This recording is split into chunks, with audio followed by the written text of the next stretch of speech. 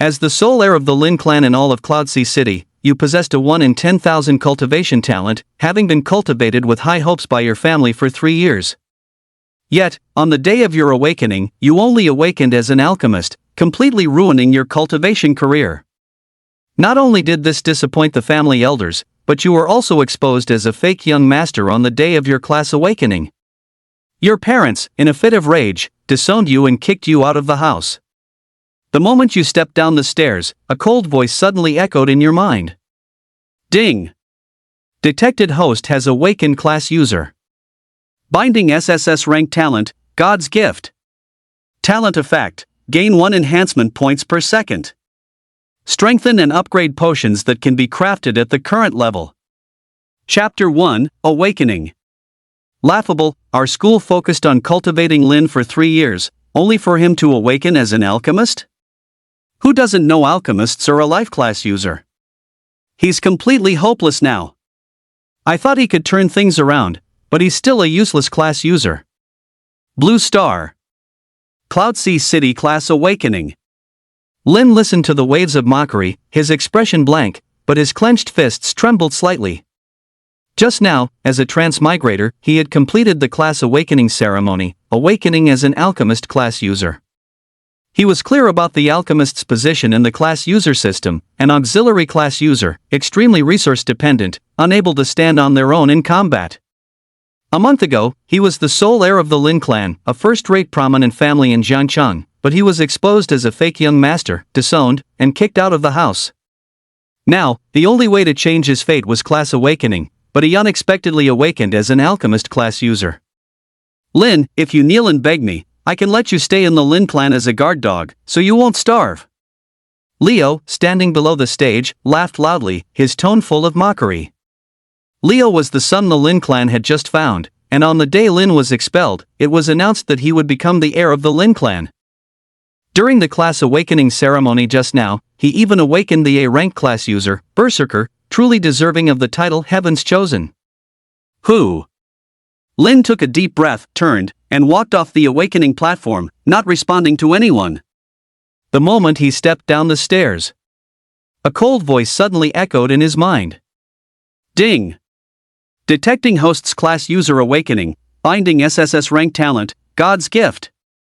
Talent effect, gain 1 enhancement point per second, used to strengthen and upgrade potions craftable at your current level. Lin was slightly stunned, then his heart pounded. 1 enhancement point per second. Lin murmured softly. He quickly realized the power of this talent. Individual alchemists have almost no room for growth, resources can't keep up, and potions crafted in the early stages are almost useless. It's impossible to obtain resources by passing trials on their own. Family factions require immense resources to cultivate a high-level alchemist. But he gets 1 enhancement point per second. 86,400 enhancement points a day. What did this mean? If a level 1 potion's effect is poor, what if he enhances it 1,000, 100, or even 10,000 times?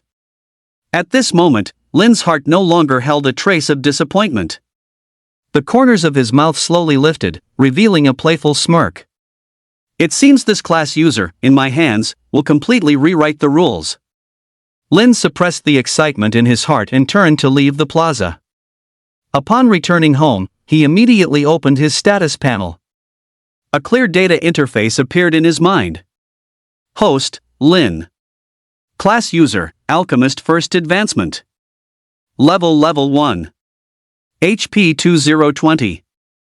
Skills, Basic Alchemy Iron Tier Level 1. Talent, SSS Grade God's Gift, automatically gain 1 enhancement point per second. Currently craftable potions, Level 1 Health Potion, Level 1 Poison Potion. Distributable enhancement points, 10,800. In just 3 hours, he had already accumulated 10,800 enhancement points. If this continued to accumulate for 7 days, wouldn't it be even more terrifying? Lin clicked on the Level 1 Health Potion and Level 1 Poison Potion craftable by alchemists to view them.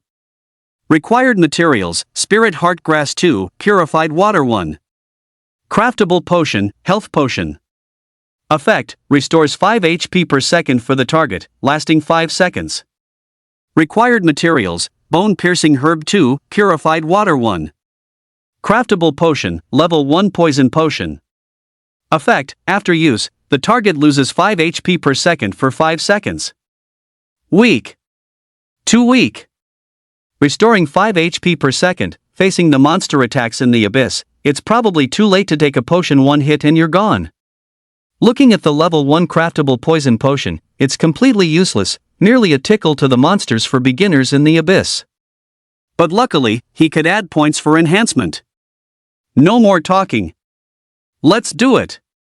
Consuming 500 enhancement points, your health potion is upgraded to a 10-fold amplification effect, restoring 50 HP per second to the user for 10 seconds.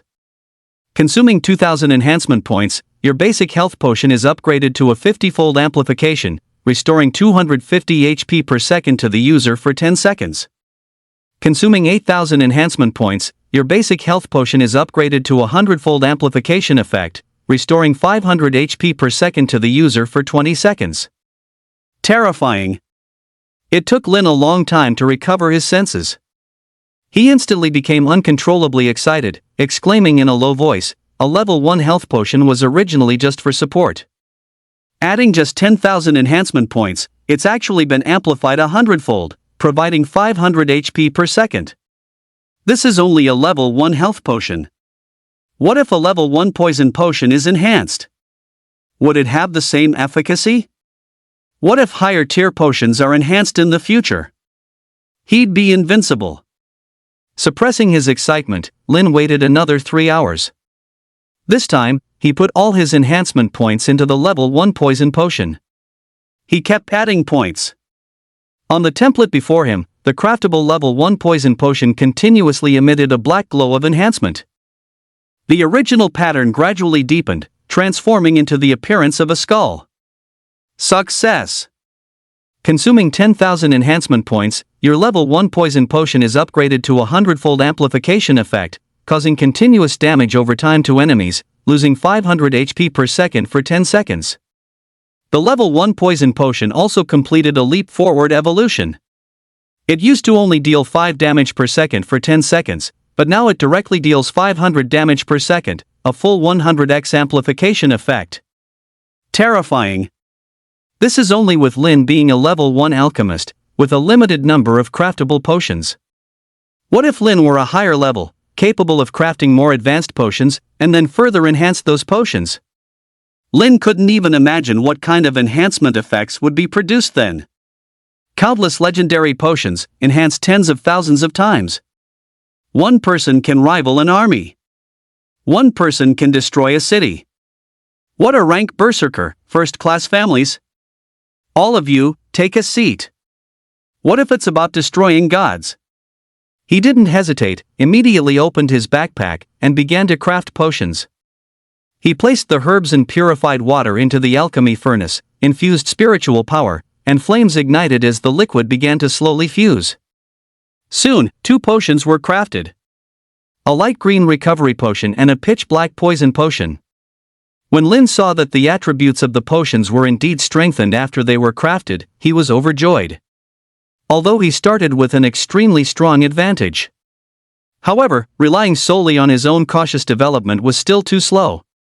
Not to mention, the resources required for an alchemist class user's development are terrifying.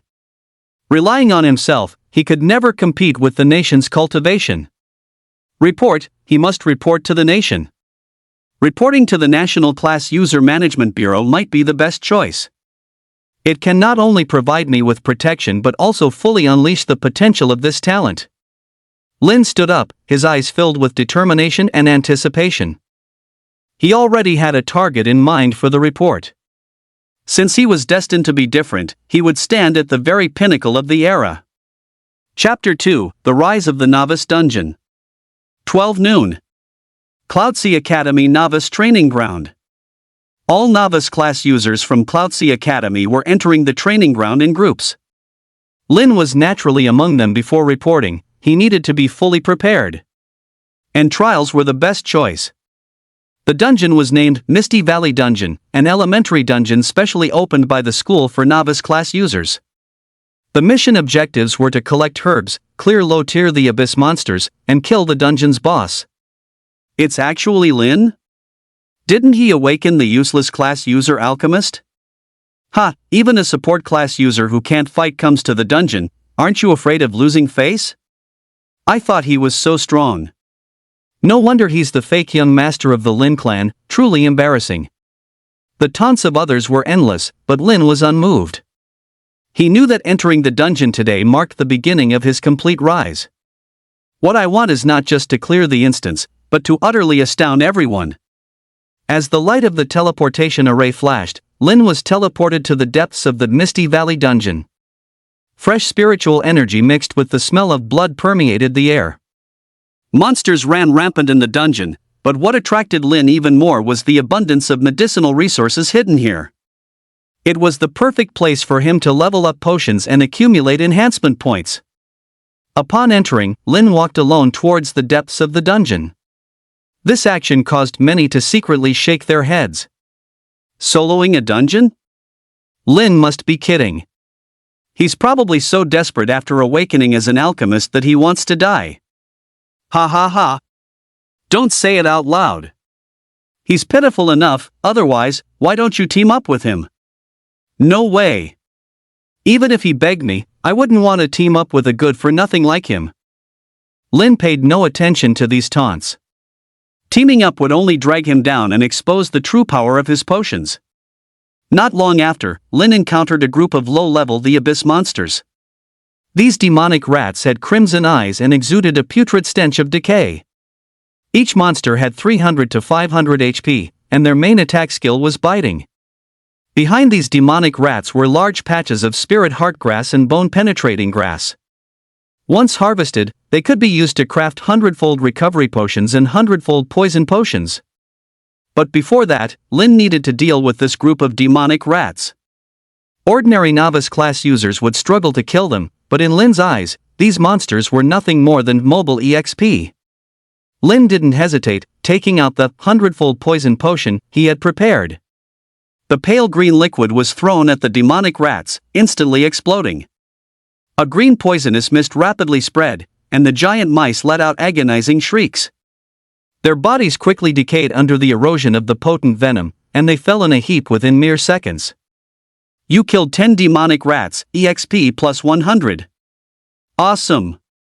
Lin smirked coldly and quickly stepped forward to collect the spoils. He was thoroughly enjoying this wave. His solo efficiency instantly surpassed an entire combat team. No one would believe it if he told them. Lin didn't dare waste any time and immediately began harvesting herbs. These 2 herbs had very low market prices because the potions made from them had limited effectiveness and were almost useless. But in Lin's eyes, they were completely different. It just so happened that the monsters here hadn't respawned yet, making it absolutely safe. Lin simply started crafting more potions. Hundredfold life potion 10. Hundredfold poison potion 10. Awesome. At this point, Lin's evolution points had accumulated to over 100,000, and he still had 20 bottles of potion in his backpack, which was completely sufficient. Must keep going. Lin's target was clear the venom-striped Wolf King. Only by killing the Wolf King could he obtain a large amount of points and rewards. The monsters before him were merely small fry. The venom-striped Wolf King was one of the dungeon bosses, entrenched in a valley shrouded in poisonous mist. Any approaching class user would be corroded by the mist. Lin was fearless. The potion in his hand was the key to victory. With this thought, he continued walking into the distance. Beasts that occasionally burst out from the surroundings were brought down by a seemingly ordinary potion. Deep in the valley, the venom-striped Wolf King appeared. Its body was massive, its fur bristled like steel needles, and its eyes glowed with violent ferocity. It opened its large mouth, spewing corrosive venom, and lunged at Lin. Perfect timing. Lin sneered, and 2 more potions appeared in his hand. He threw a hundredfold poison potion, and the venom landed precisely on the Wolf King. This thing was now a bomb. The Wolf King's health dropped rapidly, but it didn't fall. Instead, it became even more enraged and charged at Lin. Want to die, do you? Lin immediately chugged a health potion. At the same time, he threw 2 more poison potions. The explosive poison erupted on the Wolf King, its skin corroded away. It tried to struggle, but as its health continuously depleted, it ultimately died a tragic death. You killed the Wolf King, EXP plus 100. I heard there's a Wolf King here. Huh? The Wolf King was killed? You lucky bastard, you actually managed to poach the Wolf King? Leading the group was Leo's henchman, Vance, followed by a group of class users. They were clearly prepared to hunt the Wolf King but instead saw Lin. Vance's eyes showed jealousy. He naturally couldn't believe that Lin had killed the Wolf King. Who didn't know that Lin had awakened a useless alchemist class? The only possibility was that someone had severely wounded the Wolf King, and Lin just happened to pick up the kill. Too bad you're out of luck. Someone paid me to cripple you. Brother Lu, for such a good-for-nothing, you don't need to lift a finger. I can cripple him in no time. Vance naturally couldn't directly kill Lin. This was a school trial. But even if Lin didn't die, he could be completely crippled.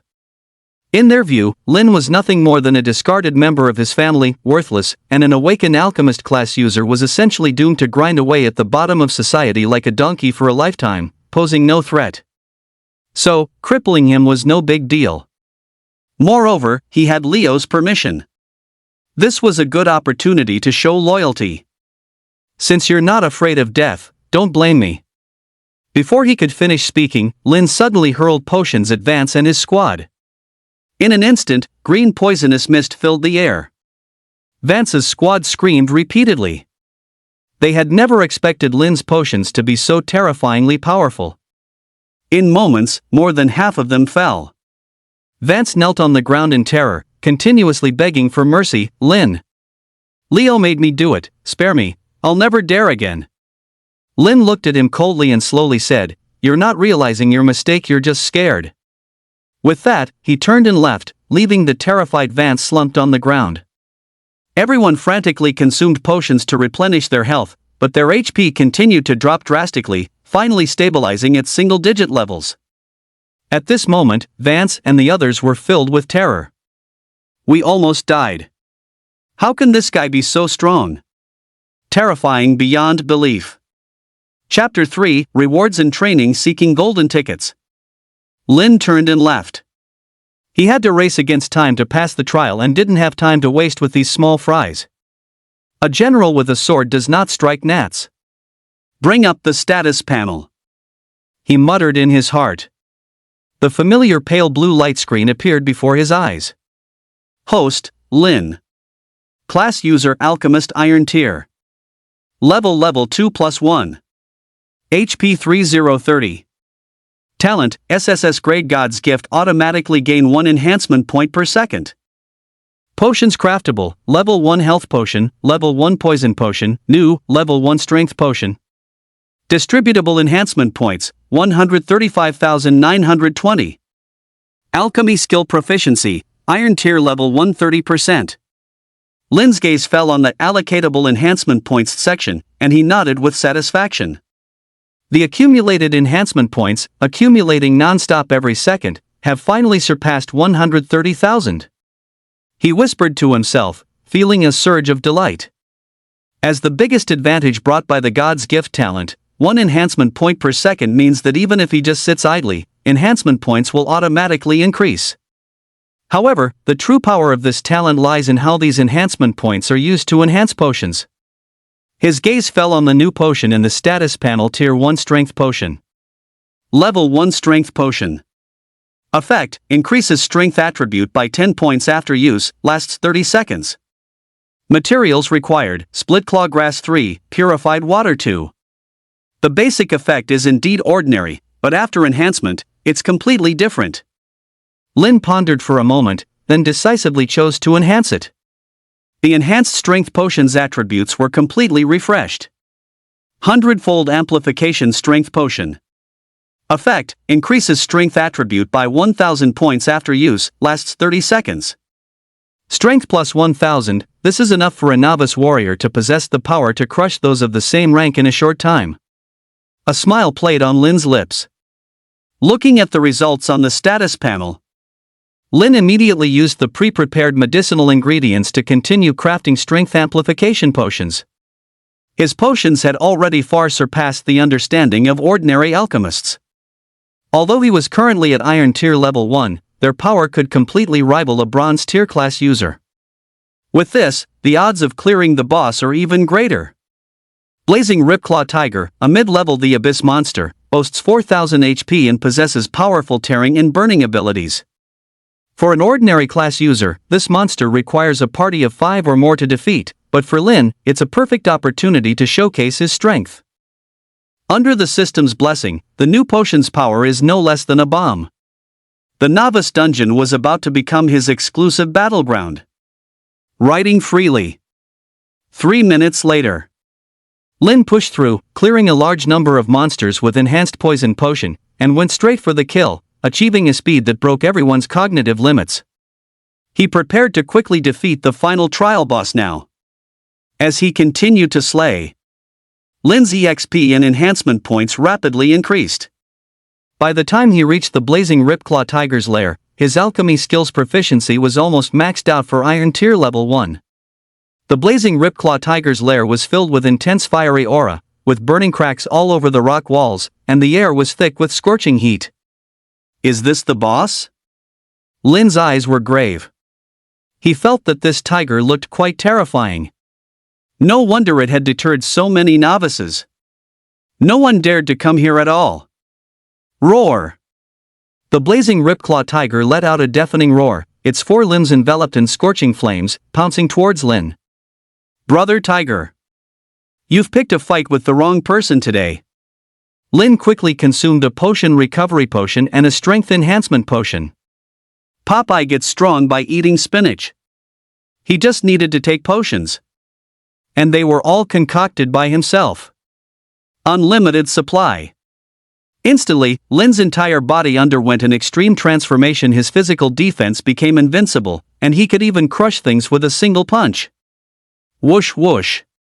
Lin simultaneously threw enhanced poison potion. The effect of the poison potion quickly manifested, and the blazing Ripclaw Tiger's HP began to drop at a visible rate. However, it also became more furious, spitting flames that almost engulfed Lin's figure. Lin didn't panic. He rode on the blazing Ripclaw Tiger, punching repeatedly. So you're the boss? How can you not withstand a few of my punches? The blazing Ripclaw Tiger wailed incessantly, its eyes filled with terror. How could a class user have such strong burst power and dare to fight bare-handed? However, with continuous HP loss and powerful damage, the blazing Ripclaw Tiger couldn't hold on. Suddenly, its massive body crashed to the ground. Ding! You have slain the blazing Ripclaw Tiger, gaining EXP plus 5000 and unlocking the rare material Blazing Core. Ding! Alchemy skill proficiency has increased to Iron Tier 1 max. You can now advance to Iron Tier 2. Lin looked at the spoils on the ground. A hint of joy flashed in his eyes.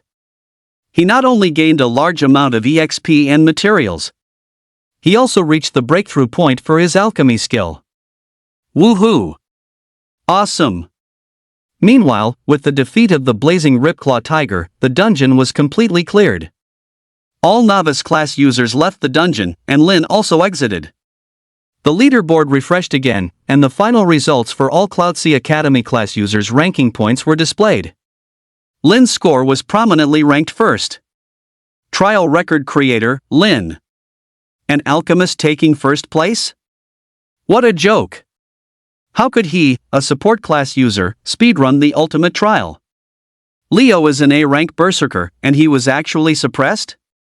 As soon as the trial results were announced, Lin's achievement of solo speedrunning the ultimate trial set a new school record, completely shocking everyone. But along with the shock came a wave of incredulous doubt. Cheating! He must have cheated. Leo stood in the crowd, his face grim, eyes blazing with fury. His fists were clenched, veins bulging, clearly having lost his temper. How is that possible? How could something so bizarre happen? Can a mere support class user dominate the leaderboard? Leo's rage stemmed not only from his own failure but also because the henchman he sent into the dungeon to deal with Lin had gone completely silent. This indicated that Vance had not only failed to complete his mission but had also run away in fear. A trash alchemist, actually getting first place? Leo gritted his teeth, seething with anger. He couldn't believe that the bastard Lin would surpass him. Silence. Just as Leo was about to erupt, the crowd suddenly quieted. A school administrator in a suit and leather shoes walked slowly over, followed by several class user instructors holding Lin's trial records. According to the school's investigation, student Lin's results are authentic and valid. Lin speedran the dungeon this time and ranked first. The administrator's voice was firm and powerful, directly silencing all voices of doubt. Nani? What? It's real? That's absurd. An alchemist actually soloing the ultimate trial. Chapter 4, A Stunning Uproar. No matter how unbelievable it was, Lin's performance in this trial cannot be faked. What's more, the Cloudsea Academy school leadership announced that Lin had received the trial reward. These included the high-tier medicinal ingredients Crimson Flame Core and Azure Soulgrass, and his name would be engraved on the trial honor roll. After it ended, Lin initially wanted to leave, but then heard that Principal Lee wanted to personally summon him. Lin, of course, was already mentally prepared. Without displaying absolute strength, how could he achieve his true goal? Report to the nation. Have the nation help him level up. Arriving at Principal Lee's office, Lin had just sat down when Principal Lee opened with a smile. Lin, I'm very interested in your performance in the trial. Your results have shocked the entire school. I hear you're an alchemist? Could you give a demonstration? Certainly. Lin looked at Principal Lee, his expression calm. My ability is quite simple. With that, he took out several bottles of potion from his storage pouch and placed them in front of Principal Lee. Principal Lee showed great interest in these potions. Did you make these? He still found it a bit hard to believe. They look like basic potions that any alchemist would make. What's so novel about them? Lin displayed the attributes of the potions and explained, this is a poison potion, its effect is to deal 500 points of poison damage per second to the target, lasting 20 seconds. The other is a health potion, its effect is to restore 500 HP, lasting 20 seconds. Such a significant boost? A hint of surprise flashed in Principal Lee's eyes. Principal Lee was dumbfounded. The instructors behind him looked even more shocked. What would it mean if the effects of these potions were widely used on the border battlefield? A mentor whispered, asking. Upon hearing this, Principal Lee was extremely shaken. This meant that the low-level battlefield advantage of the Dragon Kingdom's border would be significantly enhanced. However, for some high-level battlefields, these poison potions would simply not be enough. Seeing Principal Lee so surprised, Lin chuckled inwardly. These were just preliminarily enhanced potions. And they were low-level potions made by himself as a level 1 alchemist. He gains 1 enhancement point per second. If Principal Lee knew he could continue to refine even stronger potions, wouldn't he go mad? Lin's expression remained calm. Principal Lee, this is just my starting capability. My potion still has higher potential for evolution. Higher potential? Principal Lee suddenly frowned. To what extent can such a powerful potion still be improved? Could it be that its range and damage can be further expanded? Looking at the composed and handsome young man before him, he couldn't help but have some questions. The effect of this potion was already astonishing enough to warrant attention even without further improvement. If it could still be drastically improved, that would be terrifying. This kid isn't just full of hot air, is he? Of course it can be improved. Lin looked directly at Principal Lee without hesitation. For example, I can create a potion that recovers 10,000 HP per second, or a poison potion that causes 10,000 damage per second. This is merely a result of material limitations. Once resources are sufficient, the power of my potion will far exceed its current stage. He was speaking the absolute truth. The power of an SSS rank talent surpassed ordinary imagination. Principal Lee was silent for a moment, then suddenly stood up, his eyes filled with shock and delight. Are you serious? If you can truly create such a thing, Principal Lee of Cloud Sea Academy, guarantee you that all Academy resources will be allocated to you. No. Far more than that. He truly didn't dare to be neglectful now. If what Lin said was true, this potion would absolutely be a strategic weapon. They could be used to inflict widespread destruction quickly when two armies clashed. That's right, but I need 3 days and an exclusive alchemy lab. Lin nodded and said. You mean, in just 3 days, you can create such a miraculous potion? Principal Lee was repeatedly shocked, almost numb with astonishment. He quickly arranged for Lin to be provided with the best resources and the best alchemy lab. After Lin left, Principal Lee quickly called Kane, the commander-in-chief of the Dragon Kingdom, the military's war zone. Kane was training his subordinates and was interrupted by Principal Lee's call. Principal Lee, don't you know it's training time right now? You'd better give me a reasonable explanation. What's the point of training? Shift your focus to me right now. A special talent has appeared on my end. Special talent? Do you think special talents grow on trees? Kane immediately pressed for details, but found Lin's identity very strange. Principal Lee, however, just smiled and began to speak. That's right. An alchemist, but a national-level special talent. 3 days from now, bring a few of your elite subordinates over to my place. Don't say I didn't warn you. After saying that, Principal Lee slyly hung up the phone, giving Kane no other information. Kane hung up the phone, his expression changing. A national-level special talent. No. I have to prepare now. I have to snatch this person. 3 days later, Lin arrived in his exclusive alchemy room. In front of him were all kinds of medicinal ingredients, including no shortage of high-grade resources provided by the school top-tier materials like Crimson Flame Heartcore, Azure Soulgrass, and Ice Soul Lotus. Although these were useless to him, he could still put them away for now. Today's goal is to continue enhancing the poison potion. Bring up the status panel. As Lin murmured, the data status panel floated before his eyes. Host, Lin. Class user Alchemist Iron Tier. Level 2. HP 3030. Talent, SSS Grade God's Gift, automatically gain 1 enhancement point per second. Potions that can be crafted, Tier 1 Health Potion Enhanced, Tier 1 Poison Potion Enhanced, Tier 1 Strength Potion Enhanced. Distributable enhancement points, 345,600. Alchemy Skill Proficiency, Iron Tier 2 70%. Lin stared at the allocatable enhancement points section, smiling with satisfaction. After 3 days of accumulation, coupled with completing several high-intensity trials, his enhancement points had already exceeded 340,000, entirely sufficient to enhance potions to their current limit. He picked up a bottle of Tier 1 health potion in front of him and began to pour 100,000 enhancement points into it all at once. As every drop of enhancement energy integrated into the potion, the liquid's color gradually changed from light green to golden, emitting a strong aura of vitality. The potion's attributes were completely refreshed. Extreme Enhanced Health Potion. Effect, restores 10,000 HP per second for 20 seconds. Lin put down this potion, picked up the Tier 1 Poison Potion, and repeated the same operation. Ding! Consuming 1,000,000 enhancement points, Tier 1 Poison Potion receives a 100-fold amplification effect.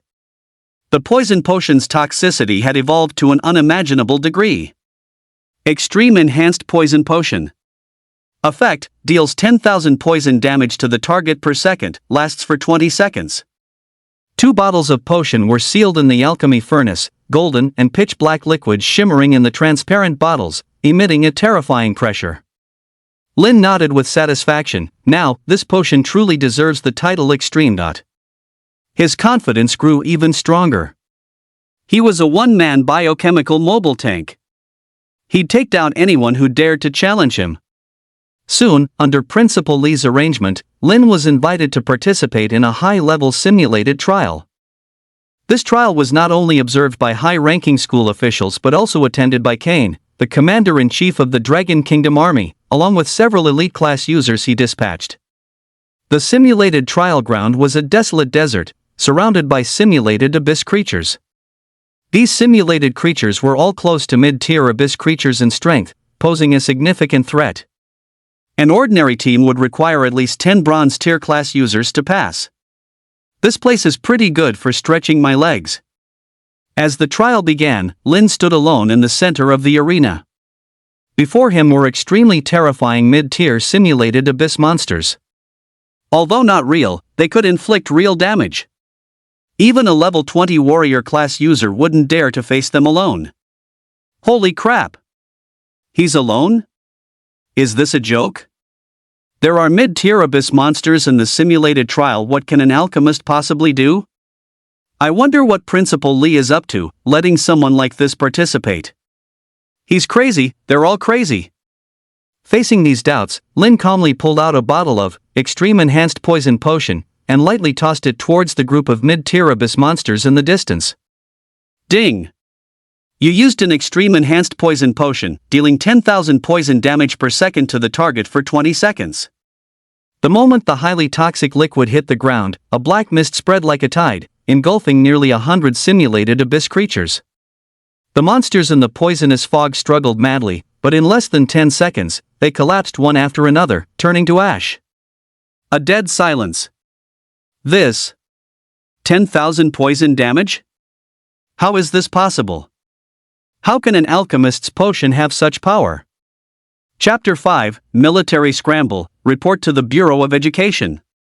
The entire audience was silent. Everyone was stunned by the scene before them. This, an alchemist can do this, a trembling instructor asked in disbelief. I'm not seeing things, am I? Another instructor rubbed his eyes hard, suspecting he was hallucinating. This is insane. The power of this potion is even more terrifying than a high-tier class user's skills. Could it be a forbidden curse mage in disguise? The several elite class users brought by Kane were also dumbfounded. They were battle-hardened veterans but had never witnessed such a bizarre scene. This potion, does it really have such a powerful effect? A special class user muttered to himself, his tone full of doubt and shock. If this is true, then couldn't we sweep through the mid-tier the abyss? Another special class user's eyes gleamed with excitement. Kane, in particular, was overcome with emotion, as if he could see a future where the Dragon Kingdom Army's combat power soared. Haha! Principal Lee was ecstatic at this moment, knowing that he had truly stumbled upon a treasure this time. He suppressed his excitement and said to Kane, "Old Kai, do you believe it now? I didn't lie to you, did I?" Kane didn't answer. He quickly walked up to Lin and asked in a deep voice, "How many of these potions can you still make?" "As long as the materials are sufficient, I can make as many as you need," Lin replied calmly. "Good. Excellent." Kane excitedly clapped Lin on the shoulder. "You kid, you're truly a genius." "No, a monster. From today onwards, you are our Dragon Kingdom's treasure. I will personally report your situation to the higher-ups and secure the greatest support for you. You have any requests, just make them." Lin looked at Kane and slowly began, "I only have one request. I want to enter a national-level dungeon to acquire the highest-level resources." "No problem." Kane agreed without hesitation. "As long as you have the ability, let alone a national-level dungeon, even a forbidden zone, I'll get it for you. This matter must be reported to the Bureau of Education. Such a talent cannot be nurtured by just the two of us," Principal Lee said impatiently. If he could fly, he would have loved to fly directly to the Bureau of Education. Kane grabbed Principal Lee's arm, his face full of displeasure. "This kid, Lin, just leave him to our military. What are you, a schoolmaster, meddling for? Bullshit." Principal Lee forcefully shook off Kane's hand and roared with wide eyes. "Lin is an alchemist, a strategic talent. Hand him over to your military? Can you maximize his alchemy skills? Don't dream about it. Hey! You old geezer, you dare to argue with me now?" Kane rolled up his sleeves, looking ready for a fight. Kane rolled up his sleeves, looking as if he was ready for a fight. What's wrong with an alchemist? When an alchemist goes to the battlefield, don't they still rely on us for protection? Without us, they can't even refine dregs of medicine. You're simply unreasonable. Principal Lee trembled with rage, pointing at Kane's nose and scolding, short-sighted. Do you know how powerful Lin's potion is? It's something that can change the course of a battle. If it falls into your hands, it'll be buried sooner or later. The two argued heatedly. This left the onlookers dumbfounded. Was this still their usually calm Principal Lee? Was this still their usually cold and stoic commander-in-chief? Enough! Kane was the first to calm down. He took a deep breath and said, Principal Lee, I know you are eager to find talent, but this isn't something we can decide. How about this, we each take a step back and report it together, letting the higher-ups make the decision. What do you say? No! Principal Lee flatly refused. I don't trust you. You'll definitely tamper with the report and claim Lin as your military's achievement. You're slandering me. Kane's face turned ashen with anger. Am I, Kane, that kind of person? You are. Principal Lee retorted impolitely. Don't think I don't know your sneaky tricks. Good. Good. Good. Kane said good 3 times, completely enraged. Principal Lee, since you are unkind, don't blame me for being unjust. We'll see. With that, Kane stormed out, slamming the door. Humph. To contend with me, you're still a bit too green. Principal Lee sneered, watching Kane's retreating back. He knew that Kane would certainly not let it go and would try every means to snatch Lin away. No, I need to act quickly. Principal Lee dared not delay and immediately rushed to the Bureau of Education. At this moment, Warren, the director of the Bureau of Education, was on the phone. What? You're saying our resource point in the Gloom Forest was snatched away by those dog days again? Warren slammed the table and roared in anger. This is the 3rd time this month.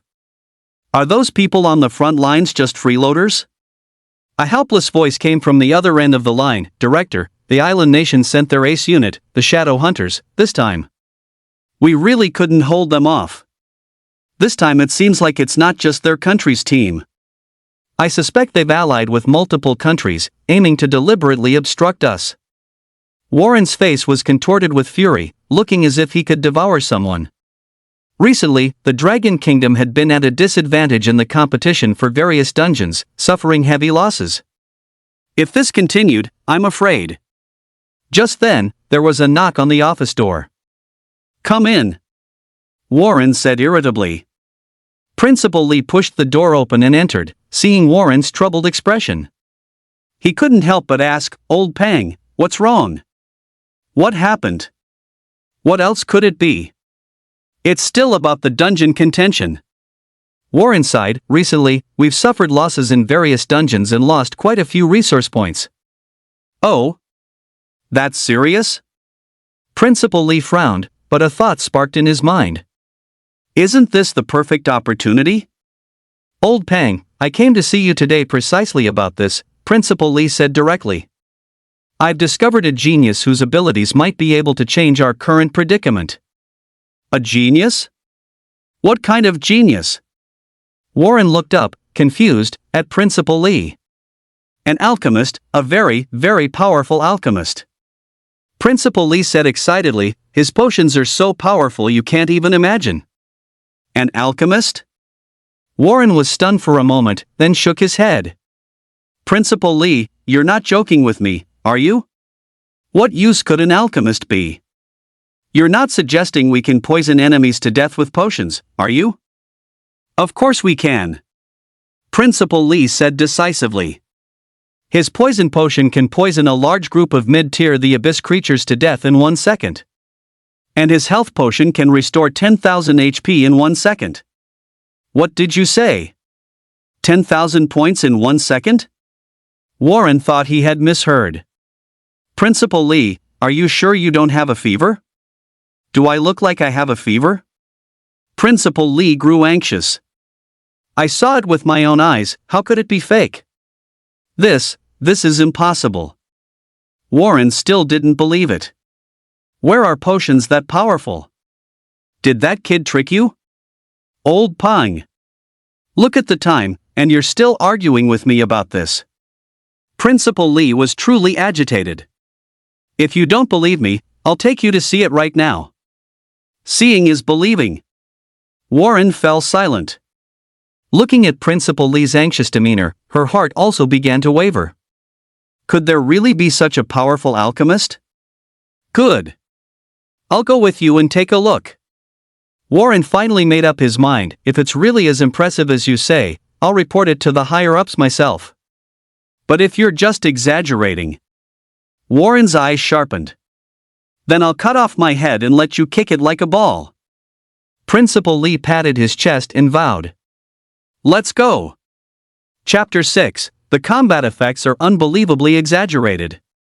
Warren and Principal Lee sped all the way to the training ground. Lin was counting the potion. Seeing the two arrive, he nodded slightly in greeting. Is that him? Warren scrutinized Lin from head to toe, his eyes full of assessment. Yes, that's him. Principal Lee guaranteed, patting his chest. I am Warren, the director of the Bureau of Education. Young man, is your potion really as miraculous as they say? Warren looked Lin up and down, his eyes full of inquiry. Lin nodded, his face showing no ripple of emotion. Wouldn't we know if we tried? Good. Straightforward enough. Warren slapped his thigh and stood up. Then let's go try it in the wild. You pick the location. Lin's lips curled into a slight smile as he spoke a name. Then let's go to Sunset Mountain Range. Sunset Mountain Range? Principal Lee's face changed. That place is notoriously dangerous. Are you sure you want to go there? Warren also became interested. Good. Let's go to Sunset Mountain Range. I want to see just how powerful your potion truly is. The Sunset Mountains, located on the outskirts of Yunhai City, were a vast, boundless primeval forest. It is home to a large number of the Abyss monster, full of dangers, and is called Forbidden Land of Death by adventurers. The Sunset Mountain Range is divided into 3 areas based on monster level and danger: the Normal Zone, the Elite Zone, and the Hell Zone. The Normal Zone, where monster level is below 10, is suitable for novice class user to gain experience. The Elite Zone, where monster level is around 13, requires class user with certain strength to team up to enter. The Hell Zone, where monster level is as high as 15 and most are gregarious monster, even high-level class user dare not easily venture into. For an ordinary class user team to come here is tantamount to a lamb entering a tiger's den. This is the Sunset Mountain Range. Principal Lee pointed to the lush forest ahead and said, let's try it in the Normal Zone. After all, you are only level 2, safety first. Lin shook his head. The Normal Zone is too weak, no fun. Let's go straight to the Hell Zone. The Hell Zone? Principal Lee's eyes widened. Are you out of your mind? There are level 15 monsters there. You're a level 2 alchemist, going there is suicide.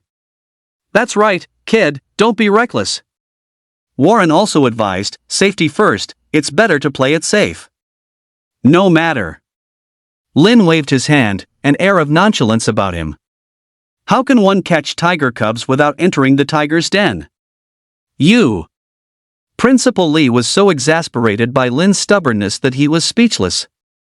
This kid, a newborn calf, truly isn't afraid of a tiger. Are all young people this arrogant nowadays? A level 2 challenging the Hell Zone. Does he think he has too long to live? The people around him whispered, looking at Lin as if he were a lunatic. All right. You've got guts. A flicker of admiration flashed in Warren's eyes. Since you insist, then we'll go to the Hell Zone. But we need to be clear, if there's any danger, you must follow my command. Understood. Lin nodded. The group entered the Hell Zone. The moment they set foot in the area, the atmosphere instantly became oppressive. The surrounding trees were taller and denser, blotting out the sky and making it difficult for sunlight to penetrate. The air was filled with the sickening stench of decay and blood. Not far away, roars of monsters echoed, sending chills down their spines. Be careful, monsters could appear here at any moment, Warren reminded him. Before his words had even faded, a pack of magical wolves with blood-red eyes and bodies covered in sharp spikes burst out from the bushes. There were more than a dozen of them, each exuding a powerful aura. It's level 15 armored direwolves. Principal Lee's expression was grim. Everyone, be careful. What's a level 15 monster? Lin scoffed, pulled out a bottle of extreme enhanced poison potion, and hurled it towards the pack of wolves. The potion bottle arced through the air, landing precisely in the center of the wolf pack. Bang! The potion bottle shattered, and black venom splattered, instantly engulfing the surrounding armored direwolves. Whoa! The thorn-armored magical wolves let out shrill, miserable howls as black smoke rose from their bodies. Their health plummeted at a visible rate. In less than 10 seconds, over a dozen armored direwolves all fell to the ground, dissolving into puddles of pus. Lin's EXP bar also shot up significantly. Hiss! A series of gasps echoed from the surroundings. It's over just like that? One potion, instant kill for over a dozen level 15 monsters? The power of this potion is terrifying. Everyone was dumbfounded, their gazes at Lin filled with shock. Too strong. It's practically a dimensionality reduction strike.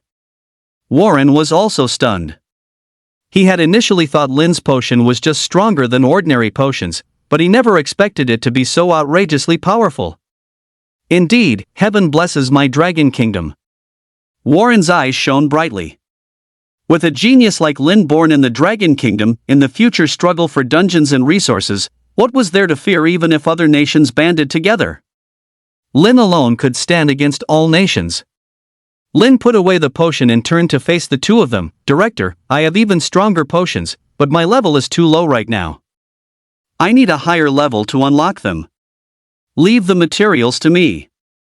Warren slapped his chest, assuring him, just tell me whatever materials you want. Director, I also need to raise my level.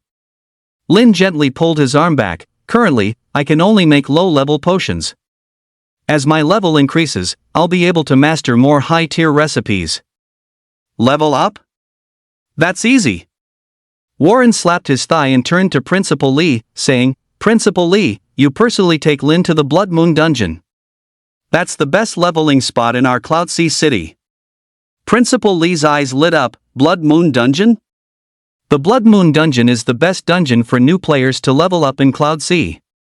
Bar none. Under normal circumstances, the Blood Moon Dungeon is not open to the public. Unless one has a wealthy background, able to pay 1 million in leveling funds. Or rather, only extremely special talents or family scions are eligible to enter. Lin secretly rejoiced. Sure enough, surrendering himself to the state was the most correct decision. Only the country could satisfy his astonishing resource consumption. That's right. Warren pulled out his phone and quickly made a few calls. I'll immediately assemble the strongest guard team to accompany you into the dungeon. 10 minutes later. A luxurious team was assembled. 3 level 50 warriors, 2 level 50 mages, and 1 priest. A level 50 class user is already a pillar of strength in Cloud Sea City. Each one, taken individually, is a formidable presence capable of holding their own and intimidating an area. This kind of setup could walk through any dungeon. But now, such a setup is merely to help a level 2 alchemist level up? If word got out, it would surely shock the entire society. Listen up, all of you. Warren pointed at Lin and said to the group, this is a strategic talent for our Dragon Kingdom. Your mission is to protect him as he safely levels up. Yes, everyone responded in unison. Chapter 7, Big Shot carries me to level up, super awesome. Deep within the Blood Moon Dungeon. In a dark cave, sporadic blood red light flickered. Deep within the cave, 5 figures were battling a group of crimson-colored monsters. The young man leading them, clad in magnificent equipment, held a longsword gleaming with cold light, each swing stirring up a gust of wind. It was Lin's younger brother, Leo. At this moment, he was commanding 4 heavily armored guards, surrounding a group of crimson blood bats. Young master, these bats are too troublesome. Let's retreat for now. One of the guards wiped blood from his face, panting. Useless. You can't even deal with a group of level 10 crimson blood bats, what good are you? Leo cursed furiously, his longsword slashing even more ferociously. I must reach level 4 today, otherwise, wouldn't my family's million be wasted? If you can't do it, I'll fire all of you when we get back. Leo swore fiercely. The 4 bodyguards class user behind him were also angry but dared not speak. Young Master Lin had never treated them this way before. But they too were angry and dared not speak. Suddenly, a rush of hurried footsteps sounded. Guard Captain Marcus strode over with 2 team members. He was nearly 2 meters tall, clad in black armor, his muscles bulging like a moving small mountain. Marcus stopped in front of Leo and the others, his chest slightly heaving. This area has been requisitioned. You, leave. Marcus's voice was low, carrying an undeniable authority. Leo frowned, stopped his attack, and eyed Marcus. Who are you? On what grounds are you telling us to leave? We, the Lin clan, paid $1 million to reserve this place. Marcus didn't answer, simply pulling a token from his bosom. The token was entirely crimson, carved with a fierce tiger roaring at the sky, exuding a heart-pounding aura. Red tiger token? Next to Leo, a guard exclaimed, his face pale. Young Master, this is the Red Tiger token of Cloudsea City's special guard team. We can't afford to offend them, let's go. The guard's voice trembled, and he tugged Leo's arm, urging him to leave. Leo's face went from pale to flushed. The Red Tiger token, of course he knew of it. That was Cloudsea City's most elite guard team. Every member was a strong individual who had fought their way through mountains of corpses and seas of blood. They answered only to the city lord's mansion. Even the 4 great families dared not offend them lightly. Let's go. Leo gritted his teeth. Though unwilling, he dared not offend the special guard team. Even if the Lin clan was a first-rate family, they still needed the protection of the city lord's mansion. Offending the official authorities would do them no good. Just as Leo took a few steps, a commotion erupted behind him.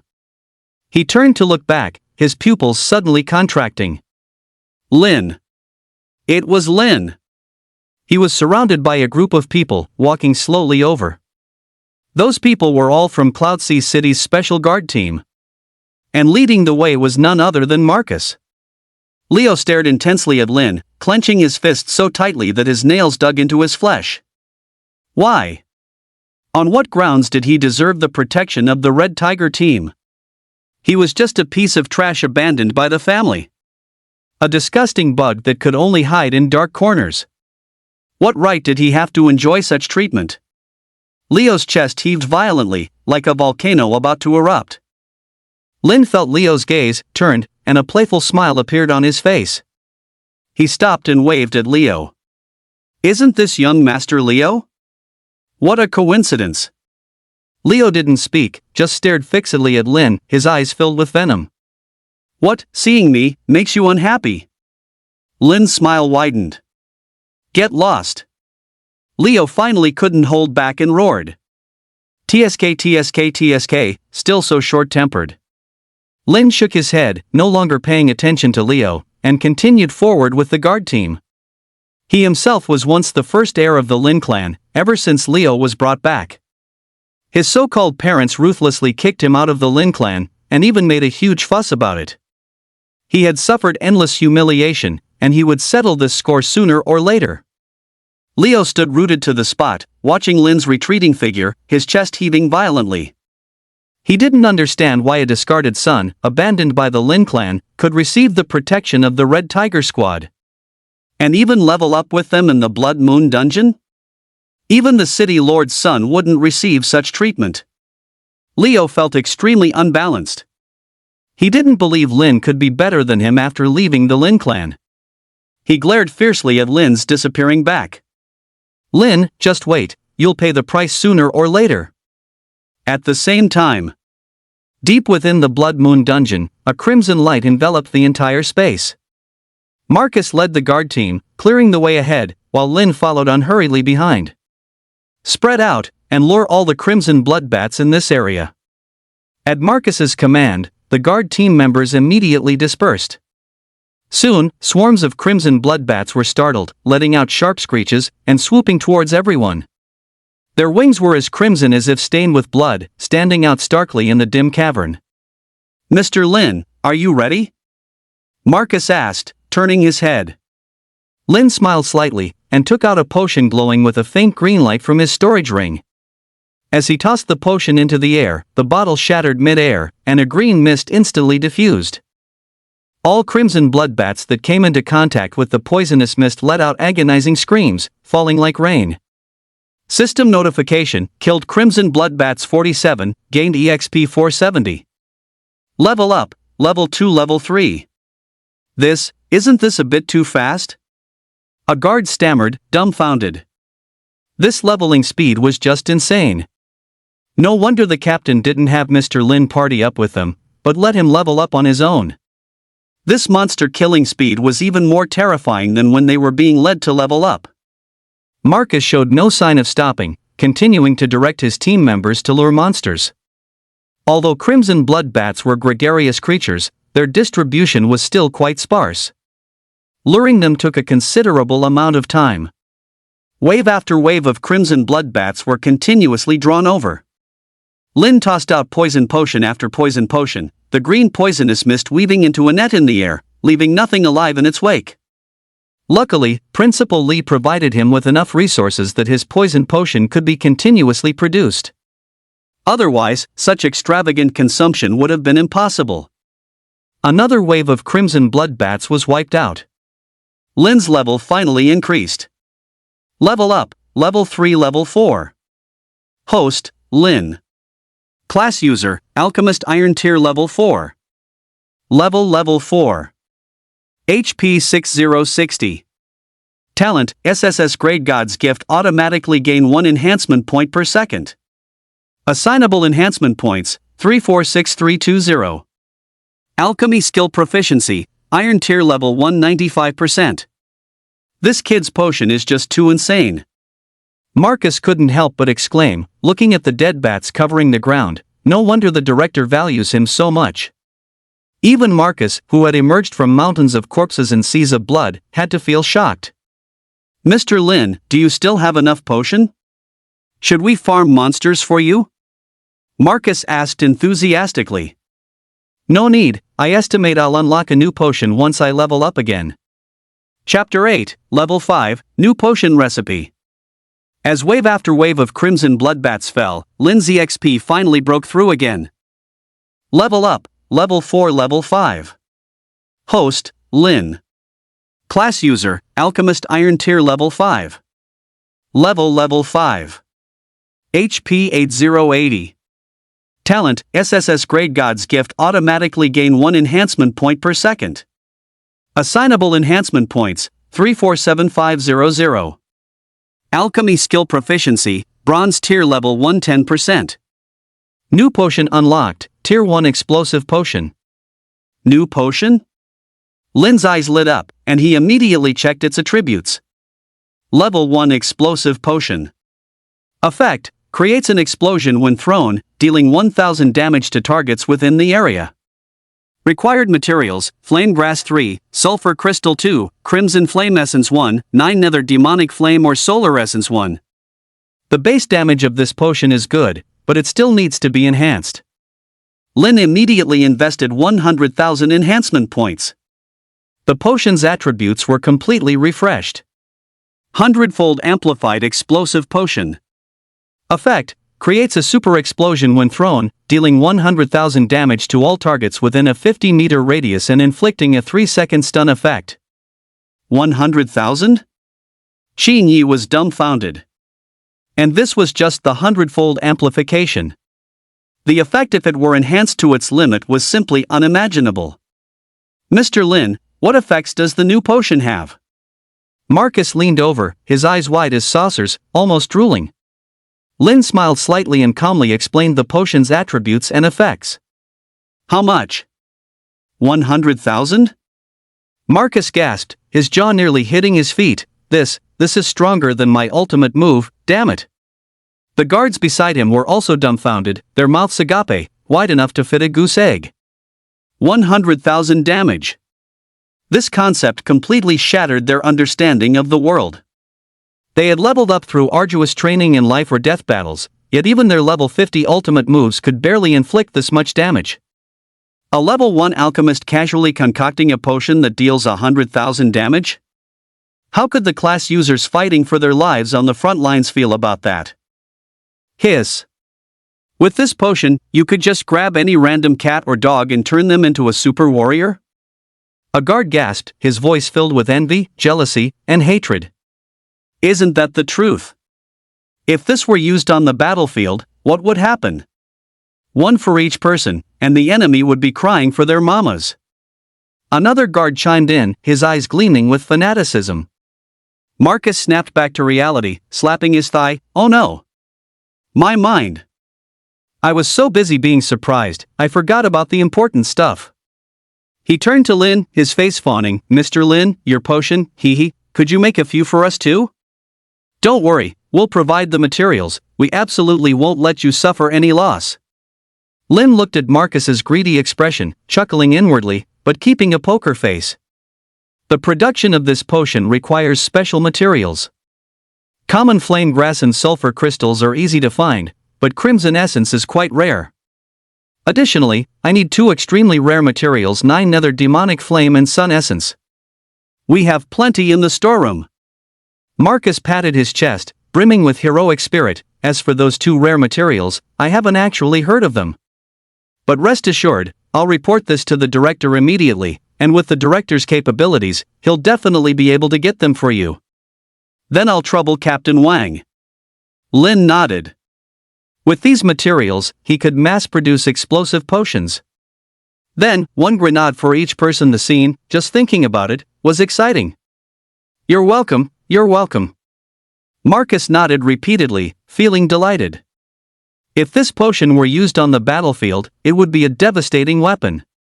At that time, those dog-faced island nations, those shadow hunters, would all have to kneel and call him daddy. Lin smiled without a word, but in his mind, he was planning an even bigger scheme.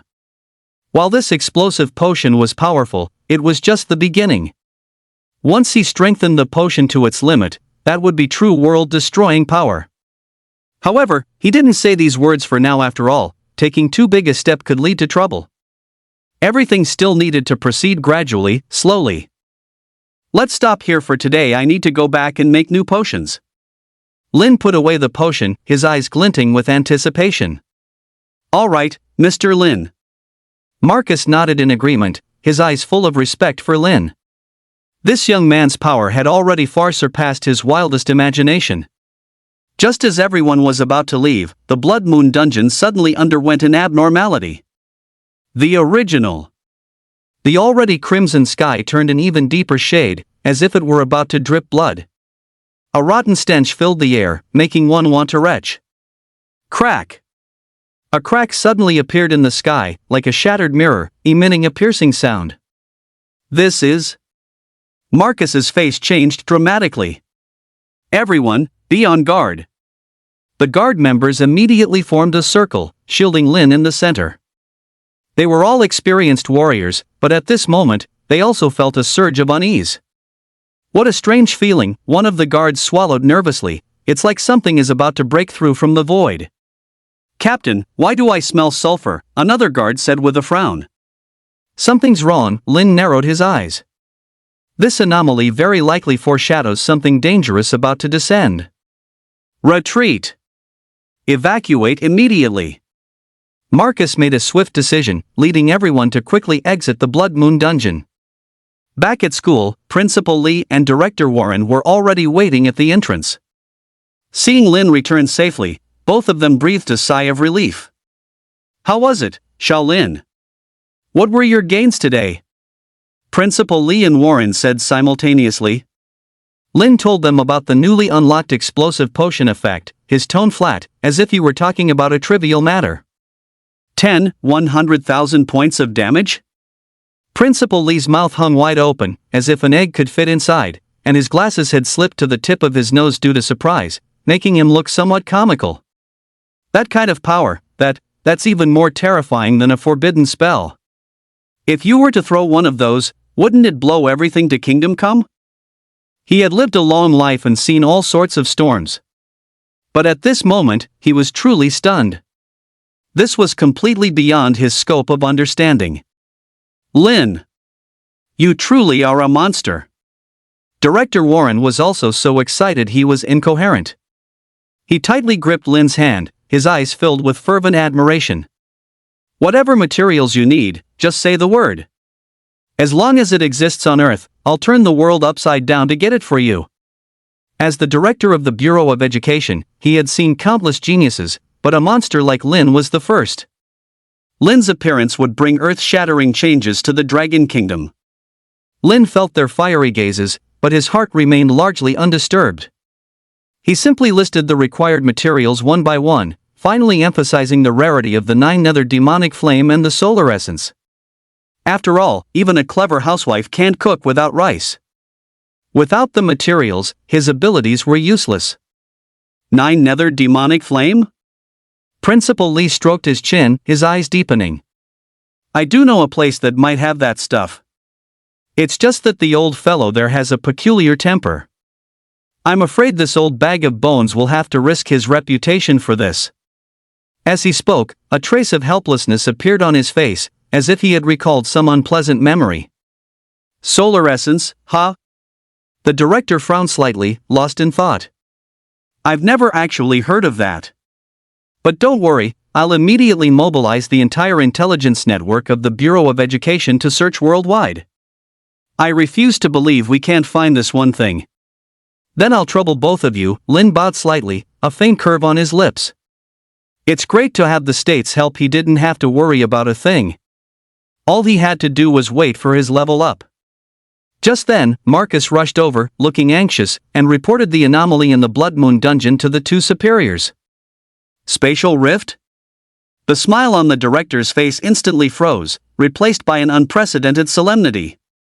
This is not a good sign. I'm afraid something big is about to happen. Principal Lee and the commissioner exchanged glances, both seeing deep worry in each other's eyes. This kind of anomaly often heralded disaster. Every spatial rift throughout history had been accompanied by bloodshed. Now, their only hope was to quickly enhance Lin's strength, enabling him to become a force capable of turning the tide. Let's go, get some rest first. Principal Lee patted Lin's shoulder, feigning composure. Tomorrow I'll go find that old geezer and get you the 9-nether demonic flame. You better make me proud, kid, don't let this old face of mine be wasted. Chapter 9, All for Lin's Sake. Hey, that thing has gotten bigger. The next morning, Principal Lee stood at the camp entrance, gazing at the enormous rift, and couldn't help but sigh. Years had passed, and the rift hadn't disappeared. Instead, it had grown larger. This place was the northernmost demon suppression army camp in Cloud Sea City, perpetually shrouded in a layer of gray mist, with the smell of sulfur permeating the air. In the distance, a gigantic black rift stretched across the sky, as if threatening to swallow everything. This was the closest point in Cloud Sea City to the abyss, and also the garrison of the Demon Suppression Army. As Cloud Sea City's most powerful military, the Demon Suppression Army was stationed here year-round, defending against threats from the abyss. Old man, what brings you here? A slightly teasing voice came. Principal Lee turned to see a middle-aged man in a black military uniform standing behind him. The man was burly, with a resolute face and eyes as sharp as knives. It was Chen Shi, the commander of the Demon Suppression Army. You old fellow, still so impolite, Principal Lee chuckled, scolding him. Cut the crap. What is it? Chen Shi waved his hand, getting straight to the point. We've known each other for so many years. You would never come looking for me unless you needed something. Can't I just come to see an old friend? Oh, come on, Chen Shi scoffed. The last time you came to see me, it was to borrow weapons. And what happened? You returned them a month later, and 3 were missing. Principal Lee coughed awkwardly. Well, there was an emergency, wasn't there? Lin had created too many surprises for him, causing him to rush to see this old friend in a hurry. Let's talk business, Chen Shi said, with his hands behind his back and his head slightly tilted, looking all businesslike. You know me, I don't like beating around the bush. Just tell me what's up. I'll help as much as I can. What I can't help with, don't push it. Principal Lee dropped his smile, took a deep breath, and said gravely, I need the 9-nether demonic flame. Are you insane? Chen Shi whirled around, her eyes wide as saucers, as if she had just heard the most ridiculous thing in the world. That's one of the most dangerous flames in the abyss, extremely high temperature, extremely corrosive. Even our demon suppression army doesn't dare to approach it easily. What do you want it for? Are you tired of living? For a genius. Principal Lee said slowly, his voice filled with determination. A genius who can change the destiny of the Dragon Kingdom. Oh? Chenshi raised an eyebrow, a playful smile appearing on his face. A genius? I, Chenshi, have seen at least 800, if not 1,000, geniuses in my life, and didn't they all end up as ordinary people? Tell me, what's so special about this genius? Principal Lee briefly explained Lin's situation, focusing on his terrifying alchemist talent. When the power of the explosive potion was mentioned, the smile on Chenshi's face gradually faded, replaced by solemnity. 100,000 damage? Are you sure you didn't add an extra zero?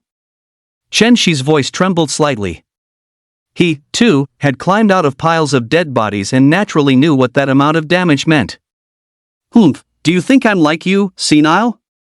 Principal Lee snorted. Kane must have mentioned this person to you, right? Chenshi's eyes narrowed, his pupils slightly contracting. Indeed, a few days ago, Kane had called him and specifically mentioned a young man named Lin, speaking highly of him. At the time, he thought Kane was exaggerating. After all, how powerful could an alchemist be? Now it seemed this kid was indeed extraordinary, even alarming Principal Lee. So, you want to use the 9 nether demonic flames to create that explosive potion? Chenshi's voice deepened, with a hint of probing. Exactly, Principal Lee nodded, his eyes full of anticipation. If this potion can be mass-produced, it will be a huge help in our fight against the Abyss, and might even completely turn the tide of the war. He was full of anticipation for Lin's potential. Tap, tap, tap. Chenshi fell into thought, his fingers lightly tapping the table, making a rhythmic tapping sound. As the commander of the Demon Suppression Army, he understood the threat of the Abyss more than anyone. Over the years, although the Dragon Kingdom had managed to resist the invasion of the Abyss, it had paid a heavy price. If such a powerful potion could really be developed, it would indeed be a huge breakthrough, and might even be the decisive factor in this war. It's not that I can't give you the 9 nether demonic flame. Chenshi suddenly spoke, with a hint of hesitation in his tone, but I have a condition. I need to see this kid named Lin with my own eyes to confirm if he's really as impressive as you say. If he's just someone seeking fame, don't blame me for being impolite. No problem, Principal Lee readily agreed, but you have to promise me that you won't force him to join the Demon Suppression Army. Don't worry, I, Chenshi, always act with integrity. Chenshi patted his chest.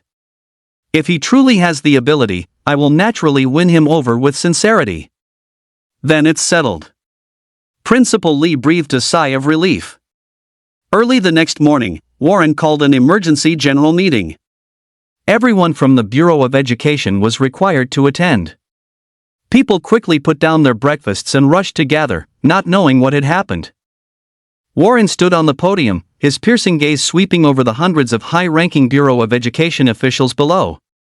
Inside the spacious conference room, silence reigned, broken only by his deep, powerful voice echoing.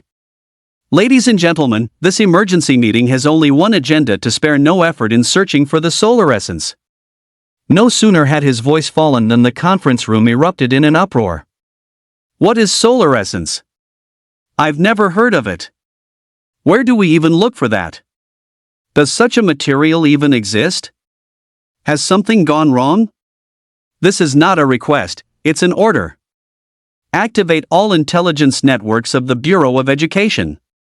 Conduct a global, carpet search for me.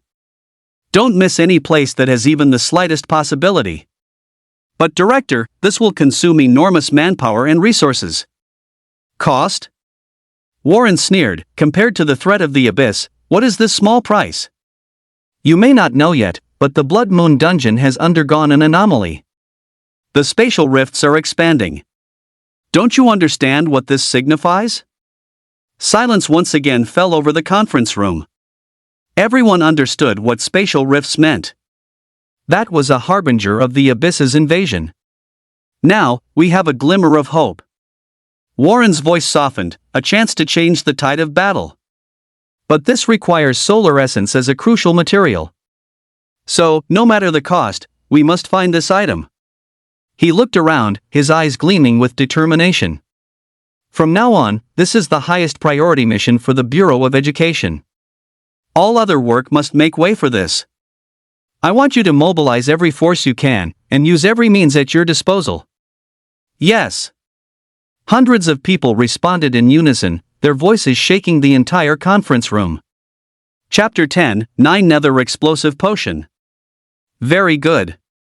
Warren nodded in satisfaction. "Now, act immediately. I want to see detailed search reports every day. Remember, time is life. Every minute delayed could cost us the chance to change our destiny." After the meeting, everyone quickly dispersed, each heading off to their tasks. The lights of the Bureau of Education headquarters remained bright late into the night. Hundreds of staff members were busily working at their respective stations, the blue light from computer screens illuminating their tired faces, and the incessant tapping of keyboards echoed throughout the hall. Another fruitless search. A female clerk wearing glasses rubbed her sore shoulder and took a small sip from her now cold coffee cup on the desk. "Don't give up, keep looking.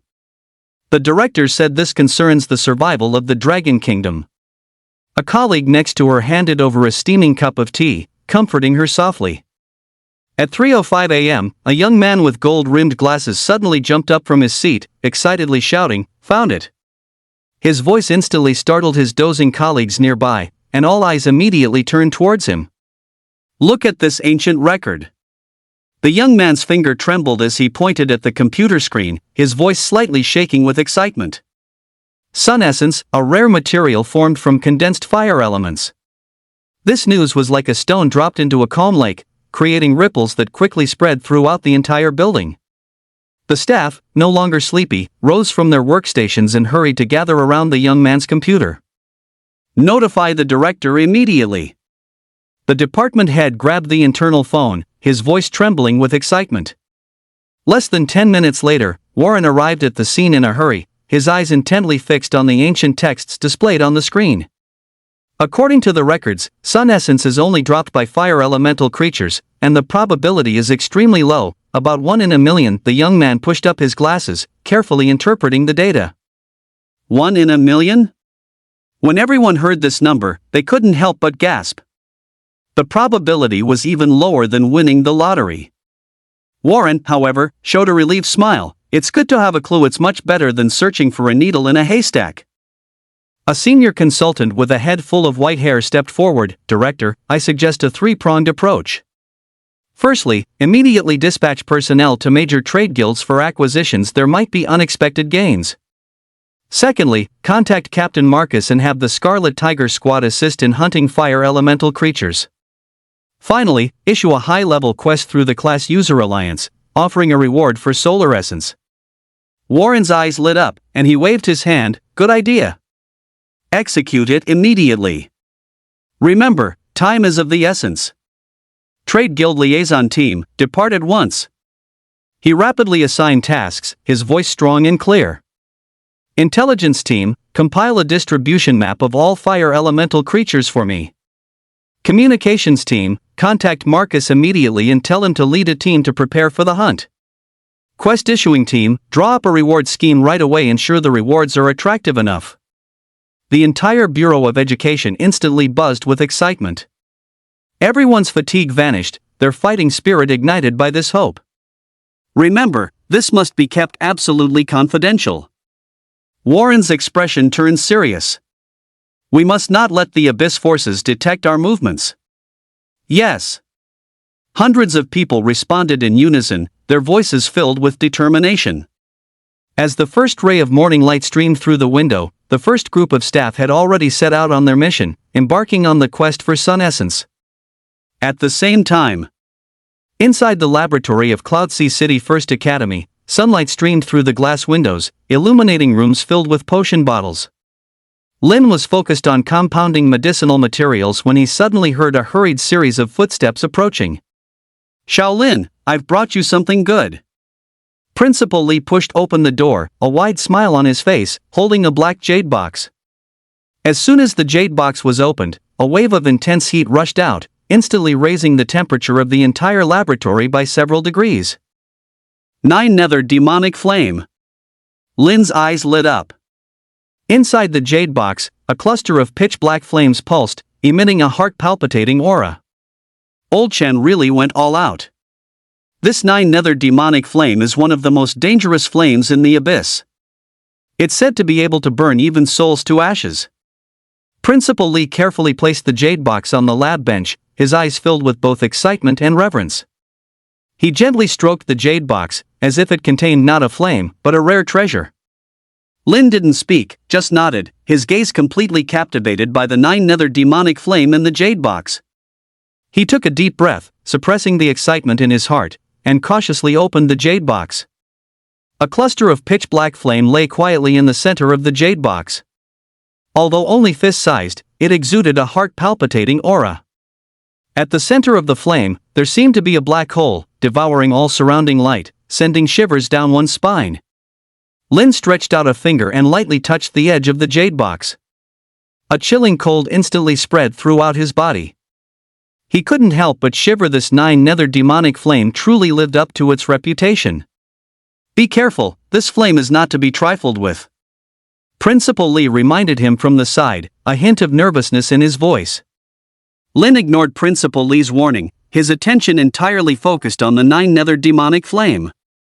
He took out various materials from his storage ring. The essence of flame grass emitted a faint herbal fragrance, the sulfur crystal powder shimmered brightly in the sunlight, and the energy of the scarlet flame essence surged like magma. He skillfully mixed these materials in certain proportions, then carefully guided the 9 Nether Demonic Flame into the potion bottle. Ha! Lin suddenly frowned.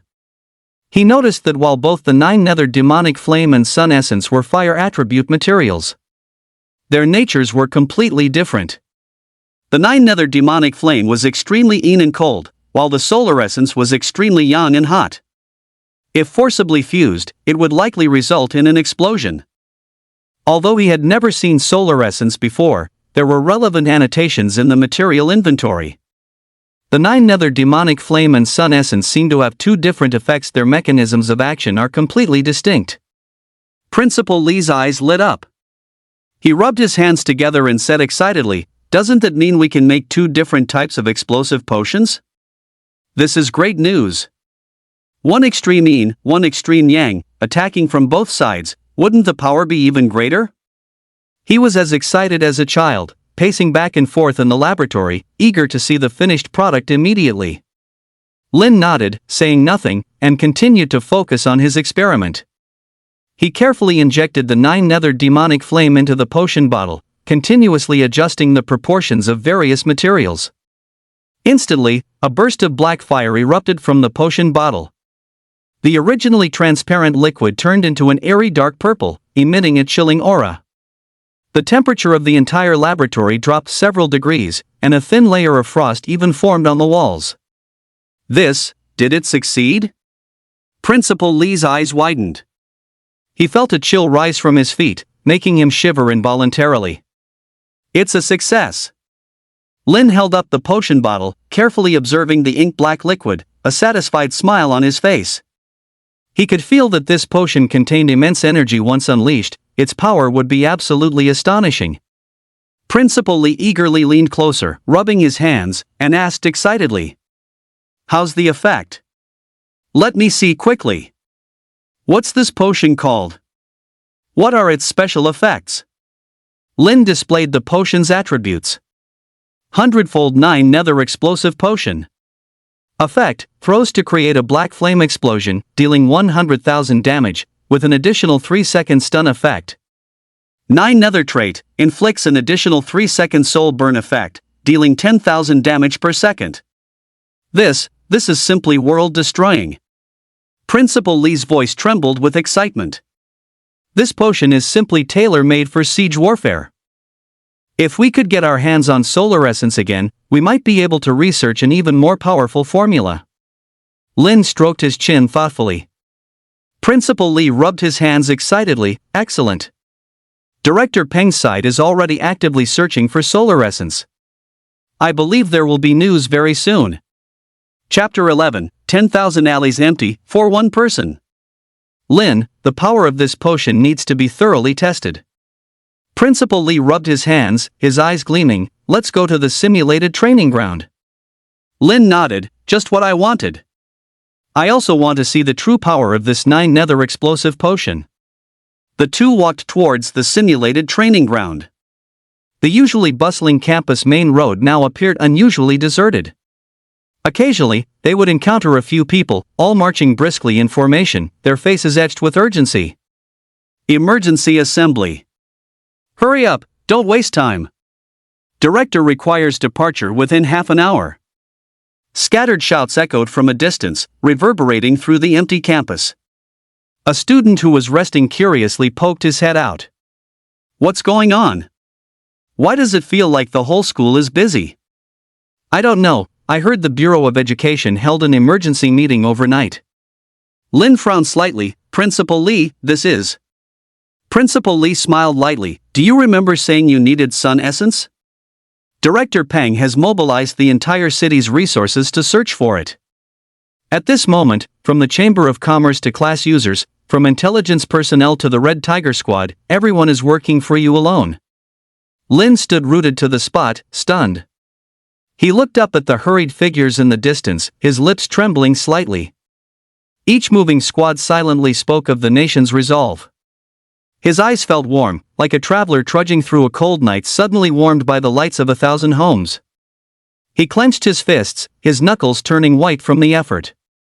Handing it over to the country was the most correct decision I've ever made, Lin said softly, his voice filled with conviction.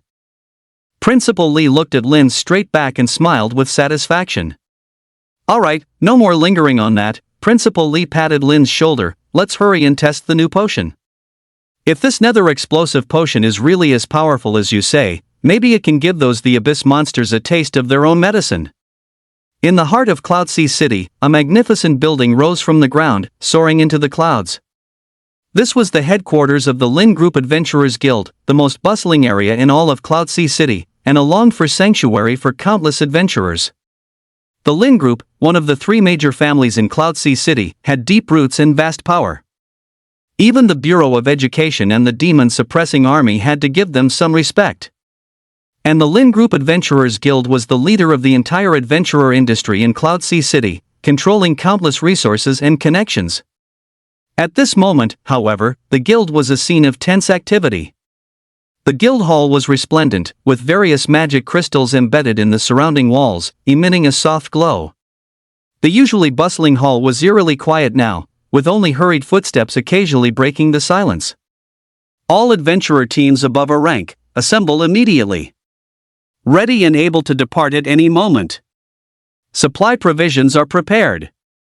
The entire guild was in a state of tense readiness for battle. In the center of the hall, an elite squad was already geared up and ready to go. Standing at the very front of the team was a burly middle-aged man, none other than the current head of the Lin Group, Lin Gung. Although he still maintained a formidable aura, a closer look would reveal slight wrinkles at the corners of his eyes and a slightly weary expression. Beside him, a dignified and graceful woman followed closely, a hint of worry also on her face. She was Lin Gung's wife, Kai Lin. Leo walked over with an arrogant and nonchalant expression. Dad, what happened? Why did you suddenly call together all the key members of the guild? Leo asked impatiently. Is this S-rank bounty mission really that important? Is it worth such a huge mobilization? Lin Gung stopped and looked back at Leo, his eyes showing a trace of helplessness and fatigue.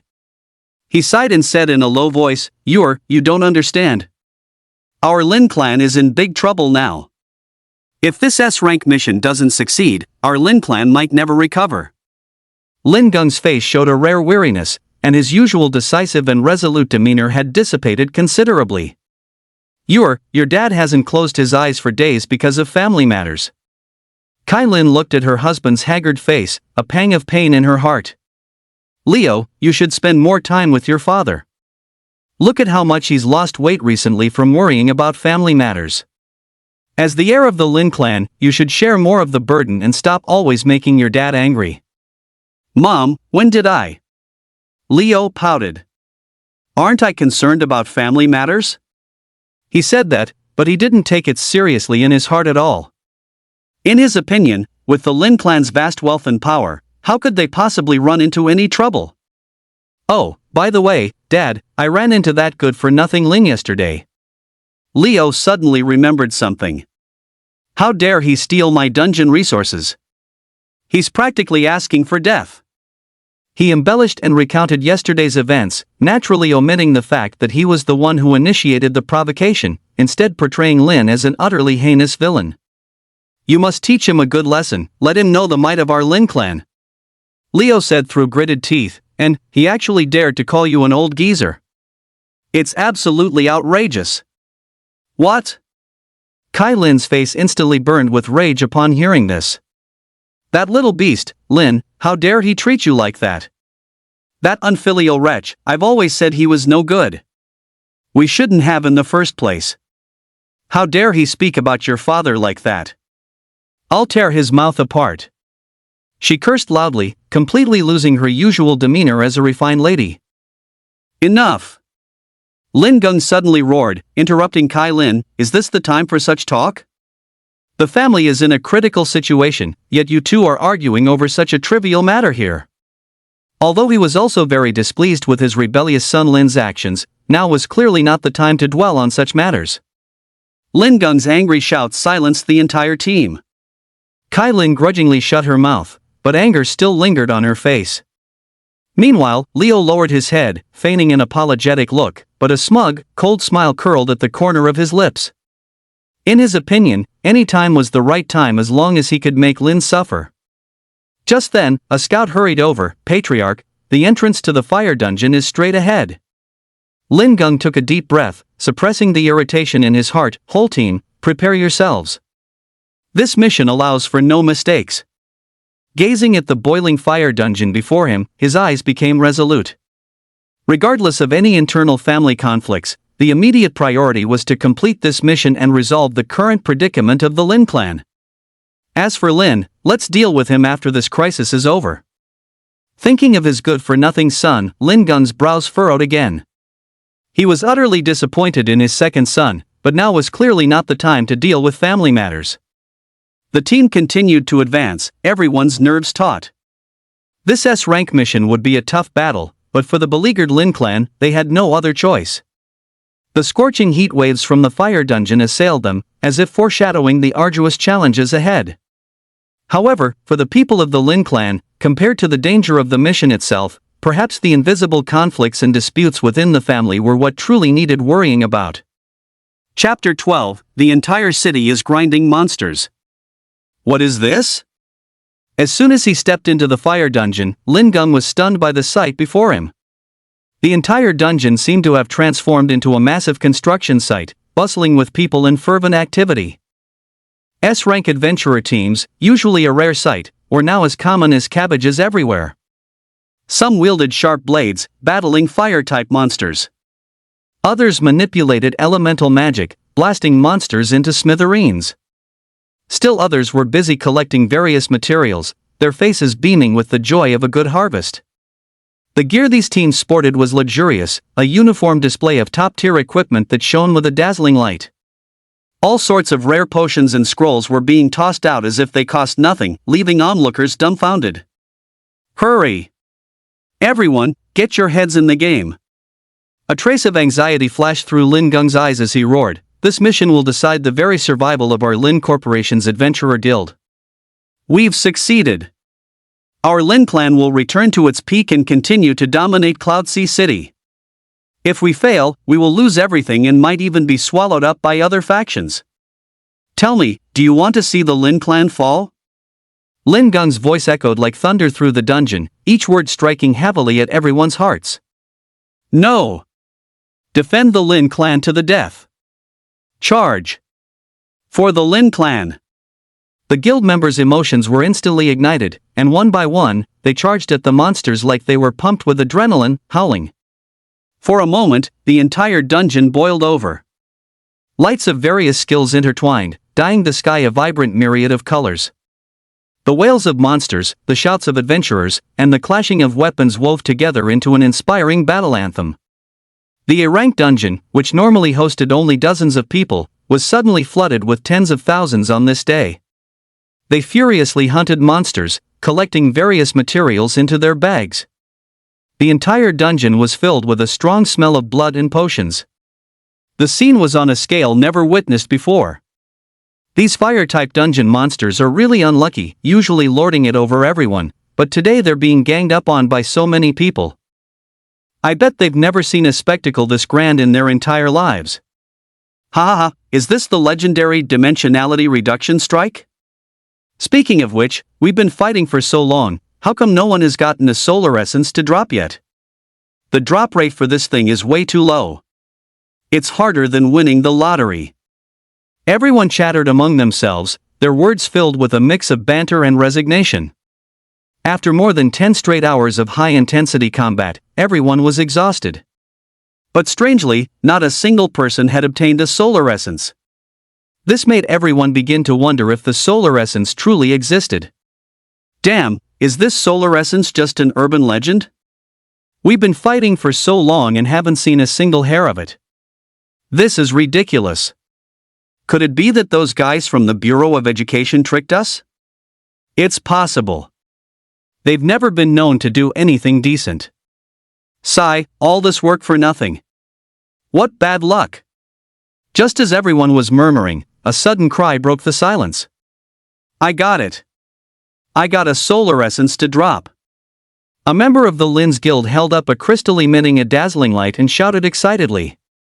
This shout, like a sudden clap of thunder, instantly drew everyone's attention. What?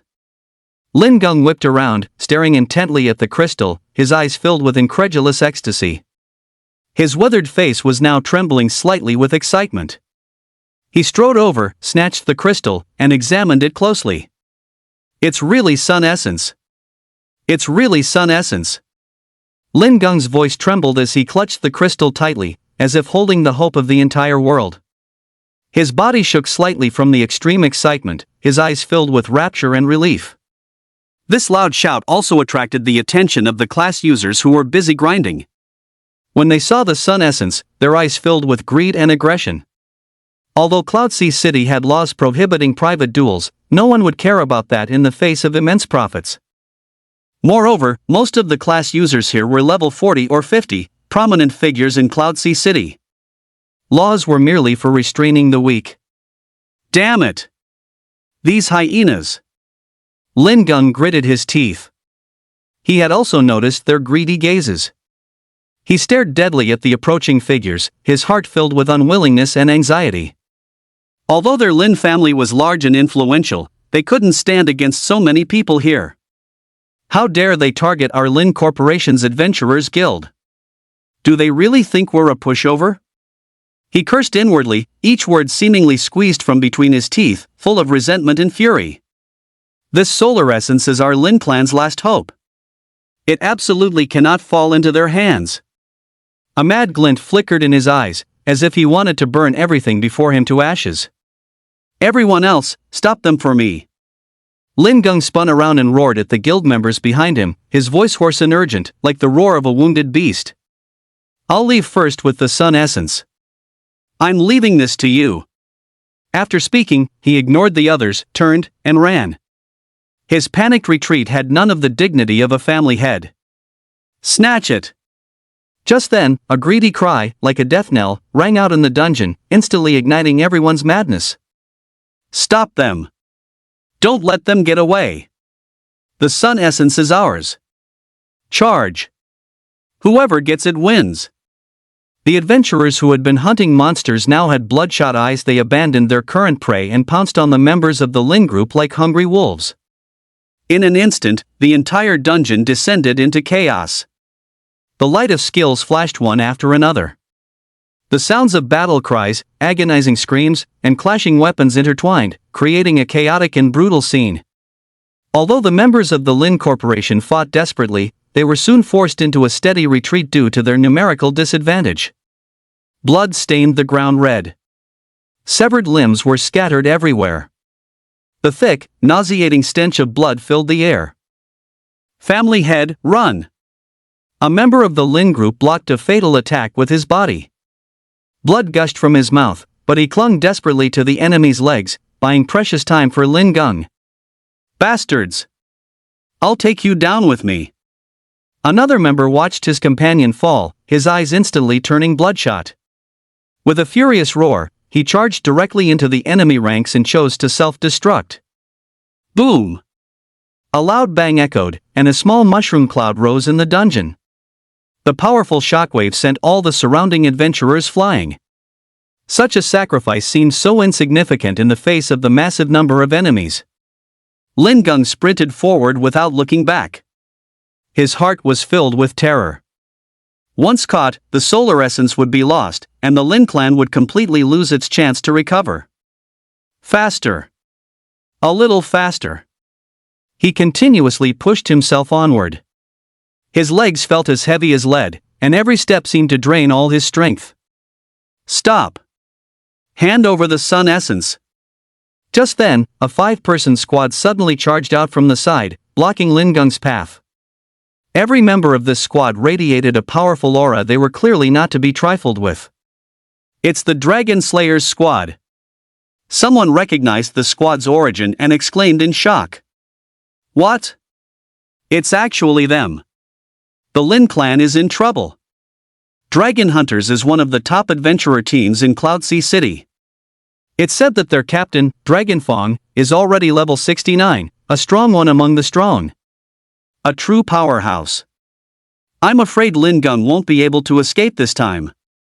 The surrounding adventurers discussed among themselves, their gazes toward Lin Gung filled with a mixture of pity and schadenfreude. Chapter 13, Hand over the Sun Essence. It's you! Lin Gung's pupils constricted abruptly, his expression turning even uglier. He recognized this team, the Dragon Hunters squad. They were well-known, powerful, and notorious in Cloudsea City. Their captain, Dragon Fong, was an terrifying S-rank peak expert who once had the glorious record of single-handedly hunting an S-rank monster. Lin Gung, hand over the sun essence. Spare yourself the physical suffering. Dragon Fong was a burly middle-aged man. He carried a massive battle axe on his shoulder and had a hideous scar on his face, giving him a ferocious appearance. He walked toward Lin Gung step by step, each footfall feeling like it was stomping on Lin Gung's heart, making him feel suffocated. I am the patriarch of the Lin clan. Lin Gung said, feigning courage. How dare you touch me? Aren't you afraid of our Lin clan's revenge? His voice trembled, and his eyes darted about, like a cornered rat. Though he put on a fierce act, he was, in reality, scared out of his wits. Lin clan? Ha. Dragon Fong laughed disdainfully. What right does the Lin clan have now to threaten us? He walked up to Lin Gung and looked down on him. To tell you the truth, the reward offered by the Alliance is enough to compensate for offending your Lin clan. What's more, the Lin clan now can barely protect itself. What ability does it have to seek revenge on us? If you know what's good for you, hand over the sun essence. Otherwise, don't blame me for being impolite. You all. Lin Gung trembled with rage. He pointed at Longya but couldn't utter a single word. His heart was filled with fear and despair, like a lamb awaiting slaughter, able to do nothing but watch the butcher's knife fall. You refuse a toast only to drink a forfeit. Longya's patience ran out. He abruptly swung the battle axe in his hand, chopping fiercely down at Lin Gung. If you won't hand it over, then go die. The battle axe, wrapped in a fierce wind, was about to land on Lin Gung's head. In the nick of time, Lin Gung burst forth with his last ounce of potential. He twisted his body sharply to the side, narrowly dodging the fatal blow. The axe blade grazed past his cheek, drawing a spray of blood. But before he could even catch his breath, Longya's fist had already smashed viciously into his chest. As if struck by lightning, Lin Gung spat out a mouthful of blood and fell heavily to the ground. The sun essence also flew from his grasp and was snatched up by Longya. Lying on the ground, Lin Gung's entire body throbbed with excruciating pain, and his vision blurred. He struggled to raise his head, watching Longya gloatingly toying with the sun essence, and a monstrous wave of grief and indignation surged in his heart. That weather-beaten face was now filled with unwillingness and despair, as if he had aged 10 years in an instant. His once bright and piercing eyes had now dimmed, like a pool of stagnant water, devoid of any glimmer of hope. He clenched his teeth, his fists tightly balled. His fingernails dug deep into his flesh, and blood flowed down his fingers, just like his shattered heart at this moment. It was as if he watched the Lin clan's ancestors' hard work being destroyed bit by bit, and he was powerless to stop it. Ah! I'll fight you to the death. With disheveled hair and bloodshot eyes, Kai Lin shrieked like a madwoman as she watched her husband get beaten. The scream was heart-wrenching, like the cry of a cuckoo weeping blood, bringing tears to the eyes of those who heard it. She charged forward recklessly, wanting to protect her husband, only to be kicked aside by Longya. Just then, a team in black uniforms stormed into the dungeon like a black whirlwind. Their steps were uniform, their presence imposing, and each of them radiated intense killing intent, like messengers from hell. The Red Tiger Squad. It's the Red Tiger Squad. A wave of exclamations erupted from the crowd. The Crimson Tiger Squad, Cloudsea City's special guard unit, is responsible for maintaining urban safety and order and possesses the power to execute first and report later. They came at the director's command to maintain order and ensure the smooth collection of the solar essence. Captain, look, the one being beaten seems to be Lin's father. A Red Tiger Squad member said, pointing at Lin Gung on the ground. He had done a background check on Lin and knew that Lin was a member of the Lin clan. What? Marcus's eyes widened when he heard this, and a surge of anger burned within him. Lin was the most important talent in their Dragon Kingdom.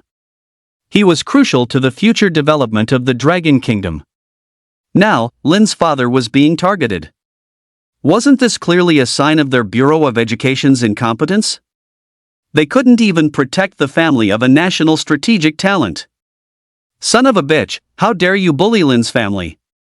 No matter who you are, you'll pay for this today. Marcus clenched his fists, knuckles white from the force, his stern face now ablaze with fury, like an enraged lion. He strode purposefully toward Longya and spoke in an icy tone. Longya, committing assault in broad daylight. Do you know your crime? Longya shot Marcus a disdainful glance and said arrogantly. Marcus, mind your own business. This is between us adventurers, and it has nothing to do with you.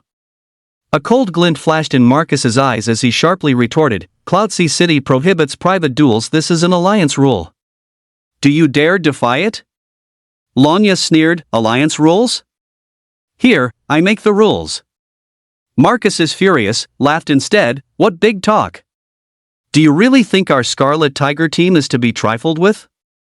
Longya's expression flickered slightly, but he still stated firmly, Marcus, you'd best not meddle. Otherwise, you'll face the consequences. Face the consequences? Marcus took a step forward, glaring at Longya, and said word by word, I'll say it again, hand over the sun essence. Longya tightened his grip on the battle axe in his hand, his eyes flickering indecisively. He knew how formidable the Crimson Tiger Squad was. If it really came to blows, he might not come out on top. After a brief standoff, Longya, though unwilling, knew the Bureau of Education was not someone he could offend. While the dragon hunters were strong, they had no room to resist in the face of the nation. He wasn't a fool, although the rewards from the Class User Alliance were very tempting. Whether he could live comfortably in the future was uncertain. Fine, I'll give you face today. Longya reluctantly tossed the solar essence to Lin Gung. Solar essence? Lin Gung clutched the solar essence to his chest as if it were a priceless treasure, his eyes filled with disbelief. He had even completely forgotten the pain in his body. He never would have thought things would take such a turn. Brother Marcus, words cannot express my gratitude. Should you ever need us, our Lin clan will certainly offer all the help we can. Lin Gung stood up and bowed gratefully to Marcus. Mr. Lin, you are too kind. You have given the Dragon Kingdom a good son, and it is we who should thank you. Marcus rarely smiled, and this gratitude towards Lin Gung was from the bottom of his heart. To have raised such a genius as Lin, he deserved much credit. Hearing this, Kai Lin, who was standing nearby, broke into an excited smile. Is Yor so outstanding that he has earned Marcus's appreciation? She never knew that Yor also knew someone like Marcus. Lin Gung was equally puzzled, but as a father, he was overjoyed that his son was so exceptional. She had thought Leo was a good-for-nothing, but it turns out he's a genius. This kid hides things well. It's yours honor to have earned your appreciation. Kai Lin said excitedly. Your? Marcus looked puzzled. What your? Kai Lin was also baffled. Weren't you the one who said it? Leo, the heir of our Lin clan. Kai Lin explained. Lin Geng also nodded along. He still hadn't figured out what was going on. Besides Leo, do you have any other sons? Marcus also sensed something amiss at this point. There's also a Lin, but he's not our son, just an imposter whom we've already driven out of the house. Kai Lin's mouth ran away with her, blurting it out without a second thought. Chapter 14, Lin was kicked out of your Lin clan? Shut up. Lin Geng whipped his head around and shot Kai Lin a fierce glare. His eyes were like daggers, as if he wanted to swallow her whole. He pressed his lips together tightly, grinding his teeth with an audible sound, and the veins on his forehead bulged. Startled by Lin Geng's sudden ferocious look, Kai Lin flinched. Only then did she realize she had misspoken. Her well-maintained face turned deathly pale in an instant, and her eyes darted around frantically, like a frightened fawn. She opened her mouth, seemingly wanting to explain something, but didn't know what to say and could only lower her head in embarrassment. Lin was kicked out of your Lin clan? The smile on Marcus's face vanished instantly, replaced by a look as if he had seen a ghost. His eyes widened, incredulously staring at Lin Geng and Kai Lin, as if looking at two aliens. He then sharply turned his head, glaring at the team member who had spoken earlier, his gaze like sharp knives, as if he wanted to cut him into 1,000 pieces. The team member, startled by Marcus's sudden fierce glare, looked at Marcus with an innocent expression. Captain, I didn't know either. He stammered, his voice trembling. What the hell are you doing? How could you mess up such important information? Marcus roared, his voice like thunder, making eardrums buzz. He snatched the sun essence from Lin Geng's hand, his movement as rough as a robbery. What are you doing? Lin Geng shouted in alarm, trying to snatch back the solar essence, but Marcus pushed him away. What are you doing? You two blind idiots. Marcus swore, spittle even landing on Lin Geng's face. Do you know who Lin is? He is the future hope of our Dragon Kingdom. He is the key to our Dragon Kingdom's rise. And you actually kicked such a genius out of your family? Did a donkey kick you in the head? Ha! Incapable of discerning right from wrong. Ignorant. The more Marcus spoke, the angrier he became, and his voice grew louder, almost a roar by the end. Lin Geng was thoroughly berated, standing frozen in place with a look of utter confusion and bewilderment. His weathered face was now filled with shock and doubt, as if he had just heard an impossible fairy tale. He just couldn't understand how the son he considered a waste could suddenly become the hope of the Dragon Kingdom. Kai Lin was even more terrified, her soul nearly scattering. Her face was ashen, her body trembling slightly like a leaf in the wind, liable to fall at any moment. Her eyes, once full of shrewdness, were now filled with terror and regret, like two black holes devoid of any light. She opened her mouth, wanting to say something, but her throat felt as if it were blocked by something, unable to make a sound. An intense wave of regret washed over her, gnawing at her heart like a venomous snake, causing her unbearable pain. She suddenly began to hate herself, wondering why she had been so harsh to Lin back then. Why had she not discovered his talent? She even started to blame Lin, this damn child. Why didn't he show his abilities sooner? If he had shown his abilities earlier, how could she have driven him out of the family? Now, it was all too late. She had personally destroyed the hope of the Lin clan's rise and ruined her own future. Lin, he really is. Lin Geng's voice trembled. He still couldn't believe any of this was real. If it's true or not, go check for yourselves. Marcus said angrily, a bunch of idiots, you've completely disgraced our Cloudsea City people. After speaking, he ignored Lin Geng and Kai Lin, turned, and led his team out of the dungeon. Dragon Fong stood frozen in place, like a wooden post struck by lightning, unable to snap out of it for a long time. He widened his eyes, staring intently at the bottle of solar essence in Marcus's hand, which was lost and then regained, then lost again, his mouth agape wide enough to fit an egg. I was played? Dragon Fong's voice trembled. He felt his intelligence had been severely insulted. First, he was forced by Marcus to hand over the treasure, watching helplessly as it fell into Lin Gung's hands. Before he even had time to feel heartache, Marcus snatched the treasure back from Lin Gung. Good heavens, this treasure went full circle and ended up in Marcus's hands. What was this? So after all his hard work, he was just a tool? The more Longya thought about it, the angrier he got, feeling like a fool being toyed with. He couldn't help but curse in his heart, what the hell is this? This Marcus, he's even more like a villain than me. His fierce, menacing face was now twisted like a pretzel, his features all scrunched together. Marcus! What do you mean by that? Longya roared, his voice like muffled thunder, making people's eardrums buzz. Marcus gave Longya a cold, impatient glance. What do I mean? How dare you ask me what I mean? If it weren't for the fact that you've done some service for the country, I'd have dragged you back to the precinct today. With that, he ignored Longya, turned, and dialed Warren's number. Hey, old Pang, I got the stuff. Marcus's voice held a hint of unconcealed excitement. On the other end of the phone, Warren was so excited he almost jumped out of his chair. Really? That's great. Where are you now? I'll send someone to pick you up right away. Warren's voice was trembling, showing just how excited he was at that moment. No need, I'm taking it to Lin myself right now. Marcus said. Good. Good. Good. Go quickly. Make sure you deliver it to Lin's hands personally. He should be in their school's virtual training right now.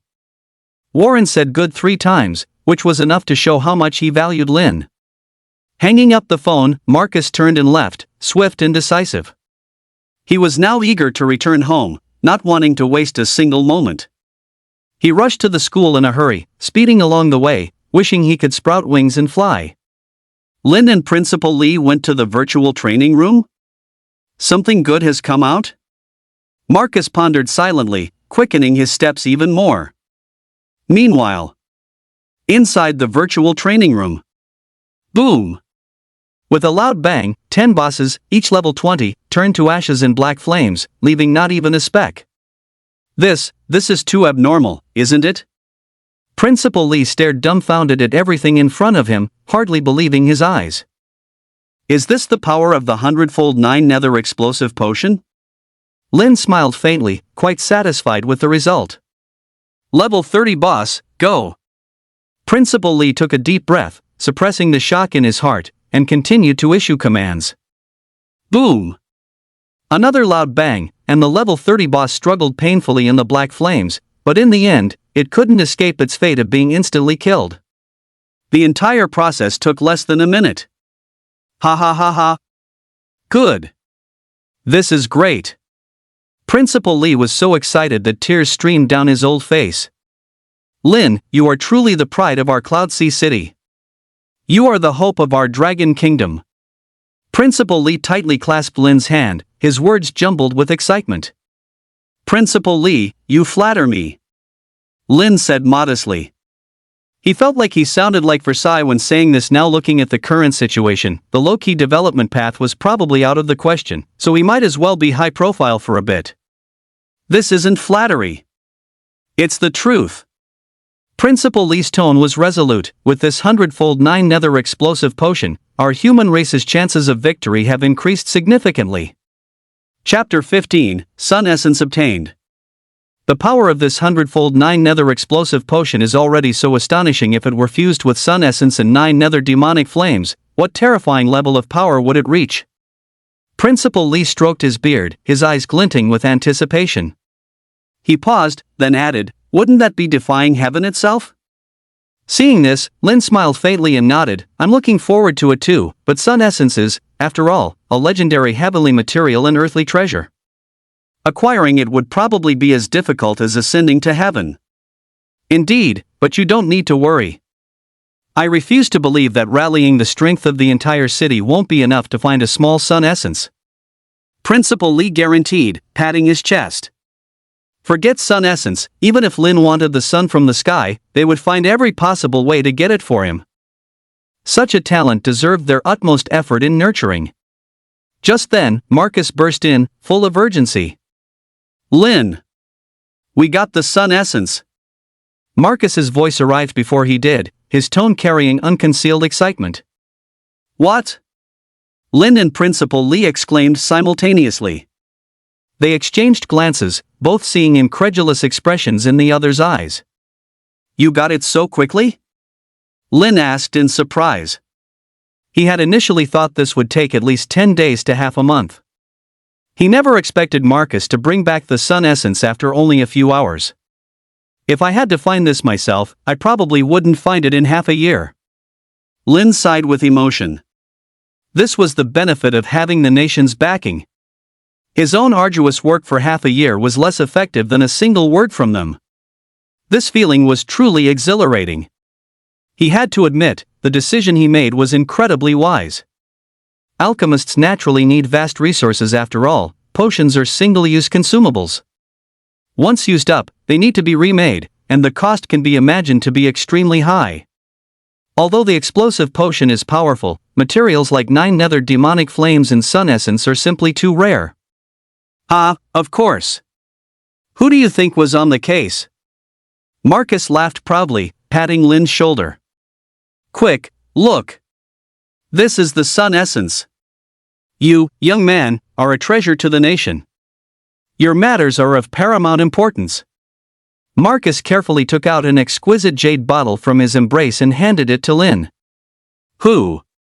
Lin took the jade bottle, opened the stopper, and a scorching aura rushed out. What concentrated fire element energy? Inside the bottle was a golden liquid, like a small sun, radiating dazzling light. Lin exclaimed. Just feeling this aura made him feel his blood boiling. Lin exclaimed, merely feeling this aura made his blood boil. Lin, this sun essence is not easy to come by. You must make good use of it. Principal Lee exhorted from the side, his eyes filled with anticipation. He was very much looking forward to seeing what kind of terrifying power the explosive potion Lin would create with the sun essence could achieve.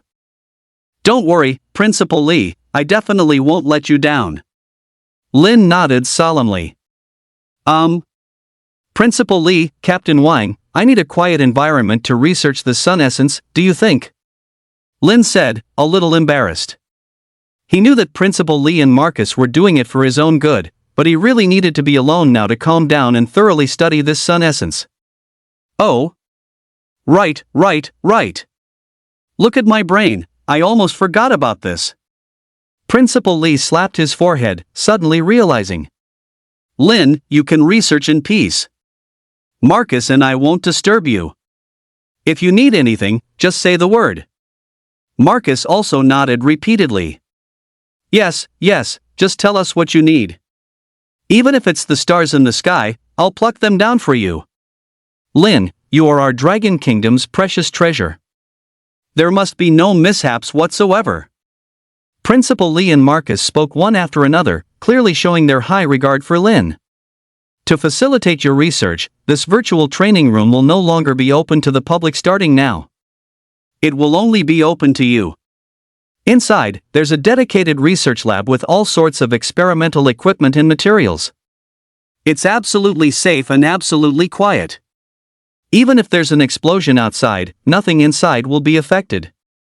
You can research here in peace. If you need anything, just ask, and we will do our best to satisfy you. Principal Lee guaranteed with a serious expression, as if entrusting a matter of national importance. Thank you, Principal Lee, thank you, Captain Wang. With your support, I will do my utmost and live up to everyone's expectations. A warm current surged through Lin's heart. He must not disappoint everyone. Principal Lee and Marcus exchanged a smile, their eyes filled with relief and anticipation. The two left the virtual training room.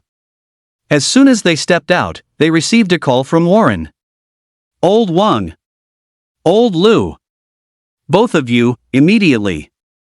Right now. Rush to the City Lord's mansion at top speed. There's an extremely urgent matter.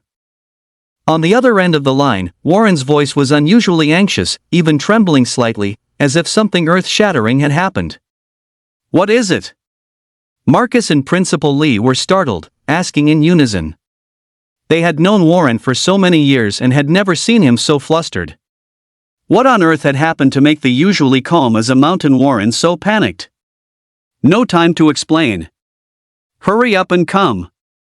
It'll be too late if you don't. Warren urged, his tone as rapid as a machine gun.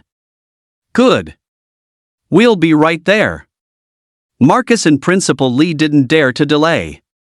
After hanging up, they exchanged glances, both seeing deep worry in the other's eyes. They couldn't imagine what could have happened to make Warren lose his composure to such an extent. Without delay, the two immediately set off, rushing to the city lord's mansion. Meanwhile, at the city lord's mansion, in the council hall, the place was already bustling with people, and the atmosphere was extremely tense. Almost all key leaders of Cloud Sea City were present, and even the commander of the Demon Suppression Army was there. It was well known that Chen Shi was a crucial figure guarding the frontier, bearing the heavy responsibility of resisting monster invasions, and would not easily leave the front lines. His presence here was enough to indicate the seriousness of the situation. Chen Shi, dressed in military uniform, stood tall and straight like a pine tree. His weathered face was now etched with gravity. His sharp eyes, like those of an eagle, scanned everyone present, as if trying to see through their thoughts. The entire council hall was silent, so quiet that you could hear a pin drop. Everyone was waiting for Warren to announce the news that would shake the entire Cloud Sea City. A stifling atmosphere, like the calm before a storm, weighed heavily on everyone's hearts. What on earth happened? Everyone was filled with doubt and unease, and they desperately wanted to know the answer. Anything that could make the city lord so concerned was definitely not a trivial matter. It likely concerned the safety of Cloud Sea City. Chapter 16, The Calm Before the Storm. Just then, a hurried series of footsteps approached from a distance, breaking the solemn atmosphere in the council hall. The city lord arrives. Following a high-pitched announcement, a middle-aged man, dressed in a black robe, with a robust build and a stern face, strode in. He walked with powerful, imposing steps, each one seeming to carry immense force, instilling involuntary awe in everyone present. This person was none other than the Lord of Cloud Sea City, Chen Changsheng. Greetings, City Lord.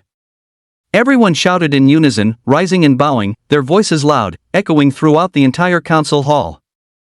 Chen Changsheng nodded slightly, motioning for everyone to take their seats. His gaze swept over everyone present, and in his deep eyes, an unfathomable light flickered. Everyone's here. Chen Changsheng spoke, his voice deep and powerful, carrying an undeniable authority. Without any unnecessary pleasantries, he walked directly to the control console at the front of the council hall. On the console, a vivid red button stood out, gleaming with an eerie light under the illumination. Chen Changsheng reached out and pressed the red button without hesitation. Woo woo woo! A piercing alarm suddenly blared, like the wail of death, instantly echoing throughout Cloud Sea City. The sound was sharp and urgent, like a myriad of sharp blades, fiercely piercing everyone's eardrums, making their hearts pound. The air was filled with a pungent smell of gunpowder, as if foreshadowing the advent of a disaster. People's faces instantly turned ashen, their lips trembling, unable to utter a word. They were all too familiar with this alarm sound. This was a red disaster level alert. It only sounded in the most critical moments. The last time they heard this sound was 50 years ago. That year, monsters invaded in great numbers, and Cloud Sea City nearly fell. Countless heroic sons and daughters exchanged their blood and lives for the peace of Cloud Sea City. And now, this nightmarish sound blared once again. What did this mean? This meant that Cloud Sea City was once again facing a life or death test.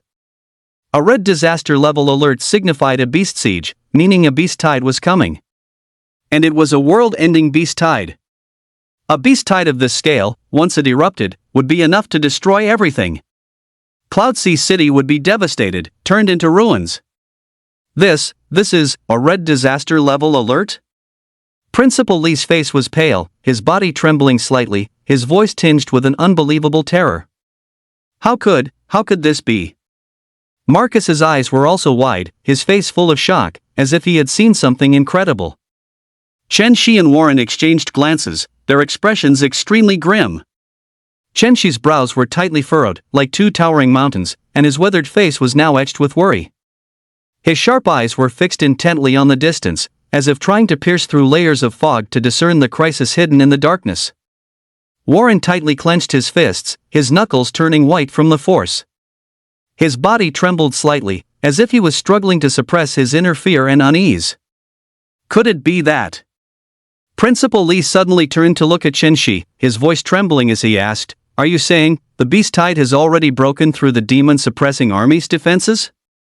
The demon-suppressing army is Cloud Sea City's most elite force, the most solid barrier protecting Cloud Sea City. They are stationed on the frontier year-round, battling fierce beasts, using their blood and lives to guard the peace of Cloud Sea City. It can be said that the demon-suppressing army is the guardian deity of Cloud Sea City. If even the demon-suppressing army cannot withstand the beast tide's attack, then Cloud Sea City is truly in danger. Once the demon-suppressing army's line is breached, it means Cloud Sea City will be directly exposed to the iron hooves of fierce beasts, with unimaginable consequences. That would be a catastrophe. A disaster capable of destroying everything. Without the protection of the demon-suppressing army, Cloud Sea City is like an unarmed infant, utterly defenseless against savage beasts. Hearing Principal Li's question, Chen Shi shook his head and said in a deep voice, "The demon-suppressing army's defenses are impregnable and have not been breached. The northern border is safe." His voice was low and powerful, like a stabilizing force, offering a glimmer of comfort to everyone.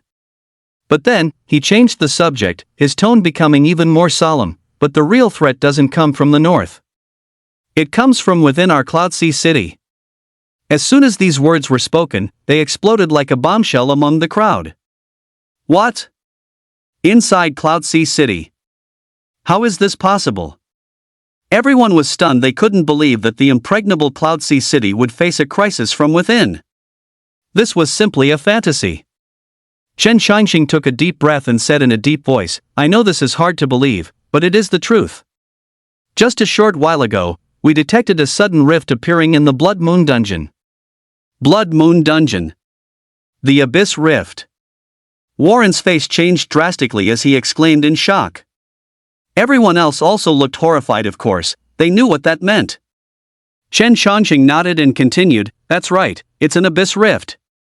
Moreover, this rift appeared extremely suddenly, almost without any warning. In just one day, 500,000 fierce beasts have already poured out of it." What?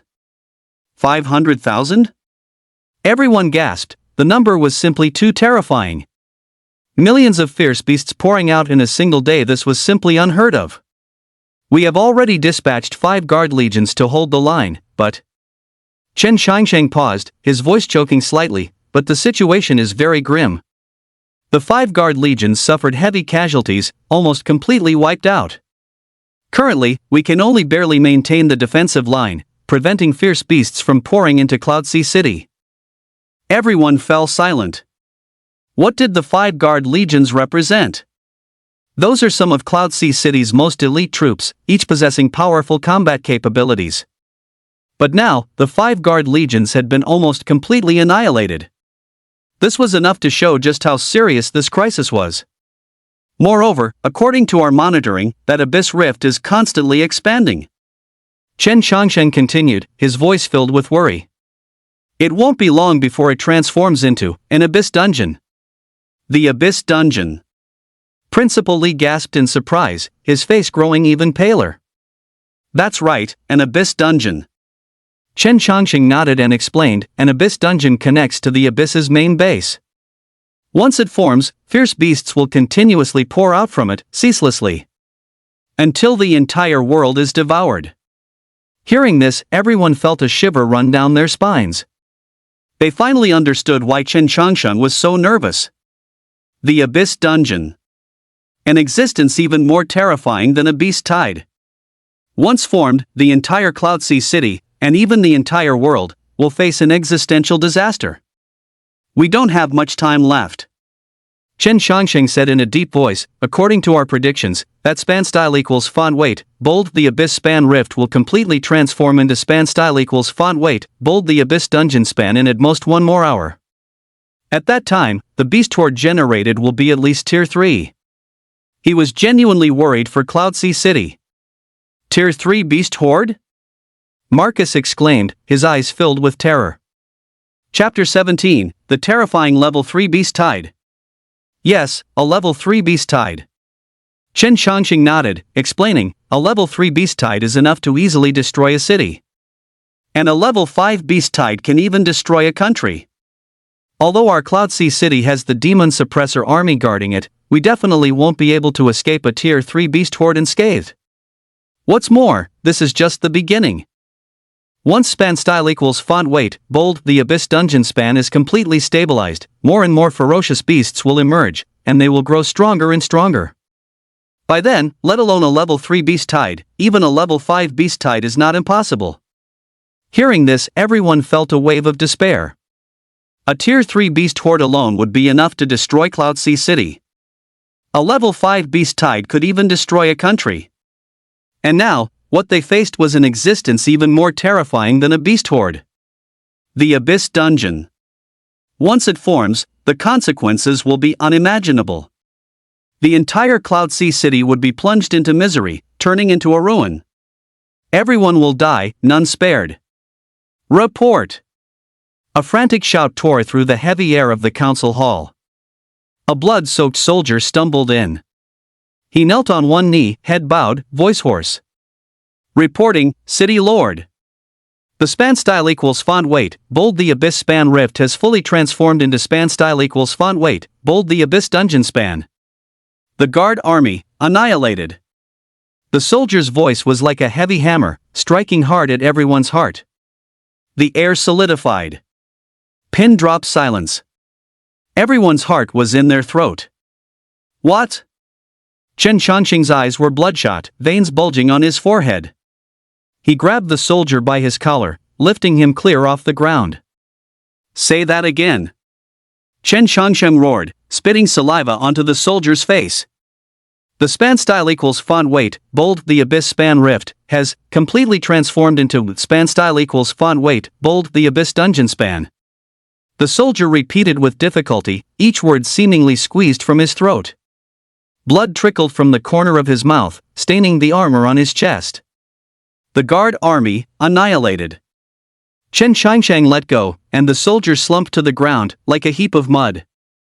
Chen Changxing staggered back a few steps, his face ashen. His lips trembled, his eyes filled with disbelief. How could it be so fast?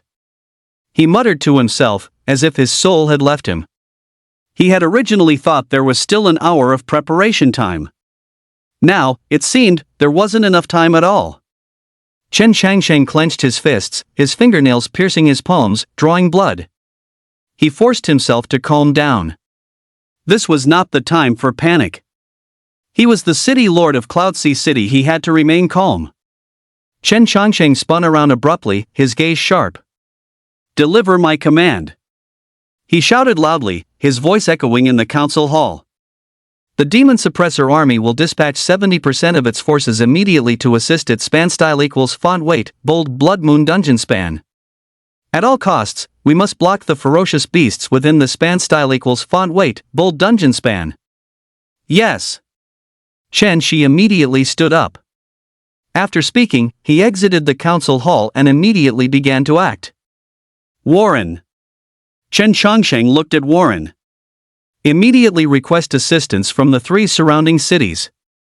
Tell them, when the lips are gone, the teeth will be cold. If Cloud Sea City falls, they will not escape doom either. Yes.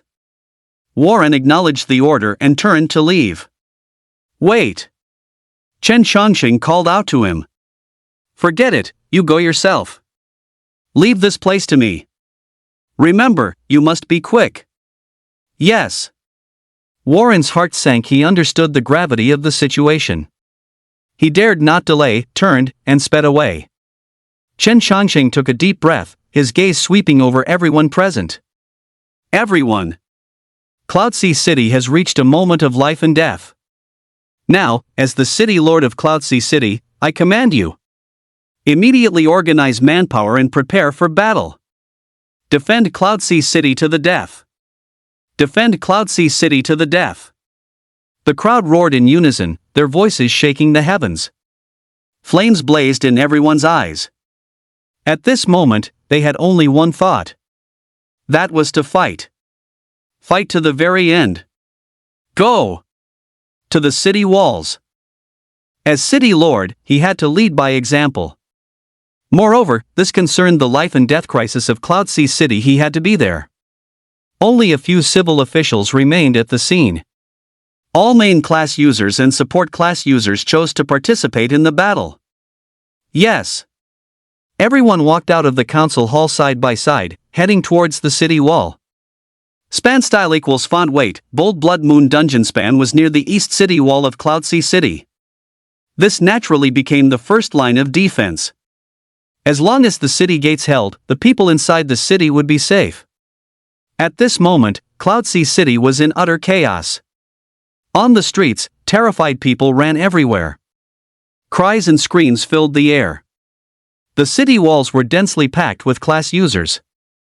They held their weapons, ready for battle. Gravity was etched on everyone's face. The atmosphere was suffocatingly oppressive. Here it comes! Someone shouted, and everyone's gaze turned towards the distance. In the distance, a massive, dark shadow was surging towards Cloud Sea City at an extremely fast speed. Those were ferocious beasts. Countless ferocious beasts. Like a tide, overwhelming everything. The dense horde of beasts, like the end of the world, blotted out the sky. They snarled, they roared, their deafening clamor threatening to tear eardrums. The ground trembled, and the air was filled with a nauseating smell of blood. Inside Cloud Sea City, 2,000 guards stood ready. Most of them were class users below level 30, appearing exceptionally tiny in the face of such a terrifying beast tide.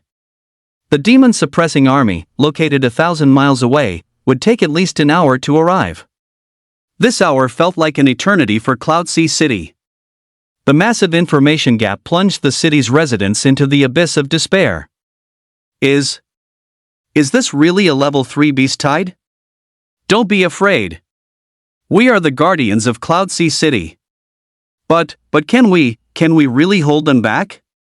We must hold them back. For our families behind us, for Cloud Sea City. At this very moment, countless live streams simultaneously began inside Cloud Sea City. Hello everyone, I'm Battlefield reporter Shaoli, bringing you a live broadcast of the Cloud Sea City Beast Tide. On screen, a young reporter, microphone in hand, looked pale but tried her best to maintain a steady tone. As you can see, the beast tide is already approaching the city walls, its numbers vast and immeasurable. But please believe that our guard army will protect our home. Inside the live stream, the bullet comments exploded instantly. Holy crap! This beast tide is too terrifying. How many are there? So dense, it's making my scalp tingle. Go, guards, go! You must hold them. Is this really a level 3 beast tide? It feels even more terrifying than the videos I've seen before. It feels like Cloud Sea City is doomed. Don't say such disheartening words. Cloud Sea City will definitely hold. I see him. I see him. It's Captain Marcus of the Red Tiger team. He's so handsome. Go, Captain Marcus. You are our pride. In one live stream, a familiar figure appeared on screen, Marcus. He held a greatsword, standing at the very front of the city wall, his eyes firm, like an unshakable mountain. Brothers! For Cloud Sea City! Kill! Marcus roared, taking the lead and charging into the beast tide. Kill! Countless guards followed closely, roaring and swinging their weapons, engaging in fierce combat with the beast tide. Viewers, we see that the guards have already engaged in battle with the beast tide. They are brave and fearless, fighting valiantly, using their flesh and blood to protect our home. However, the sheer number of beasts is overwhelming, and the guards are under immense pressure. All we can do now is pray for them, and cheer for them. Chapter 18, The Only Hope Bonus Update. Please vote for me. Cloud Sea City's guards proactively attacked. There was no fear in their eyes, only an unwavering determination to defy death. Because behind them, countless flickering lights needed their protection. They don't come with good intentions.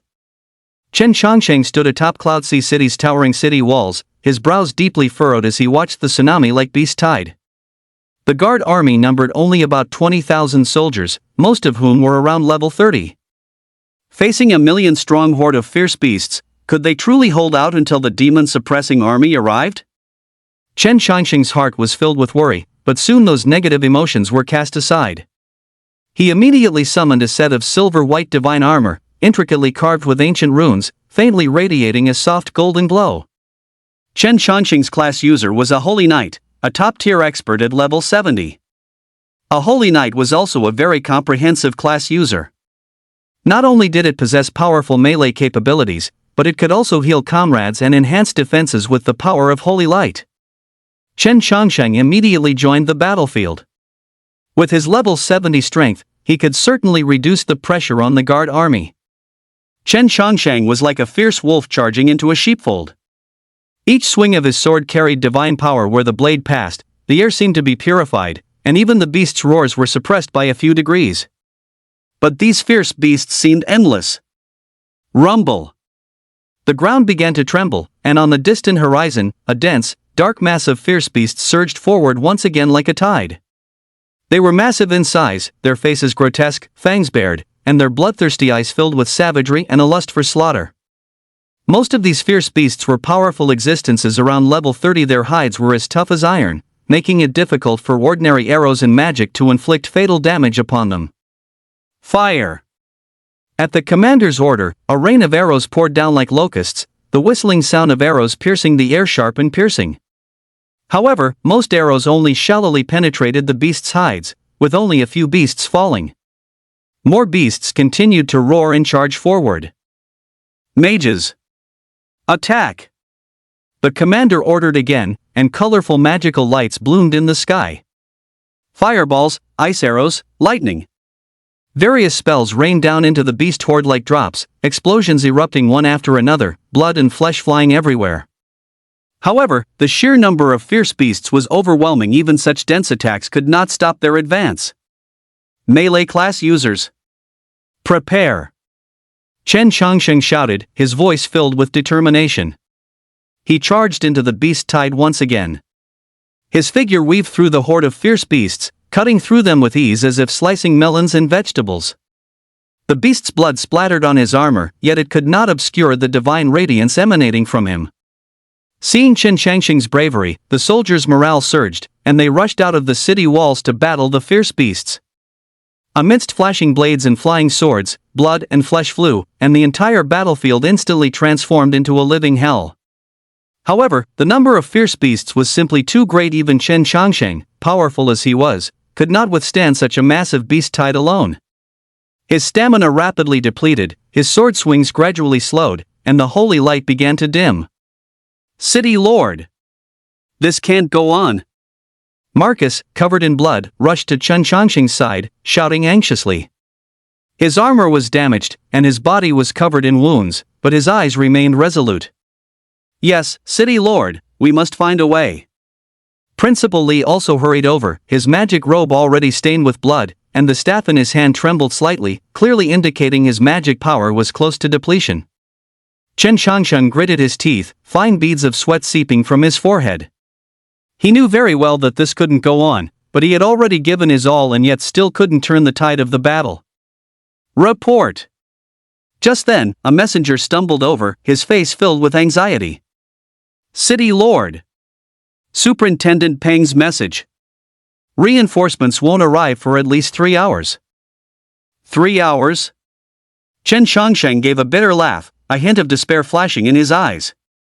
In 3 hours, I'm afraid Cloud Sea City would have already been breached by the fierce beasts and turned into ruins. Principal Li. Chen Changsheng turned abruptly, his gaze burning like a torch, his voice carrying an unquestionable authority. Now, by the authority of the City Lord, I order you to immediately organize the evacuation of civilians.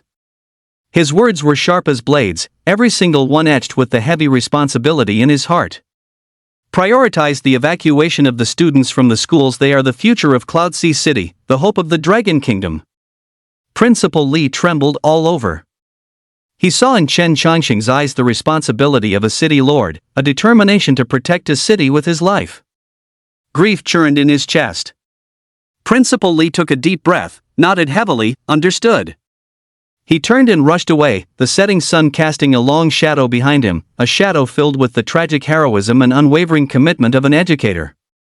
This was a race against death, every second concerning countless vibrant lives. Marcus!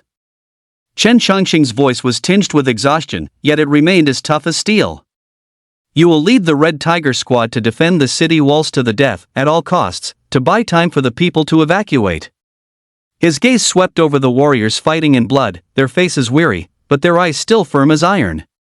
These city defenders knew full well that behind them lay their homes, everything they protected with their lives. Marcus's fingers clenched his greatsword, knuckles white from the effort, a low growl erupting from his throat, understood.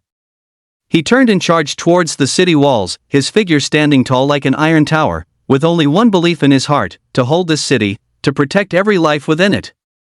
Chen Changxing stood on the city wall, his gaze sweeping over the evacuating people.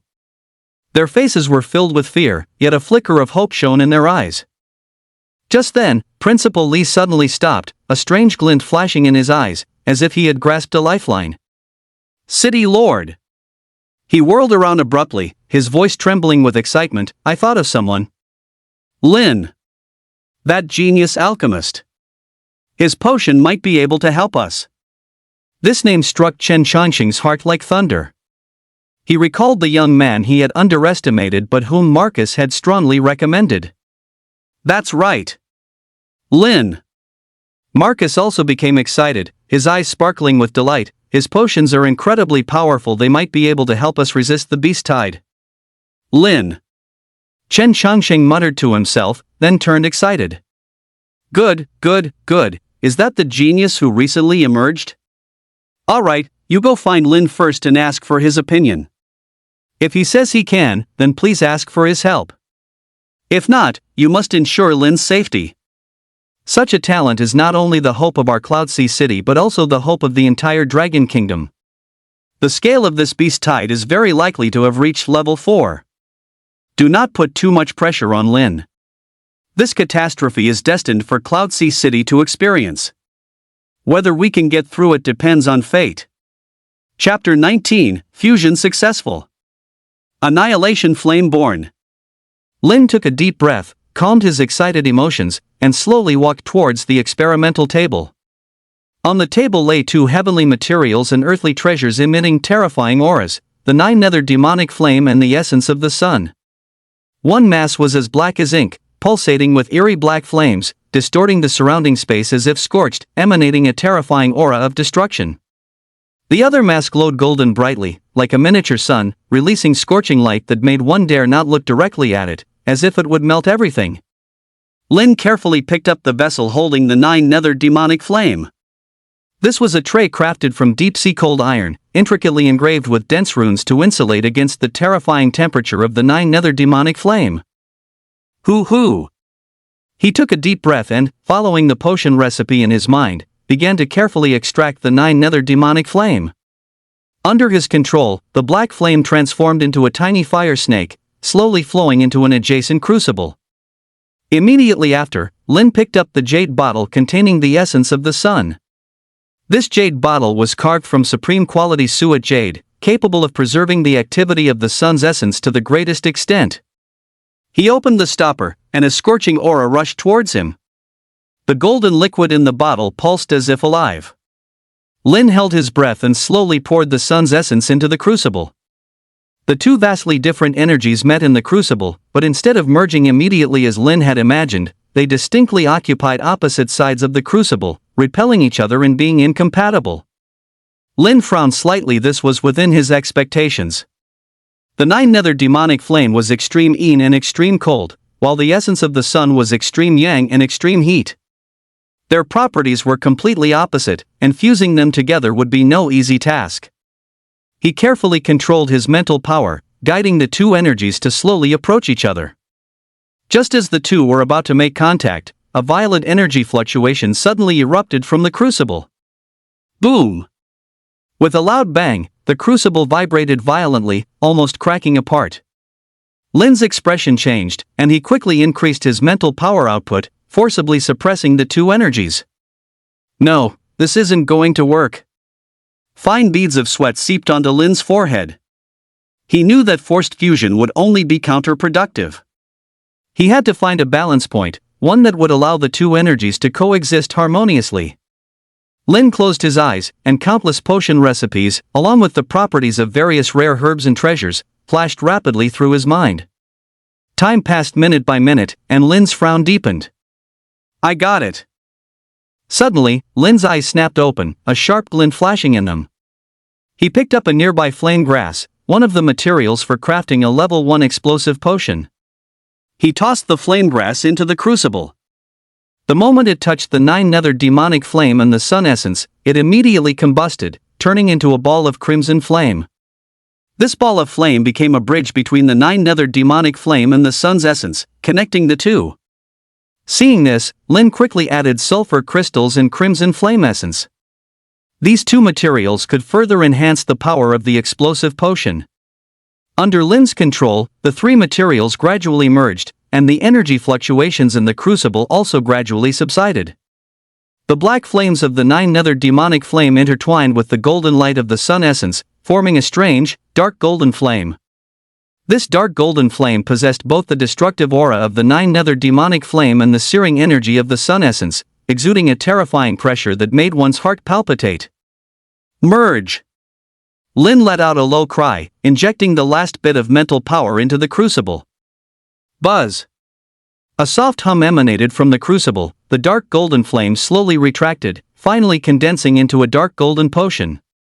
The potion emitted a faint glow, and a powerful energy fluctuation radiated from the pill.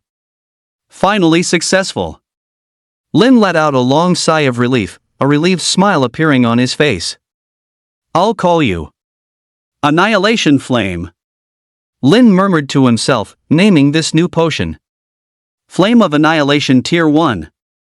Effect: creates a violent explosion upon being thrown, dealing 20,000 damage to all targets within a 100-meter radius and inflicting a 5-second stun effect.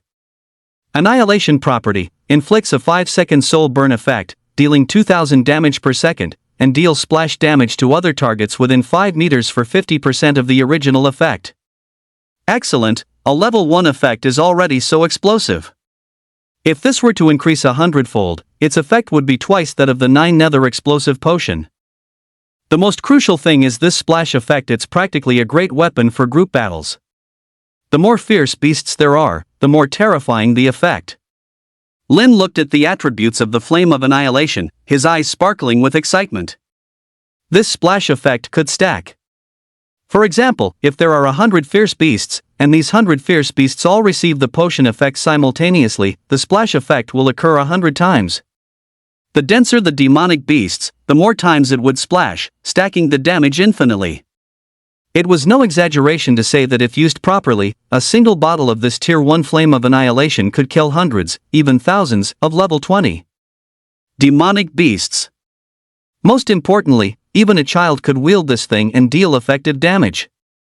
The power of this Annihilation Flame far exceeded his expectations. Just then, a rapid sound of footsteps broke Lin's train of thought. Lin! Lin! Principal Li stumbled in, his face covered in sweat, his clothes torn in several places, looking utterly disheveled. Principal Li? What happened to you? Lin quickly stepped forward to support Principal Li, asking with concern. Lin, something terrible has happened. Principal Li panted, speaking disjointedly. Cloudsea City has been hit by a beast tide. And it's a super beast tide triggered by the Abyss Dungeon.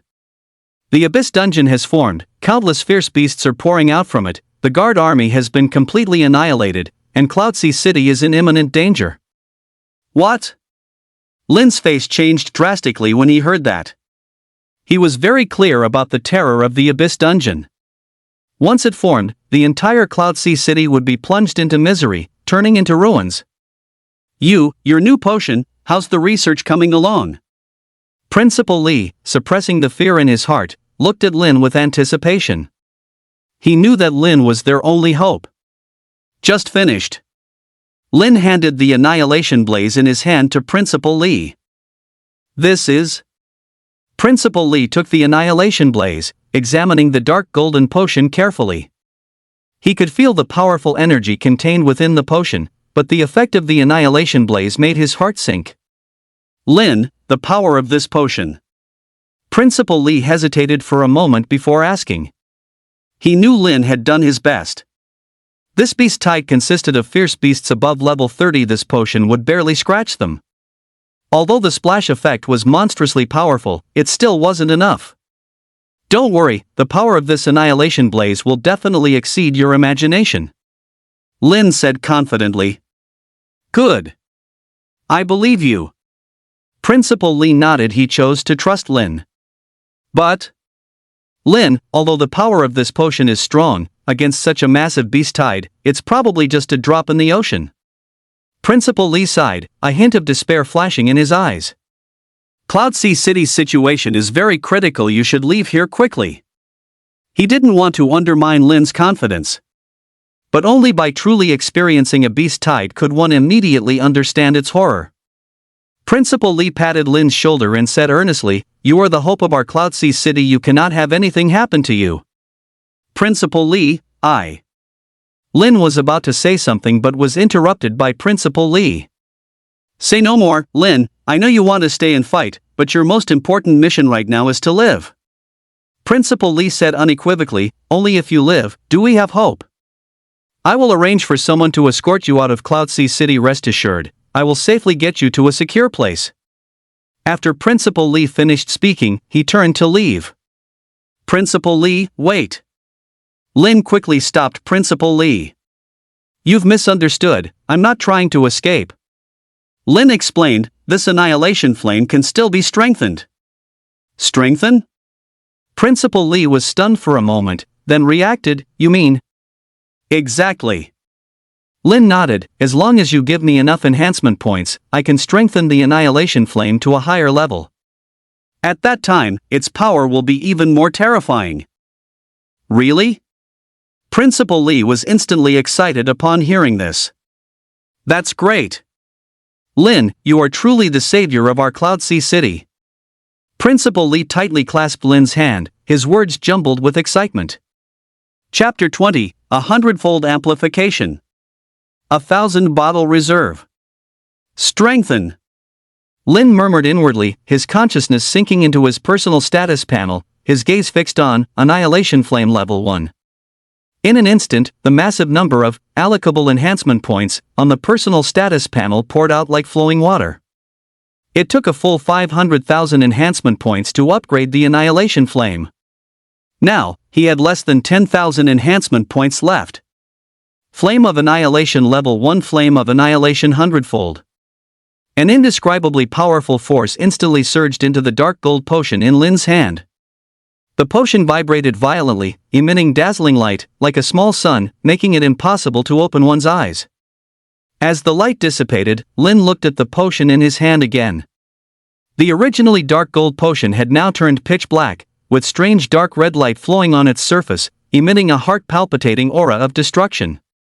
Flame of Annihilation 100-fold. Effect. Creates a massive explosion when thrown, dealing 200,000 damage to all targets within a 100-meter radius and inflicting a 5-second stun effect. Annihilation property. Inflicts a 3-second soul burn effect, dealing 20,000 damage per second, and causes splash damage to other targets within 10 meters for 80% of the original effect. Hiss. Lin gasped. The power of this 100-fold Annihilation Flame was truly terrifying. 200,000 damage, plus 20,000 soul scorching per second, this was practically a human nuclear bomb. Even more terrifying was that this potion also came with a splash effect, and the effect was as high as 80%.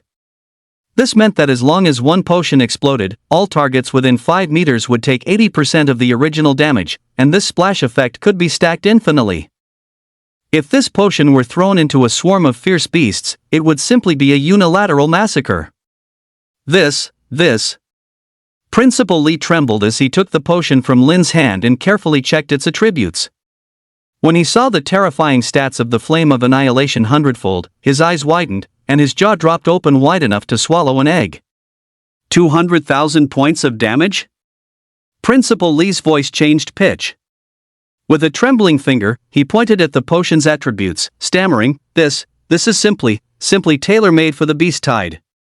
He simply couldn't believe his eyes. A tiny potion could cause such terrifying damage. This was nothing short of a miracle. Lin, you truly are the savior of our Cloud Sea City. Principal Lee excitedly grabbed Lin's hand, shaking it vigorously as if to shake him to pieces. His heart, which had been despairing, now rekindled with hope. With Lin's hundredfold annihilation flame, they might truly be able to withstand this beast tide. Lin, this potion, how many can you produce? Principal Lee took a deep breath, suppressing the excitement in his heart, and asked urgently. Now, the most critical issue was the quantity of the potion. 1 or 2 bottles would be a drop in the ocean against a beast tide of millions. Give me half an hour. Lin pondered for a moment and said, Provided there are enough materials, I can produce 1,000 bottles. 1,000 bottles? Upon hearing this, Principal Lee was so excited he nearly jumped. 1,000 bottles of hundredfold annihilation flame. This was definitely a force powerful enough to change the course of the battle. Good. Good. Good. Principal Lee uttered good 3 times, gesticulating wildly with excitement. Lin, don't worry, I will definitely buy you this half hour. Principal Lee took a deep breath, his eyes becoming incredibly firm. Li Gang. Principal Lee shouted towards the door. Here. Li Gang responded, stepping in. His body was covered in blood, and his armor was badly damaged, yet he stood tall, his gaze as sharp as a knife. Immediately mobilize all resources to prepare the materials for Lin to refine the potion. Principal Lee ordered Li Gang, ensure the supply of materials at all costs. Yes. Li Gang accepted the order without hesitation and turned to leave. Wait. Principal Lee called out to Li Gang again. Assemble another small team specifically to protect Lin's safety. Principal Lee said in a deep voice, Remember, you must ensure Lin's safety, even if it means sacrificing your own lives. Yes. Li Gang accepted the order once more, his eyes filled with determination. He knew what Lin meant to Cloud Sea City. He absolutely could not allow Lin to suffer any mishap. Lin, you can focus on refining the potion. Leave everything here to me. Principal Lee turned his head and said to Lin, his tone full of trust. Okay. Lin nodded heavily. He knew time was pressing, and he had to seize every single second to refine more annihilation flames. Principal Lee no longer hesitated, turning and leaving the laboratory. He had to act immediately to buy Lin a precious half hour. He would mobilize the entire Cloud Sea City to provide Lin with all necessary support. Principal Lee strode out of the laboratory, took a deep breath, and loudly ordered the messenger beside him, Pass on my command, all alchemists, proceed to the warehouse immediately, inventory all alchemical materials, and deliver them to Lin's laboratory. All warriors, divide into 2 teams, 1 team is responsible for guarding the city walls and resisting the beast tide, and 1 team is responsible for maintaining order and evacuating the crowd. All awakened, regardless of level, join the battle immediately. Swear to defend Cloud Sea City to the death. Immediately gather 1,000 speed type, flying class users, their level must exceed 30. He decided not to evacuate the citizens. He knew very well that evacuating tens of millions of citizens could not be accomplished in just a few hours. It might even cause riots. The garrison clearly couldn't buy enough time for the citizens to evacuate. In that case, it was better to fight to the death. Yes. The messenger accepted the order, turned, and sprinted away. Principal Lee stood at the laboratory entrance, watching Lin's busy figure, his eyes filled with hope. He knew that the fate of Cloud Sea City rested in Lin's hands. And he, Principal Lee, had to do everything in his power to create all favorable conditions for Lin and help him overcome this challenge. Time passed minute by minute, and the entire Cloud Sea City was plunged into a tense and bustling atmosphere. On the city walls, the garrison fought valiantly, resisting wave after wave of beast tide attacks. On the streets, people ran in panic, trying to escape the city that was on the verge of falling. Meanwhile, Lin was in the laboratory, racing against time to refine the Annihilation flames. 1,000 speed class users had successfully gathered within 10 minutes. These are not soldiers, because all the soldiers are on the front line. They were class users from all walks of life, coaches, adventurers, and more. But no matter their identity, they did not choose to retreat in the face of Cloud Sea City's life or death crisis. Instead, they actively participated in the action, willing to give their lives to protect Cloud Sea City. You will protect this training room here. In 20 minutes, Lin will distribute the Annihilation flames to you. Once you receive the Annihilation flames, contact me immediately, and I will tell you the next course of action. Principal Lee spoke amidst the crowd. Behind them was Cloud Sea City, their home, the place they swore to defend to the death. Amidst earth-shattering roars, a guard soldier, covered in blood, wielded a long saber, its edge already chipped, fiercely hacking at a charging armored rhinoceros. Kill! The blade collided with the armored rhinoceros's tough hide, emitting a harsh screech, yet leaving only a faint, shallow white mark. The armored rhinoceros roared in pain, its pointed horn glinting with cold light, thrusting forward violently, instantly piercing the soldier's chest. Blood gushed out, staining the soldier's vision. He opened his mouth, seemingly wanting to say something, but ultimately collapsed powerlessly, his eyes quickly glazing over, losing the light of life. This was just a corner of the battlefield, a tiny, insignificant microcosm. Looking around, the entire East City wall had already transformed into a living hell. Dismembered limbs lay scattered everywhere, blood converged into shocking streams, flowing wantonly across the shattered city wall. The air was thick with the stench of blood, nauseating, mixed with the roars of beasts, the shouts of warriors, and the clang of weapons, weaving into a desperate battle hymn. On the city wall, the once dense guard forces were now sparse, every person wounded, blood soaking their armor, yet they gritted their teeth, fighting to the death. In their eyes, there was fear, there was despair, but more than that, there was a resolute determination, a belief in rather dying than yielding. Because they knew they could not retreat, and had no way to retreat. Behind them was Cloud Sea City, their home, the place they swore to protect with their lives. A young warrior, brandishing his long spear, shouted to Marcus beside him, his voice trembling with a hint of despair. These beasts, massive in size, hideous in appearance, fangs bared, their bloodthirsty eyes filled with savagery and a desire for slaughter. They roared and bellowed, tearing apart everything that blocked their path with their sharp claws and teeth, be it humans or the corpses of their own kind. This was a battle with vastly unequal forces, a battle without a chance of victory. But the guards did not give up. They used their flesh and blood to build lines of defense, stemming the advance of the ferocious beasts. They used their lives to interpret what it means to protect, what it means to sacrifice. Captain! We can't hold on much longer. Captain! We can't hold on much longer. A young warrior, brandishing the long spear in his hand, shouted to Marcus beside him, his voice carrying a trace of trembling, a hint of despair. Marcus did not answer. He merely swung the greatsword in his hand with greater force, splitting a two-headed demonic wolf that lunged at him in half. His body was already stained red with blood, making it impossible to tell if it was the enemy's or his own. His armor was also badly damaged, with shocking wounds bleeding continuously. His physical strength was also reaching its limit. Each swing of his sword seemed to drain all the strength from his body. But he still didn't give up. He was still fighting because he knew he couldn't give up. He had to fight to the end. He was the captain of the Red Tiger team, the guardian of Cloud Sea City. He had to protect this city, protect its people. Kill! Kill! Kill! Marcus roared, his voice hoarse but full of power, full of defiance. His roar infected the warriors around him. They also began to roar, as if to vent all the fear and despair in their hearts. Lord City Master! The East City Wall has fallen. A messenger stumbled over, his body covered in blood and his face filled with terror. What? Chen Changsheng abruptly turned around, his eyes filled with disbelief. He knew the situation at the East City Wall was critical, but he didn't expect it to fall so quickly. Where are the guards? Where is Marcus? Chen Changsheng grabbed the messenger by his collar and demanded sharply. The guard army suffered heavy casualties. Captain Wang. Captain Wang, he. The messenger's voice choked. He dared not continue, fearing to speak the terrible outcome. What happened to Marcus?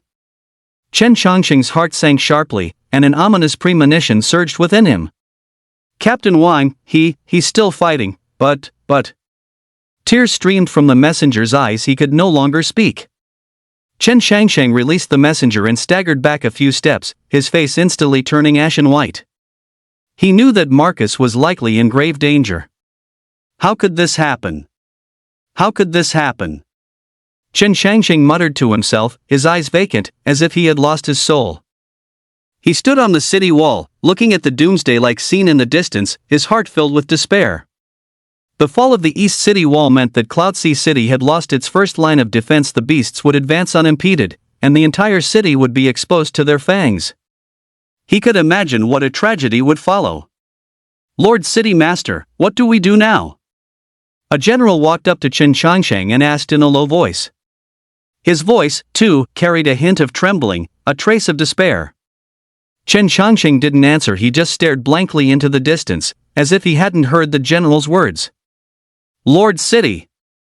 The general called out again, his voice rising a few notes. Chen Changqing finally snapped out of it. He turned his head, looking at the general beside him, his eyes hollow and lifeless. Lord City, we must find a way. The general anxiously said, if this continues, Cloud Sea City will be finished. I know. Chen Changqing muttered to himself, his voice so soft it was almost inaudible. How could he not know that Cloud Sea City was at a critical juncture of life and death? But what could he do? He was just a level 70 holy knight. Although in the eyes of ordinary people, he was already a top expert, in the face of a million-strong beast tide, he was still so insignificant, so powerless. He could easily slay 1, 10, or even 100 fierce beasts, but could he slay 1,000, 10,000, or even 100,000? He couldn't, he really couldn't. He had tried his best, he truly had. Lord City, speak to us. The general was on the verge of tears, having followed Chen Changqing for many years and never seen him so distraught. Marcus. Chen Changqing suddenly spoke, his voice hoarse and terrible. Marcus is still fighting. We cannot give up. A flicker of light, a light of hope, a light of determination, suddenly flashed in Chen Changqing's eyes. My orders, contract the defense line, retreat to the inner city.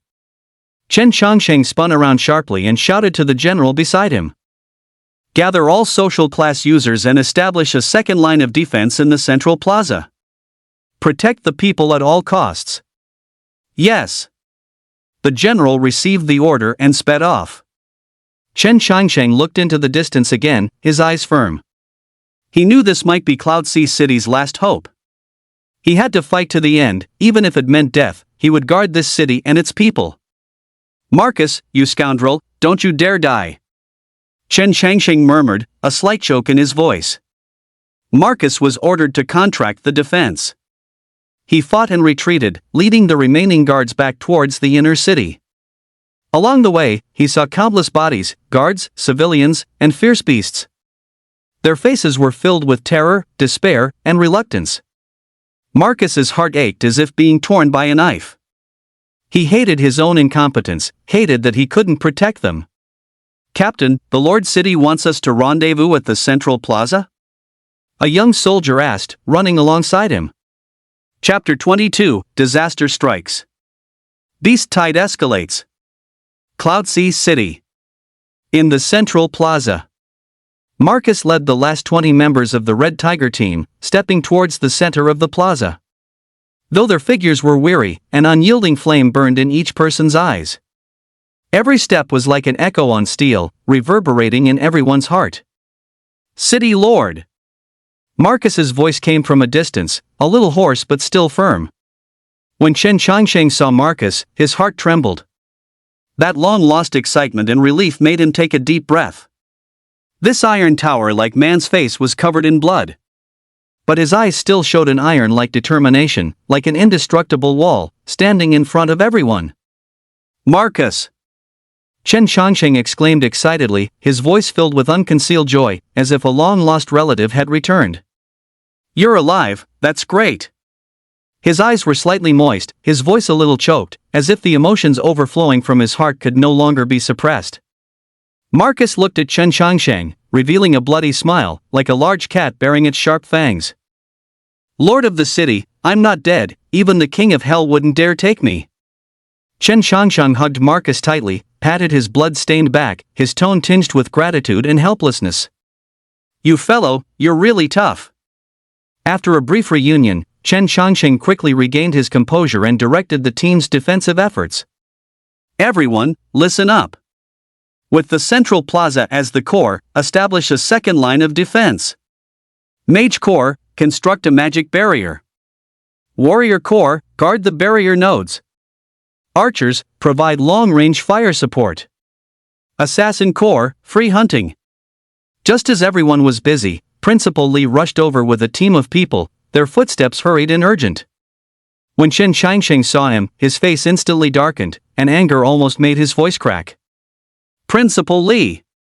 Didn't I tell you to evacuate the students? What are you doing here?" His eyes burned with anger, and his tone was filled with reproach. "Do you know how dangerous it is here? You brought so many people here, do you want them to die?" Principal Li showed no anger, instead, a gentle smile appeared on his face.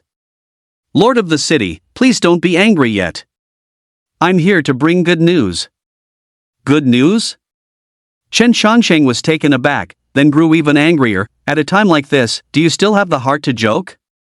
"Lord, I'm not joking." Principal Li's smile became even brighter. "We don't need to evacuate anymore."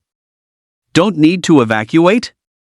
Chen Changsheng frowned, feeling that Principal Li must have gone mad. "Yes, no need to evacuate," Principal Li said with full confidence.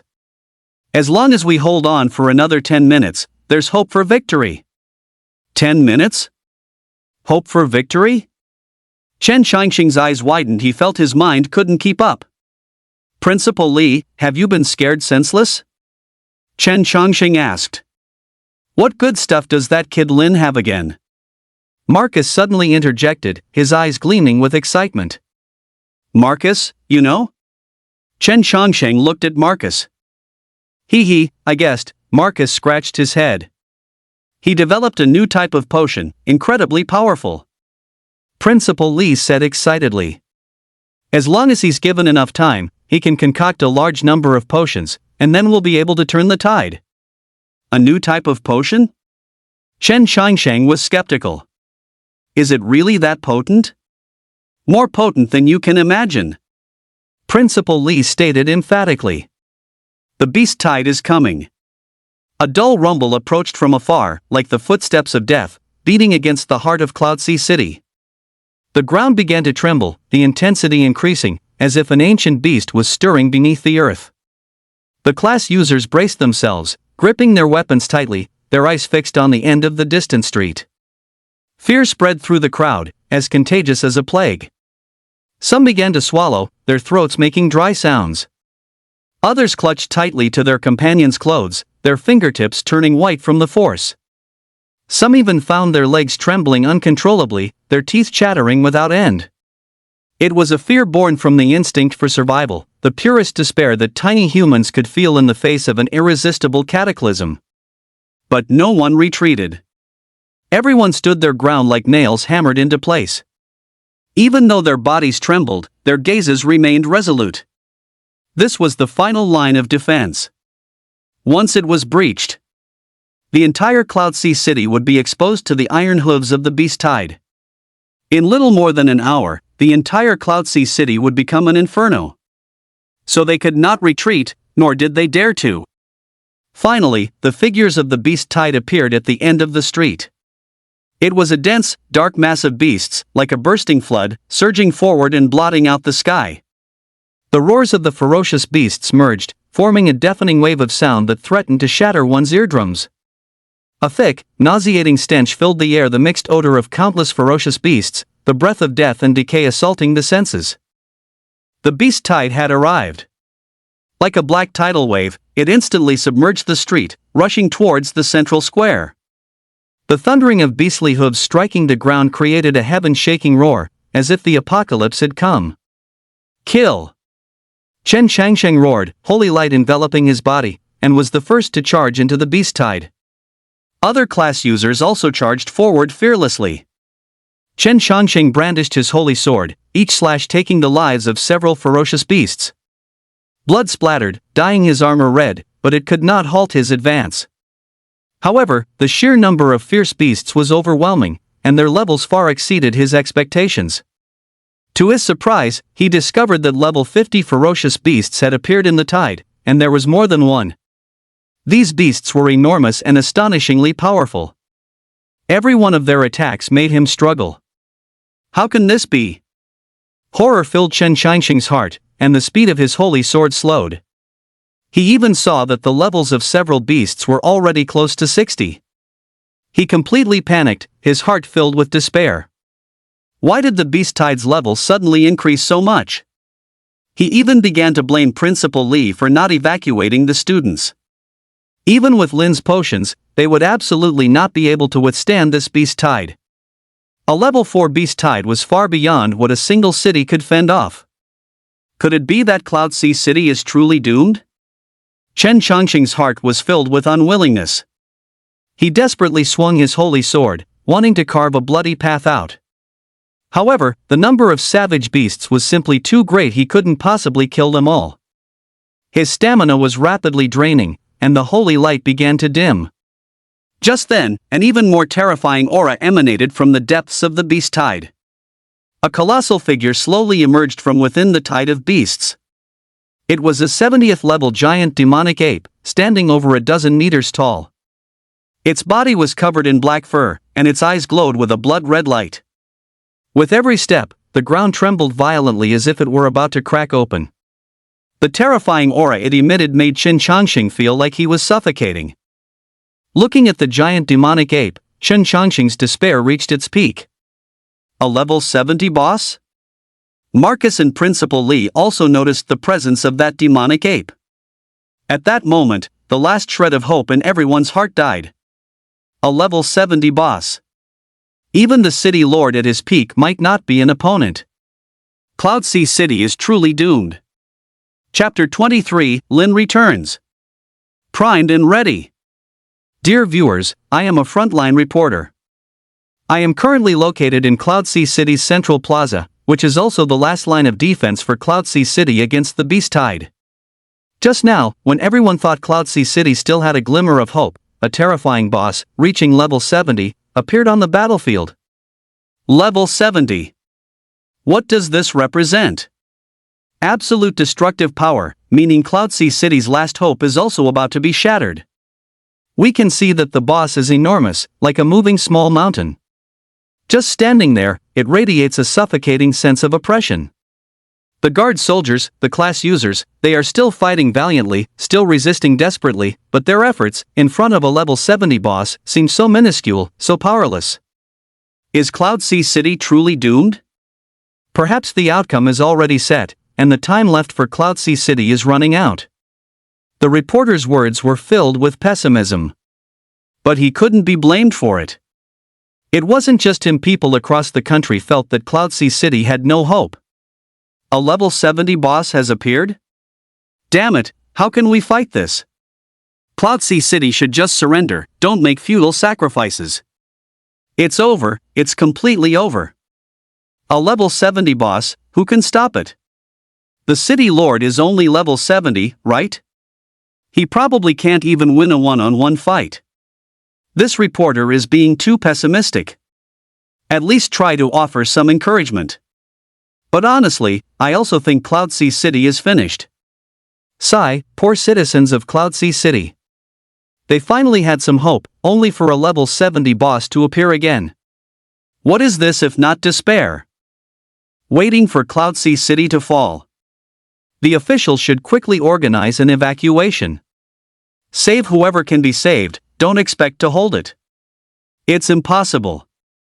People in various parts of Dragon Kingdom shared the same thoughts. At the same time, the 70th level demonic ape moved. With a single step, the ground cracked. It raised its giant palm and swatted casually, as if swatting a fly. Boom! The magical barrier shattered in an instant. The warriors guarding the barrier nodes were sent flying like kites with their strings cut, their fates unknown. The defensive line, as fragile as paper, crumbled in a moment. "You beast!" Marcus roared, his muscles bulging, and the giant sword in his hand burst forth with dazzling light. He charged towards the demonic ape like a cannonball, determined to stop its advance. Principal Lee followed closely, his staff waving rapidly, spells raining down on the demonic ape as if they cost nothing. Roar! The defensive line, as fragile as paper, crumbled in a moment. Facing Marcus's greatsword, it simply raised its arm casually, its pitch black fur as hard as steel. Clang! The clang of metal colliding was deafening. Marcus's hand split open, and the greatsword flew out of his grasp. The demonic ape's other palm shot out like lightning, seizing Principal Lee's staff. Crack! The staff snapped. Principal Lee's face turned ashen, and a mouthful of blood spewed out. The demonic ape swung its massive palm. Marcus and Principal Lee were sent flying like ragdolls, slamming heavily onto the ground. The demonic ape's other hand shot out like lightning, seizing the headmaster's staff. The staff snapped. The headmaster's face turned deathly pale as he spat out a mouthful of blood. The power of a level 70 boss was terrifyingly overwhelming, irresistible. Wang Meng and the headmaster were sent flying like broken sacks, crashing heavily onto the ground. Cough, cough, cough, Lord Mayor, it seems we won't be getting out of here today. Marcus stood up, coughing violently a couple of times. Despair washed over their hearts like a flood. You all go, Cloudsea City cannot be held. As mayor, I must live and die with Cloudsea City.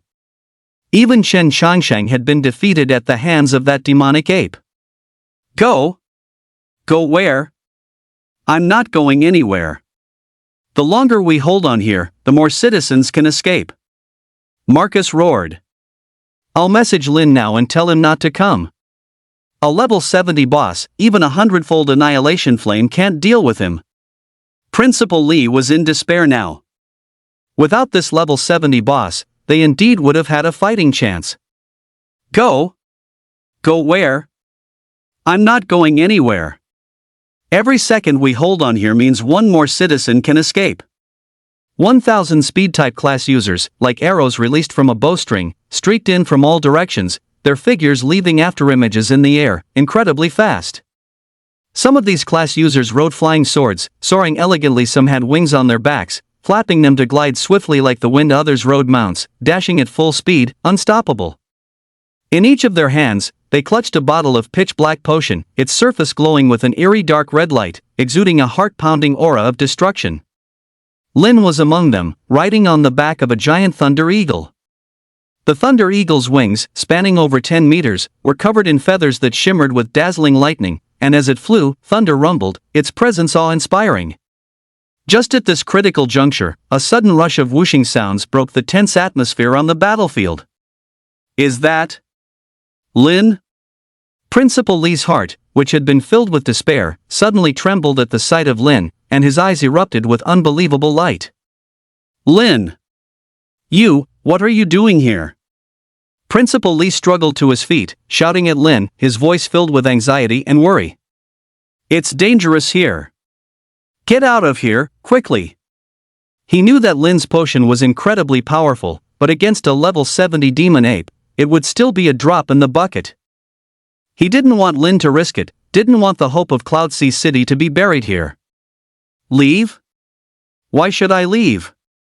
Lin's voice came from atop the Thunder Eagle, calm and confident. Principal Lee, don't worry, with us here, this beast tide won't make much of a splash. Us? Principal Lee was taken aback, only then noticing that Lin was not alone, but accompanied by 1,000 speed-type class users. Lin, what are you?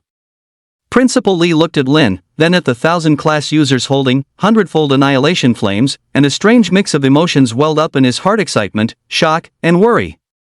Principal Lee, just you watch. Lin smiled slightly, his eyes filled with confidence. Today, we'll make sure these beasts never return from whence they came. This kid, what does he want to do? Marcus looked at Lin in the air, his eyes filled with doubt.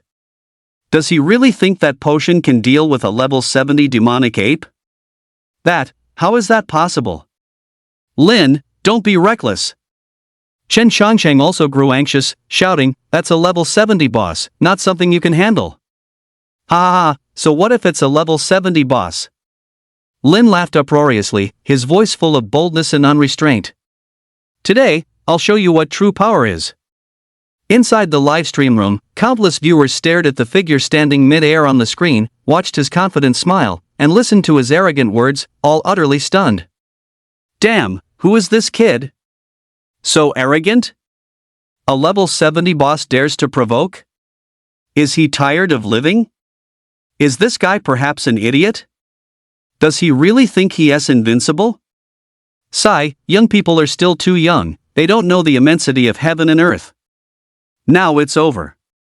There was a little hope, but now it's completely gone. Cloudsea City, prepare for destruction. Isn't this guy out of his mind? Bragging at a time like this? Sigh, I originally held a glimmer of hope for him, but now it seems I was too naive. Is this guy perhaps crazy for fame? Joking with his own life? Just a clown seeking attention, does he really think he is the savior? Waiting for him to be clapped to death by the demonic ape. Let us see how he brags then. Chapter 24, Leave this to us. Principal Li, I suggest we immediately evacuate everyone. Just leave this to us. Lin landed beside Principal Li, speaking calmly. Evacuate all class users from the central plaza? No sooner had Lin finished speaking than Chen Shangsheng bristled like a cat whose tail had been stepped on. No. Absolutely not. He widened his eyes, staring intently at Lin, his voice sharp with agitation. This is Cloudsea City's last line of defense. If it falls, the entire Cloudsea City will be exposed to the Beast Tide's iron hooves. Do you know what that means? Chen Shangsheng's chest heaved violently, clearly angered by Lin's words. Lin, I know your potion is powerful, but now is not the time to play the hero.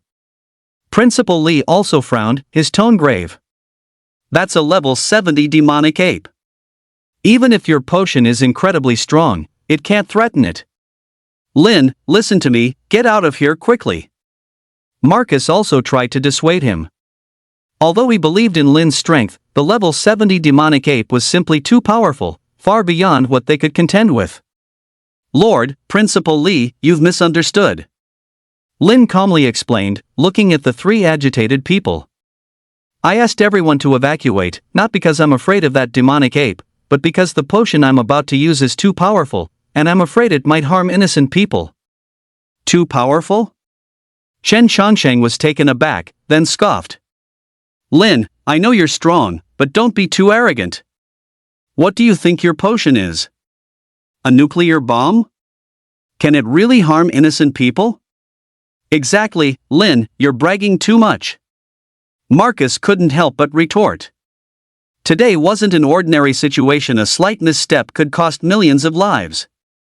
Lin, I know you want to do your part for Cloudsea City, but this is not the time for jokes. Principal Li also shook his head, clearly not believing Lin's words. He knew the power of the 100-fold annihilation flame, but in front of a level 70 boss, it was useless. Could this kid have been scared silly? Who does he think he is? Too powerful, afraid of harming innocents? Why doesn't he just say his potion can destroy the world?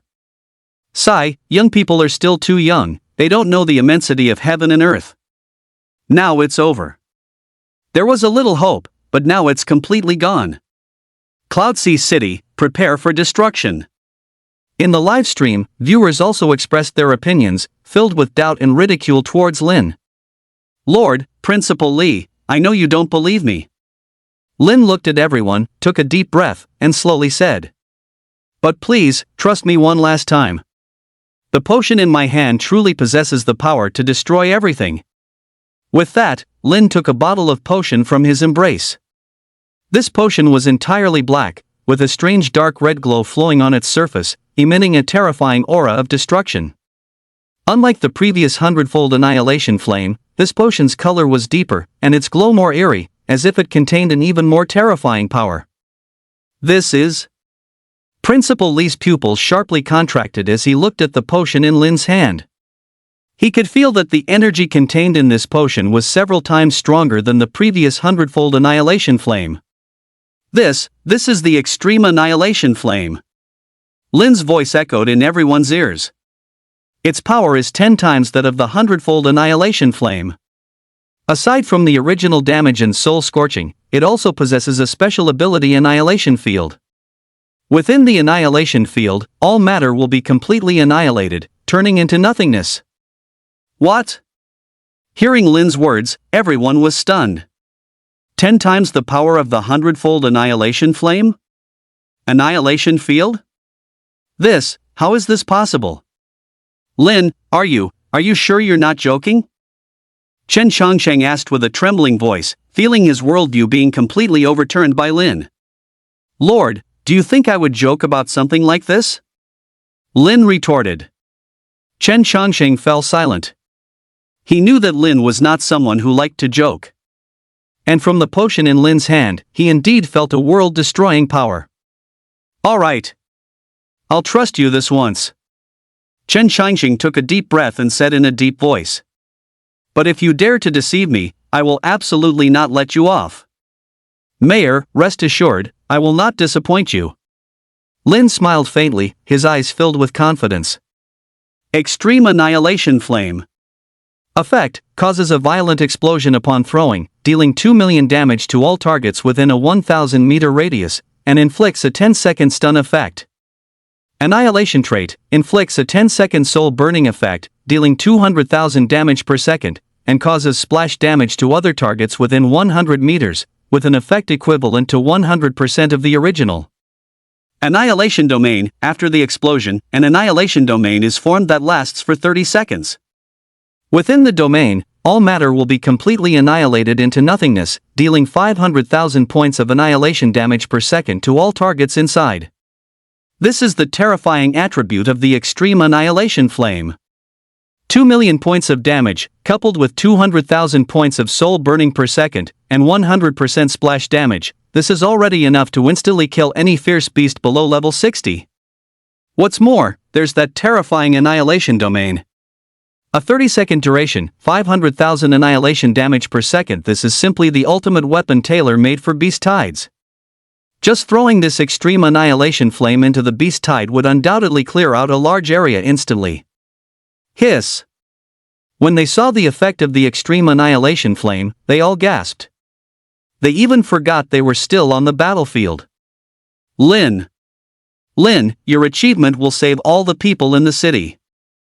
Principal Lee said with a serious expression. This is more than 10 times the extreme annihilation flame, and the 100-fold annihilation flame are not even on the same level. Chen Changsheng said nothing. He had only one thought: he must protect this young man at all costs. His existence will change the current situation of the Dragon Kingdom and even make it the strongest nation in the world. But the immediate priority was still to deal with the beast tide. Everyone, listen to my command. Chen Changsheng suddenly shouted loudly. Immediately evacuate the central square and retreat to the inner city. Disobeyers will be executed. Hearing Chen Changsheng's command, everyone was stunned. City Lord, why are you? A general asked in confusion. This is an order. Chen Changsheng said sternly, everyone must execute it unconditionally. Yes. Although their hearts were filled with doubt, a soldier's duty is to obey orders. Soon, class users in the central square began to evacuate quickly. Lin, I am your soldier now. You take over command. Chen Changsheng faced Lin and said earnestly. Ha, the two of us are your soldiers now too. However you want to fight, that's how we'll fight. Marcus laughed aloud. You give each of us 3 a potion, and we will cooperate with you and also protect you. Principal Lee said at this moment. Solving the beast tide is important, and Lin's safety is also very important. Chapter 25, Annihilation. Instantly kill millions of fierce beasts. Lin, I'll fly you up into the sky on my flying mount. You can direct the battle more safely from above, and I can also protect your safety. Marcus volunteered, walked over to Lin, patted him on the shoulder, his eyes filled with determination. Strategic talents must be well protected. All right, then I'll trouble you, Captain Wang. Lin nodded. He knew this was no time for modesty. Marcus grinned, revealing a mouthful of white teeth. With a wave of his hand, a giant griffin appeared before everyone. This griffin was enormous, with a wingspan of over 10 meters. Its entire body was covered in golden feathers, shimmering with dazzling light, and its keen eyes, like a hawk's, sent shivers down one's spine. Get on! Marcus leaped up, landing steadily on the griffin's back, and extended his hand to Lin. Lin didn't hesitate, grabbed Marcus's hand, and with a boost, also jumped onto the griffin's back. It was his first time riding such a mode of transportation. Hold on tight! Marcus shouted, clamping the griffin's belly with his legs. The griffin let out a long roar, its wings violently flapped, raising a gust of wind, and it soared into the sky. Roar! Meanwhile, the beast tide had completely breached the defenses, pouring into the central plaza like a black torrent. That level 70 demonic ape, like a god of death, was approaching the direction where Lin and the others were, step by step. With every step it took, the ground trembled violently, as if about to crack open. Each swing of its enormous palm could take the lives of dozens of class users. Its roar, like a clap of thunder, echoed across the battlefield, striking fear into everyone's hearts. Principal Lee, Mayor, go stop that demonic ape. Don't let it get near here. Lin's voice, coming from the griffin's back, clearly reached everyone's ears. Okay. Chen Changsheng and Principal Lee exchanged glances and nodded. They knew this was a critical moment of life and death, and they had to trust Lin. Both leaped up and charged towards the demonic ape. Chen Changsheng was wreathed in holy light, his holy sword blazing with dazzling radiance as he roared and struck down at the demonic ape. Principal Lee, meanwhile, brandished his staff, a volley of magic spells raining down on the demonic ape like shooting stars. Roar! The demonic ape roared, its massive hands swatting at the two as if they were flies. Boom! The holy sword collided with the demonic ape's palm, erupting in a blinding flash. Chen Changsheng felt a massive force, and his body involuntarily flew backward. Principal Lee's magic struck the demonic ape, but it was like a tickle, unable to cause any damage to it whatsoever. This beast's defense is too strong. Chen Changsheng steadied himself, his face grim. We must find a way to stall it. Principal Lee also frowned, knowing that with their strength, they couldn't possibly defeat this demonic ape. Lin, it's all up to you now. Chen Changsheng shouted in his heart. All speed-type class users, hear my command. Lin's voice rang out once more. Disperse around the central plaza, occupy advantageous positions. Remember, your targets are the low-level fierce beasts. I want you to use the potion in your hands to eliminate all of them. Hearing Lin's command, the 1,000 speed-type class users immediately sprang into action. They shot out like arrows from a bowstring, soaring in all directions. Their figures streaked across the sky, leaving behind afterimages, moving with extreme speed. Although these fierce beasts were numerous, they were utterly defenseless against the power of the limit annihilation flame. What is this for? Does Lin intend to use those potions to eliminate all the ferocious beasts? How is that possible? That's 1,000,000-strong beast tide. Is he crazy? Seeing Lin's actions, the audience in the livestream was all stunned. 1,000,000-strong beast tide. Even if the entire demon suppression army arrived, they wouldn't be able to stop it. Could he really do it with just those few potions? They couldn't understand why Lin would do such a thing. This was practically suicide. However, the scene that followed silenced everyone. As the 1,000 speed-type class users reached their designated positions, they each pulled out an extreme annihilation blaze potion and hurled it towards the beast tide below. Suddenly, it was as if a black meteor shower was falling from the sky. Those black potion bottles exploded with a thunderous roar the moment they touched the ferocious beasts. Boom! Boom! Boom! Like the doomsday fire from hell, it unleashed its destructive power completely at this moment. The instant 1,000 potion bottles fell, the entire sky seemed to rip apart. Black flames, like a tangible wave of world-ending destruction, spread rapidly at an exponential rate. Every drop of annihilation flame was not just fire, but an absolute destructive force capable of devouring all existence. The splash effect spread uncontrollably like a plague. Every point of contact with the black flames quickly formed a vortex of destruction. The fierce beasts had no room to resist in this terrifying sea of fire. Their bodies were instantly torn apart, vaporized, and even their souls turned into nothingness in the power of annihilation. An area spanning several kilometers instantly became a death zone. The black flames, like tangible tides, devoured everything at an unimaginable speed. The ground began to crack, and the air seemed to twist and burn in this terrifying inferno. The originally dense, million-strong beast tide was like dry tinder under this devastating attack. In just a dozen breaths, over 80% of the beast tide had been completely annihilated, leaving not even a speck behind. Those fierce beasts not directly hit also couldn't escape the fate of annihilation under the rampant splash effect. Wherever the annihilation flame passed, not a blade of grass grew, and no life survived. Chen Shangxing's eyes widened, his voice trembling. This is a potion? This is practically a doomsday weapon. Principal Li stood rooted to the spot, his jaw almost dropping to the ground. It was too terrifying, truly too terrifying. That was a beast tide of several million, and all were fierce beasts above level 30. Those at levels 40 and 50 were not few. But they were as fragile as paper in the face of the annihilation blaze. Marcus, meanwhile, was almost delirious with excitement. Ha! Die, you beasts!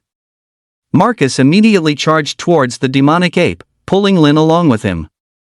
He now fully believed in Lin's abilities. It was just a level 70 boss, after all. Wasn't it just the strongest boss? What of it? It would be nothing before the annihilation flame. Just then, Principal Li and Chen Changsheng also regrouped with Lin and Marcus. Roar! The magic ape pounded its chest and stamped its feet. It let out a heaven-shaking roar. Over 80% of its subjects had died in just 5 short minutes. Unforgivable.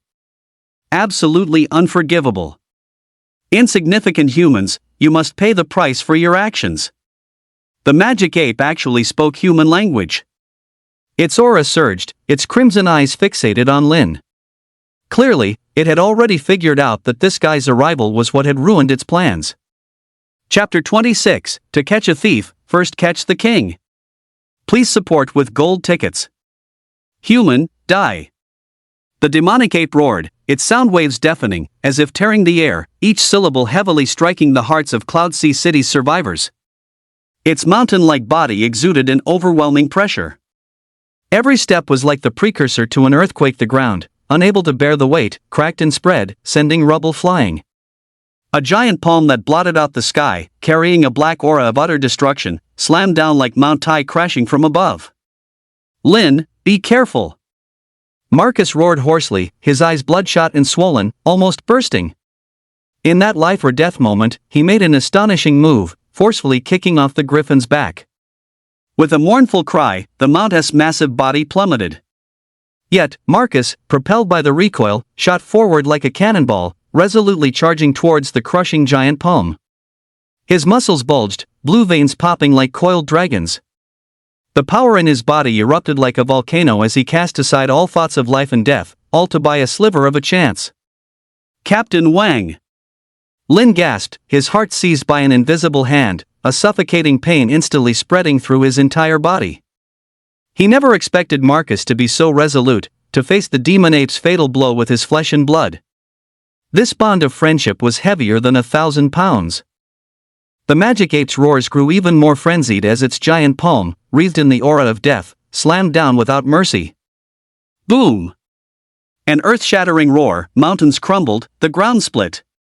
Marcus's body and the demon ape's giant palm collided violently, like two clashing stars. Crack!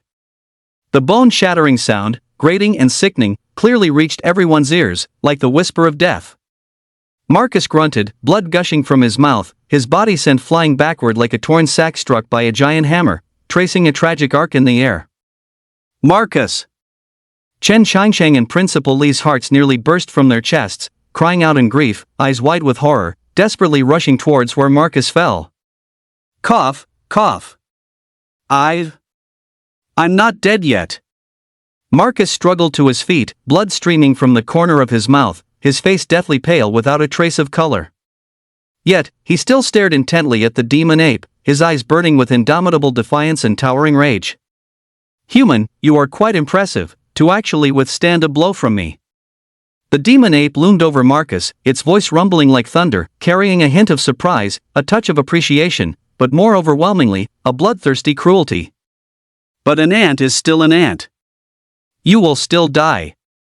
Now." Lin's voice, like a flash of lightning piercing the night sky, suddenly erupted, filled with resolve. Lin, Chen Changsheng, Marcus, and Principal Li exchanged glances. No words were needed, they all understood the determination in each other's eyes. This was the final gamble. Success or failure hinged on this one move. All four simultaneously raised their last annihilation flames, throwing them towards the center of the beast tide, aiming directly at the level 70 boss standing proudly in that sea of death. Boom! Boom! A deafening explosion instantly swallowed all other sounds on the battlefield, as if the world was left with nothing but this destructive roar. The combined power of 4 flasks of ultimate annihilation flame erupted completely at this moment, like 4 volcanoes erupting simultaneously, utterly terrifying. The black flames, like demons breaking free from their cages, soared into the sky, instantly forming a giant mushroom cloud that devoured heaven and earth, completely submerging the demonic ape's massive body in a tide of death. Wherever the annihilation flame passed, space distorted, light dimmed, and all things silently annihilated, turning into nothingness. The demonic ape bore the brunt of it, suffering the most core and most violent impact of the annihilation flame. A cry of agony, like a wounded beast, piercing and desperate, shook the heavens and earth, echoing above Cloudsea City, filled with unimaginable terror. Its massive body trembled violently in the black flames, like a withered leaf in a storm, struggling powerlessly. Its fur, as hard as steel, was instantly incinerated, revealing charred black skin.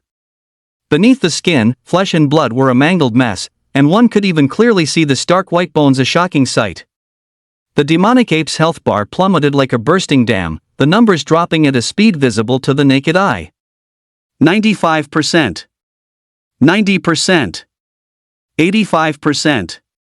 In just a few breaths, the demonic ape's health dropped precipitously, nearly halved, its life hanging by a thread. Its pair of scarlet giant eyes were now filled with unprecedented horror. The arrogance and insolence from before were gone, replaced by deep fear and despair. What the hell is this thing? The demonic ape spoke in human tongue, its voice trembling, tinged with a sob, full of fear and confusion. It had never seen such a terrifying power, one that could so easily destroy its defenses and burn its very soul. This was beyond its comprehension, subverting its entire worldview. Pain, surging like a tsunami, instantly drowned its consciousness. It felt as if its body was about to be torn apart, its soul incinerated. This agony was worse than death, making it wish for it all to end immediately. Roar! The demonic ape roared again, its voice even more shrill, more desperate, like a cornered beast making its final struggle. It wanted to break free from the shackles of the annihilation flame, but it was all in vain. The flame of annihilation, like a maggot clinging to bone, wrapped tightly around it, continuously devouring its life force until death. The demon ape's health continued to drop, as if plummeting into the abyss, endless. 70%. 60%. 50%. The livestream chat fell deathly silent, so quiet you could hear a pin drop. Everyone was utterly stunned by the miraculous scene before them, their minds completely blank. Their eyes widened, and their mouths hung agape, as if petrified by a spell, frozen on the spot. No one could have imagined that Lin's potion possessed such terrifying power. A level 70 demonic ape was so vulnerable before the flame of annihilation. This completely subverted their understanding and surpassed their wildest imaginations. Did I see that right? A level 70 boss actually got hit this badly? Is this still a potion? This is practically divine punishment.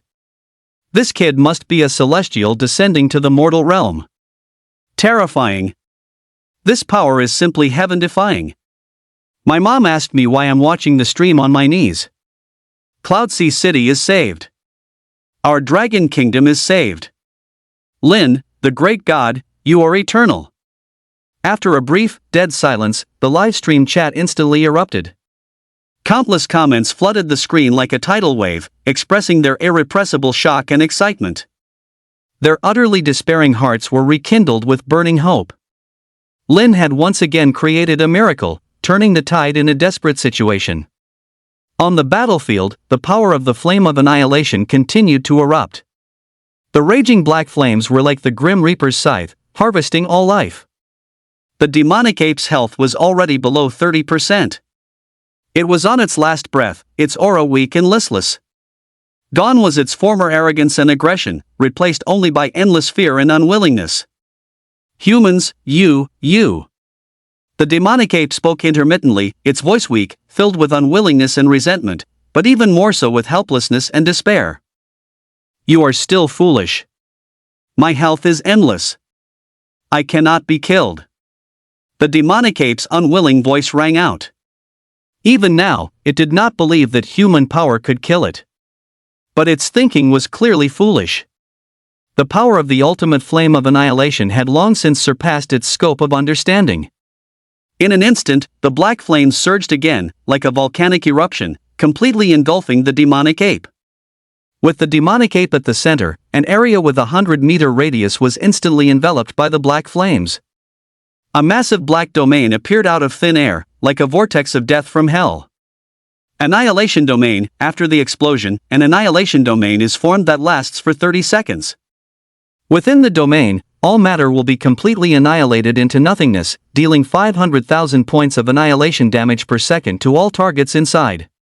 Within the domain, space twisted and light completely vanished. All matter, under the power of annihilation, began to disintegrate, dissolve, and turn into nothingness, including the once invincible level 70 demonic ape. The demonic ape let out a final, tragic scream. The sound was shrill, piercing the heavens, the death wail of a life coming to an end, a cry of utter despair. Within the annihilation domain, its body disintegrated inch by inch, like melting ice and snow, until it vanished completely, leaving not a single trace, as if it had never existed in this world. The level 70 demonic ape had fallen. The beast horde boss was slain. Chapter 27, Turning the Tide bonus chapter for votes. The beast tide retreated. It really retreated. Like an ebbing tide, or as if wiped away in an instant by an invisible hand. The million-strong beast tide now seemed to have lost its spine, devoid of its previous ferocity and fearlessness. The stench of death still lingered, but this time, it belonged to the demonic beasts. The number of remaining beasts plummeted, with only 100,000 or so left. Like startled birds, they no longer had the courage to attack, their eyes filled only with deep terror. To survive, the demonic beasts scrambled to flee, pushing and trampling one another. The weaker beasts were mercilessly crushed by the stronger ones, their wails echoing across the land. Even some magical beasts, vying for escape routes, started tearing at each other, blood splattering, making the scene even more chaotic and resembling an apocalypse. On the walls of Cloudsea City, the deathly silence was broken, followed by an explosion of cheers like a tsunami. We won? Chen Shangxing muttered to himself, his voice trembling slightly. He looked at the spot where the black flames gradually dissipated, then at Principal Li and Marcus, who were equally shocked beside him, his eyes filled with disbelief. Had they really won? That was a level 70 boss. That was a million-strong beast tide. It was repelled just like that? We won! We won! Marcus wildly punched the air, tears streaming down his iron-willed face as he roared, releasing the excitement and elation in his heart. This was the very definition of surviving a catastrophe. He turned to look at Lin, this young man who had created a miracle, his eyes filled with fervent adoration and gratitude. Principal Li also let out a long breath, his tense body finally relaxing. He walked up to Lin, patted his shoulder heavily, and smiled with relief. Lin, well done. You kid, you've given me a huge surprise. Chen Shangshang also walked over. He looked at Lin with complex emotions that ultimately turned into deep gratitude and admiration, bowing deeply to Lin. Mr. Lin, thank you. Thank you for saving Cloud Sea City, thank you for saving all of us. The warriors erupted. Cheers and shouts shook the heavens. We won. We really won. It's God Lin. God Lin saved us. Long live Potion Masters. Long live God Lin. Long live the Dragon Kingdom. Inside the live stream, the bullet comments erupted like a volcanic explosion, completely blowing up. Holy crap! Did we really win? Am I dreaming? A level 70 boss is just this? Helpless against God Lin. Mom asked me why I was watching the live stream on my knees. I said because God Lin is a true god descended to earth. Anyone who says Potion Masters are support class users again, I'll go crazy with them. This is a damn nuclear missile launcher. Great God Lin is YYDS. Dragon Kingdom YYDS. This battle, from the arrival of the demonic ape to its demise, took only a few short minutes. But it was these few short minutes that witnessed a monumental turning point, from despair to hope. The power of the demonic ape and the terror of the beast tide had once plunged everyone into the abyss of despair. However, Lin's potion, like a lightning bolt piercing through the darkness, instantly turned the tide of battle. The power of the extreme annihilation flame completely surpassed everyone's imagination, sweeping all before it, unstoppable.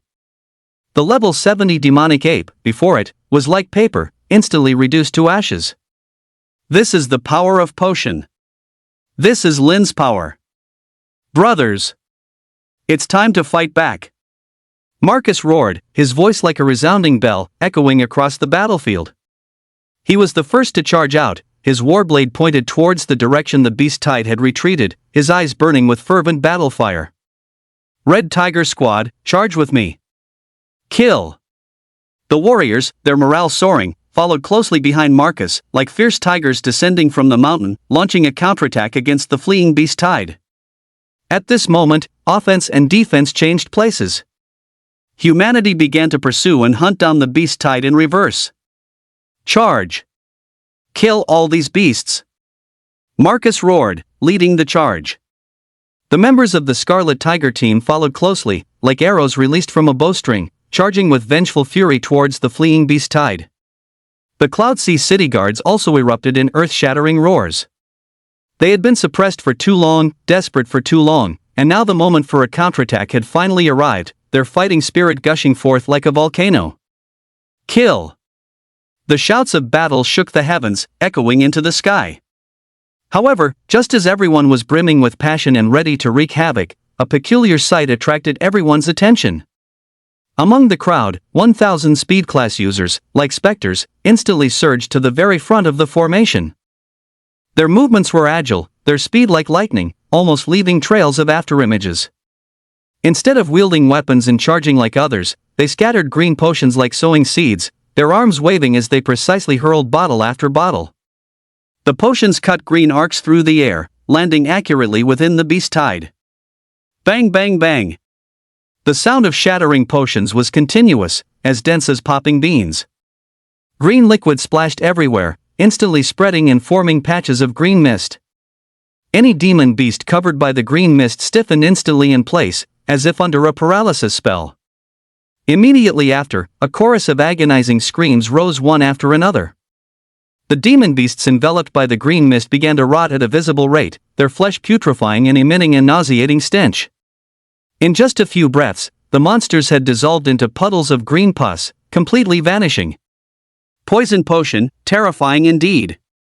The speed class users, like tireless harvesting machines, continuously threw poison potions. The green mist, like the breath of death, left nothing alive in its wake, and demon beasts fell in droves. The previously fierce and fearless monsters were as fragile as paper in the face of the poison potion, unable to withstand a single blow. The members of the Scarlet Tiger team and the Cloud Sea City guards were all dumbfounded.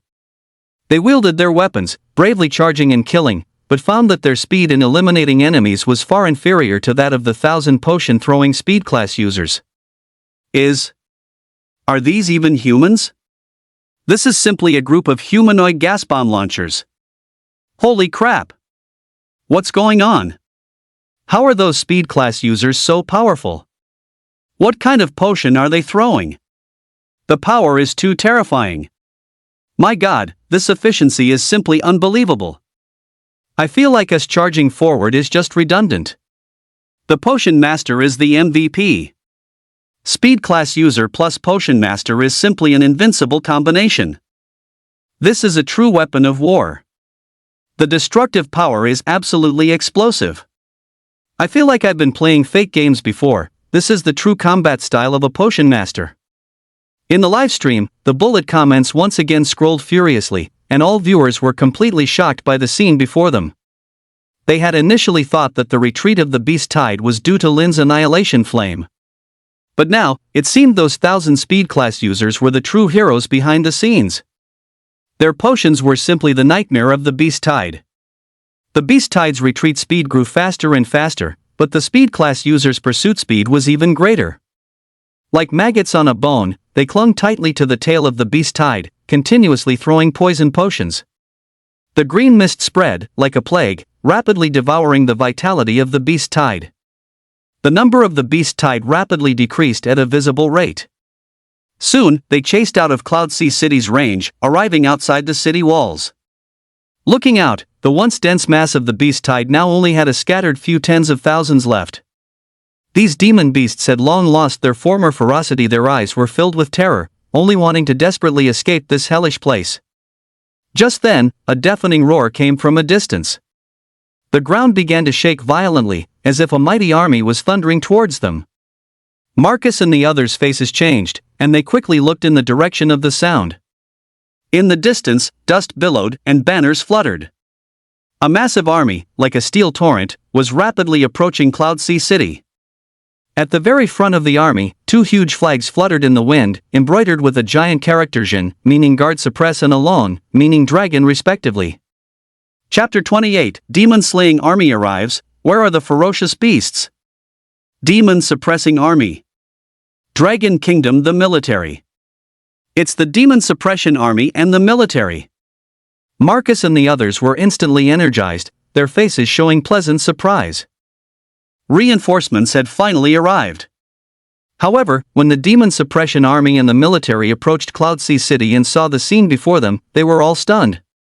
Chen Shi and Kane walked side by side at the forefront of the army, their faces solemn, their brows furrowed.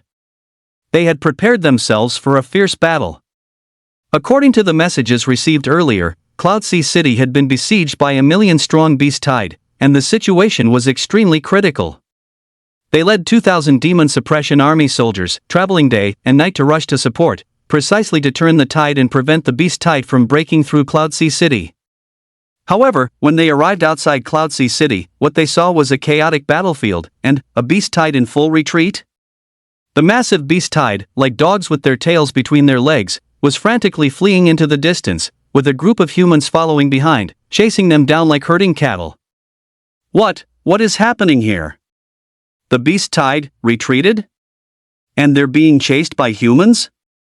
Chen Shi and Kane exchanged glances, their faces filled with shock and disbelief. They even wondered if they were seeing things. This was a million-strong Beast Tide. This was a terrifying force capable of annihilating an entire city. How could it just retreat like this? And be chased by people? This completely overturned their understanding and surpassed their imagination. General Commander, Marshal, what's going on? The generals of the demon-slaying army also gathered around, their faces equally filled with confusion and shock. They, too, could not comprehend what was before their eyes. I don't know either, Kane murmured, his voice tinged with bewilderment. As the supreme commander of the military, he had experienced countless battles and witnessed all sorts of scenes, but this particular sight left him utterly dumbfounded. Could it be Cloud Sea City held out? Chen Shi said, her tone somewhat uncertain. But he quickly dismissed his own speculation. Impossible. He knew Cloud Sea City's strength very well. Although it had some class users, it was absolutely impossible for it to withstand the assault of a million-strong Beast Tide. What's more, there was a level 70 boss demonic ape among the Beast Tide.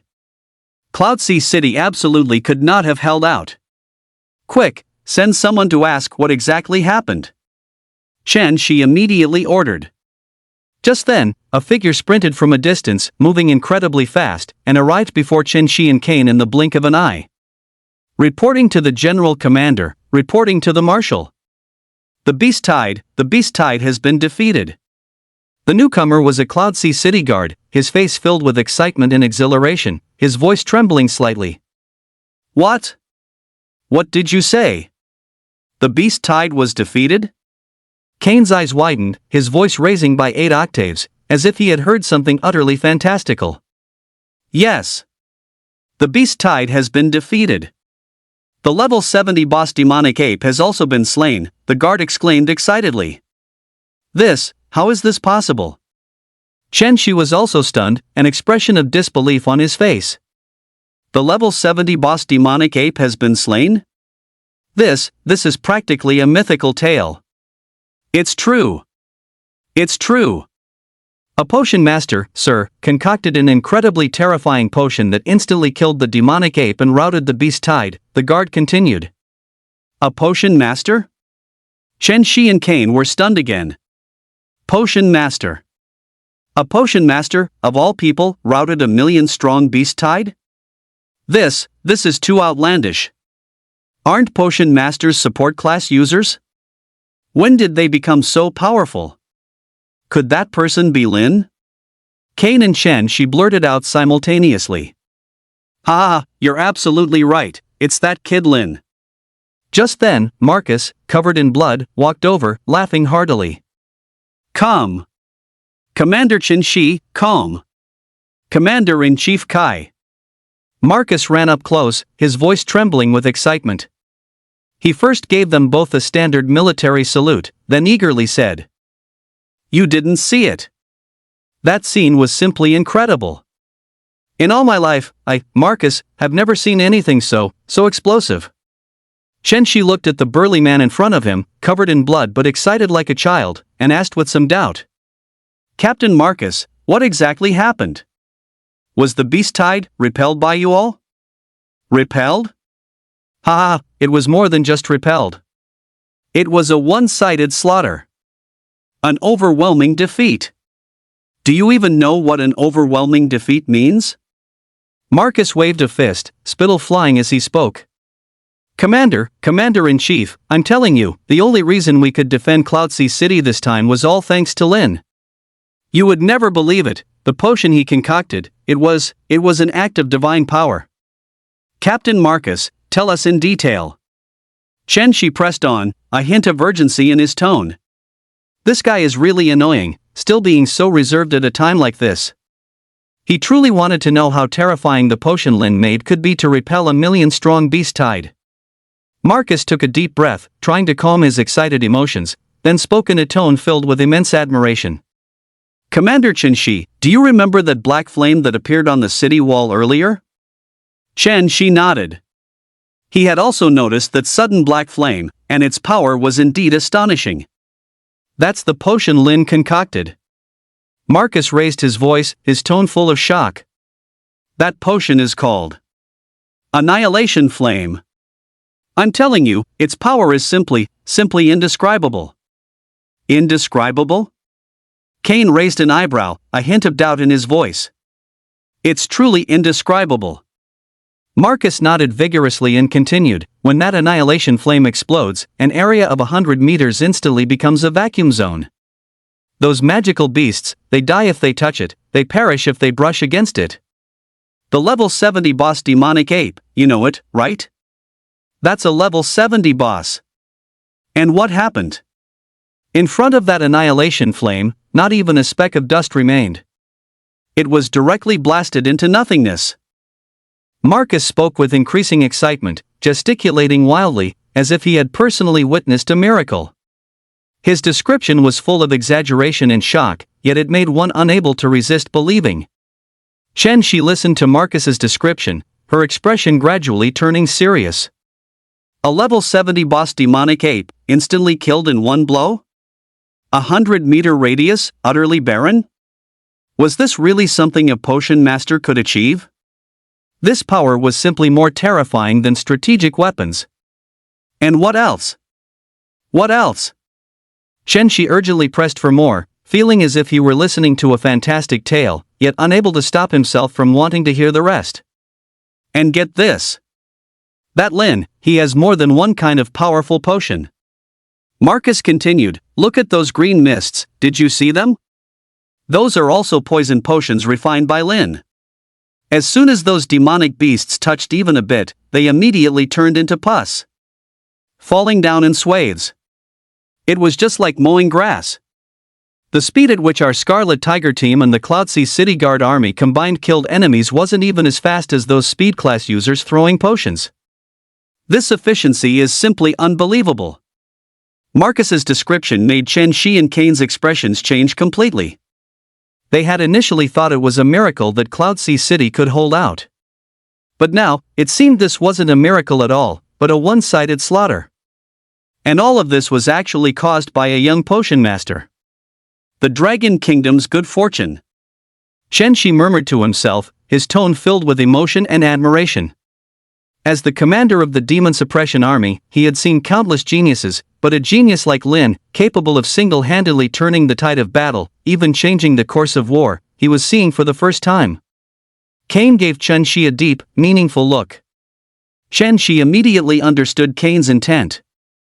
Such a genius must not be let go. They must find a way to recruit Lin into the military. To serve the Dragon Kingdom. Chen Shi's mind began to race. What kind of conditions would it take to impress Lin? Money? Status? Cultivation techniques? Resources? The military could offer far more than local factions. As long as the conditions were generous enough, he believed Lin would make a wise choice. Commander! General Commander! Marcus's voice interrupted Chen Shi's thoughts. What do we do now? Should we press our advantage and kill all these fleeing demonic beasts? Marcus's words brought Chen Shi back to reality. He took a deep breath, temporarily pushed down his recruitment plan, and turned his gaze to the fleeing beast tied in the distance, a cold glint in his eyes. Of course, we pursue. Chen Shi said firmly, these demonic beasts dared to invade Cloudsea City, so they must pay the price. Captain Marcus, pass down the order, everyone, pursue immediately. We must slay all the fierce beasts. Then, return to the city for a celebration. Chapter 29, Celebrations from All Sides. An outrageous reward. The smoke of battle had cleared from the central plaza. A faint, lingering smell of burnt ash hung in the air, the trace left behind by the flames of Annihilation, a testament to the earth-shattering battle that had just taken place here. Chen Shangsheng and Principal Li walked side by side, their faces filled with the relief of surviving a catastrophe and an unconcealed excitement. They had just briefly dealt with the battlefield, comforted the survivors, and tallied the losses, but none of this could calm their current emotions. Because they were about to meet the young man who created miracles, Lin. Little friend Lin. Chen Shangsheng quickly walked up to Lin, his tone sincere. Thanks to you this time, Cloudsea City was spared from disaster. Yes, Lin, you are a great benefactor to our Cloudsea City. Principal Li also followed closely, his face full of gratitude. Lin quickly helped Chen Shangsheng. Lord Mayor, you are too kind. As a part of Cloudsea City, this is all I should do. Chen Shangsheng looked at the young man before him, his heart filled with 1,000 emotions. Such strength, such character, truly a dragon among men. Young friend Lin, we can never repay your kindness to Cloudsea City. Chen Shangsheng straightened up, his tone solemn. This is a small token of my appreciation, representing Cloudsea City and all its citizens. As he spoke, Chen Shangsheng waved his hand, and a guard immediately brought over a tray covered with a red cloth, obscuring what was inside. Inside this is. Principal Li was a bit curious. With Chen Shangsheng's status, a reward personally prepared by him would certainly not be simple. Chen Shangsheng smiled slightly and personally unveiled the red cloth. It was a brilliant gold storage ring, which looked quite valuable. Then, Lin and Principal Li simultaneously put their consciousness into the storage ring. In an instant, a golden light burst forth, almost blinding them. Inside the storage ring was a pile of gleaming gold bars, stacked neatly like a small mountain. His Principal Li gasped, his eyes wide. He rubbed his eyes hard. This, so much? It's not much at all. Chen Shangshang waved his hand, feigning casualness, but he couldn't hide his pride. It's only a ton of gold. One ton? Principal Li felt like he was about to faint. 1 ton of gold, how much money would that be? In Cloud Sea City, gold cannot be measured by money. The preciousness of gold was in no way inferior to some rare materials. This was because gold was a required material in the crafting of many treasures. Gold was not just a currency for trade, it was a strategic resource. Even the city lord's mansion's treasury probably only held a few dozen tons of gold. Chen Shangshang gave Lin a full ton of gold, a value that could no longer be measured by money. Besides these, Chen Shangsheng continued, his tone shifting, becoming more solemn, Cloud Sea City will also confer upon young friend Lin the title of honorary citizen, its highest honor, and the Cloud Sea City Purple Gold VIP card. Purple Gold VIP card? Principal Li was startled. He had only heard of Cloud Sea City's regular VIP cards, silver VIP cards, and gold VIP cards. This Purple Gold VIP card was new to him. The Purple Gold VIP card is Cloud Sea City's highest tier VIP card, Chen Shangsheng explained. Holders of this card enjoy all privileges within Cloud Sea City, including but not limited to free stays in the mayor's mansion, free deployment of the city guard, free use of all resources within the city, and, annually, they can receive 1 rare resource from the mayor's mansion free of charge. His Principal Li gasped again. This time, he was truly stunned. The benefits of this Amethyst Gold VIP card were simply heaven-defying. Command of the city guard, free use of all resources. Each one of these, on its own, was an exhilarating reward. Especially the last one rare resource every year. The value of that was simply immeasurable. Lord City Master, isn't this reward too generous? Lin was also startled by the reward. The value of these items far exceeded the compensation he deserved. Not too generous, not at all. Chen Shangxing shook his head. Little friend Lin, you saved Cloud Sea City. This small reward is nothing. You deserve higher honor and more rewards. Principal Li also nodded repeatedly, that's right, Lin, just accept it. This is what you deserve. It was hard to refuse the warm invitation, so Lin could only accept. Oh, by the way, Lin. Principal Li suddenly remembered something. I've always had a question. Previously, the power of your annihilation flame was only 100-fold, wasn't it? Why is the power of this annihilation flame so terrifying this time, almost as if it increased by more than 10 times? The previous annihilation flame could probably only handle a beast tide of 300,000. Yet, this time, the annihilation flame instantly killed a level 70 boss. This power increase was simply incredible. Lin smiled, Principal Li, actually, this is all due to my talent effect. My talent is quite special, it can randomly enhance potion effects. This time, the annihilation flame might have just triggered the super enhancement effect of my talent, which is why its power is so immense. Talent? Random enhancement? Principal Li and Chen Shangsheng exchanged glances, a hint of realization flashing in their eyes. So that's it. Talent is indeed a mysterious and unpredictable power. So it was a talent effect. Principal Li nodded. Little friend Lin's talent is truly enviable, Chen Shangsheng exclaimed with a hint of envy in his eyes. Little friend Lin, Chen Shangsheng's tone suddenly became agitated, looking at Lin with burning eyes, the annihilation flame you refined is so powerful. If it could be mass-produced and used in exploring ruins or national wars, wouldn't that be? Chen Shangsheng didn't continue, but his meaning was already clear. If annihilation flame could be mass-produced, it would definitely be a strategic weapon. The strength of the Dragon Kingdom would thus improve by several levels. Thinking of this, Chen Shangsheng's breathing became rapid. Principal Li also looked at Lin excitedly. If annihilation flame could indeed be mass-produced, then the crisis of Cloud Sea City would be easily resolved. What would the Abyss Dungeon even count for then? However, Lin's next words were like ice water, instantly extinguishing their enthusiasm. Mass production? I'm afraid that won't work. Lin shook his head. Why? Chen Changsheng and Principal Li asked in unison. The key materials for refining the Annihilation Flame, the 9-nether demonic flame and the solar essence, are both extremely rare, and... Lin paused. This time, in refining the Annihilation Flame, I have completely exhausted all the 9-nether demonic flame and solar essence. Now, there's not a single bit left. What? All used up? Chen Changsheng and Principal Li's faces instantly fell, like deflated balloons. All used up? Does that mean the Annihilation Flame cannot be mass-produced? This was simply a bolt from the blue. Such a powerful potion, yet it couldn't be mass-produced. Chen Changsheng felt incredibly disappointed. He had originally thought that with a great weapon like the Annihilation Flame, the crisis of the Abyss Dungeon in Cloudsea City would no longer be a threat. He could even leverage the Annihilation Flame to take the initiative in the Abyss Dungeon and acquire more resources. Now it seemed, everything was just wishful thinking. He sighed. Although the beast tide had retreated, the threat of the Abyss Dungeon still remained. Cloudsea City was still fraught with danger.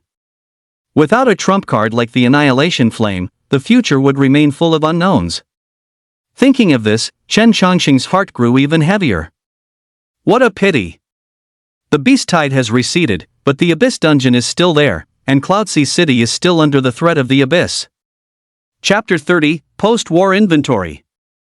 Level skyrockets.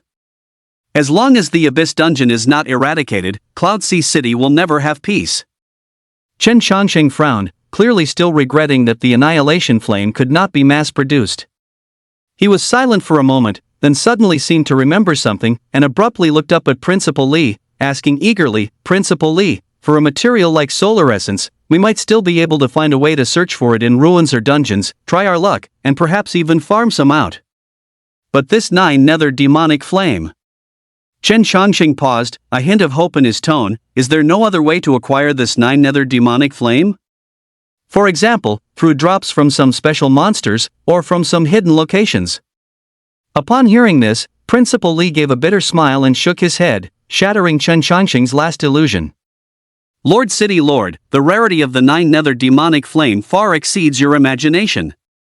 Principal Li's tone was grave as he slowly explained, this material is an anomalous flame born between heaven and earth, containing extreme destructive power. The conditions for its formation are extremely stringent. It can almost be said to be non-renewable.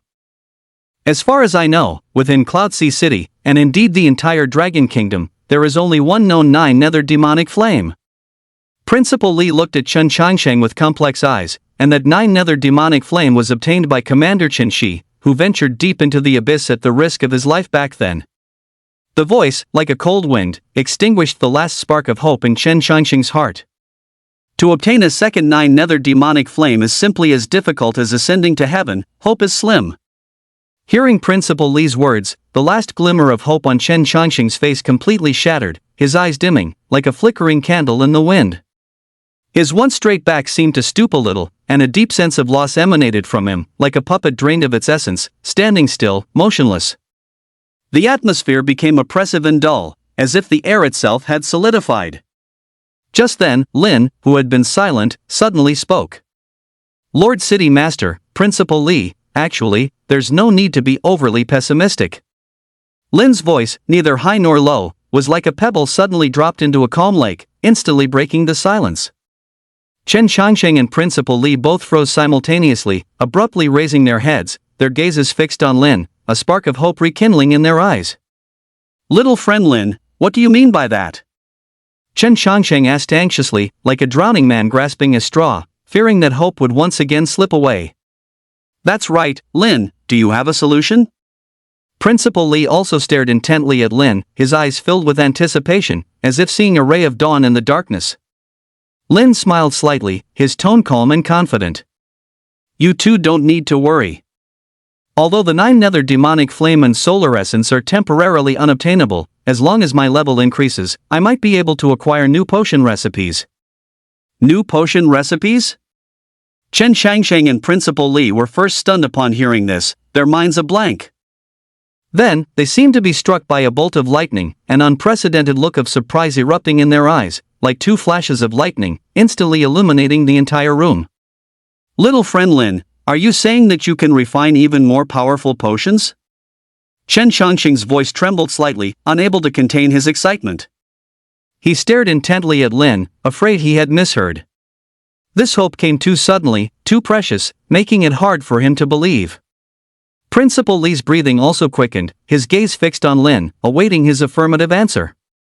Lin nodded, stating with certainty, "If I'm not mistaken, that should be the case." Excellent. This is truly excellent. Chen Chongqing was as excited as a child, gesturing wildly. His previously gloomy face instantly broke into a radiant smile, like the sun breaking through clouds, sweeping away all prior gloom. He looked refreshed and invigorated, as if withered wood had met spring and burst into life. Principal Li was also beaming with joy. His usually calm and composed face was now filled with excitement and elation. He vigorously patted Lin's shoulder, his eyes brimming with appreciation and relief, as if he saw the hope of Cloudsea City and the future of Dragon Kingdom. His excitement was palpable. Lin, you truly are the lucky star of our Cloudsea City. No, you are the lucky star of our Dragon Kingdom.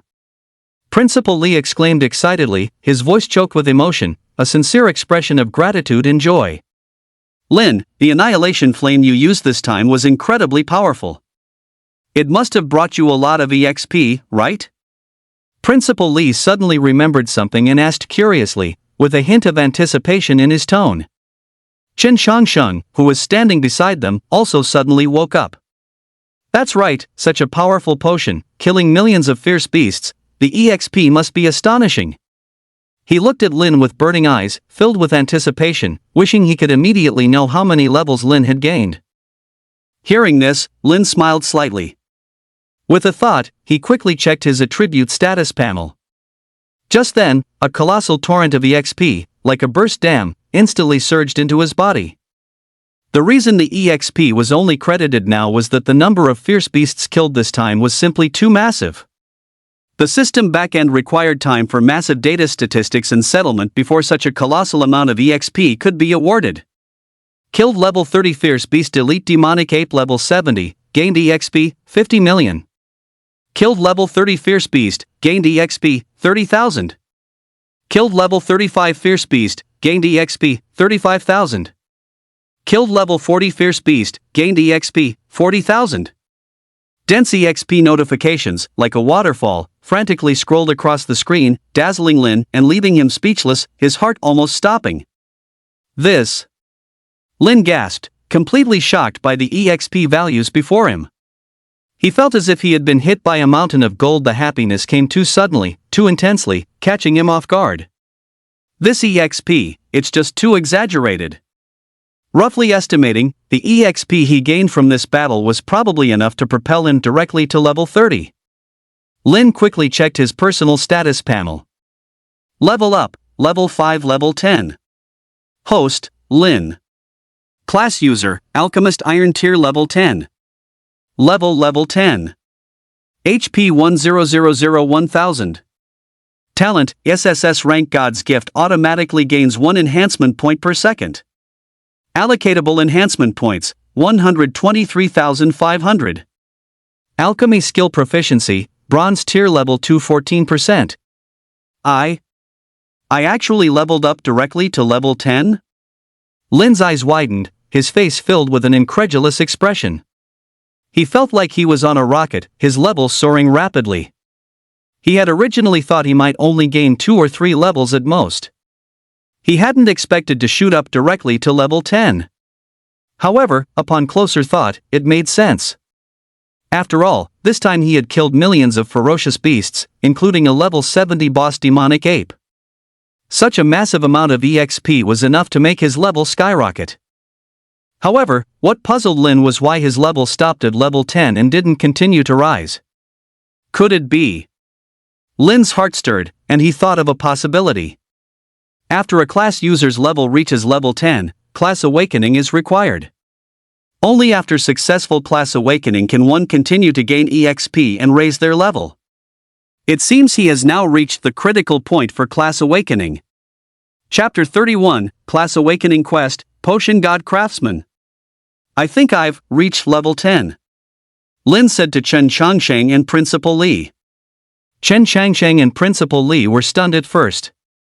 Then, both their faces simultaneously burst into wild joy. Level 10? Really level 10? Chen Changsheng was so excited his voice trembled slightly. He grabbed Lin's arm, as if he had grasped an unparalleled treasure. Little friend Lin, you are truly amazing. How long has it been, and you're already level 10? Principal Li was also full of excitement, nodding repeatedly. Lin, what happens after level 10? Is it time for class awakening? Principal Li asked excitedly, his tone full of anticipation.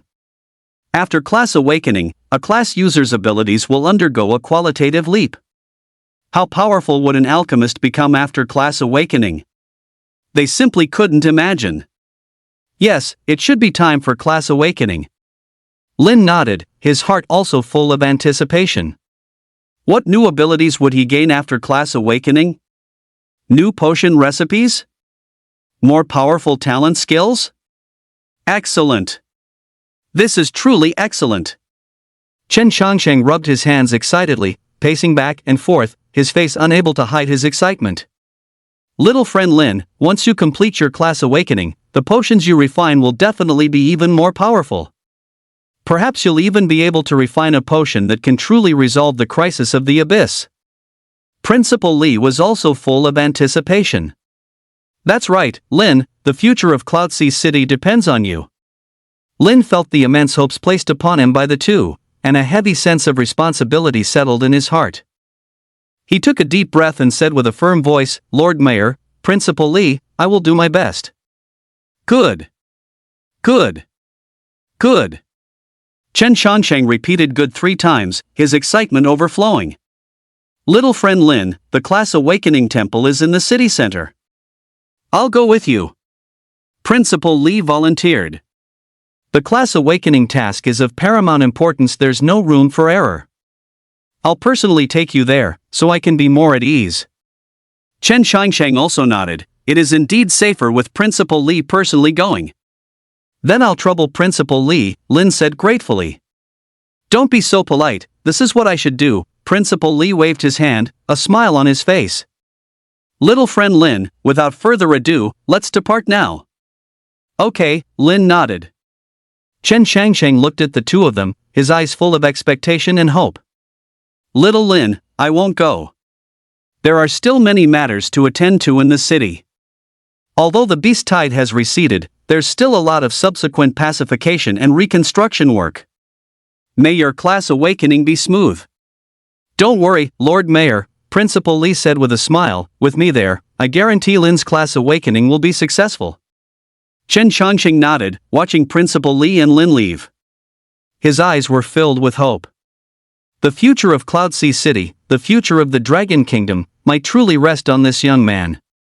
The Class Awakening Temple is located in the center of Cloud Sea City. An ancient and solemn white building, exuding a sacred and solemn aura. Sunlight shone upon the temple, reflecting dazzling light, further enhancing its sacred and inviolable nature. At the entrance of the temple, 2 rows of guards in white armor stood, their expressions solemn and meticulous. Principal Li led Lin through the temple square and walked towards the interior of the temple. Inside the temple, it was solemn and majestic. On the high dome, ancient and mysterious murals were painted, radiating a faint glow. A faint sacred aura permeated the air, filling one's heart with reverence. In the center of the main hall stood a giant statue. The statue was of a deity holding a scepter and wearing a long robe, with a benevolent yet majestic face, looking down upon all living beings. The Class Awakening Temple was not only where class users underwent class awakening, but also a sacred place in the hearts of the people of Cloud Sea City. Principal Li brought Lin to a side hall behind the temple. Guards also stood watch at the entrance to the side hall, the atmosphere even more solemn and dignified. This is the Class Awakening Quest Office, Principal Li said softly, with a hint of reverence in his voice. The Class Awakening Quest determines the future development of a class user, so you must choose carefully. Lin nodded, indicating understanding. The two walked into the side hall. Inside, the space was wide and open. A massive stone table sat in the very center, and above it hovered a crystal ball emanating a soft glow. A few robed mages stood around the crystal ball, their expressions solemn as they handled various affairs. An elderly mage, seeing Principal Lee, quickly came forward and bowed respectfully. "Principal Lee, you've arrived." "MHM." Principal Lee nodded slightly, pointing to Lin beside him, and said, "This is Lin. He has reached level 10 and needs to undergo class awakening." Upon hearing this, the mage's gaze fell on Lin, and a hint of surprise flashed in his eyes. Such a young level 10 class user, no wonder Principal Lee himself escorted him here. "Respected hero, welcome to the class awakening shrine." The mage smiled, his tone sincere and solemn. "Please place your hand on the crystal ball to submit your class awakening application." Lin stepped forward as instructed and placed his hand on the crystal ball. In an instant, the crystal ball flared with a brilliant light, and a beam of light shot toward the heavens. A hint of surprise flashed in the mage's eyes. Such intense light indicated that this young man's talent and potential far surpassed others. Class awakening application submitted. Please wait a moment, the class awakening quest will be issued shortly, the mage said respectfully. After a short while, the light from the crystal ball gradually faded, and lines of golden text appeared above the stone table. Respected hero, your class awakening quest has been issued. Please choose your class awakening direction. Quest Direction 1, Potion Master. Quest Difficulty, Normal. Quest Description, collect 100 rare herbs and concoct 10 perfect quality iron tier potions. Quest Reward, obtain the title Potion Master, potion crafting success rate increased by 10%, receive a master level potion recipe. Quest Direction 2, Potion Grandmaster. Quest Difficulty, Hard. Quest Description, slay a level 30 elite boss, Toxic Vine, collect its core stamen, and concoct 5 perfect quality bronze tier potions. Quest Reward, obtain the title Potion Grandmaster, potion crafting critical strike rate increased by 5%, receive a Grandmaster level potion recipe. Quest Direction 3, Potion Saint. Quest Difficulty, Hell.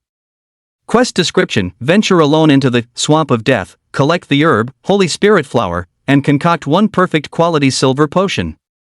Quest Reward, obtain the title Potion Saint Master, potion refining effect increased by 20%, with a chance to obtain a silver tier potion recipe. Quest Direction 4, Potion Godsmith. Quest Difficulty, The Abyss. Quest Description, head to the Abyss Rift, collect the Abyss material, the Abyss Marrow, and use it to refine a perfect quality gold tier potion. Quest Reward, obtain the title Potion Godsmith, potion refining effect increased by 50%, every potion recipe obtained will be gold tier, and comprehend the Godsmith exclusive skill, Hand of Creation. The 4 class awakening directions progressively increase in difficulty, and the rewards become more generous. Potion Master, Potion Grandmaster, Potion Saint Master, Potion Godsmith. Each title represents the highest honor for an alchemist. And what attracted Lin the most was the last class awakening direction, Potion Godsmith. The Abyss difficulty, Power of Creation, high-level potion recipes, Godsmith exclusive skill, Hand of Creation. Every word was full of temptation. The level of potions, similar to equipment levels, is divided into 10 levels: Iron Tier, Bronze Tier, Silver, Gold, Platinum, Diamond, Master, Epic, Legendary, and Mythic. All the potion recipes Qin Yi had previously obtained were the most common Iron Tier potions. For example, Annihilation Flame is Iron Tier. When enhanced to its limit, Annihilation Flame's power should be equivalent to a Diamond Tier potion. This Potion Godsmith class user, however, always obtains Gold Tier potion recipes, which can even reach Master Tier after enhancement. The higher the level, the more powerful and valuable the potion's effect. Moreover, there was the Godsmith exclusive skill, Hand of Creation. It sounds very advanced. Lin had already made a decision. If it's class awakening, then class awaken the strongest. Potion Godsmith. Who else but me? Chapter 32, Gold Tier Potion Recipe. Please vote. Lin looked at the 4 class awakening quests and unhesitatingly chose the most difficult one, Potion Godsmith. Booming. In an instant, the crystal ball erupted with dazzling golden light, stronger than any previous time. The entire side hall was enveloped in this golden glow, turning as bright as day. This is. The magician next to him was stunned by the sudden phenomenon, his eyes wide, his mouth agape, as if he had seen a ghost. This was the first time he had ever seen such an intense class awakening light. It was simply unbelievable. Principal Lee was also startled, and quickly looked at Lin, his eyes filled with shock and confusion. Lin, which class awakening direction did you choose? How could it cause such an unusual phenomenon? Principal Lee asked urgently, his voice trembling slightly. He had a faint, unsettling premonition. Lin calmly stated, I chose Potion Grandmaster. What? Potion Grandmaster? Principal Lee exclaimed, nearly leaping up. He grabbed Lin's arm and asked eagerly, why did you choose this? This is an abyssal difficulty class awakening quest. Do you know the importance of a class awakening quest? Principal Lee took a deep breath, trying to calm himself, and said earnestly, the first class awakening is crucial. It determines the future development direction of your class user, and one could even say, it determines your potential limit. Therefore, class awakening quests must be chosen carefully. You need to consider your actual situation, act within your capabilities, proceed step by step, and build a solid foundation to go further. Principal Lee tried to persuade him patiently. He was genuinely worried that Lin was too ambitious, had chosen a quest beyond his strength, and would ultimately fail the class awakening. That would be such a pity. Principal Lee, I know the importance of class awakening, and I am confident I can complete this quest. Lin's tone was firm. But Principal Lee wanted to persuade him further, but Lin interrupted him. Please listen to me. Lin looked at Principal Lee and said seriously, although the Potion Grandmaster class awakening direction is extremely difficult, the rewards are also incredibly generous. The potion recipes obtained from the other 3 class awakening directions are at most silver tier, but for Potion Grandmaster, the potion recipes obtained will definitely be gold tier. There's also the Grandmaster exclusive skill, Hand of Creation, which is unavailable in other class awakening directions. Lin paused, then continued, Principal Lee, do you still remember the Annihilation flame I used before? It was originally just a silver tier potion, but after being enhanced by my talent, its power was comparable to a diamond tier one. So, if this gold tier potion is enhanced by my talent, to what extent will its power reach? Have you considered that? Lin's words were like a sudden enlightenment, leaving Principal Lee stunned. That's right. A gold tier potion. After being enhanced by Lin's talent, its power. Principal Lee couldn't even imagine it. He felt his breathing quicken. His previously anxious mood was now replaced by an intense anticipation. What the Abyss Dungeon? A diamond tier ultimate Annihilation flame skill could easily wipe out a 1,000,000-strong beast horde. If Lin really enhanced that gold tier potion to its limit, how terrifying would its power be? Lin, are you really confident you can complete this task? Principal Lee's tone no longer carried his previous worries, but was instead filled with anticipation. Yes, I'm confident. Lin nodded firmly. Good. Good. Good. Principal Lee said good 3 times, his excitement clearly visible. Then tell me, what exactly is this Potion Alchemist's class awakening quest?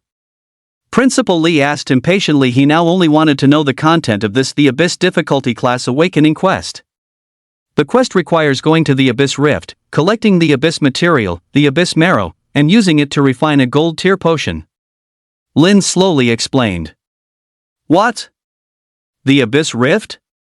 Upon hearing this, Principal Lee's face changed drastically, and he cried out in surprise. How is this possible? That's the Abyss. Principal Lee was terrified, his voice trembling slightly. The Abyss, that was the nightmare of countless class users. It was filled with violent the Abyss energy, numerous powerful the Abyss creatures resided there, making it extremely perilous. Even the top adventurer teams of Cloudsea City dared not easily set foot there. Because once you enter the Abyss Rift, it means a near certain death. Lin is only level 10 now. How could he possibly receive a class awakening quest from the Abyss that's worth tens of millions? This is practically a death sentence. Principal Lee's previously expectant mood was instantly shattered. Lin is a treasure to the entire Dragon Kingdom. He absolutely cannot take this risk. Even if Lin has to give up this quest, he absolutely cannot be allowed to go to a place like the Abyss. Lin, this quest is too dangerous, you cannot go. Principal Lee said hurriedly, his tone filled with worry. He no longer doubted Lin's abilities at all. However, the danger of the Abyss Rift had far exceeded his imagination. He couldn't just stand by and watch Lin walk to his death. Principal Lee, please don't worry, I know what I'm doing. Lin still spoke calmly, seemingly unfazed by the dangers of the Abyss Rift. But Principal Lee wanted to say more, but looking at Lin's resolute gaze, he knew he probably couldn't persuade him. I can't make this decision. Principal Lee took a deep breath and said, I need to go discuss this with City Lord Chen. Oh, right, the Abyss quest also has a hidden stage. You can complete 4 class awakening quests simultaneously, and you'll receive an additional reward when you complete the Abyss quest. Principal Lee suddenly added. Lin's heart lit up with joy. Such good fortune existed. Besides the Potion God Craftsman potion, Lin also informed Principal Lee about the 3 class awakening quests for Potion Master Potion, Potion Grandmaster Potion, and Potion Saint Potion. Upon hearing this, Principal Lee waved his hand grandly and declared with great spirit, do you even need to do these quests yourself? Leave them to us. With that, Principal Lee led Lin directly out of the class awakening temple. Under the guidance of Principal Lee, Lin first effortlessly collected 100 rare herbs and successfully refined 10 bottles of perfect quality novice potions, smoothly completing the class awakening quest for Potion Master. Immediately after, Principal Lee leveraged his connections and took Lin to a dungeon outside the city, where they jointly defeated the level 30 elite boss, Venomous Creeper, and collected its core stamen. Lin also successfully refined 5 bottles of perfect quality advanced potions, completing the class awakening quest for Potion Grandmaster. Congratulations, you have successfully class awakened as a Potion Grandmaster, gaining rewards, potion critical hit rate increased by 5%, and obtained a gold grade potion recipe, Rage Potion. A crisp system notification rang in Lin's mind. A glittering golden potion recipe appeared in his inventory. Rage Potion. Level, Gold. All attributes increased by 50% after consumption, lasting for 10 minutes. User enters a fatigued state after the effect ends.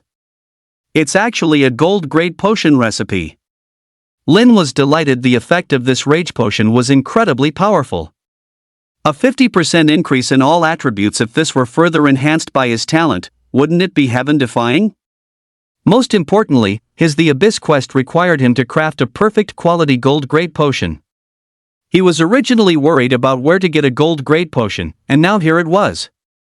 Chapter 33, SSS Level Confidentiality Agreement. Lord's Mansion, Council Hall. Chen Xiansheng sat upright in the main seat, his brows slightly furrowed, as if troubled by something unspoken. Beside him stood several strangers with extraordinary demeanors. The foremost person, around 50 years old, was clad in a black trench coat, his figure as tall and straight as a pine tree, his eyes as sharp as an eagle's. Every movement exuded the authority of a superior. Behind him followed 3 young people, all dressed in suits, with solemn expressions and sharp gazes. They were clearly not ordinary individuals. One of them was tall and muscular, standing there like a wall, exuding a strong sense of pressure. Another seemed somewhat thin, wearing gold-rimmed glasses, with deep-set eyes that seemed capable of piercing through anything. The last one was a young woman, beautiful and coolly elegant, with a hint of thinly veiled arrogance in her eyes.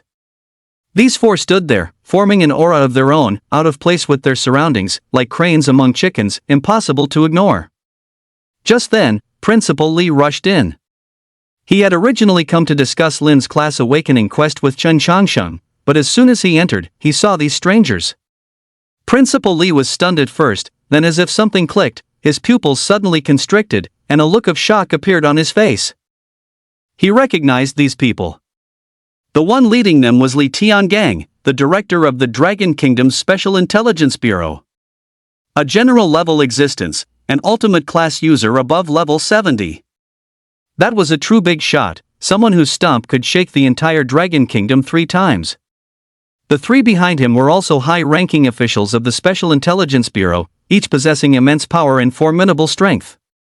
Principal Lee was overwhelmed with shock, never expecting these important figures to appear simultaneously in Cloud Sea City. What exactly happened? Principal Lee suppressed the shock in his heart, immediately stepped forward, and respectfully said, "Director Lee, what brings you here?" Li Tiangang smiled slightly, "And who might this be?" Li Tiangong's gaze fell on Principal Lee, with a hint of inquiry in his eyes. "Oh, this is Principal Lee, Li Zhang, of our Cloud Sea Academy," Chen Changsheng quickly introduced. "So it's Principal Lee, I've heard much about you." Li Tiangang extended his hand and shook hands with Principal Lee. After a brief exchange of pleasantries, Li Tiangang got straight to the point, saying, "We're here primarily to investigate the Beast Tide incident." Beast Tide? Principal Lee was momentarily stunned, then suddenly realized. That's right, Cloud Sea City experienced a million-strong Beast Tide this time. Such a large-scale event would surely attract the attention of the Dragon Kingdom's high-ranking officials.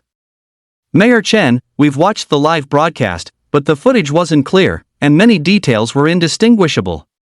Li Tiangang looked at Chen Changsheng and said in a deep voice, "So, we want to know how Cloud Sea City resolved this crisis." Chen Changsheng nodded and said, "This matter is a long story." He was about to explain when he suddenly saw Principal Lee walk in, and said, just in time, "Principal Lee is here. He was also involved, you can ask him." Upon hearing this, Li Tiangang and the others' gazes collectively shifted to Li Zhang. Li Zhang felt immense pressure under their scrutiny. He knew that this matter was of great importance and had to be handled with extreme caution. Lin's existence was extraordinary. Although the country needed to understand his abilities to cultivate him. The more people who knew about Lin's existence, the more dangerous it would be for him. The reason they claimed not to have seen the details of the live broadcast was partly due to Chen Changsheng's efforts. He specifically found someone to suppress this matter. Principal Lee looked at Chen Changsheng, their eyes met, and Chen Changsheng nodded slightly, signaling that he could reveal some information. Principal Lee took a deep breath and said, "Leaders, regarding this Beast Tide, I can tell you, but..." "But what?" Li Tiangang raised an eyebrow and asked. "But I have one condition."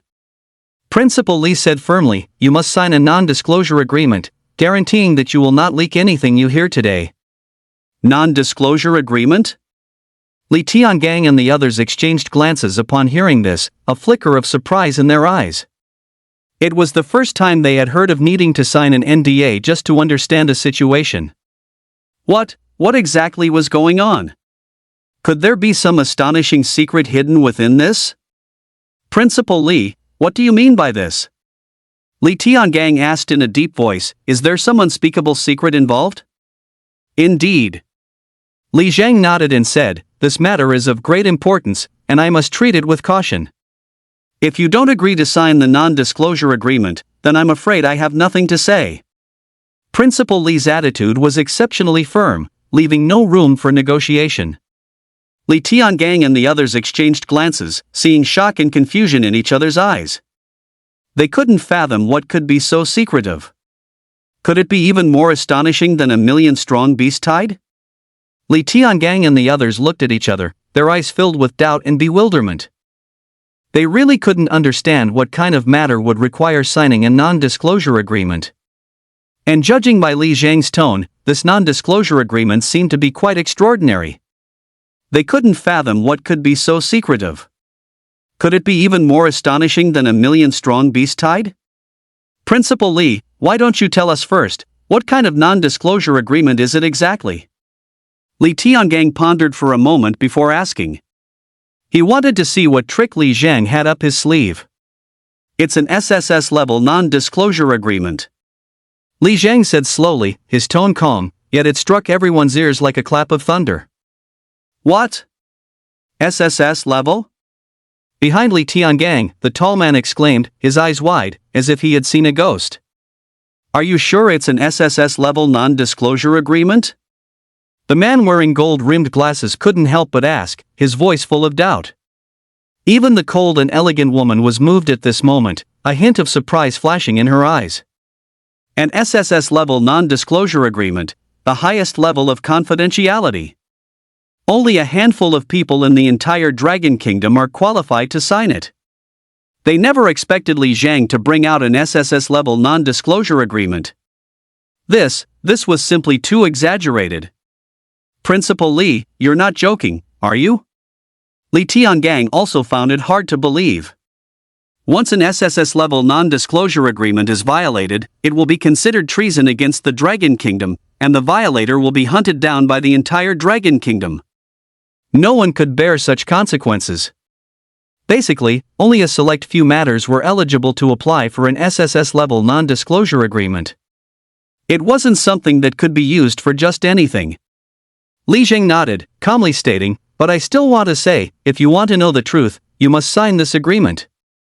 His attitude remained firm, without the slightest waver. Li Tiangang and the others exchanged glances again, seeing solemnity in each other's eyes. They knew Li Zhang wasn't joking. He was serious. But what exactly was it that required signing an SSS-level non-disclosure agreement?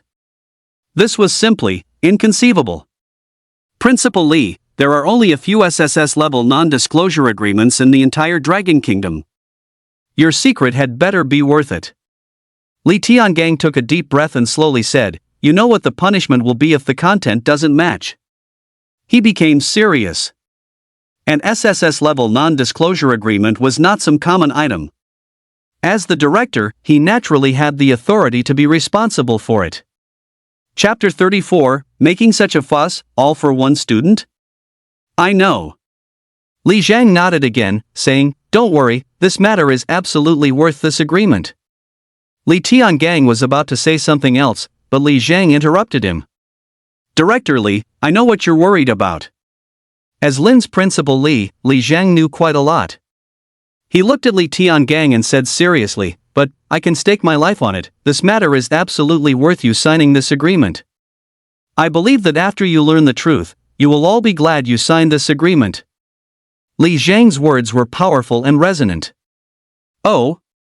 Li Tiangang fell silent. He looked at Li Zhang, a flicker of struggle in his eyes. An SSS-level non-disclosure agreement is no small matter. Is a student with some alchemy talent really worth such a huge effort? Once signed, it meant they would be taking on enormous risks. However, if they didn't sign, they wouldn't be able to know the truth. This put Li Tiangang in a dilemma. "Director Li, sign it." At this moment, the man wearing gold-rimmed glasses suddenly spoke. "Okay." Li Tiangang took a deep breath, finally making up his mind. "I'll sign." He looked at Li Zhang and said, "Word for word, I hope you are not deceiving me. If it's false, the consequences will be severe.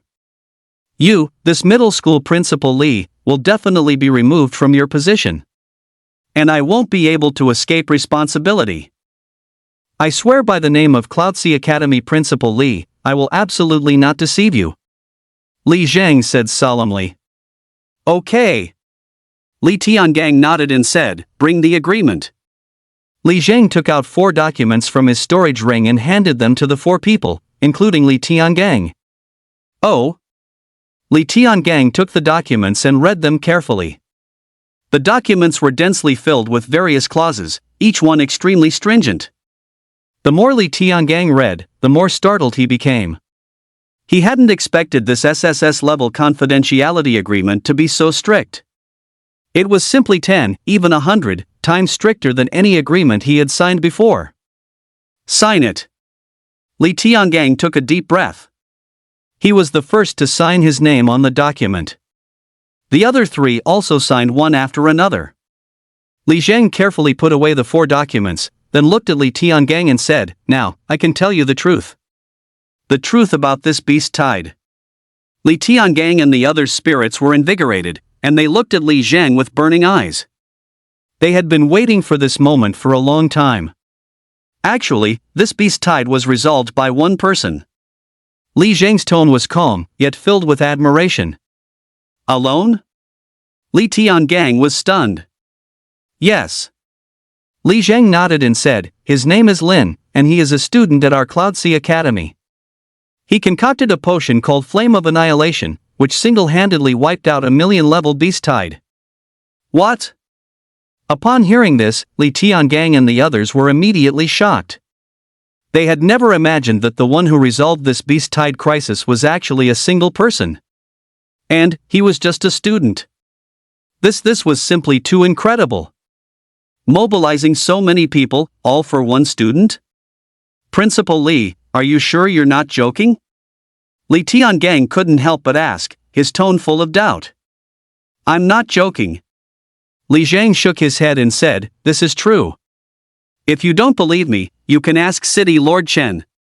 Li Zhang looked at Chen Changxing and said, City Lord Chen, isn't that right? Chen Changxing nodded and said, that's right, Principal Li is telling the truth. Li Zhang carefully took out a bottle of potion from his storage ring. It was an unremarkable-looking potion, with a dark red bottle and liquid slowly flowing inside, emitting a faint, ethereal glow. This is... Li Tiangang and the others' gaze fell upon this bottle of potion, their eyes filled with doubt.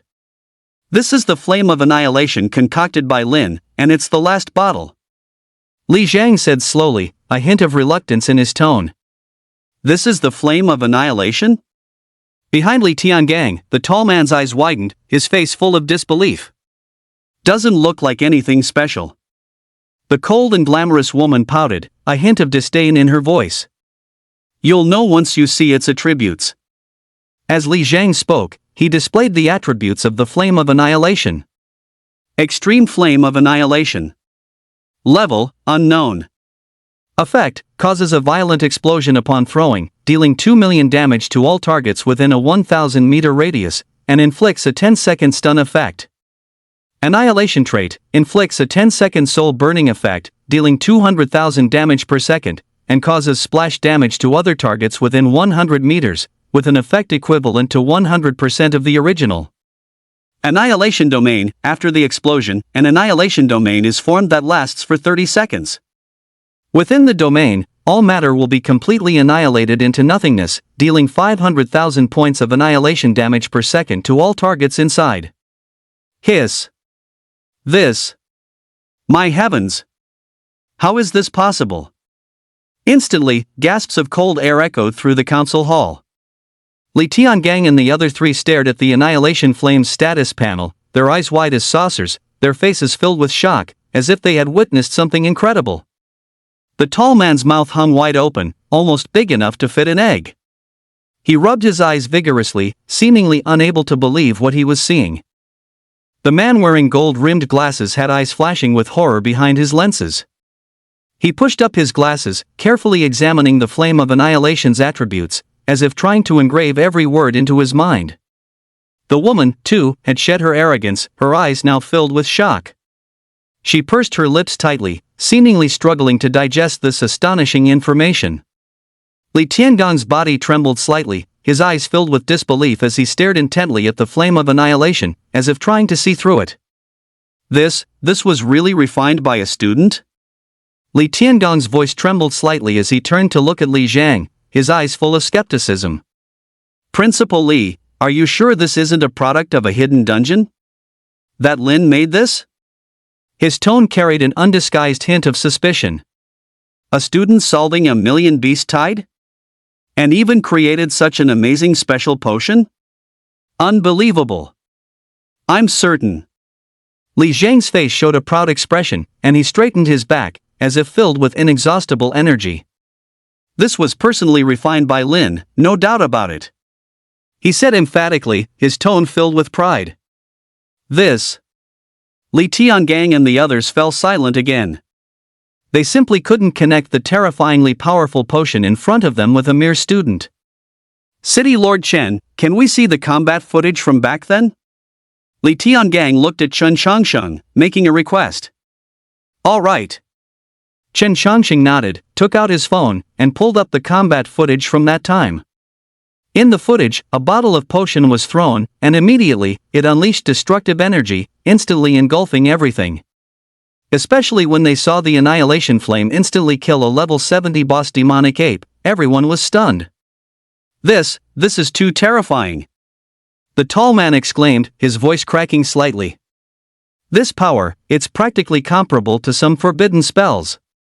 The man with the gold-rimmed glasses murmured to himself, his eyes filled with shock. With such talent in Dragon Kingdom, it is bound to prosper. Li Tiangang sighed deeply after watching the footage, his voice filled with emotion. Principal Li, you didn't have any objections when we asked you to sign the SSS-level confidentiality agreement earlier, right? Li Zhang's tone carried a hint of teasing. No objections, it's absolutely reasonable, utterly reasonable. Li Tiangang waved his hands repeatedly, saying, any confidentiality agreement, no matter how high, is reasonable. He was now completely convinced. With such talents, how could Dragon Kingdom not prosper? Li Tiangang excitedly asked, where is student Lin now? Chapter 35, Annihilation Flame is just an appetizer. He should still be in the lab. Li Zhang's face beamed with a proud smile as he said, this child has just completed the first 3 stages of the class awakening quest. He's probably busy producing potions right now. If we go over there, we might even witness the birth of a new miracle. By the end, Li Zhang's tone was full of pride, even with a hint of subtle arrogance. Oh? Really? Upon hearing this, Li Tiangang immediately perked up, his already bright eyes now sparkling with excitement. He said impatiently, then what are we waiting for? Take me to see him quickly. His tone was filled with eagerness, like a child who had spotted a beloved toy and couldn't wait to claim it. The group followed Li Zhang to the entrance of the Cloud Sea Academy's laboratory. The door was tightly shut, with a do not disturb sign hanging on it. The surroundings were quiet, not a sound could be heard. This. Li Tiangang looked at the tightly shut door, momentarily at a loss. As the director of Dragon Kingdom's Special Affairs Bureau, people usually waited for him. When had he ever waited for others? Moreover, it was just a student. Normally, he would have kicked open the door and barged straight in, but now, he stood obediently by the door, not even daring to breathe loudly, afraid of disturbing Lin who was working inside. This was the treatment for a genius. He was afraid of hindering this peerless alchemy genius's creation. If he hindered the birth of some super potion, that would be a huge sin. Principal Li, could you knock on the door? Li Tiangang lowered his voice and cautiously spoke to Li Zhang, his tone actually carrying a hint of plea. The others, seeing this, also looked nervous. They all held their breath and pricked up their ears, afraid of missing any slight sound from inside. A monstrous genius who refined the flame of annihilation. If their interruption caused the experiment to fail, they would become sinners of the Dragon Kingdom. Ahem, okay. Li Zhang nodded and gently knocked on the door. Knock, knock, knock. The knocking sound echoed particularly clearly in the silent corridor. However, there was no response from inside the lab. Li Zhang knocked a few more times, but still no reaction. This. Li Zhang also felt a bit awkward. He turned his head, looked at Li Tiangang, and said, how about, we wait a bit longer? What else could Li Tiangang say? He could only nod. A group of influential figures who, on any given day, could shake the Dragon Kingdom with a mere stomp of their foot, now stood at the laboratory door like a group of well-behaved children, waiting patiently. Tick-tock, time passed minute by minute, but there was still no movement from inside the lab. This wait lasted for several hours. Just as everyone was beginning to grow impatient, the laboratory door suddenly opened. Eh? Why are there so many people? Is there a party? Lin walked out with a puzzled look, and when he saw the group of people at the door, he was instantly stunned. Principal Li? Why didn't you come in? Lin scratched his head and asked, puzzled, didn't I say you could come in? Li Zhang's old face immediately flushed red, utterly embarrassed. He just remembered that he himself had designed the soundproofing for this lab, specifically to prevent external disturbances during experiments. Today, he had inadvertently set himself up. He had even thought this kid was being a bit arrogant. However, this also put his mind completely at ease. It seemed Lin hadn't become arrogant because of his talent, which was good. Cough, cough. Li Tiangang cleared his throat, covering his embarrassment, and resumed his amiable demeanor. Are you student Lin? I am Lin. Lin nodded, his gaze sweeping over Li Tiangang and the others, his heart filled with questions. Who were these people? Each one looked extraordinary. Lin, this is Li Tiangang, the director of the Dragon Kingdom Special Affairs Bureau. Chen Changsheng quickly stepped forward to introduce him. What? Director of the Special Affairs Bureau? Lin's eyes immediately widened, his face filled with shock. A truly important figure. Equivalent to the commander of the Imperial Guard in ancient times. The extent of his power was unimaginable.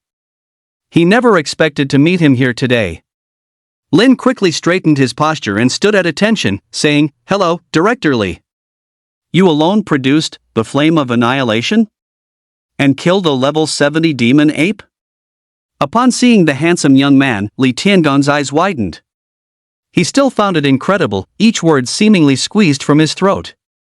"Yes, Director Li." Lin nodded, his tone calm, as if he was talking about a trivial matter. He had already seen the hope of class awakening. The new potion he was about to create would be a heaven-defying product. The Annihilation Flame was just an appetizer. It wasn't a big deal. But he couldn't say this out loud in front of everyone, or it would sound like he was showing off. Hiss. Li Tiangang sucked in a sharp breath. His mind went blank, completely losing the ability to think. At this moment, he truly understood the SSS-level confidentiality agreement. If a genius like this were exposed, it would likely trigger a frantic worldwide scramble. Including Lighthouse Nation, who knows how many high-ranking officials from various countries would go to any length to claim Lin for themselves. At this thought, beads of sweat formed on Li Tiangong's forehead. He felt as if he were carrying an entire mountain on his back, the weight crushing him until he could barely breathe. Good. Good. Good. When Li Zhang saw Li Tiangong's reaction, an indescribable sense of pride swelled in his heart. He excitedly said the word good 3 times, his smile as brilliant as a blooming chrysanthemum. "You are truly the pride of our Dragon Kingdom. With you, how can the Dragon Kingdom not prosper? Ha ha ha. Wonderful." The people around also cheered, their faces glowing with excitement, as if they had seen the hope of the Dragon Kingdom's rise. "Lin, that Annihilation Flame, can it still be mass-produced?" Li Tiangang calmed his excitement and asked cautiously. His eyes were filled with anticipation, like a child longing for a beloved toy. If Annihilation Flame could be mass-produced, the Dragon Kingdom's national strength would greatly increase. By then, Lighthouse Nation, which dominates the Blue Planet with its technology, and the opportunistic Wa Kingdom would all have to stand aside. I'm afraid it might be a bit difficult. Lin scratched his head, saying with some embarrassment, the materials for making Annihilation Flame are very precious. It might be impossible to mass-produce it in a short period of time. This time was just a coincidence. Is that so? A hint of disappointment flashed in Li Tiangong's eyes, but he quickly recovered. It's all right. Student Lin, we will do everything in our power to help you. Li Tiangang patted his chest in assurance, his tone firm. Just name whatever materials you need. The Special Intelligence Bureau is expert at finding things. Really? That's great. Lin was immediately overjoyed. Li Tiangang looked at Lin, and the more he looked, the more he liked him, feeling that this kid was simply a treasure bestowed upon the Dragon Kingdom by heaven.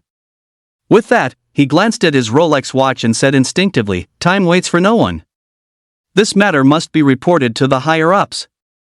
We'll be leaving now." "Oh, by the way, Principal Li."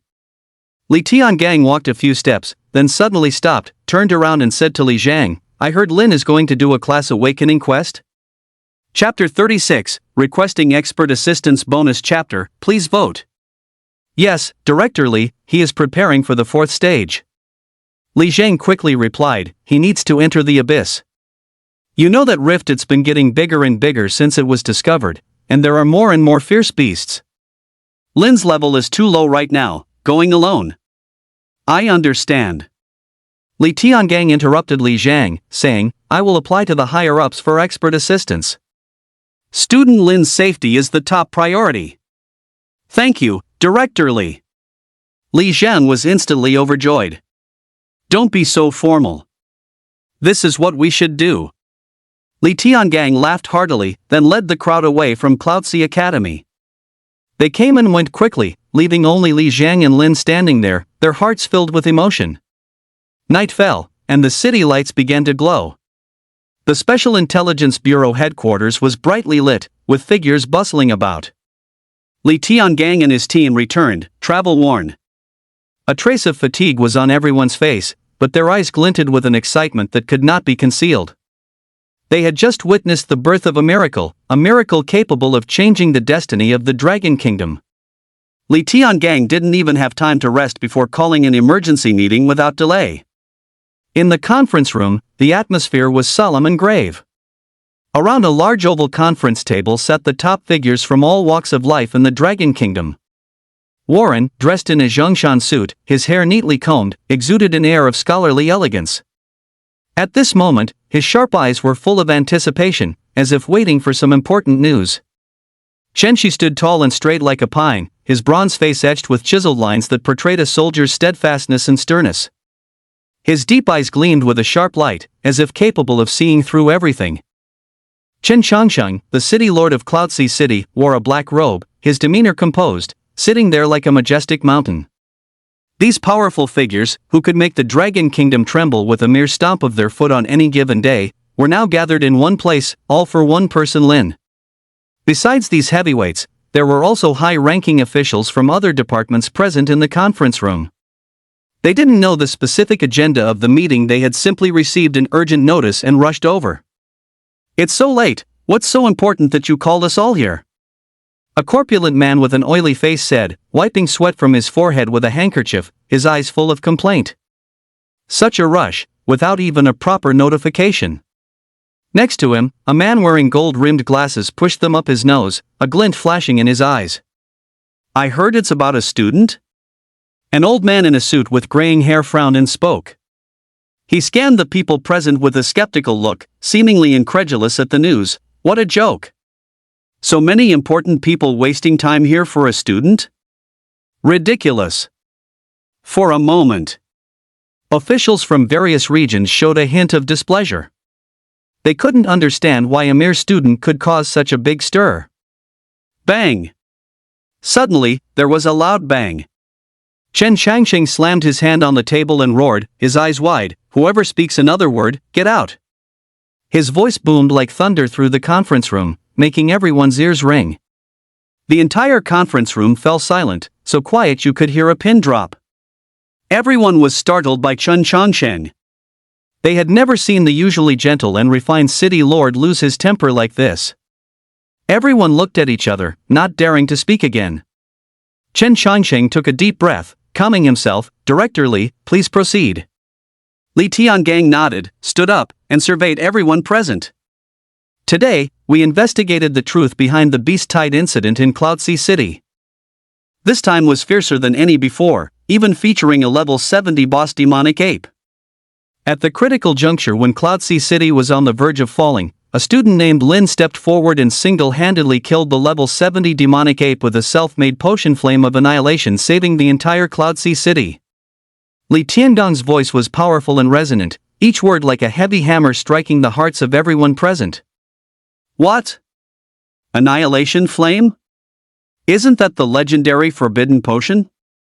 A student can produce something like that? Unbelievable!" No sooner had the words fallen than the conference room erupted. The officials who had previously scoffed at Lin now widened their eyes, their faces filled with shock. "Quiet!" Chen Changsheng spoke again, quieting the crowd. "Director Li, please continue." Li Tiangang nodded and continued. "Student Lin not only possesses extraordinary talent but also cares for the world. He is willing to contribute the manufacturing method of the Flame of Annihilation to the nation, helping us enhance our national strength. For such a genius, we should provide comprehensive support and assistance." "I agree." Chen Changsheng was the first to express his stance. "Lin is a hero of Cloudsea City, and our Cloudsea City fully supports him. Additionally, Lin is about to undertake the 4th stage of his class awakening mission, which requires entering the abyss. We hope you will mobilize your elites to assist student Lin in completing the mission and ensure his safety." Student Lin's safety is the top priority for our Dragon Kingdom. Silence fell for 3 seconds. Then, several people voiced their agreement. I agree.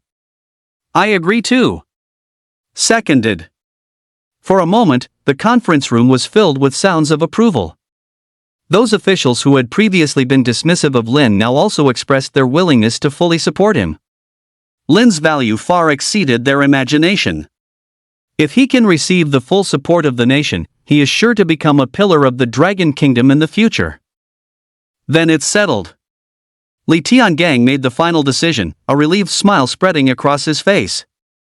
The atmosphere in the conference room was enthusiastic yet solemn. Chen Changsheng surveyed his surroundings, his gaze sweeping over each determined face. He saw Warren's hands clenched tightly, knuckles slightly white from the effort, his eyes filled with determination, as if to say he was willing to do anything for this young man. Chen Shi maintained his usual unshakable, stern demeanor. He sat quietly, but a slight nod indicated his attitude a soldier's unique promise, silent yet heavier than Mount Tai. Li Tiangang also reined in his smile, sharp light gleaming in his weathered eyes. He nodded emphatically, every movement filled with power, as if declaring that he would safeguard this young man's safety. A warm current surged through Chen Chongqing's heart.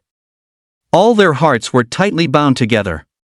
For Lin, and for the future of the Dragon Kingdom, they were willing to set aside all prejudices and cooperate wholeheartedly.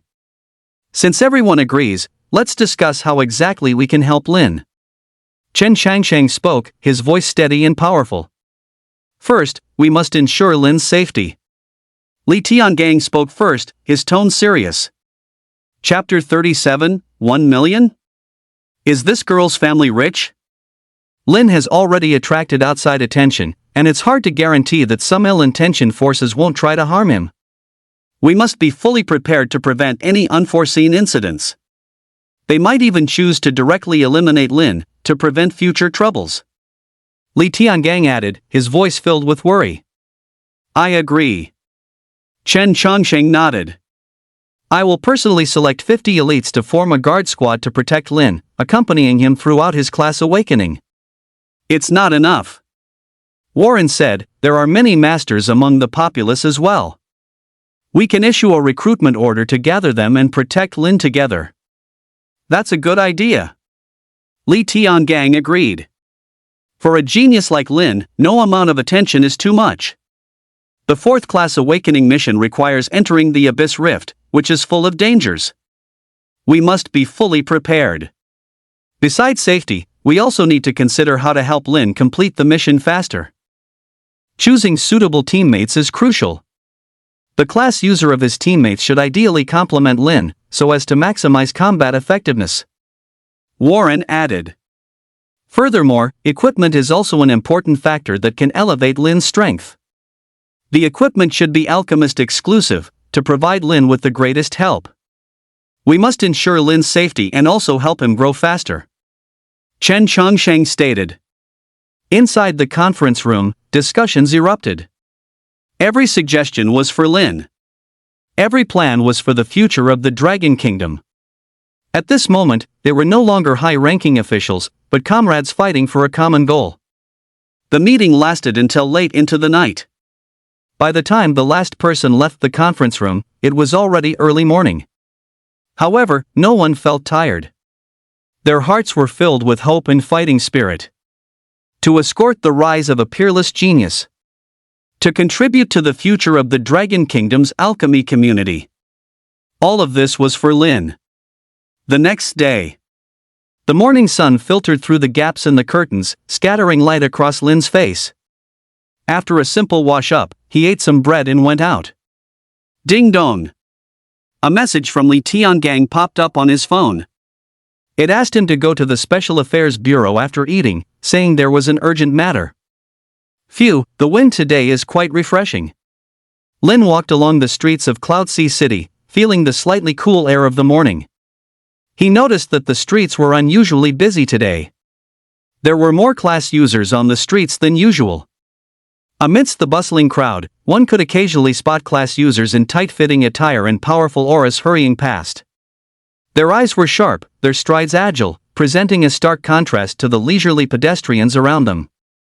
It's normal for Cloud Sea City to have experienced a beast tide and become a viral sensation, attracting people from all walks of life. A city that survived the rampage of a level 70 demonic ape, now safe and sound, is inherently full of interesting stories. People always have a natural curiosity for places steeped in legend. Beneath this surface of calm, an undercurrent seemed to be surging. The shadow of the beast tide hadn't completely dissipated, and some unsavory phenomena began to emerge. In the streets and alleys, one could occasionally hear people spreading superstitions, claiming that Cloud Sea City was a blessed land, and that the beast tide's averting of disaster was due to divine protection. Some even secretly set up rudimentary temples, engaging in charlatanry and soliciting money for blessings. Such activities naturally couldn't escape the authorities' notice. Soon, the demon suppression army cracked down on these illegal establishments, arresting the offenders. Lin heard these things, and a mix of emotions swelled within him. Human nature is complex for profit, some will always take risks. Even for the most absurd things, some people will believe, and some will act upon them. He shook his head, casting these thoughts out of his mind, and continued walking towards the Special Affairs Bureau. As he walked, Lin's confusion grew deeper. Not only were there many class users on the streets, but their levels seemed generally high. Marcus, in his opinion, was already a powerful class user. But now, many people appeared whose aura was similar to Marcus, or even stronger. It left him somewhat bewildered. Had so many masters suddenly flooded into Cloud Sea City? Just as Lin was pondering this. Bang! A figure suddenly crashed into him. Lin was caught off guard, his body swaying slightly. Ouch! A delicate cry came, tinged with a hint of panic. Lin focused his gaze and saw that the person who had bumped into him was a young girl. The girl was around 20 years old, with soft, long black hair cascading like a waterfall, a few mischievous strands scattered around her cheeks. Her skin was as fair as snow, delicate and flawless, her features exquisite, eyebrows like distant mountains painted with ink, eyes like limpid autumn waters. A light blue dress further highlighted her fresh and refined sweet temperament. The girl scrambled up from the ground, her fair face flushed crimson like a ripe apple. I'm sorry. Her voice was soft and sweet, carrying a hint of panic and shyness, her eyes misty and pathetic. Lin waved his hand, signaling that he was fine. He had only been lightly grazed on the arm, nothing serious. Just then, something strange happened. Suddenly, several gentle rays of light emerged around him, warm and comforting. Lin was surprised to find that several support class users were simultaneously casting healing spells on him. Green light, like a trickling stream, gathered on him, instantly dispelling the minor scrapes on his arm. Lin looked utterly bewildered. He was completely stunned, looking at this group of unfamiliar support class users in front of him. What the hell was going on? I only had a slight scrape on my arm, was it really necessary? And why were there so many support class users healing him all at once? Did they know him? Lin suddenly felt a warm power surge into his body. His arm, which had still been slightly stinging, instantly recovered as good as new. While he was pondering, he saw the girl who had just bumped into him holding an exquisite staff. A gem emitting a soft glow was embedded at the top of the staff, and strands of green light flowed from the gem into his body. Is this girl a support class user? Judging by the material and glow of her staff, its grade didn't seem low. A flash of surprise crossed Lin's mind, but it was quickly replaced by greater bewilderment. What was going on with Cloud Sea City today? Not only were experts appearing in droves, but even support class users were so common? He just bumped into a random girl, and she's a support class user? Are healers really that cheap now? Just as Lin was wondering, the girl's clear voice rang out again. I'm sorry, I really didn't mean it. How about I pay you? Is $1 million enough? The girl's voice was full of apology, a bit flustered, and finally with a hint of heartache. Her expression was incredibly conflicted. Lin froze on the spot. $1 million? Just for a slight scratch? Does this girl's family own a mine? Is she a hidden pay-to-win tycoon? She offered $1 million without batting an eye. This move really stumped Lin. Lin had hated faking injury for compensation since he was a child. It was a societal cancer. Of course, he would never do such a morally corrupt thing himself. $1,000,000 was indeed a huge sum, but it wasn't enough for him to go against his conscience and extort someone. That would be too low. No need, I'm really fine. Lin shook his head. He glanced at the girl and found her looking very nervous, like a startled little white rabbit, making him unable to suppress a smile. Lin turned to leave. He still had to go to the Special Operations Bureau and didn't have time to waste here. Hey, kind big brother, wait. Seeing Lin about to leave, the girl quickly called out, her voice filled with urgency.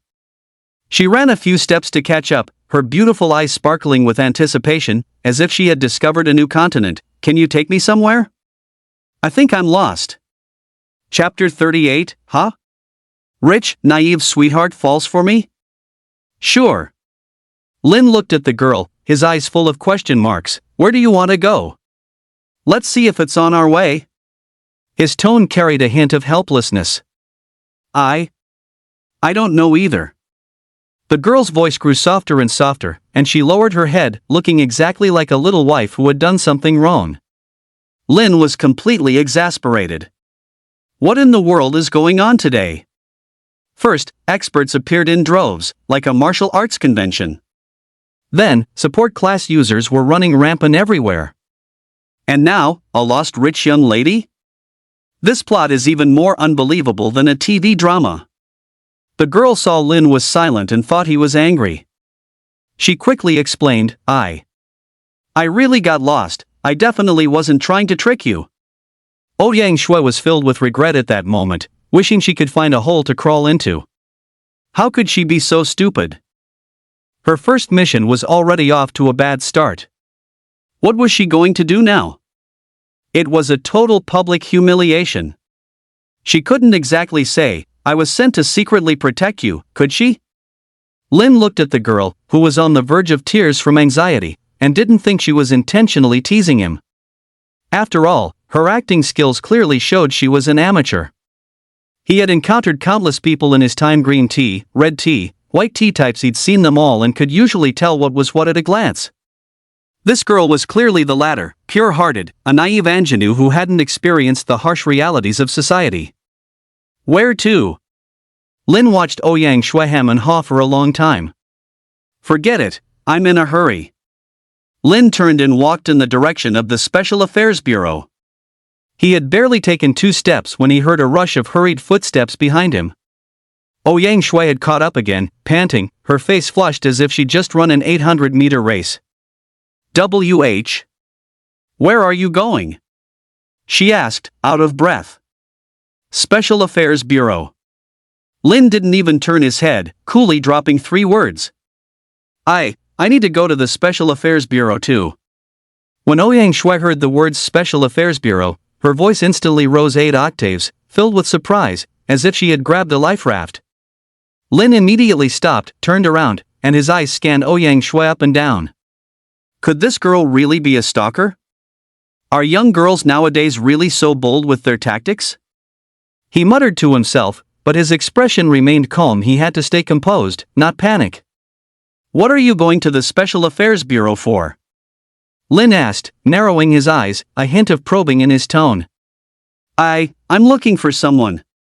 Ouyang Shui's gaze darted around, avoiding eye contact with him, her eyes flitting about nervously, clearly feeling guilty. Who are you looking for? Lin continued to press, wanting to see what other lies she could invent. Ouyang Shui started stammering again, unable to form a coherent sentence. Forget it, if you don't want to say, then don't. Seeing her squirming demeanor, Lin instantly lost interest in pressing further. He turned around again and continued walking, but he couldn't shake the feeling of a gaze sticking to his back. He looked back, and sure enough, Ouyang Shui was following him like a little shadow, deliberately keeping a not too far, not too close distance. Lin grew even more puzzled. What the heck did this girl want? Could it be love at first sight? The cliché of the overbearing female CEO falling for me? Pfft, what was he thinking? She clearly looked like a rich, beautiful, and privileged woman, the kind whose family owned mines. How could she possibly be interested in someone as ordinary as him? Lin shook his head, clearing his mind of those jumbled thoughts, and focused on his journey, no longer paying attention to Ouyang Shui behind him. Soon, Lin arrived at the entrance of the Special Affairs Bureau. To his complete surprise, the guard standing at the gate actually recognized him. Upon seeing him approach, the guard's eyes lit up instantly, as if he'd been given a shot of adrenaline. He immediately stood at attention and snapped a perfect military salute. "Hello, Mr. Lin." The guard's voice was loud and full of vigor, so powerful it almost burst Lin's eardrums. "Director Li is already waiting for you inside, please come in." Lin was stunned for a moment, then instantly realized that Li Tiangang must have called ahead. He nodded, smiled at the guard, and stepped into the gate of the Special Affairs Bureau. As soon as he stepped into the hall, Lin was immediately taken aback by the sight before him. What the heck is going on? The hall was packed with people, a dense sea of heads. There were high-level class users everywhere. It was even more bustling than a vegetable market. Some wore heavy armor, their bodies rippling with muscles, clearly powerful, burly warriors who walked with an imposing stride.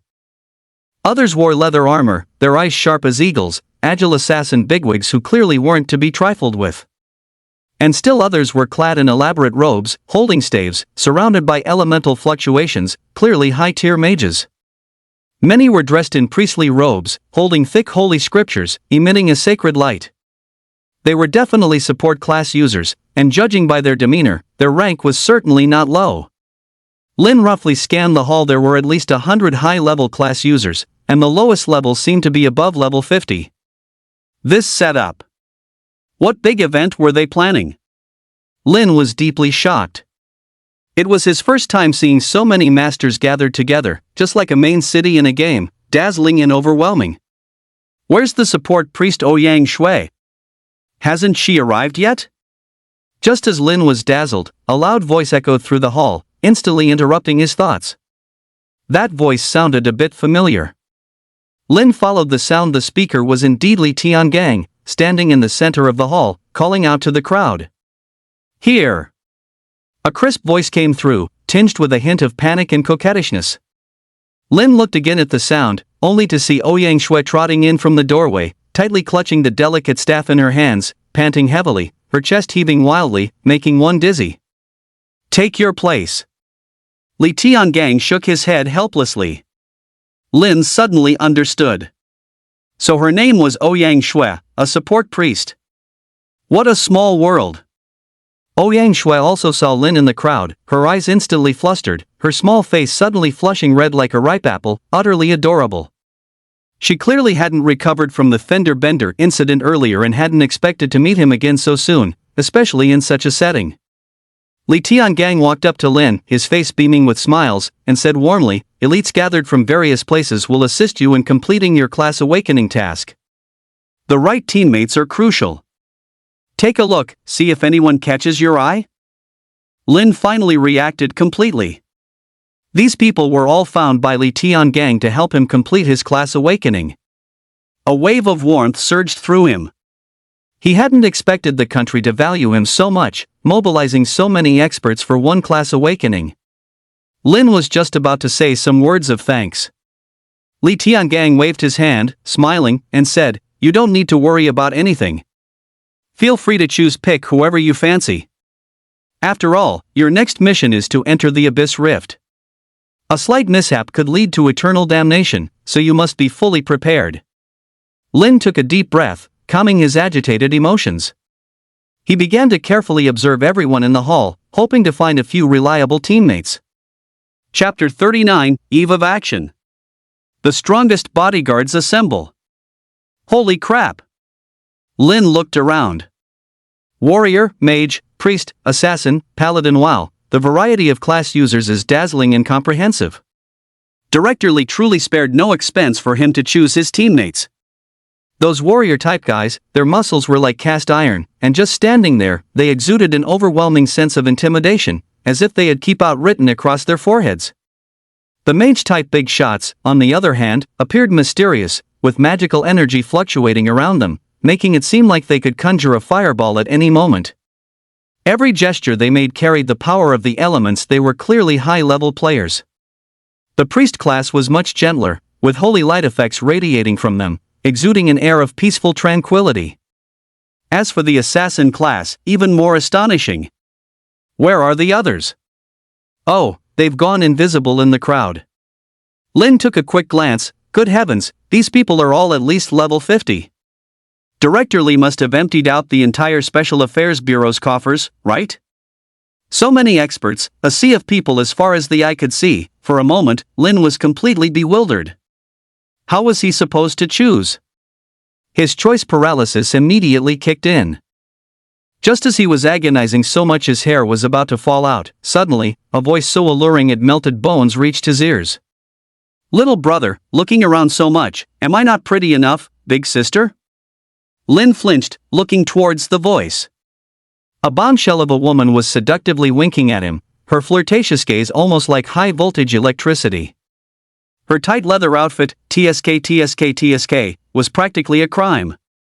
It perfectly showcased her proud curves, accentuating every prominent and shapely part, a walking hormone. Compared to the somewhat naive Ouyang Shui from before, this mature woman exuded an allure of such power, it was practically nuclear-level temptation. Lin's mouth twitched, almost failing to control his expression. This big sister's enthusiasm was too much. His small frame felt a bit overwhelmed. If this continued, he might suffer from malnutrition. On the other side, a muscular strongman was wildly flexing his muscles at him, his biceps larger than Lin's head, with a mysteriously confident smile on his face, as if saying, "Choose me. Choose me. Plenty of strength. Guaranteed to let you experience what power to pluck mountains and cover the world truly means." There were also several slender male class users, winking at Lin and showing that delicate, coquettish smile, which made Lin instantly feel a chill down his spine and his anus clench. This scene was too beautiful, he dared not look. These people.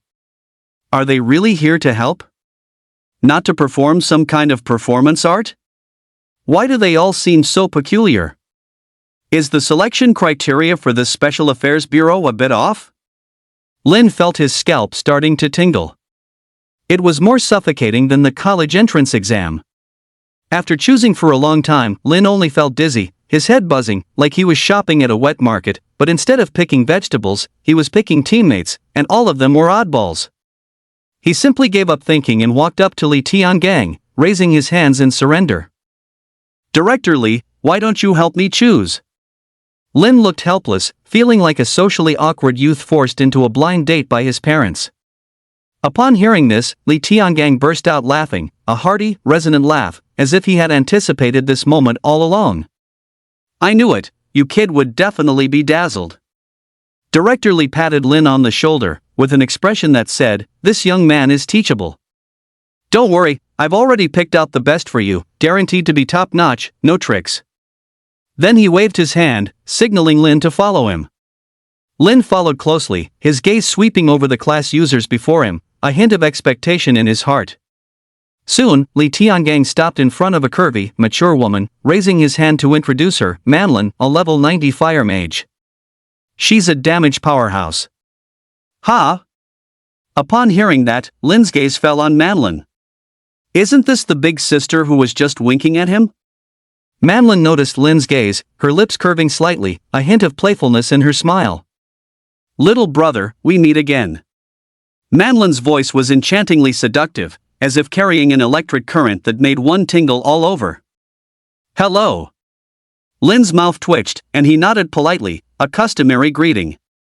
Li Tiangang seemed not to notice the small interaction between them and continued, Manlin's fire magic is a potent weapon for area attacks, perfectly suited for dealing with beast tides. Lin thought, this big sister Manlin, not only is she beautiful, but her power is also so formidable. Director Li truly went all out for him. Manlin winked at Lin, giving a charming smile, don't worry, little brother, big sister will protect you well. After introducing Manlin, Li Tiangang led Lin to another woman. The woman had her back to them, her posture tall and straight, with an oddly shaped sniper rifle slung across her back, exuding an aura of, do not approach. This is Ito Aoi, a level 85 marksman. Long-range sniping, one shot, one target. Li Tiangong's voice carried a hint of admiration, as if saying, "This is a formidable character." Lin carefully observed Yi Dongcheng. She wore a black combat uniform that wrapped her figure tightly, making her appear even more capable. Her neat, short black hair highlighted her ice beauty temperament. "Nice to meet you." Hearing Li Tiangong's introduction, Edo Aoi turned around and greeted them. Her features were exquisite, like an ice sculpture, and her eyes were sharp, as if pushing people 1,000 miles away. "This girl is not easy to charm." Lin muttered to himself, then smiled and stepped forward, extending his hand to Yi Dongqing. "Hello, I'm Lin, it's a pleasure to fight alongside you." Yi Dongqing glanced at Lin, her eyes still cold, but she still extended her hand and lightly shook his. "Yi Dongqing." Her voice was clear and cold, like ice, yet surprisingly pleasant to listen to. "I will do my best to complete the mission." Yi Dongqing was concise. Lin smiled. Not a single superfluous word. This girl truly values her words. He could feel Edo Aoi's coldness, but also her seriousness. Collaborating with someone so aloof might be less troublesome. "Follow me." Li Tiangang nodded in satisfaction and then led Lin to the next teammate. This time it was a burly man, 2 meters tall. He was punching the air, showing off his steel-strong biceps, quite like a Shaolin monk. Seeing Lin approach, he grinned honestly, revealing bright white teeth. "Big brother, look at my muscles, aren't they hard?" The brawny man's voice was booming, like muffled thunder, making one's eardrums ache. Lin's mouth twitched. Seeing the strong man's exaggerated movements, the greeting that was about to come out got stuck in his throat. This brother. Surely he wasn't a gym instructor moonlighting? Chapter 40, Legendary Set. The Alchemist's Blessed Robe. Li Tiangang smiled and patted the brawny man's shoulder, introducing Ko Wanli, a level 90 cleric. His defense is top-notch. Cleric? Lin looked at Ko Wanli with some surprise. Weren't clerics supposed to wear sacred robes, hold staves, and have benevolent faces? Why did this one look more like a berserker? Ha. Ko Wanli grinned and scratched his head. Despite his powerful aura, a simple, honest smile lingered on his face. Director Li is too kind. I'm just thick-skinned and tough to beat. Lin suddenly understood. Brother Ko truly hides his strength. He now felt that this place was truly a gathering of masters and heroes. Manlin for powerful output, Yi Dongqing for long-range sniping, and Ko Wanli as a tank to absorb damage. The framework for a strong escort team was complete. Next, it's time to heal the class user, isn't it? Lin's gaze swept around, searching for the last teammate. As for the last teammate, Li Tiangang deliberately drew out his words, a hint of playfulness in his eyes. Lin's heart tightened. He was looking forward to the appearance of the last teammate. This is your last teammate. Li Tiangang suddenly pointed at the girl who had just run into the hall and chuckled, the priest, Ouyang Shui. Lin was instantly stunned. It was her? Ouyang Shui's face flushed crimson instantly, like a ripe apple. She clearly recognized Lin as well, and her eyes were filled with a touch of panic and embarrassment. She had just bumped into him, and now she had to team up with him. How embarrassing. We meet again. Seeing Ouyang Shui's flustered appearance, Lin found her somewhat endearing. He then proactively greeted her, "Thank you for coming to help me." "Hello." Ouyang Shui took a deep breath, calmed her nerves, and looked up. Seeing Lin's handsome and sincere smile, she said somewhat shyly, "Don't worry, I will definitely protect you." Though her voice was still a bit childish, her tone was incredibly firm. Lin nodded, a warmth spreading through his heart. All right, the team is assembled. At this moment, Li Tiangang clapped his hands, drawing everyone's attention. Next, we'll discuss equipment. Equipment? Lin's heart stirred. For the upcoming class awakening quest, a good set of equipment was crucial. What kind of equipment would Li Tiangang give him? Everyone else also looked at Li Tiangang with curiosity and anticipation in their eyes. Especially Manlin and Yi Dongqing, both connoisseurs, knew the Special Investigations Bureau's hidden capabilities and wondered if they might bring out something good. Li Tiangang smiled mysteriously and walked to a black metal box. The surface of the box was engraved with intricate patterns, emitting faint energy fluctuations. Just by its appearance, it was clearly no ordinary item. Click. Li Tiangang slowly opened the box. In an instant, a soft light bloomed from within the box. A robe, ancient in style yet full of mysterious aura, lay quietly in the center. The robe was overall dark gold, with intricate patterns embroidered in silver thread. Upon closer inspection, these patterns seemed to be composed of countless tiny medicinal herb designs, emanating a faint medicinal fragrance. This is... Manlin's beautiful eyes widened, her red lips slightly parted, letting out a gasp of surprise. The others were a little bewildered.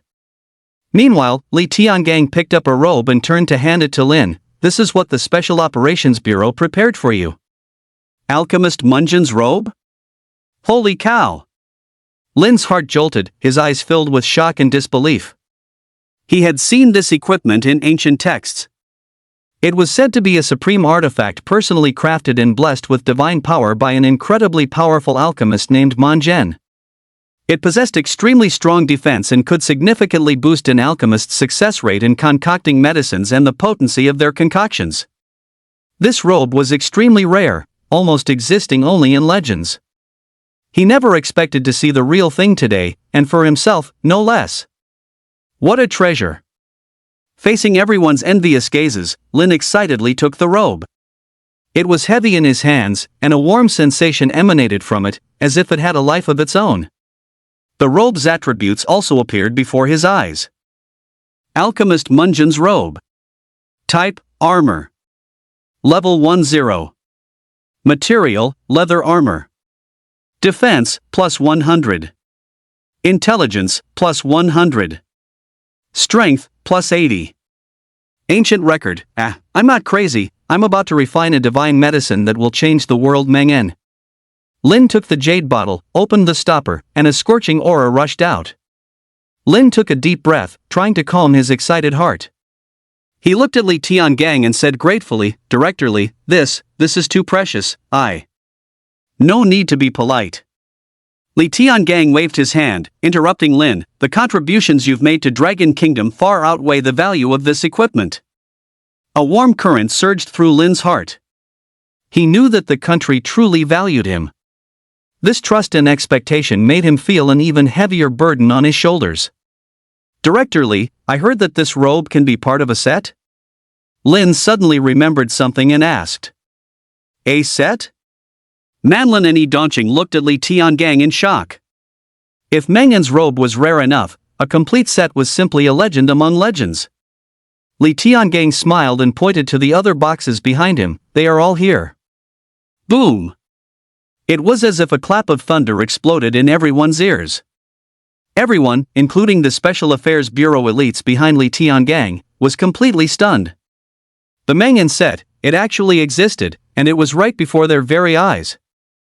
What a grand gesture! Seeing this, Li Zhang couldn't help but exclaim, "One Munjin robe is enough to shake the world. I didn't expect us to gather a full set." Warren was first stunned, then he sighed with emotion. The country really went all out. At this moment, Lin's voice trembled slightly. "Such a valuable item, Li Tiangang patted Lin's shoulder again, his tone firm. "You have made immense contributions to the country. This is what you deserve. Accepted with peace of mind, and successfully completing your class awakening quest will be the best return to the country." Meanwhile, Chen Shangsheng slowly walked towards Lin, a gentle smile on his face, like a spring breeze, making people feel kind and at ease. In his hand, he held a silver ring. On its surface, ancient dark patterns were carved, shimmering with a faint luster under the light. Lin looked at Chen Shangsheng approaching him, a little puzzled. "Lord Mayor, this is?" Chen Shangsheng handed the ring over, a small gift. "I came across this storage ring by chance. I hope you can use it." Lin's eyes widened instantly, and a storm raged in his heart. In this world, storage artifacts are beyond priceless. They are simply invaluable treasures. Lin looked at the seemingly simple silver ring before him, utterly shocked. He never expected the mayor to give him such a precious gift. This was simply too valuable. Chapter 41, Depart. The Abyss Rift. It wasn't just Lin, everyone else who saw the ring in Chen Changxing's hand also showed expressions of shock and envy.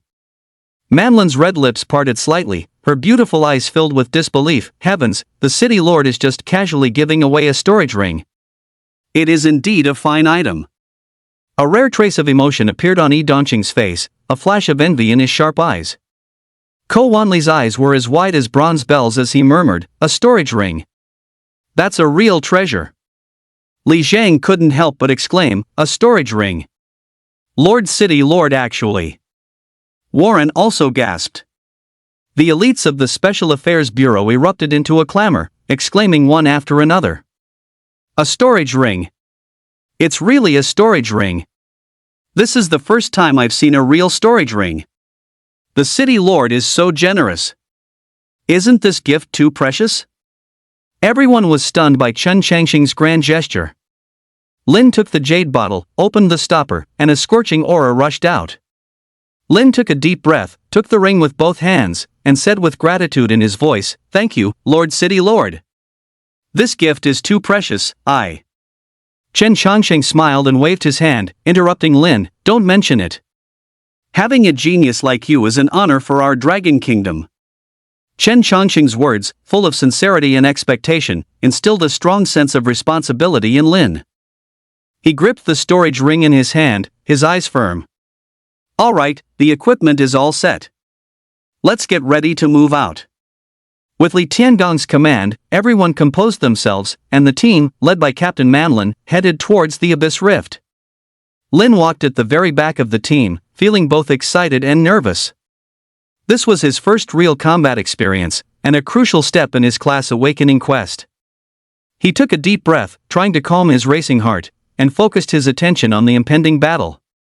As the captain, Manlin led the way at the front of the team. Her movements were graceful, yet her gaze was as sharp as a blade, scanning the surroundings. No slight movement escaped her eyes. Yi Dongqing followed closely behind, carrying a sniper rifle. Like a phantom, he moved silently through the team, responsible for reconnaissance and maintaining vigilance. Ko Wanli, on the other hand, carried a massive shield and walked in the center of the formation. His steps were steady, like a moving fortress, ready to block damage for his teammates at any moment. Ouyang Shui gripped her staff tightly, a hint of nervousness in her eyes, but more so, determination. Her mission was to protect her teammates, especially Lin, and she couldn't afford any negligence. The group, led by Manlin, arrived at the entrance of the Abyss Rift. A huge black vortex, like a deep black hole or the gaping, savage maw of a man-eating beast, floated in mid-air. In the center of the vortex, a heart-pounding energy fluctuated, as if connecting to another terrifying, unknown world. The mere sight of it sent waves of palpitations and oppression through them. "We're here." Manlin stopped and turned to the others. "This is the entrance to the Abyss Rift," she said, pointing to the massive black vortex ahead. "Lin's class awakening quest will be completed inside." She paused, then scanned everyone, her eyes becoming serious. "Everyone get ready, in 5 seconds, we will enter the Abyss Rift. Everyone get ready, in 5 seconds, we will enter the Abyss Rift." At that moment, a cold voice echoed in everyone's mind. "Detected a trialist entering the Abyss Rift area. In 5 seconds, you will be forcibly teleported to the Abyss Rift. 5, 4, 3, 2, 1. The countdown ended. A dazzling white light flashed, and everyone vanished from their spots in an instant. "Is this the Abyss Rift?" Lin opened his eyes, surveying his surroundings. The sky was an eerie crimson, as if stained with blood, so oppressive it was hard to breathe. The air was filled with a putrid smell mixed with the faint scent of blood, making one want to gag. It was a desolate, barren wasteland with not a blade of grass in sight, only some bizarrely shaped, withered trees standing like specters in the wilderness. Spider webs were everywhere, dense and thick like a white carpet, stretching to the horizon. "Ah!" Suddenly, a cry of alarm broke the silence. Ouyang Shui's face was pale.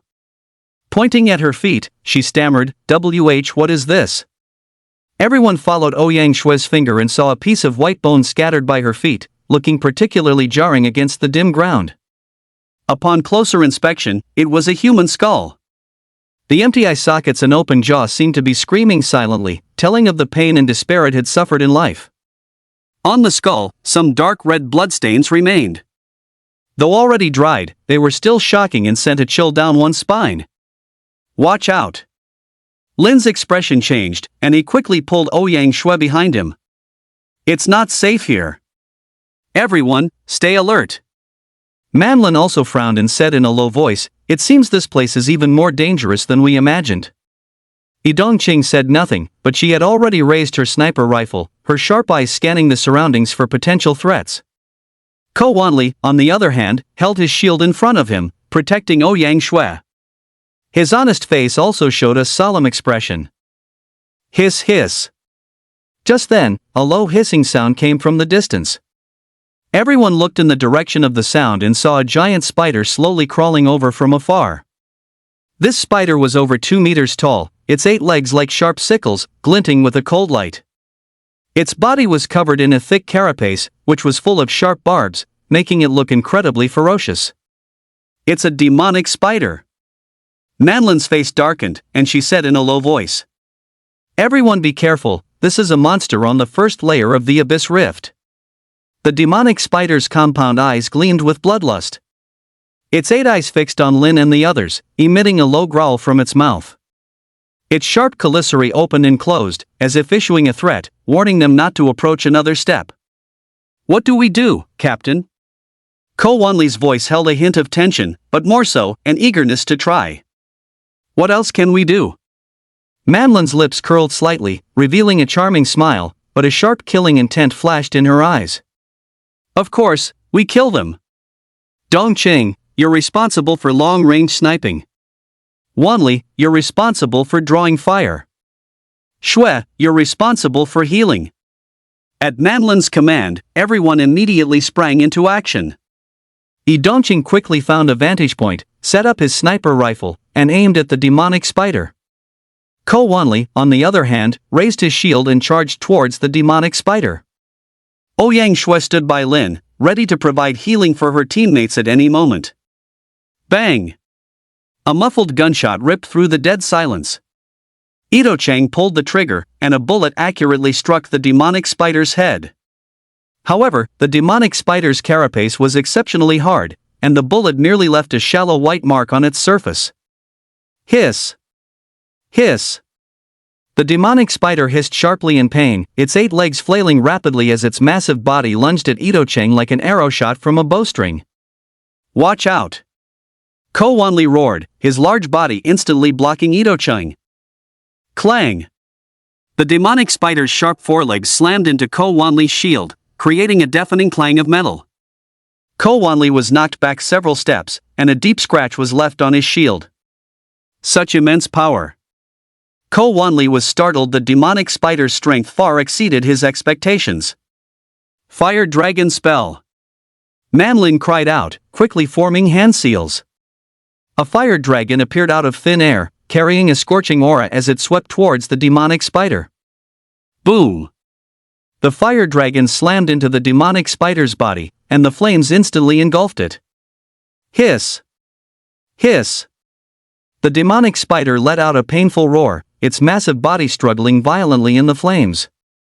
Good opportunity! Seeing this, Ko Wanli's eyes lit up. He gripped a huge battle axe with both hands and charged at the demonic spider.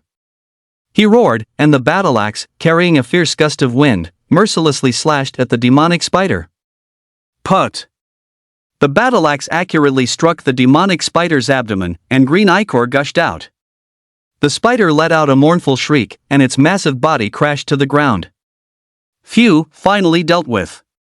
Ko Wanli let out a long sigh of relief, a relaxed smile appearing on his face. These demonized spiders are nothing special after all. The Abyss Rift has no challenge whatsoever. I haven't even had my fill yet. Lin looked at the demonized spider lying on the ground, but his brows furrowed tightly. According to the mission level, the monsters in the Abyss Rift shouldn't be killed so easily. Suddenly, Ouyang Shui let out a terrified scream. Wanli! Watch out! Chapter 42, Demonic Spider Split? How to play this? Whoosh! Ko Wanli was stunned. Before he could react, he felt a gust of wind behind him. He instinctively turned around, his pupils suddenly contracting. The demonic spider, which he had previously split in half, had now divided into two smaller spiders, both brandishing their sharp forelegs and pouncing at him. What? Ko Wanli was greatly alarmed. He wanted to raise his shield to defend, but it was already too late. Put! The demonic spider's sharp forelegs ruthlessly stabbed into Ko Wanli's leg. Ah! Ko Wanli let out a miserable cry, his body stumbled, almost falling to the ground. Oh no, it's poisonous! Ouyang Shue's face changed, and she quickly ran to Ko Wanli's side. Holy light heal! She raised her staff, and a soft white light enveloped Ko Wanli. The wound on Ko Wanli's leg healed at a speed visible to the naked eye. The speed and strength of these two spiders are both greater than the previous one. Manlin's expression was grim. What in the world is going on? Yi Dongqing also frowned. This was the first time she had ever encountered such a bizarre situation. What in the world is going on? Yi Dongqing also frowned. This was the first time she had ever encountered such a bizarre situation. If I'm not mistaken, these demonized spiders can split infinitely, Lin said in a deep voice. And each time they split, their strength increases. What? The faces of the group changed drastically. Infinite splitting? Doesn't that mean they can never be killed? Ko Wanli said in terror, looking at his own freshly healed wound with lingering fear. Unless they are utterly annihilated. A sharp glint flashed in Lin's eyes, otherwise, they will keep splitting until they kill us all. Reduce them to dust? Easier said than done. These spiders are tough as nails. How are we supposed to turn them into dust? Ko Wanli couldn't help but complain. All he wanted now was to get out of this godforsaken place as quickly as possible. This is truly... Ouyang Shue's voice trembled, clearly terrified. Don't be afraid, I'm here. Lin comforted, his gaze sweeping over everyone, a plan already forming in his mind. It seems ordinary attacks are not very effective against them. We must find a way to restrict their movement, and then use our strongest attacks to completely destroy them. Lin took a deep breath, forcing himself to calm down. Panicking now would be useless, only accelerating their demise. He quickly scanned his surroundings. The crimson sky was extremely oppressive, the desolate Gobi Desert seemed endless, and the air was filled with a suffocating stench of decay. This was a desperate situation, but desperate situations often meant to be reborn from death. Manlin, Yi Dongqing, Ko Wanli, Shuer. Lin said quickly, help me buy some time. Buy time? Manlin was startled, her beautiful eyes filled with confusion. What are you going to do? Yi Dongqing asked coldly, a hint of inquiry in his eyes. I need to craft an item. Lin spoke rapidly, an item that can completely deal with these spiders. Item? Ko Wanli scratched his head, his honest face full of bewilderment. What kind of item? Is there still time to make it now? We have to make time even if there isn't any. Lin's tone was firm and resolute. Trust me, this is our only hope. Looking at Lin's determined eyes, Manlin's heart stirred. For some reason, she always felt an inexplicable magical power about Lin, making people unable to help but want to trust him and follow him. Alright, Lin, we trust you. Manlin took a deep breath, battle intent rekindling in her charming eyes. Tell us, what do we need to do?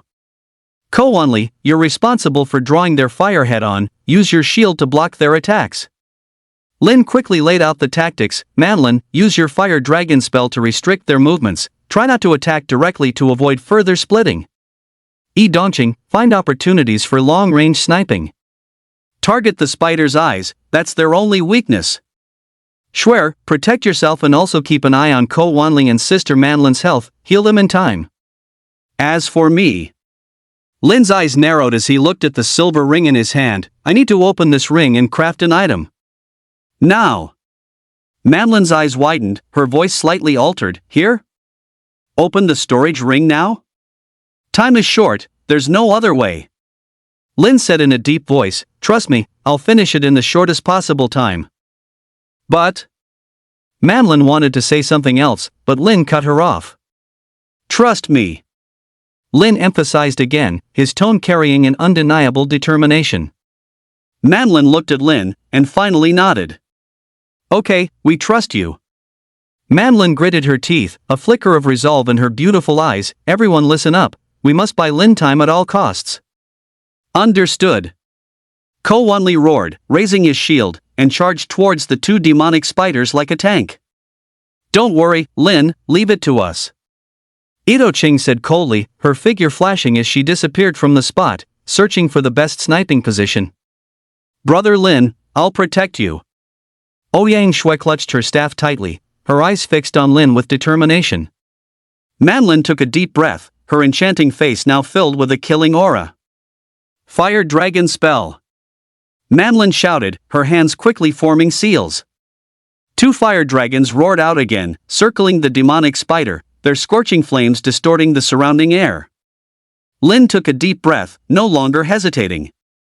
With a thought, he opened the storage ring that City Lord Chen Changsheng had given him. In an instant, a peculiar space appeared in Lin's hand. The space wasn't large, only about a dozen square meters, and it was filled with all sorts of items. Herbs, various precious herbs, exuding a rich medicinal fragrance. Alchemy equipment, various precise alchemy instruments, glinting with a metallic luster in the dim space. Seeing the contents of the storage ring, Manlin, Ko Wanli, Ouyang Shui, and even Yi Dongqing, who was hidden in the shadows, were stunned. They never expected that Lin's storage ring would contain such things. Herbs? Alchemy equipment? At this critical moment of life and death, Lin actually wanted to refine medicine? This was simply incredible. But soon, they understood Lin's intention. They had previously witnessed the power of the Annihilation flame. Lin said he wanted to make a prop, and his storage ring was filled with alchemy-related items, so the prop he wanted to make was likely a destructive potion. At this thought, a glimmer of hope ignited in everyone's hearts. Perhaps Lin could truly create a miracle. You must succeed, Lin. Manlin prayed silently in her heart, her fire dragon spell in hand intensifying, doing her utmost to block the demonic spider's attack. Ko Wanli swung his shield, like a tireless warrior, blocking the demonized spider's sharp claws again and again. Ouyang Shui stared intently at Ko Wanli and Manlin's health bars, the light of holy light healing constantly flashing, striving to maintain their lives. Yi Dongqing, like a phantom, roamed the edge of the battlefield, searching for the best sniping opportunity, his sniper rifle poised and ready. Everyone fought with all their might, for Lin, for survival, for that slim hope, battling fiercely through blood and gore. And at this moment, Lin was completely immersed in the world of alchemy. His gaze was focused and calm, as if everything around him had nothing to do with him. He quickly took out various herbs from the storage ring, skillfully proportioned them, precisely controlled the heat, and meticulously carried out each step. His movements were fluid and seamless, as if he had practiced countless times, freely displaying his alchemy talent. The flame of nothingness was slowly taking shape. Chapter 43, Successful Refinement. Hundredfold Flame of Nothingness. Whoosh! A rich medicinal fragrance permeated the air, intertwining with the unique decaying scent of the abyss rift, forming an ineffably strange smell. Lin concentrated fully on controlling the flame in his hands, carefully blending the essences of various medicinal materials. Fine beads of sweat appeared on his forehead, and his face was somewhat pale, but his eyes were exceptionally firm. He knew that the ball of fire in his hands was everyone's hope. Faster, faster!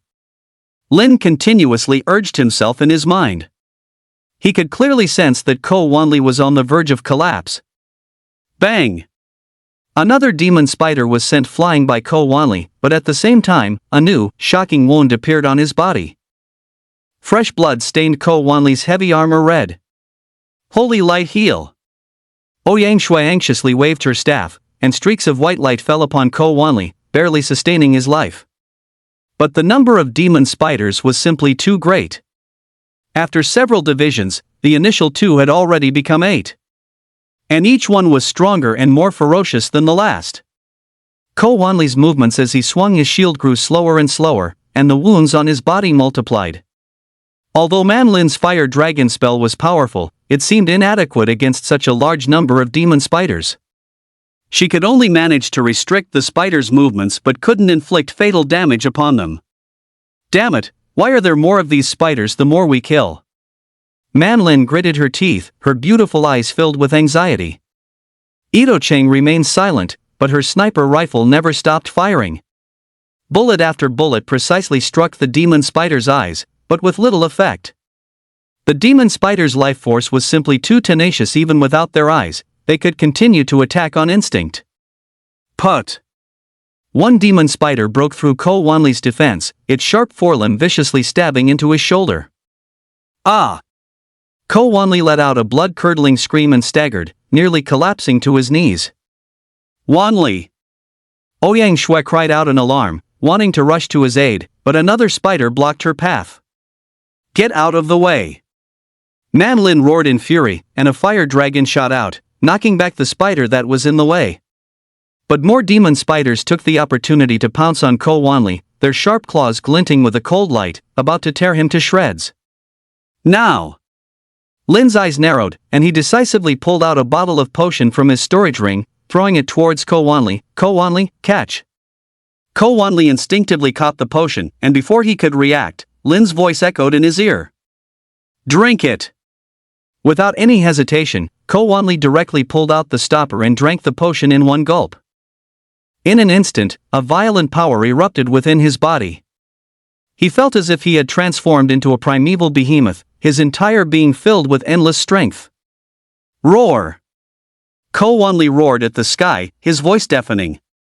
He swung the battle blade in his hand fiercely, slashing down at the demon spider lunging towards him. Put! The blade cleaved through the spider's hard carapace without any resistance, and green fluid gushed out. The demon spider let out a piercing shriek as its massive body crashed to the ground. What kind of potion is this? Man Lin's eyes widened, staring in disbelief at the scene before her. So strong. Ouyang Shui was also stunned. It was her first time seeing such a powerful potion. Yidong Qing remained silent, but a flash of astonishment flickered in her eyes. This power feels so damn good. Ko Wanli roared with excitement. He felt as if he could shatter a mountain with a single punch right now. I'm going to kill every last one of you damn spiders. Ko Wanli bellowed, brandishing his battle blade as he charged toward the demon spiders. The demon spiders, which had been aggressive just moments before, inexplicably slowed their attacks after sensing the terrifying aura emanating from Ko Wanli. In their scarlet eyes, a trace of fear was revealed. This potion, it's too strong. Ko Wanli himself found it somewhat unbelievable. Lin ignored everyone's shock, his gaze still fixed on the flame in his hand. The void flame was mostly complete, with only the final step remaining. Faster, faster! Lin continuously urged himself in his mind.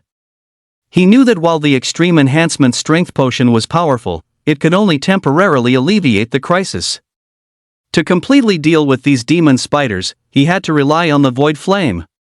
Time ticked by second. The air was filled with a rich herbal fragrance, the scent of hope, and of a miracle.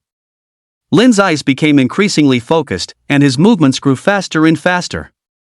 Finally, he tossed the last medicinal ingredient into the fire. Buzz!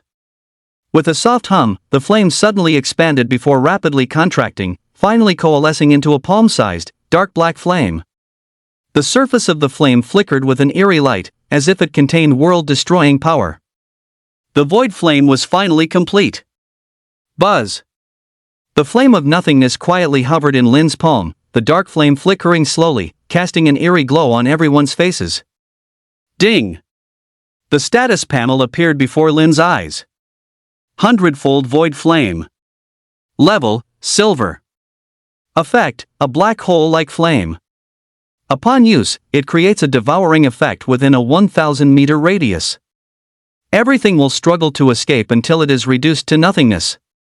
Everyone held their breath. As they watched the black flame in Lin's hand, the huge rock weighing on their hearts finally eased a little. That's great! Lin finally finished. Man Lin's beautiful eyes shimmered with excitement. She knew that they had bought precious time for Lin and brought them the hope of survival. Ko Wanli grinned. Though covered in wounds, his fighting spirit remained high. That potion just now made him feel an unprecedented power now, he just wanted to tear all those damn spiders to shreds. Ouyang Shui clutched her staff tightly, a hint of color returning to her pale face. She looked at Lin, her eyes filled with gratitude and trust.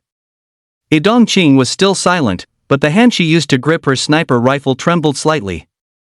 She knew that this flame would be the key to their destiny. Lin, what is this? Manlin couldn't help but ask, her voice trembling slightly. She could feel the terrifying energy contained within this flame, but she couldn't imagine what kind of power this tiny flame could unleash. The key to turning the tide of battle. Lin slowly spoke, his tone calm, yet filled with undeniable confidence. Its name is the Flame of Nihility. Flame of Nihility? Manlin murmured, a hint of confusion flickering in her beautiful eyes. A flame that can devour everything. With the bonus from Lin's talent points, its effect could be increased 100-fold, making its power even more terrifying. Lin's voice was light, but it clearly reached everyone's ears. Devour everything? Upon hearing this, everyone's hearts trembled, too stunned to speak. They looked at the black flame in Lin's hand, their eyes filled with disbelief. Could this flame truly unleash such immense power? Just then, a chilling roar shattered the brief silence.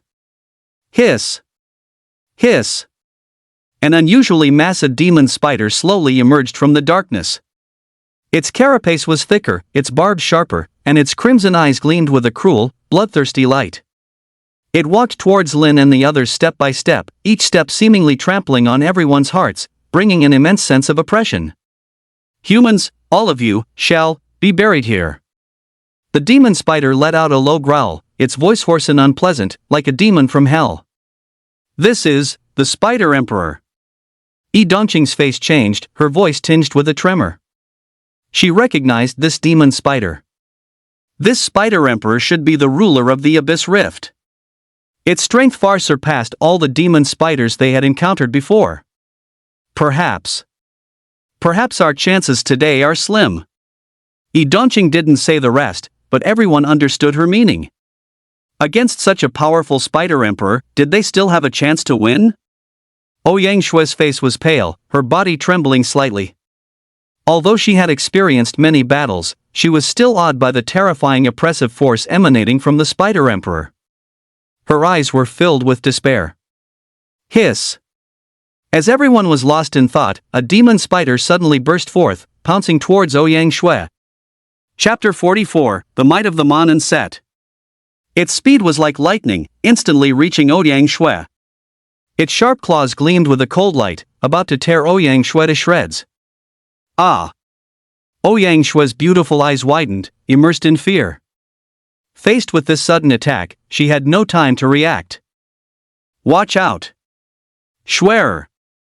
Manlin and Ko Wanli exclaimed simultaneously, wanting to rescue her, but it was already too late. At the 11th hour, a figure blocked Ouyang Shui's path. It's Lin! He instantly moved beside Ouyang Shui, pulled her behind him, and successfully evaded the demon spider's attack. Bang! The demon spider's sharp forelegs slammed heavily into the ground, emitting a loud crash. The hard ground was instantly smashed, leaving a large pit. Don't be afraid. Lin stood in front of Ouyang Shui, his gaze firm as he looked at the magic spider before him. His voice was soft, yet it carried a reassuring strength. I will protect you. Ouyang Shui stared blankly at Lin in front of her. That phrase, don't be afraid, I'll protect you, was like a ray of sunlight in winter, instantly dispelling the fear and despair in her heart. She felt as if she was in a warm harbor, with all dangers isolated outside. Foolish humans, you, all, shall perish here. The Spider King's low, hoarse voice sounded again, interrupting Ouyang Shui's thoughts. She looked up at the massive demon spider. A strange smile eerily appeared on the Spider King's hideous face, and its 8 crimson eyes flickered with cruel, bloodthirsty light. That giant spider face, accompanied by a human voice, sent shivers down the spines of everyone present except Lin. Today, this will be your burial ground. Lin calmly looked at the Spider Emperor, his tone placid, yet with an undeniable firmness. Just by yourself? The Spider King let out a disdainful snort, its voice filled with scorn and mockery. Having been in the Abyss Rift for so long, there are always some guys who aren't afraid of death coming to disturb me. The Spider King spoke slowly, its voice deep and hoarse.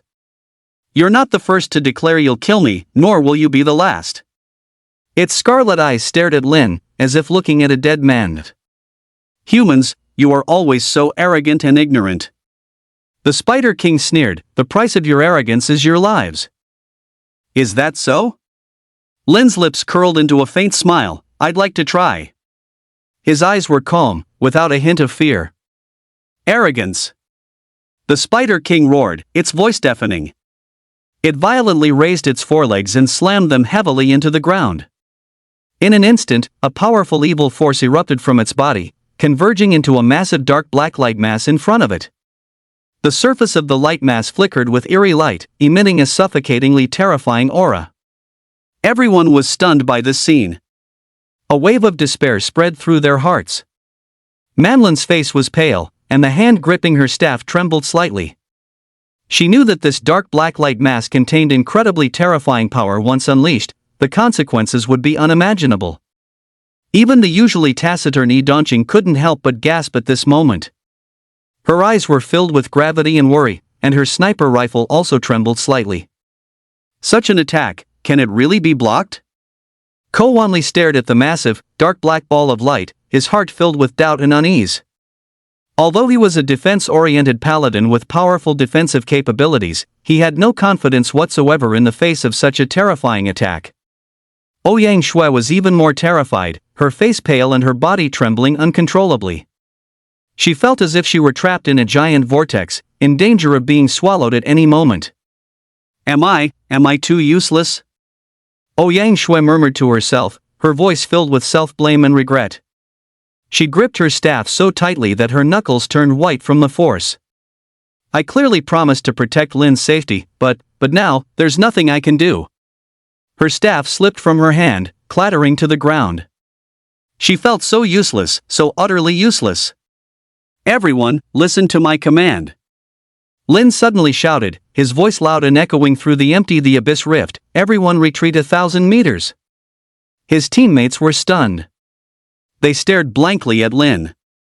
The handsome, kind young man they knew was now transformed, his face showing only determination and resoluteness, as if he had become a different person. Lin, you. Manlin opened her mouth, wanting to say something, but not knowing where to begin. She could feel the decisiveness in Lin's tone and could guess what Lin intended to do. However, it was too risky. Thank you all very much for helping me with the class awakening quest, Lin interrupted Manlin and continued. Ouyang Shui stared blankly at Lin, tears streaming down her face uncontrollably. I will definitely get everyone out of here alive. His voice was calm, yet it carried an undeniable force. Lin said this to sacrifice himself to protect everyone. She clenched her fists tightly, her fingernails digging deep into her palms, yet she didn't feel a thing. I'm not leaving. Ouyang Shui cried out, her voice hoarse. I said I would protect you. Lin turned his head and looked at Ouyang Shui gently, trust me. She knew this was not the time for hesitation. His tone was filled with doting affection and comfort. Then he turned his head to look at Manlin, his gaze firm. Captain Manlin, take everyone and leave. Manlin bit her lip, a complex emotion flashing in her beautiful eyes. Lin's decision might be their only hope. The Spider Empress watched Lin and the others' actions, a look of increasing disdain on its face. Okay. Manlin took a deep breath and said in a low voice. Everyone, listen to my command, retreat. She turned around, leading the group to quickly withdraw 1,000 meters away. Although Ko Wanli was somewhat unwilling, he also knew this was no time to play the hero and could only retreat with Manlin. Yi Dongqing remained silent, but the tight grip on her sniper rifle revealed her inner turmoil. Its crimson eyes fixed on Lin, as if looking at a dead man. A bunch of ants, do you think one person can protect them? You're just struggling in vain. Its scarlet eyes stared at Lin, as if looking at a dead man. Boy, I'll make you understand what despair is. The Spider Emperor's voice was full of cruelty and mockery. I'll beat you half to death, then one by one I'll kill your cherished teammates. I'll make you experience double the pain, physical and mental. Finally, It opened its gaping maw and let out a bone-chilling roar. I'll let you die in endless agony. The dark black light mass in front of the Spider Empress grew larger and brighter, and a terrifying aura permeated the entire The Abyss Rift. As if the end of the world had arrived. "Watch out!" Ouyang Shui exclaimed. A sharp spider barb shot out like a venomous snake, aiming directly at Lin's back. Lin seemed to sense it, sharply turning his body, but it was still a step too late. Put! The spider barb fiercely pierced Lin's arm. Blood instantly stained his robe crimson. The demonic spider let out a sinister laugh, as if it had already seen its prey fall before it. However, in the next second, a sudden change occurred. A surge of overwhelming power erupted. Bang!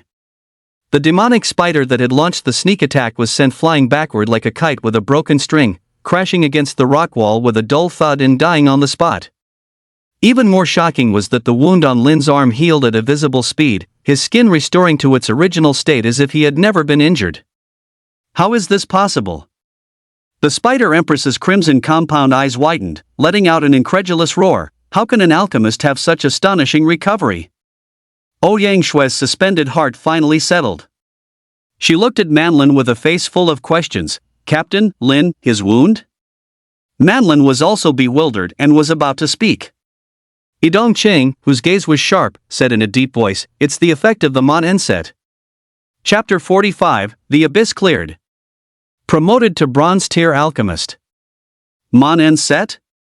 Manlin and Ouyang Shui exclaimed in unison. Yes. Idong Qing's tone was firm. It said that wearing a full set grants extreme recovery speed and reflects double the damage taken. It really is a treasure. Everyone suddenly understood, their gazes towards Lin filled with shock.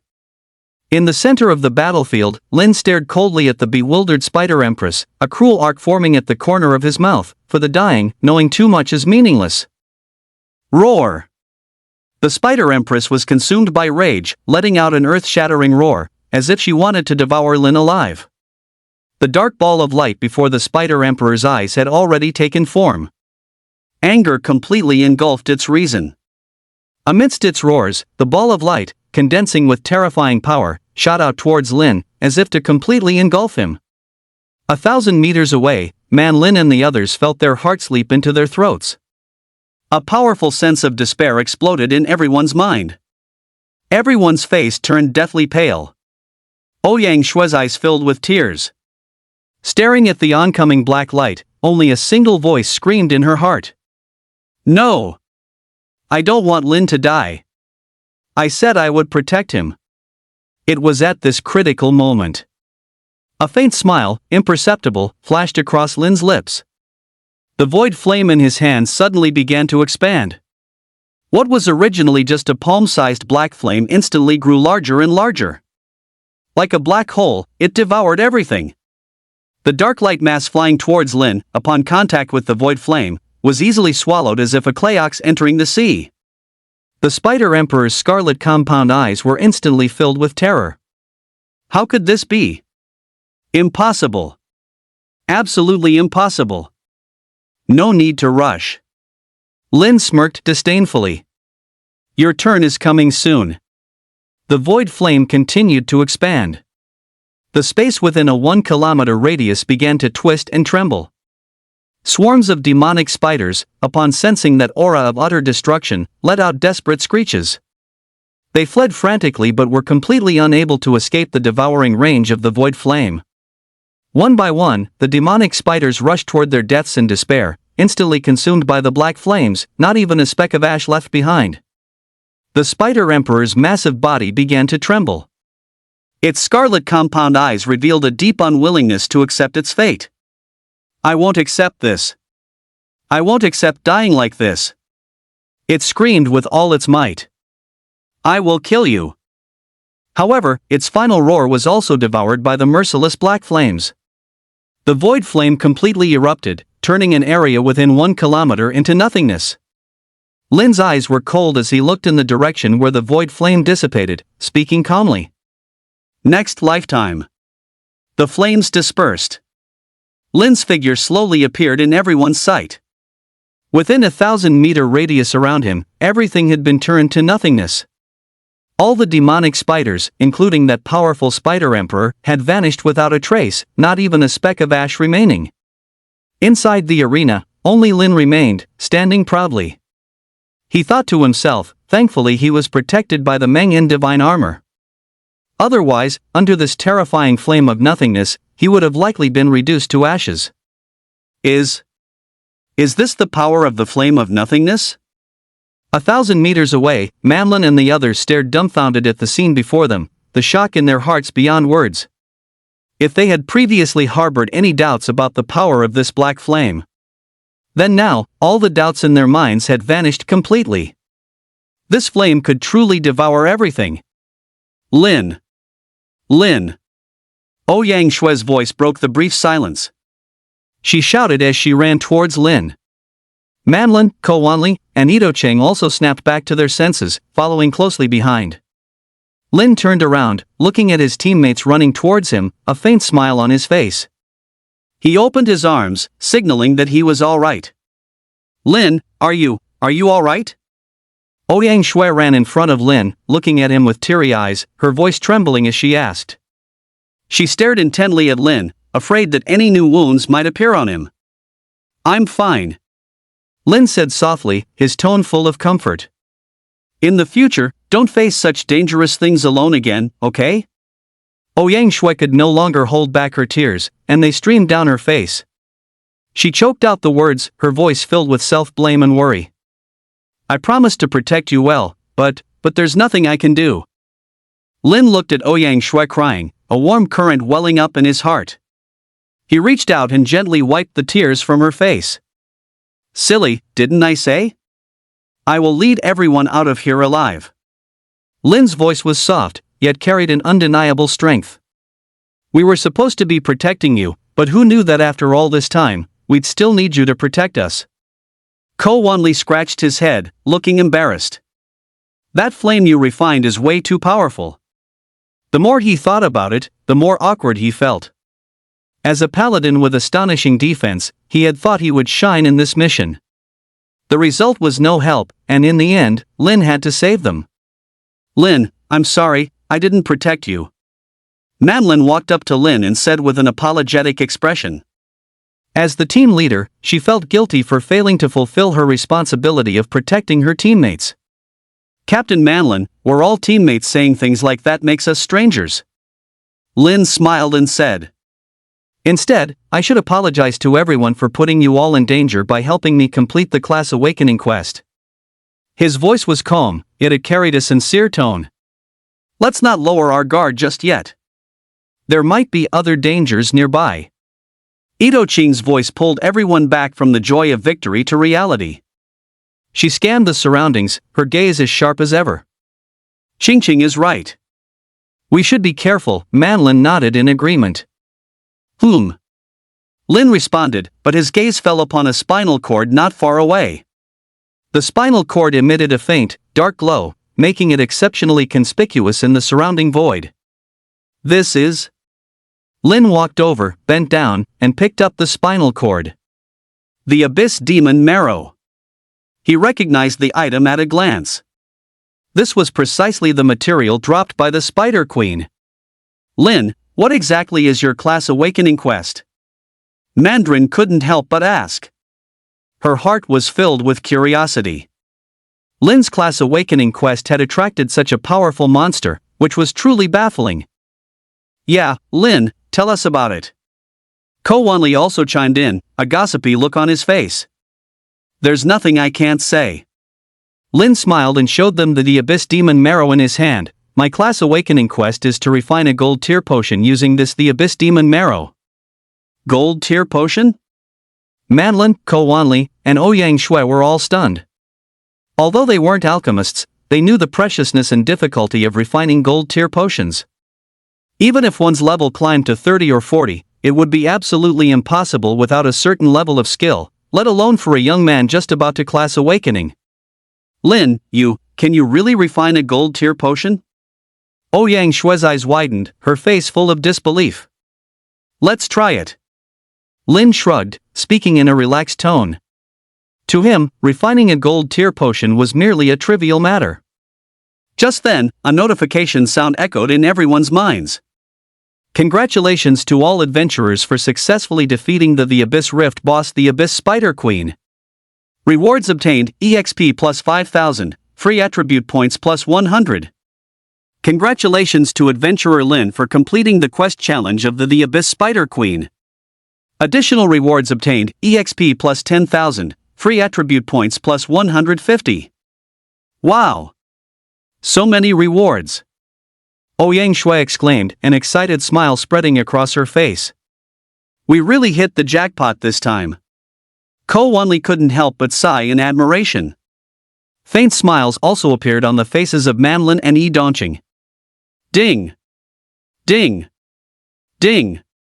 Ding! For golden lights continuously erupted from Lin's body. His level had actually soared directly from 10 to 14. His attribute status panel appeared before Lin's eyes. Host, Lin. Level up, level, 10 level, 14. Class user, Alchemist Bronze Tier. Alchemy skill proficiency, Bronze Tier level 115%. This is too exaggerated. It's already Bronze Tier? So young. Ko Wanli stared at Lin, his eyes practically popping out. Gaining 4 levels at once is simply unheard of. Manlin couldn't help but exclaim in amazement. Ouyang Shui looked at Lin, her eyes filled with adoration.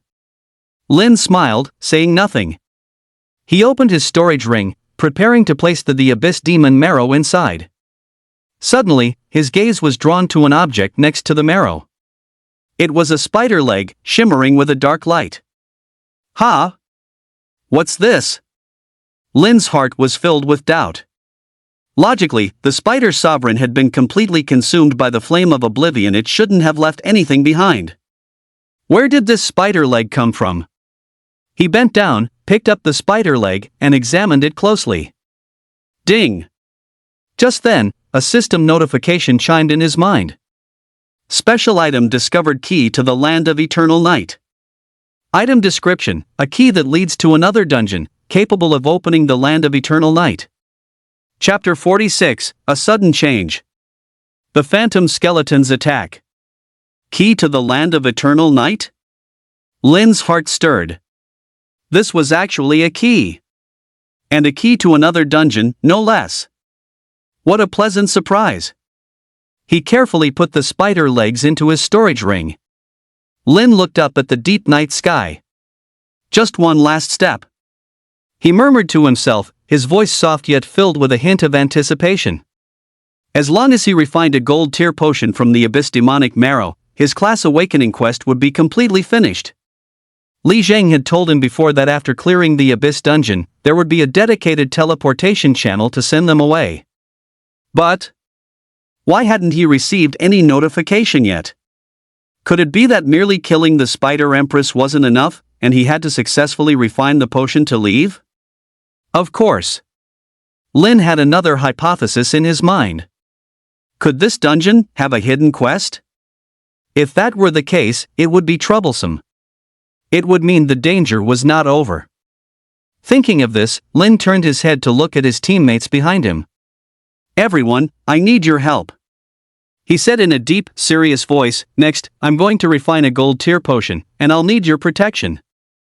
Don't worry, Lin, we'll protect you. Ouyang Shui was the first to respond, her voice crisp and firm. Leave it to us. Ko Wanli patted his chest, a confident look on his face. Manlin and Yi Dongqing also nodded in agreement. Okay. As the team leader, Manlin made a decisive call. Everyone, stay alert.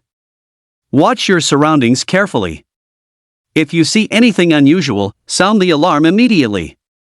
Yes. Everyone responded in unison, their voices loud. Without further ado, Lin took out his alchemy device from his storage ring.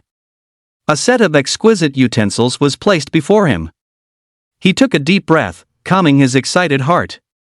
Gold tier potion. It was his first time refining such a high-grade potion. His heart was filled with both anticipation and uncertainty about the unknown. He wanted to witness the power of a gold-tier potion. But at the same time, he worried whether a hidden dungeon truly existed. Phew! Lin slowly exhaled and began the refining process. He carefully placed the abyss demonic marrow into the vessel. Then, following specific steps, he began to purify, fuse. Time ticked by second. Everyone held their breath, watching Lin nervously. They knew Lin was undertaking a very important task. A task that concerned the fate of them all.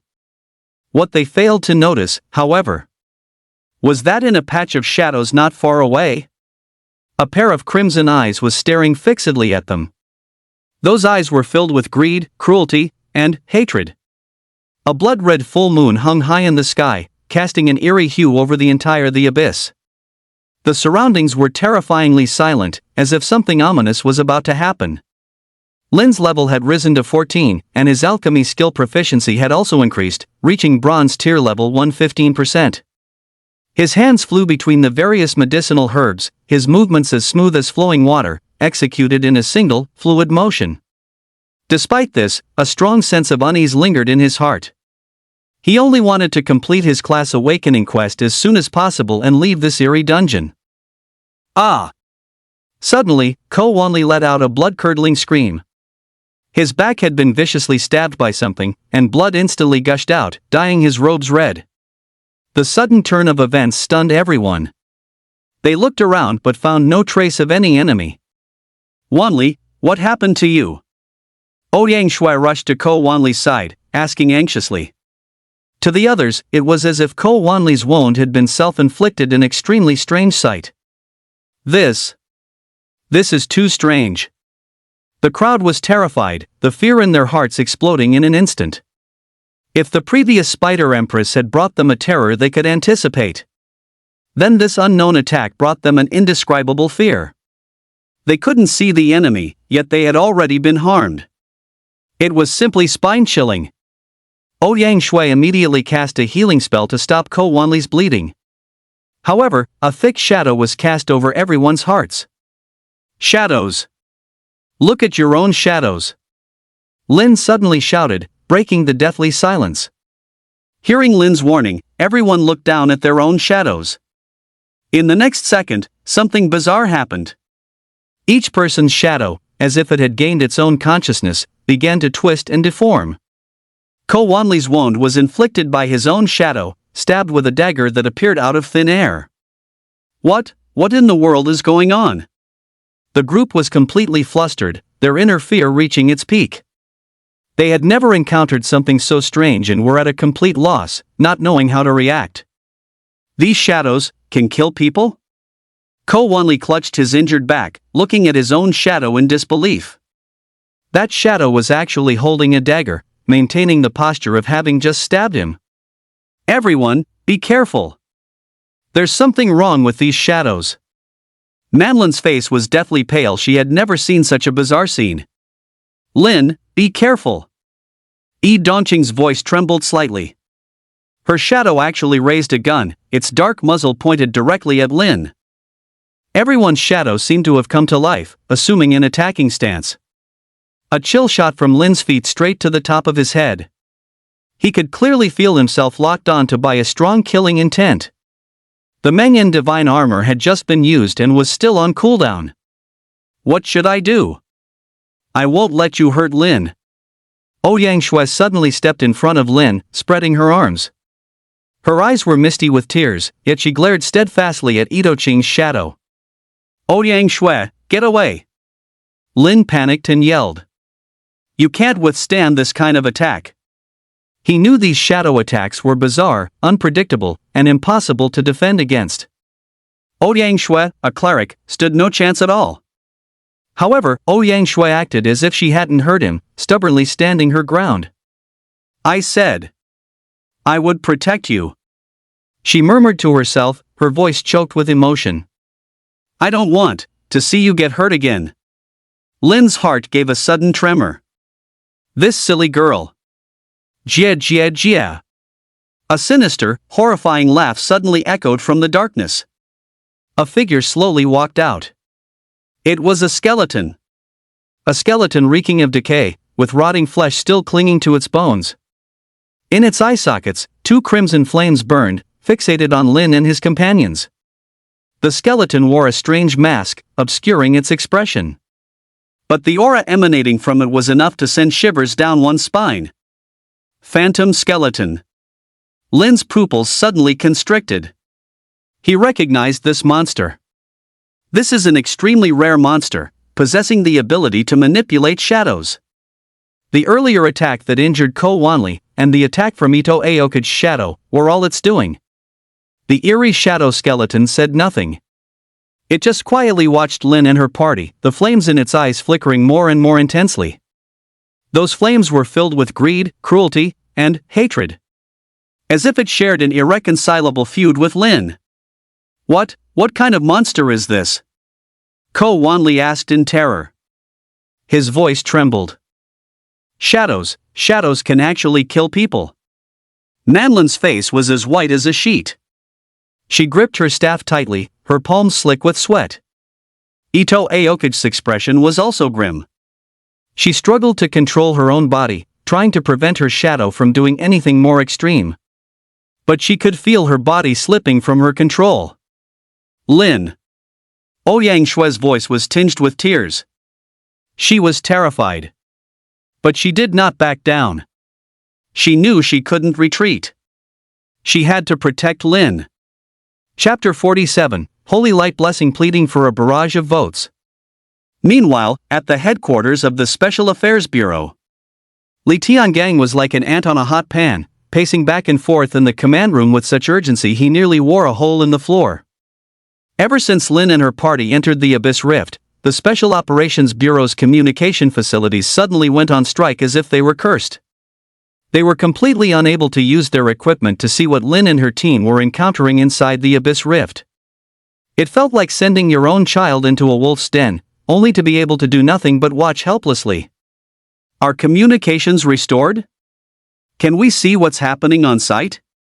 Li Tiangang stopped abruptly, whipping his head around to face a technician beside him, his tone so urgent it was as if he were about to eat the man alive. The technician was completely focused on debugging the equipment, his fingers flying across the keyboard, beads of sweat forming on his forehead. He was so startled by Li Tiangang's sudden shout that his hand jerked, nearly sending the keyboard flying.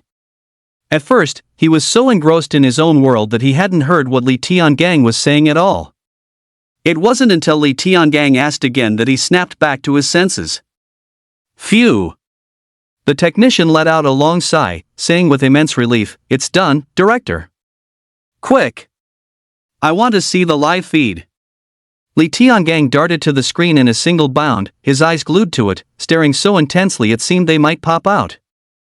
Everyone else present also crowded around, each holding their breath, not daring to make a sound. Tension and worry were written all over their faces. Their hearts were in their throats, as if they would leap from their chests the next second. The scene of the Abyss Rift finally slowly appeared on the screen. Everyone was stunned. They saw a strange black shadow facing Ouyang Shui, who was in front of Lin. The black shadow seemed like a demon crawled out from the depths of hell, exuding a suffocating aura of terror all over its body. This. Everyone gasped in horror at the sight, the hair on their bodies standing on end. What's going on? In the Abyss Rift, there's actually such a strange beast? Li Zhang's eyes widened, his face full of disbelief. He asked the question in his heart with a trembling voice. This question was also the question in everyone's hearts. They had never heard of such a strange creature existing in the Abyss Rift.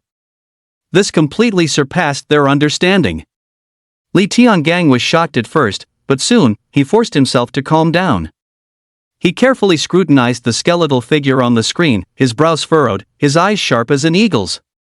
His mind raced, frantically searching for information related to the skeletal figure. What in the world is this? In the command center, someone gasped, their voice distorted.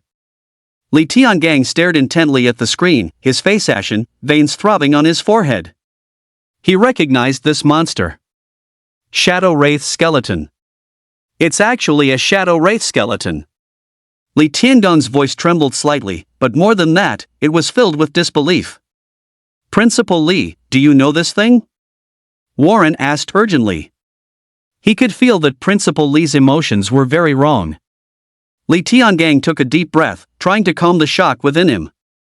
He slowly spoke, his voice low and solemn. This thing. I once saw it in an ancient book. It is said to be an extremely rare monster in the abyss, called a ghastly skeleton. It possesses the ability to manipulate shadows, using them to launch bizarre and unpredictable attacks. This monster is extremely dangerous and very difficult to deal with. As he spoke, a hint of despair crept into Li Tiangong's voice. How could this happen?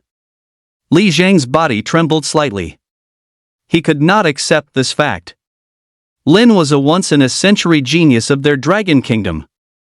The accompanying teammates were also precious powerhouses of the Dragon Kingdom. How could they fall in a place like this? Logically speaking, with the dungeon level Lin and his team entered, a monster of this level shouldn't appear. Li Tiangang frowned, completely baffled. Monsters of this level usually only appear in high-level dungeons.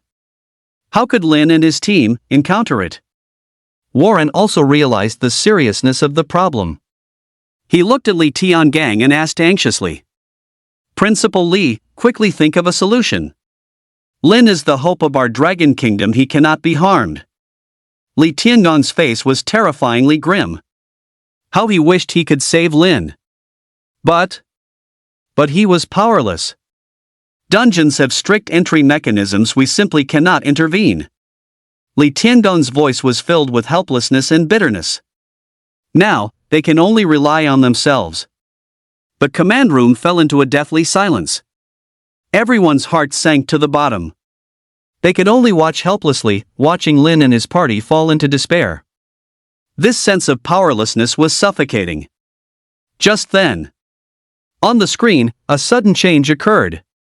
Ito Cheng's shadow abruptly turned his gun. The gun that was originally aimed at Ouyang Shui instantly turned towards Lin, who was concentrating on refining medicine. Bang!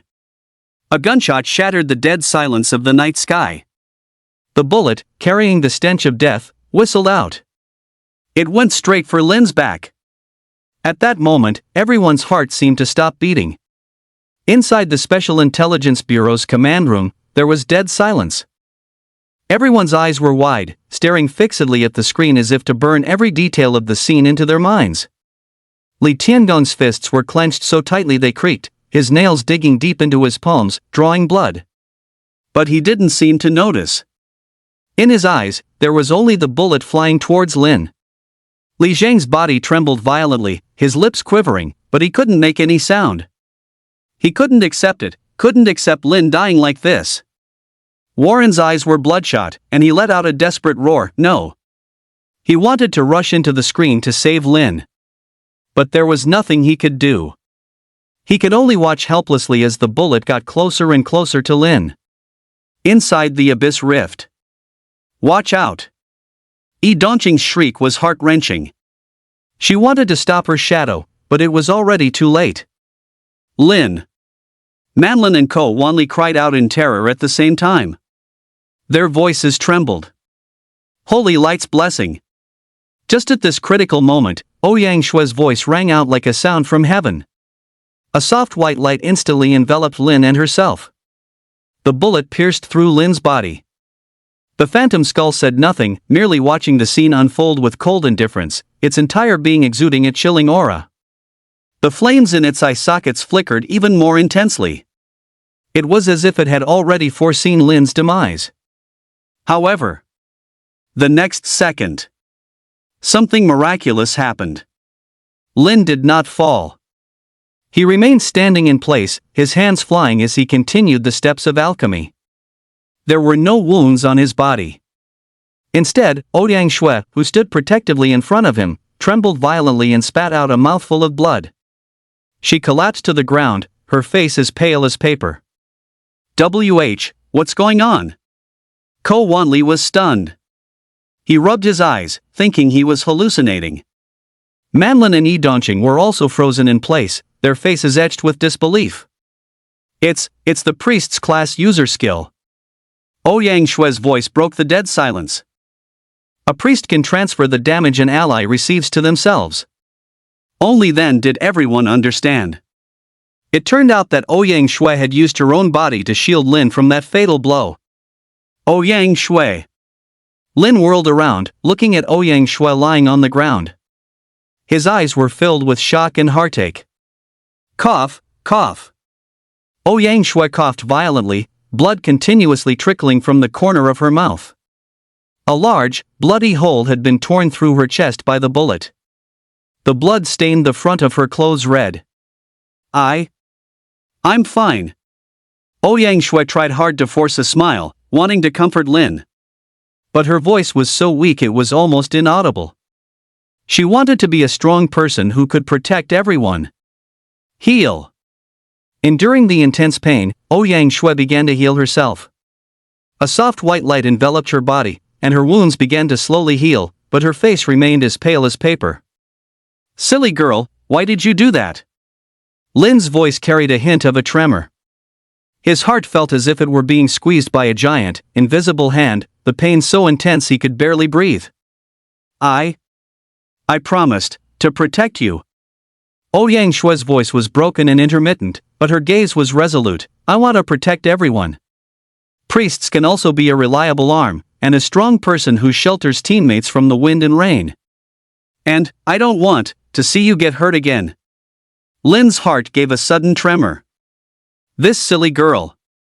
To protect him, she was willing to endure immense pain herself. Jia jia jia. The eerie shadow skeleton's laughter rang out again. A cruel glint flickered in its eyes. Chapter 48, What? Physical attacks are useless? Jia jia jia. The eerie shadow skeleton's laughter was sinister and triumphant. It seemed to have already seen the tragic fate of Lin and the others, tortured to death by their own shadows. Damn it! I'll fight you to the death.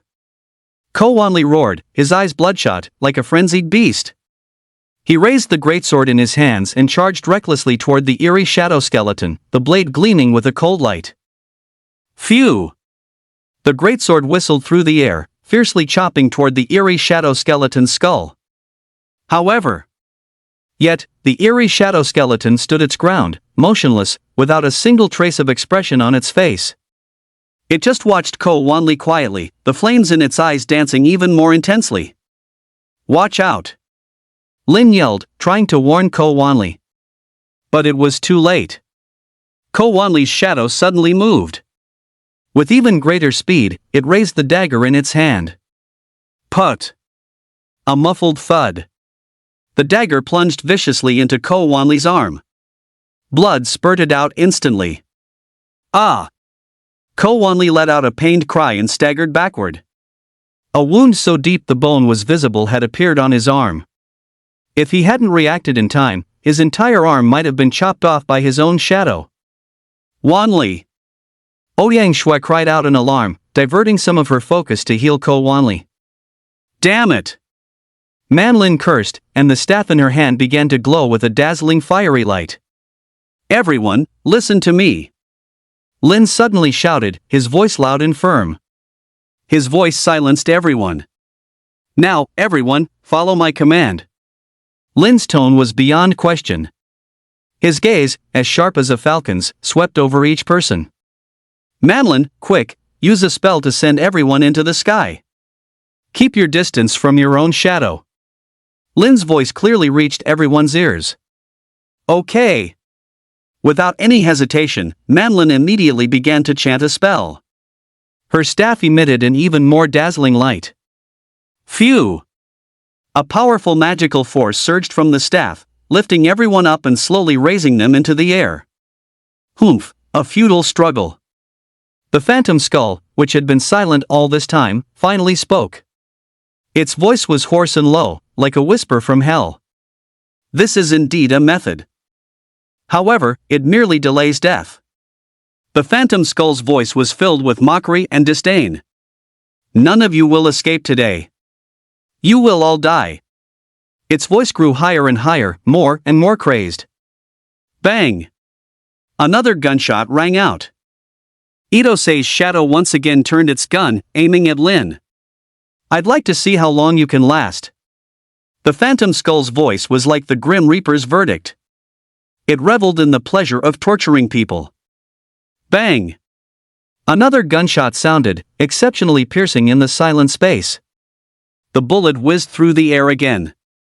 This time, the target was still Lin. Everyone's heart leaped into their throats as they stared in horror at the bullet, as if time itself had slowed down. Ouyang Shue's face was already ashen to the extreme. Large beads of sweat continuously rolled down her forehead. Lin. Ouyang Shue's voice was as weak as a flickering candle in the wind, yet it carried a resolute strength. She gritted her teeth and, using all her strength, activated her skill once more. Holy light descended again. A soft white light gently enveloped Lin and herself. The next second, the bullet, without any suspense, pierced Lin's body. The expected pain did not come. The damage was transferred to Ouyang Shui. The intense pain in her leg came in wave after wave, like a tide, nearly consuming her consciousness. Blood stained the hem of her skirt, a shocking sight. But her gaze remained as firm as ever. Her gaze remained fixed on Lin, as if as long as she could see Lin safe, any pain could be endured. Lin abruptly turned his head. What met his eyes was Ouyang Shue's pained yet determined face. Blood gushed from her leg, staining the ground red. She trembled all over from the pain, cold sweat streaming down, yet she still gave Lin a weak smile. I'm fine. Ouyang Shue's voice, with a slight tremor, yet incredibly clear, reached Lin's ears. Schwerer. Lin's heart felt as if it had been stabbed by a knife. He looked at the gruesome wound on Ouyang Shue's leg, and an uncontrollable rage instantly surged within him. Damn that phantom skull. He would make it pay. Lin's eyes grew incredibly cold. He took a deep breath, forcing himself to calm down. Must refine the antidote quickly. Lin turned around, no longer looking at Ouyang Shue's injuries, but focused all his attention on refining the medicine. His movements became faster, more precise, as if pouring all his anger and worry into the alchemy. Manlin's eyes were already welling up. Tears swirled in her eyes. Schwerer. That foolish girl. A priest's healing ability was strong, but healing took time. Facing the relentless attacks of the Phantom Skull, could Schwerer really hold on? Manlin's heart was filled with worry and fear. She gripped her staff tightly, her knuckles turning white from the force. She wanted to do something, but she didn't know what. Even Yi Dongqing, who had always appeared cold and ruthless, was deeply moved by the scene before her. She looked at Ouyang Shue's pale face, at the blood continuously flowing from her leg, and an indescribable emotion stirred in her heart. This seemingly fragile priestess possessed such a resilient will and such a powerful desire to protect. It was truly touching. Ko Wanli, on the other hand, was seething with rage, his eyes bloodshot like a maddened beast. He watched Ouyang Shui endure harm again and again to protect Lin, and the anger in his heart had reached its peak. I'm going to slaughter you. Ko Wanli roared, no longer able to bear the anger in his heart. Wielding the greatsword in his hand, he charged at the Phantom Skull like a madman. The blade's edge gleamed with a cold, chilling light, carrying an unstoppable momentum. He was going to fight this damned skeleton monster to the death. Roar! Ko Wanli roared, his eyes bloodshot. The greatsword in his hands, imbued with immense power, viciously slashed towards the Phantom Skull. He wanted to split this damn monster in two. However, just as the greatsword was about to strike the Phantom Skull, something strange happened. The Phantom Skull's body suddenly turned ethereal. Like a wisp of smoke, it looked as if it could dissipate at any moment. Phew! The greatsword passed directly through the Phantom Skull's body. It caused no damage whatsoever. What? Ko Wanli froze. He stared at the scene before him in disbelief.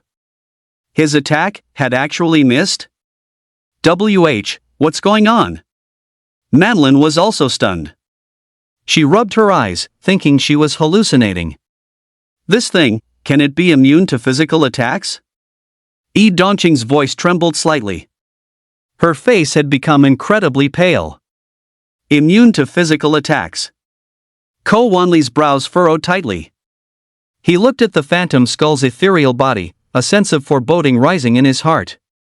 This ability was just too overpowered. How could they possibly fight this? Jia jia jia. The eerie shadow skeleton's laughter rang out again. Its voice was filled with mockery and smugness. It's useless. Your attacks are meaningless against me. Just obediently accept your deaths. The phantom skull's voice was like the Grim Reaper's verdict. It stood quietly in place, letting Ko Wanli attack it freely. Damn it! Ko Wanli roared in anger and swung his sword again. But the result was the same. His attacks were completely unable to cause any harm to the phantom skull. Don't waste your energy. Physical attacks are ineffective against me. Chapter 49, A Glimmer of Hope and Desperation. The potion is a success. The moment the phantom skull's words fell, the surrounding air seemed to freeze. Ko Wanli clenched his jaw, veins bulging on his forehead. He was unwilling to accept this, and even less willing to believe it. I don't believe you. Roaring, he once again brandished his greatsword, frantically slashing at the phantom skull. Once, twice, 3 times. The blade flashed, but it could never touch the shadowy skeleton's physical form. Manlin! Attack with magic! Lin's voice broke the suffocating stalemate. He focused intently on crafting the potion while observing the situation on the battlefield. Okay. Without any hesitation, Manlin immediately began to chant a spell. A dazzling fiery light began to coalesce on her staff. Dragon's breath! Manlin shouted delicately and waved her staff forward. A massive fire dragon roared as it charged towards the shadowy skeleton. Wherever the fire dragon passed, the air itself seemed to burn and distort. Boom! The fire dragon slammed viciously into the shadowy skeleton and exploded. Flames scattered, and thick smoke billowed. That has to have done something, right? Manlin looked nervous, staring intently at the shadowy skeleton within the thick smoke. However, when the smoke cleared, the figure of the shadowy skeleton once again appeared before everyone. It was completely unharmed. Not even its black robe showed the slightest sign of damage. Jia jia jia. The shadowy skeleton let out a triumphant laugh. A magic attack?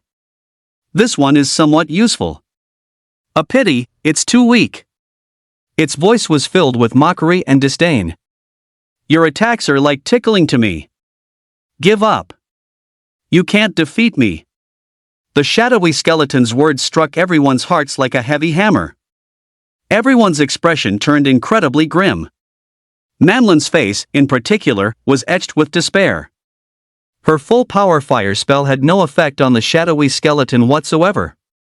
How could they possibly fight this? Inside the command room of the Special Affairs Bureau. A dead silence. No one spoke. Their faces were etched with despair.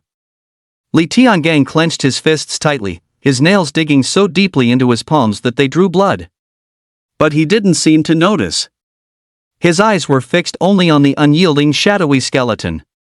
Is there really no other way? Li Zhang's voice trembled slightly. His eyes were filled with unwillingness and despair. Warren's eyes were bloodshot, staring fixedly at the screen. His breathing grew increasingly heavy. He could only watch, helplessly, as Lin and the others fell into desperation. This feeling of powerlessness was suffocating. Even they themselves found it hard to believe there was any way to break the deadlock, unless a miracle occurred. A bunch of ants. The phantom skeleton's maniacal laughter echoed through the abyss, ear-piercing and despair-inducing. What do we do? Physical attacks are useless, and magical attacks have little effect.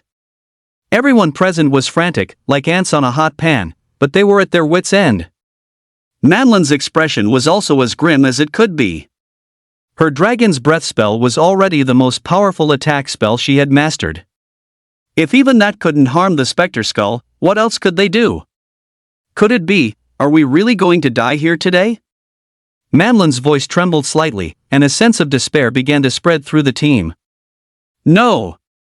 We still have hope. Lin's voice was firm and powerful, like a glimmer of light in the darkness. As he spoke, he quickened his movements. The potion was almost complete. Ouyang Shui said nothing, merely nodding silently. Her face was already as pale as paper, and her lips had lost their color. The wound on her leg was still bleeding. Every holy light blessing was overdrafting her life force. But she couldn't fall. She had to hold on. For Lin, for everyone, she absolutely couldn't give up. Humph, a desperate struggle. The specter skull snorted coldly, a cruel light flickering in its eyes. A bunch of ants dare to dream of resisting? But it's not bad. It's been a while since I've stretched my bones like this. It's normal that you can't defeat me. You should feel fortunate. To die at my hands is your honor. It walked slowly toward Ouyang Shui, each step feeling like it was stomping on everyone's heart. Don't be afraid. It won't hurt for long. The phantom skull's voice was cold and merciless. I will send you on your way right now. It raised the scimitar in its hand, the blade glinting with a cold light, filled with a lust for slaughter. Don't! Ko Wanli, Manlin, and Yidongking's shouts echoed throughout the entire The Abyss Rift. The color drained from their faces, leaving them pale and powerless. Ouyang Shui was about to die by the blade. Just at this critical moment. It's finished. Lin's voice rang out like a heavenly melody. The potion in his hand instantly glowed brightly. The light was dazzling, illuminating the entire abyss as if it were daytime. The phantom skull was startled by the sudden flash of light and retreated several steps. Under the glare, its body actually began to emit wisps of black smoke, as if it had been burned. What? What's happening? For the first time, the phantom skull's voice carried a trace of alarm and confusion. The flames in its eye sockets flickered violently, seemingly trying to analyze the situation before it. In the Special Affairs Bureau command room, everyone was stunned by the sudden burst of bright light on the screen. What's going on? Li Tiangang shot to his feet, his eyes wide as he stared intently at the monitor. This light. Where did it come from? His voice trembled with disbelief. Li Zhang and Warren were equally astonished. Their mouths hung open, but they couldn't utter a sound. This sudden turn of events was completely beyond their comprehension. Inside the Abyss Rift, bathed in the strong light, Lin slowly walked towards Ouyang Shui. His eyes were filled with pity and heartache. I'm sorry, you suffered. Lin's voice was gentle and low. Ouyang Shui was stunned. The intense pain from moments ago had left her consciousness hazy. She opened her eyes, looking at the white light before her, and Lin's figure within it. She thought she was already dead. Is this heaven? Ouyang Shui's voice was weak and dazed. Her eyes were filled with confusion and bewilderment. I'm sorry. I couldn't protect you. Ouyang Shui's eyes instantly welled up. Tears streamed down her cheeks. I'm so useless. She choked back sobs, speaking in broken sentences. Lin's heart gave a sudden tremor. He looked at Ouyang Shui's pale face, listened to her self-reproach, and his heart filled with guilt and remorse. Fool, you've already done incredibly well. Lin's voice carried a hint of a tremor. He gently wiped the tears from Ouyang Shui's face. Thank you. His voice was full of tenderness. The intense light gradually dissipated. Everyone slowly recovered from the dazzling glare. Their gazes all turned towards Lin in unison. They saw that in Lin's hand, at some unknown point, 2 more potion bottles had appeared. One red, one blue. Inside the vials, the liquid was as crystal clear as a gemstone, emitting a faint halo. What's going on? The phantom skull's voice, tinged with fury, broke the silence. It recovered from the discomfort caused by the strong light, staring intently at the potion in Lin's hand, its pupils beating even more intensely. What did you do? The spectral skeleton roared, its voice sharp and piercing. Lin ignored it, only looking gently at Ouyang Shui in his arms. Lin, did you succeed in alchemy?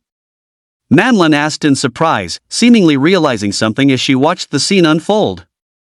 Lin nodded slightly at Manlin, a relaxed smile gracing his lips. Yes, it's a success, Lin said softly. Hearing Lin's affirmative answer, a brilliant smile instantly bloomed on Manlin's face. That's wonderful. It really succeeded. Manlin cheered excitedly, jumping for joy. Chapter 50, Golden Tear Potion. Heart of Eternity. Fuko Wanli and Ito Ching also let out long sighs of relief, their taut nerves finally relaxing. Their eyes, as they looked at Lin, were filled with admiration and respect. Inside the command room of the Special Affairs Bureau, the deathly still atmosphere was shattered in an instant. Li Tiangang stared at the potion in Lin's hand on the screen, too shocked to speak. This is... Li Tiangong's voice trembled slightly. Director! It's a potion. Lin has successfully refined a potion. Li Jiang shouted excitedly, his voice cracking slightly. Warren's eyes were also filled with surprise and excitement. He stared intently at the screen, afraid of missing a single detail. The glow from this potion, it's so strong. Warren exclaimed. Light of this intensity, could it be? Li Tiangang seemed to have thought of something, his eyes filled with shock and disbelief. Gold tier. Li Tiangang shot to his feet, his tone certain. It must be a golden tier potion. Only golden tier potions produce such a powerful anomaly upon successful refinement. Li Tiangang explained excitedly. A gold tier potion. Hearing those words, the command room instantly erupted in an uproar. Everyone's eyes widened, their faces filled with shock and excitement, never expecting that they would witness the birth of a golden tier potion with their own eyes. And at such a critical moment. This is great. This is truly great. Li Jiang was so excited he was flailing his arms and legs. Lin actually refined a golden tier potion. Now we're saved. Warren exclaimed excitedly, his voice trembling slightly. Joy at having survived a catastrophe appeared on everyone's faces. The original atmosphere of despair was swept away, replaced by hope and excitement. Their gazes, fixed on the screen, were filled with anticipation. Everyone pinned their hopes on the golden potion, wishing it could turn the tide of battle. Lin carefully helped Ouyang Shui up and poured the bright red potion from the bottle. The potion glowed faintly red, like a flowing ruby, beautiful and mysterious. He gently brought the potion to Ouyang Shui's lips. Drink it. Lin's voice was as gentle as a spring breeze caressing the water. Ouyang Shui nodded obediently, opened her mouth, and slowly swallowed the potion.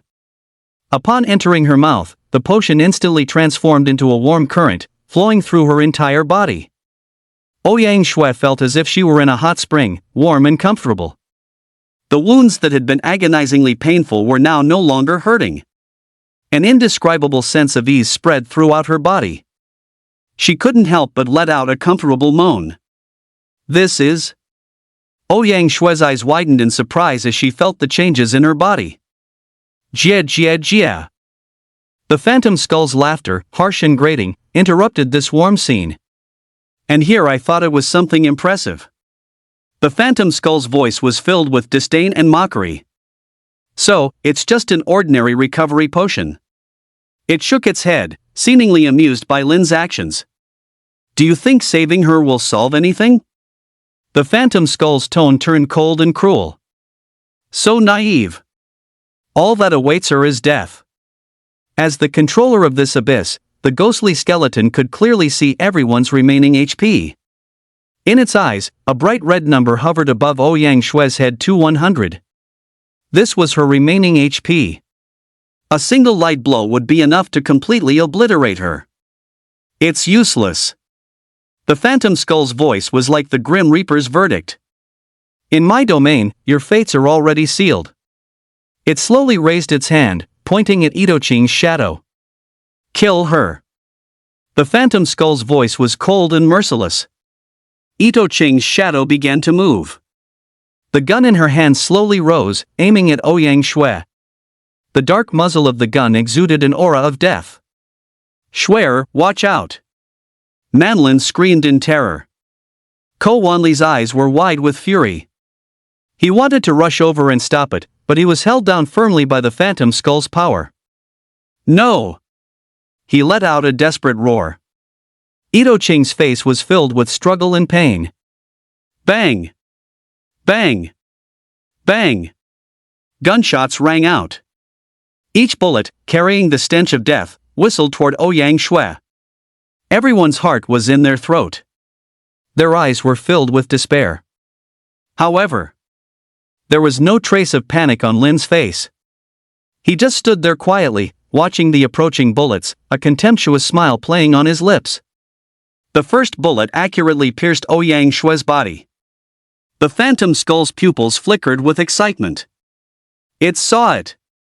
The health bar above Ouyang Shui's head had dropped by another segment. 2-100 became 1-100. Jia jia jia. The phantom skull let out an even more smug and cruel laugh. Do you see that, Ant? This is your end. One more shot, and you're completely finished. The phantom skull seemed to already envision Ouyang Shui lying in a pool of her own blood. It was going to make this priestess, who dared to defy it, pay the most painful price. However, something strange happened. Several more bullets whistled through the air in succession. All of them struck Ouyang Shui with unerring accuracy. The sound of bullets piercing her body was clearly audible. However, yet, the health bar above Ouyang Shui's head didn't budge. It was still 1-100. Not the slightest change. What? The phantom skull's laughter stopped abruptly, as if its throat had been seized, catching in an instant. The flames in its eye sockets flickered violently, filled with shock and disbelief. This? How is this possible? Several shots in a row. All of them hit. And yet they didn't cause any damage to Ouyang Shui whatsoever? This completely defied the phantom skull's understanding. It couldn't comprehend, nor could it accept, the reality before its eyes. This? What in the world is going on? The phantom skull's voice began to tremble, filled with terror and confusion. It wasn't just the phantom skull. Ouyang Shui herself was stunned by everything that was happening. The moment the bullets pierced her body, there was none of the excruciating pain she had expected. Instead, a warm, fuzzy feeling spread through the wound. Tingling and numb, yet itchy. The wound also seemed to be healing rapidly. This? Ouyang Shui raised her hand in disbelief and touched the wound on her leg. The once grotesque and terrifying gash was now. It was actually shrinking. The bleeding had stopped. The pain had vanished as well. In its place was an unprecedented sense of ease and comfort. What's happening to my body? Ouyang Shui's voice trembled with a hint of surprise and bewilderment. She felt as if she were in a dream, an absurd and bizarre, yet incredibly real dream. That's right, Shui, you're safe now. Lin's voice resonated gently, as warm as a spring breeze. He looked at Ouyang Shui, his eyes filled with pity and relief. This is the power of a gold tier potion. Heart of Eternity. Level, Gold. Effect 1, the user recovers 20% HP every hour. Effect 2, Eternal Blessing, the user's health will not drop below 1 for 1 hour. Under the state of Eternal Blessing, your HP will never drop below 1. Lin's voice clearly reached everyone's ears. Heart of Eternity. Hearing this name, everyone understood instantly. So that's it. So it was a gold tier potion that played a crucial role at the critical moment. Damn it! The phantom skull was enraged. Utterly enraged. It never imagined that the potion Lin refined would have such an effect. So what? I'll still kill you all after the potion wears off. The phantom skull let out an angry roar, its voice as deafening as thunder. Since it couldn't kill that priest girl, it would kill the others first. It wanted Lin to witness, with its own eyes, his teammates dying tragically one by one before him. It wanted Lin to experience what despair felt like. Kill them. The phantom skull issued another command. This time, it was no longer targeting only Ouyang Shui. Instead, it turned its sights on the others. Manlin's shadow moved. Yi Dongqing's shadow also moved. Ko Wanli's shadow moved as well. 3 black figures, like phantoms, instantly lunged toward their respective owners. The aura of death descended once again. Manlin felt a chill run from the soles of her feet straight to her head. Her shadow, as if it had come to life, formed claws with its 5 fingers, the tips gleaming with a faint black light as they ruthlessly clawed at her throat. "Captain, watch out!" Ko Wanli roared, wanting to rush over and help. But his own shadow had also launched a sudden attack. A pitch-black fist, whistling through the air, shot straight for his face. Yi Dongqing's situation was equally critical. Her shadow, as cold and sinister as a venomous snake, held a firearm that glinted with the cold light of metal. The muzzle was already aimed at her heart. All 3 of them were trapped in a desperate situation at the same time. Chapter 51, Infinite Mana Regeneration? That's too overpowered. Captain! Watch out! The startled cries of Ko Wanli and Yi Dongqing rang out almost simultaneously. Manlin's pupils constricted abruptly. She could clearly feel the shadow of death enveloping her. There was no time. No time to dodge at all. The shadow's speed was simply too fast. So fast that she couldn't even form the thought to cast a spell. She could only watch helplessly as the sharp claws lunged toward her throat. It's over. Everything was over. Despair filled Manlin's heart. She could even feel the icy touch about to tear through her skin. However, just at this moment of life and death, Holy Light's blessing, Ouyang Shui's voice rang out like a sound from heaven. A sacred beam of light instantly descended from the sky, enveloping Manlin, Ko Wanli, and Yi Dongqing. Group damage transfer. Inside the command room of the Special Affairs Bureau, Li Tiangang roared loudly. Ouyang Shui has transferred all the damage her teammates received to herself. And right now, she's under the effect of eternal blessing, so her health will never drop below 1. This way. It's as if everyone has become immortal. Li Tiangong's tone was filled with surprise and excitement. That's great. Now we have hope. The previously tense atmosphere somewhat eased. Inside the abyss rift. Jia jia jia. The phantom skull suddenly let out a strange laugh. Interesting. Truly interesting. I never thought you ants would have a few tricks up your sleeves. However, do you think you can beat me like this? So naive. The phantom skull's voice turned cold and cruel. I'd like to see how long you can last. Ha ha ha ha. The phantom skull's laughter grew more and more rampant. It's useless. You ants, just wait to be slowly tortured to death by me. In my domain, your struggles are meaningless. The phantom skull launched a fierce assault on the 3. Ouyang Shui continuously transferred damage for her teammates. But the shadow's attacks were too dense. Before long, Ouyang Shui had little mana left. The skill, Holy Light's Blessing, though powerful, also consumed an enormous amount of mana. Given her current level, she couldn't maintain it for long. Inside the command room of the Special Affairs Bureau, everyone's hearts were in their throats once again.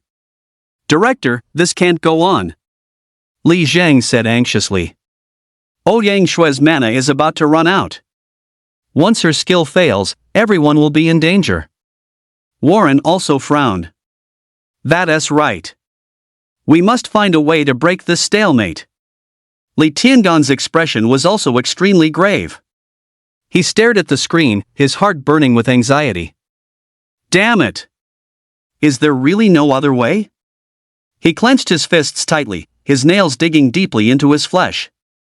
The abyss rift. What should I do? Ouyang Shui thought hard. Lin. Ouyang Shui looked at Lin, her eyes filled with an appeal for help. Somehow, he believed Lin could break the stalemate. Lin's gaze remained as calm as water. He looked at Ouyang Shui and smiled faintly. Don't worry. Everything is within my plan. Lin's voice was filled with confidence and composure. As if everything was under his control. He slowly raised his hand and took out a blue potion. The potion was a faint blue, emitting a soft glow. This is... Ouyang Shue's gaze was drawn to this bottle of potion. Drink it. Lin handed the potion to Ouyang Shui. Ouyang Shui didn't hesitate, took the potion, and drank it in one gulp. Upon entering her mouth, the potion instantly transformed into a cool airflow, spreading throughout her body. Ouyang Shui felt her mind instantly clear up considerably. Her mana, which had been nearly depleted, actually began to slowly recover. This is... Ouyang Shui's eyes widened in surprise. She felt the changes in her body, her heart filled with confusion. Try Holy Light Blessing again. Lin's voice rang out once more. Ouyang Shui nodded and tried to cast Holy Light's Blessing once more. A miracle happened. A sacred light once again descended from the sky. It enveloped Man Lin, Ko Wanli, and Itose completely. This time, however, Ouyang Shui felt no mana consumption at all. How is this possible? Ouyang Shui looked at her own hands in disbelief. She had clearly just cast a skill. Yet her mana hadn't decreased at all? Not only that. She also noticed that the skill icon for Holy Light's Blessing hadn't entered its cooldown state. This meant she could cast the skill again. Again! A thought flickered in Ouyang Shui's mind, and she cast Holy Light's Blessing once more. The Holy Light descended again. Still no mana cost. Again! Again! Again! Ouyang Shui cast Holy Light's Blessing 4 times in a row. Each time, there was no mana cost. And no cooldown time either. Ouyang Shui was completely stunned. She looked at Lin, her eyes filled with shock and confusion. Lin. What exactly is going on? Lin smiled slightly. This wave alone consumed 100,000 skill points for him. He explained, this bottle of potion is called Fountain of Infinity. Fountain of Infinity. Level, Gold. Effect 1, for 1 hour, the user's skills consume no mana. Effect 2, for 1 hour, the user's skills have no cooldown time. It allows you to use skills without consuming any mana. And it removes the cooldown time for all skills. In other words, you can cast skills infinitely. Cast skills infinitely. Hearing these words, a tidal wave of shock crashed through Ouyang Shui's heart. Wasn't this just too powerful? Infinite skill casting? Manlin cried out, her beautiful eyes filled with utter astonishment. How is that possible? Ko Wanli's eyes widened, a look of disbelief on his face. Although Ito Cheng said nothing, her hand, gripping her firearm, trembled slightly, betraying the turmoil within her. The power of the enhanced gold-level potion had already exceeded their imagination. Inside the command room of the Special Affairs Bureau, a dead silence. Everyone was stunned speechless by Lin's masterpiece. Infinite skill casting. Li Tiangang muttered to himself, his eyes blazing with fervor. This is simply a miracle. Warren trembled with excitement. With this potion, Ouyang Shui is practically an invincible healer. Li Zhang pumped his fist in excitement. Everyone's face was filled with the joy of surviving a catastrophe. They seemed to have already seen the dawn of victory. Inside the abyss rift. Impossible. The ghastly shadow skeleton let out a hysterical roar. This is absolutely impossible. How can a mere potion possess such powerful strength? It couldn't accept the reality before it. I don't believe you. The shadow skeleton roared, the flames in its eye sockets flickering violently. There was no trace of panic on Lin's face. He just stood there quietly, watching the frenzied ghastly shadow skeleton, a faint smile playing on his lips. After observing you for so long, you are not without flaws. Lin slowly spoke, his voice calm and confident. You're afraid of light, aren't you? As soon as these words came out, the ghastly shadow skeleton's movements abruptly froze. Its pupils also dimmed in an instant. I have no weaknesses. For the first time, the ghastly shadow skeleton's voice carried a trace of a tremor. It was the fear of having one's innermost secret exposed. Chapter 52, All in on Skill Points. SSS Rank Clearance. The black flames in the shadow skeleton's eye sockets flickered violently, as if they could extinguish at any moment. Lin did not answer. He just watched the ghastly shadow skeleton quietly, his eyes filled with a sharpness that saw through everything. Humph. You ants, I'm going to kill you all. It seemed to be trying to use this to cover up its inner turmoil. Kill. Kill them for me. The ghastly shadow skeleton issued another command, its voice filled with madness and brutality. It could no longer pay attention to Lin. Right now, it only wanted to tear all these ants before it to pieces. The shadows of Man Lin, Ko Wanli, and Ito Chang attacked again. The black shadows flickered, overflowing with killing intent. This time, however, the attack had no effect. A holy light enveloped the three of them. No matter how the shadows attacked, they couldn't cause any harm to the trio. It's useless. Your attacks are ineffective against me. Man Lin said coldly, her eyes filled with mockery.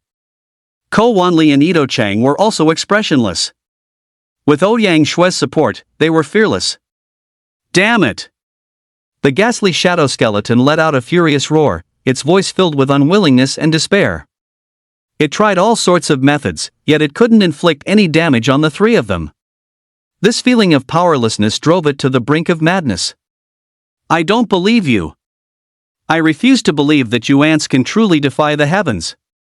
The phantom skull roared maniacally, the flames in its eye sockets nearly bursting forth.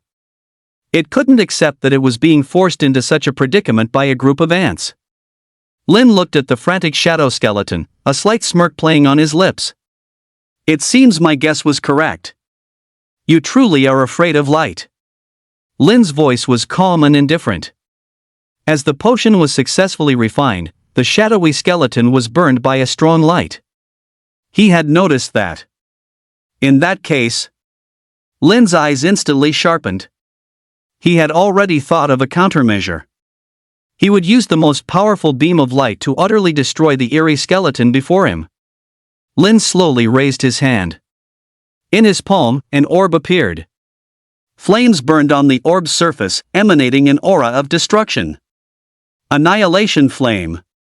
Lin looked at the sphere in his hand, a hint of determination flashing in his eyes. Let me see just how powerful you are after being enhanced.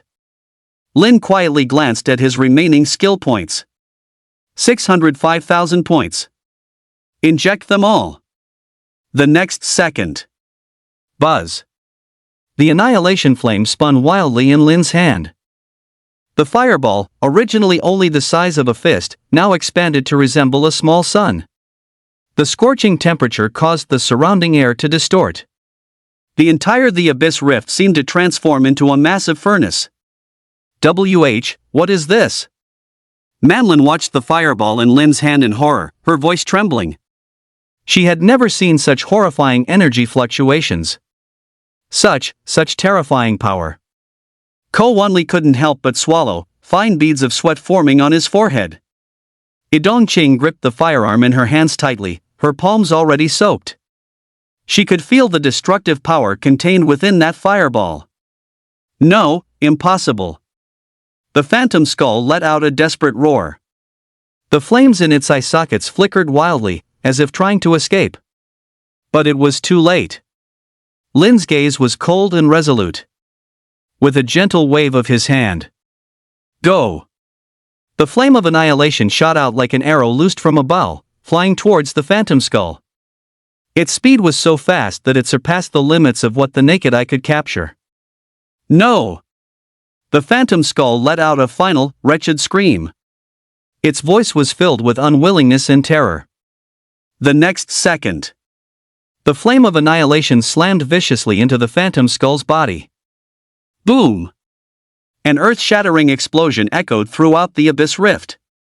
A dazzling light instantly consumed everything. The entire world seemed to plunge into a vast expanse of white. Inside the command room of the Special Affairs Bureau, everyone was stunned by the sudden explosion. The screen was a sheet of white. Nothing could be seen.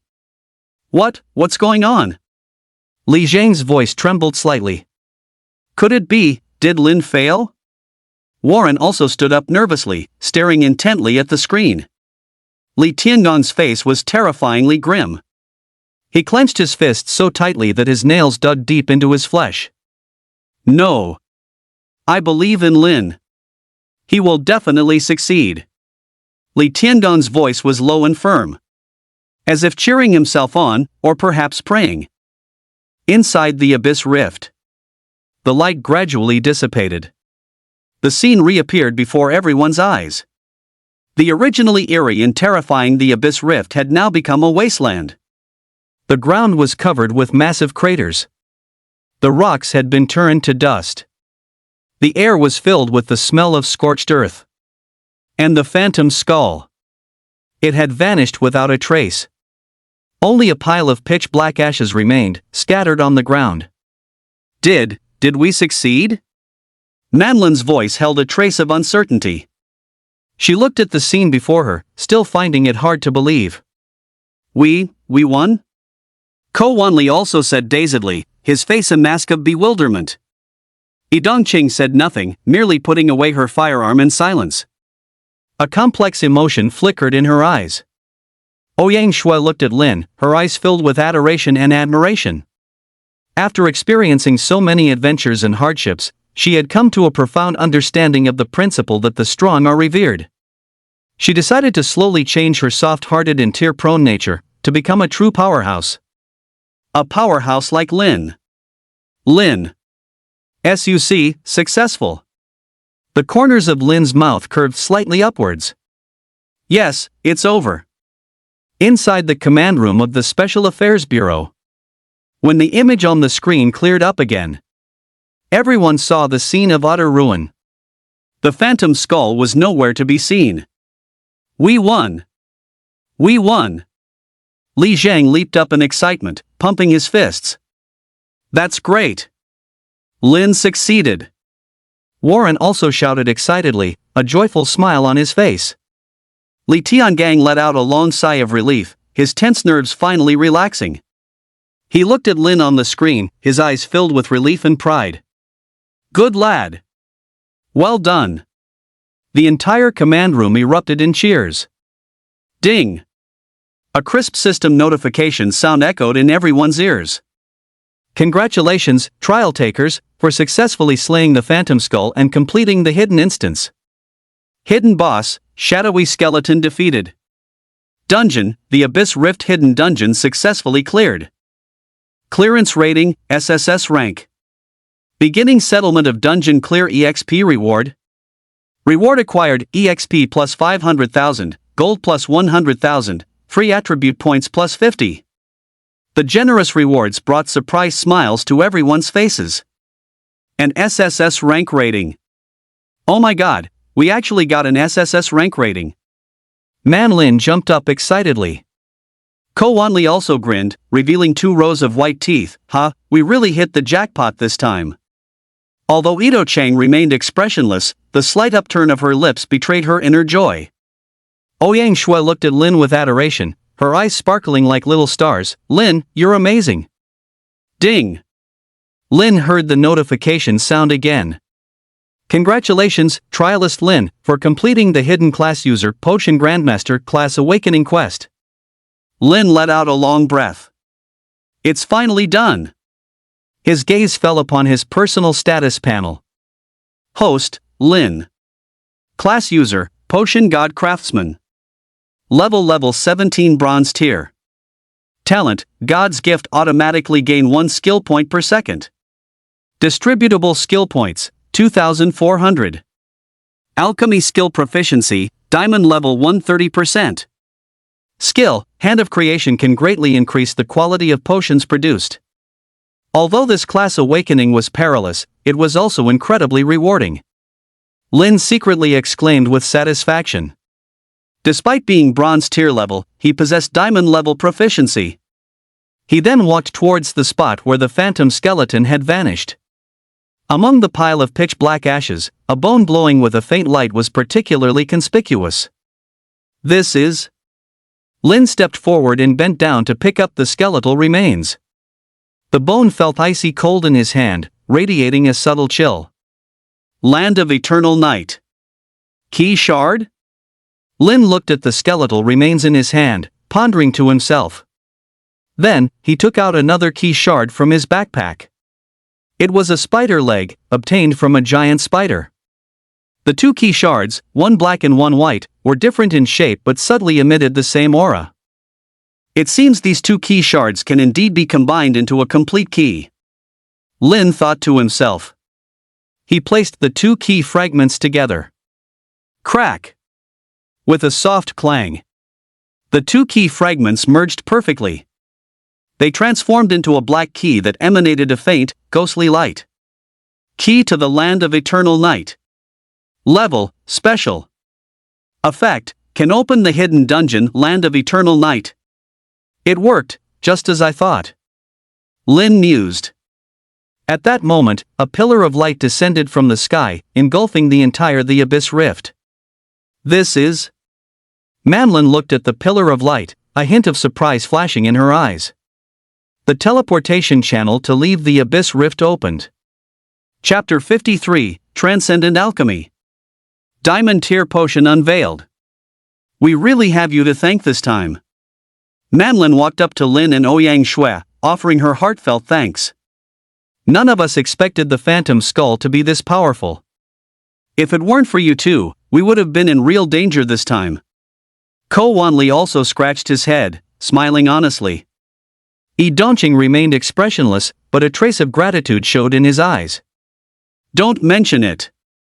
Lin smiled slightly. I should be thanking you for helping me with my class awakening. Ouyang Shui also waved her hands repeatedly, indicating there was no need for such politeness. The group exchanged smiles, the atmosphere harmonious. Let's go, we're leaving. Lin said, taking the lead towards the teleportation channel. The others followed closely behind. In the Special Affairs Bureau Command Center, Li Tiangang, Warren, and Li Zhang stared intently at the screen. On the screen, Lin and his group stood before the teleportation channel. It's finally over. Li Tiangang let out a long sigh of relief, his tense nerves finally relaxing. Yes, this was truly a close call. Warren also sighed with emotion. That Lin boy, he always manages to surprise us. A gratified smile spread across Li Zhang's face. By the way, Director, Lin's class awakening quest. Warren suddenly remembered something and asked. It's complete. Li Tiangong's lips curled into a slight smile. He class awakened into a Potion Divine Craftsman. Potion Divine Craftsman? Warren and Li Zhang exclaimed in unison, an extremely rare hidden class user. On the other side, light flashed. Lin and his group appeared in Cloud Sea City Plaza. Phew! Lin took a deep breath, savoring the fresh air. We're finally out. Manlin stretched, her graceful curves accentuated as a relaxed smile spread across her face. Let's go. They've probably been waiting forever. That was so intense. Ko Wanli exclaimed excitedly. Yi Dongqing silently wiped his firearm. Yeah. Ouyang Shui looked at Lin with a face full of admiration. Brother Lin is truly amazing. 10 minutes later. The moment Lin and his group appeared at the entrance of the Special Affairs Bureau, deafening cheers erupted instantly. Welcome back, heroes. Lin. The people from the Special Affairs Bureau surged forward like a tide, surrounding Lin and his group, brimming with excitement and exhilaration. Every gaze directed at Lin was filled with respect and adoration. Lin was not just a genius potion master, but also a hero who turned the tide. Li Tiangang, with a beaming smile, came forward, grabbed Lin's arm, and clapped it hard. Good kid, I knew you could do it. Director. Lin replied with a smile, this time, it's all thanks to everyone's help. Warren and Li Zhang also hurried over, their faces wreathed in smiles. Congratulations on your successful class awakening. Warren enthusiastically congratulated. Yeah. Li Zhang was even more excited, stepping forward and giving Lin a bear hug. You kid, you really scared me in the Abyss Rift. I almost thought our Dragon Kingdom was going to lose another genius young man. Li Zhang's voice was a bit choked, clearly genuinely shaken. Lin patted Li Zhang's back with a smile and comforted him. Don't worry, Principal Li, I'm not that easy to sacrifice. Feeling Li Zhang's sincere concern, a warmth spread through his heart. As long as you're okay, as long as you're okay. Li Zhang nodded repeatedly, then finally let go of Lin. Quick, tell us about your class awakening gains. Li Tiangang asked impatiently. Everyone else also pricked up their ears. Lin didn't keep them in suspense, saying directly, Potion Godsmith. Li Tiangang paused slightly, seemingly hearing this class username for the first time. That's right. Lin nodded. The Potion Godsmith's ability is called Hand of Creation. The crowd exchanged glances, their curiosity piqued even further. The Hand of Creation can significantly enhance potion quality. Lin patiently explained, compared to a class user of the same level, it's an exponential improvement. As soon as he said this, the entire area fell silent. Everyone was struck speechless by Lin's words. They had personally witnessed the power of the gold-tier potion Lin refined in the Abyss Rift. They were practically heaven-defying artifacts. And he could further improve the quality of these potions? This is unbelievable, isn't it? Li Tiangang was the first to react, his eyes erupting with an unprecedented light. Really? Li Tiangong's voice trembled slightly, his excitement palpable. Of course. Lin affirmed. Li Tiangang could no longer contain his excitement and slammed his hand on the table. Good. Good. Good. Heaven truly blesses my Dragon Kingdom. You are simply the lucky star of our Dragon Kingdom. Li Tiangang repeated the word good 3 times, which was enough to show how excited he was at that moment. Warren and Li Zhang exchanged glances, both seeing the wild joy in each other's eyes. If Lin could indeed significantly enhance potion quality, the Dragon Kingdom would usher in a qualitative leap. Lin, can you make some more Heart of Eternity? Li Tiangang asked eagerly. I want to report your talent to the higher-ups in the Dragon Kingdom as soon as possible, to secure more resource support for you. No problem. Lin nodded in agreement. I still have some the Abyss Marrow, so the raw materials are sufficient. Hearing Lin's affirmative answer, Li Tiangang was so excited he almost jumped up. Excellent. Excellent. Craft them as soon as you can, and I'll report to the higher-ups immediately. They will definitely take this very seriously. Li Tiangang seemed to already see the hope for the rise of the Dragon Kingdom. The entire command room of the Special Intelligence Bureau was immersed in an atmosphere of excitement and thrill. It all stemmed from this 17-year-old boy in front of him, Lin. Night deepened, and the stars dimmed. Inside Lin's room, the flame of the alchemy cauldron flickered slightly, illuminating his focused face. He carefully controlled the heat, adding various precious medicinal herbs into the cauldron according to specific proportions. After a night of meticulous refining, a rich medicinal aroma filled the air. As the final ingredient was added, the alchemy cauldron trembled slightly. Done! A hint of joy flashed in Lin's eyes as he slowly opened the alchemy cauldron. A bottle of potion, radiating brilliant light, lay quietly within. The potion presented a nearly perfect red, transparent quality, as if countless tiny points of light flowed within, like the most dazzling galaxy in the night sky. Heart of Eternity. Level, Diamond. Effect 1, the user recovers 50% HP every hour. Effect 2, Eternal Blessing, the user's health will not drop below 1 for 2 hours. Under the state of Eternal Blessing, your HP will never drop below 1.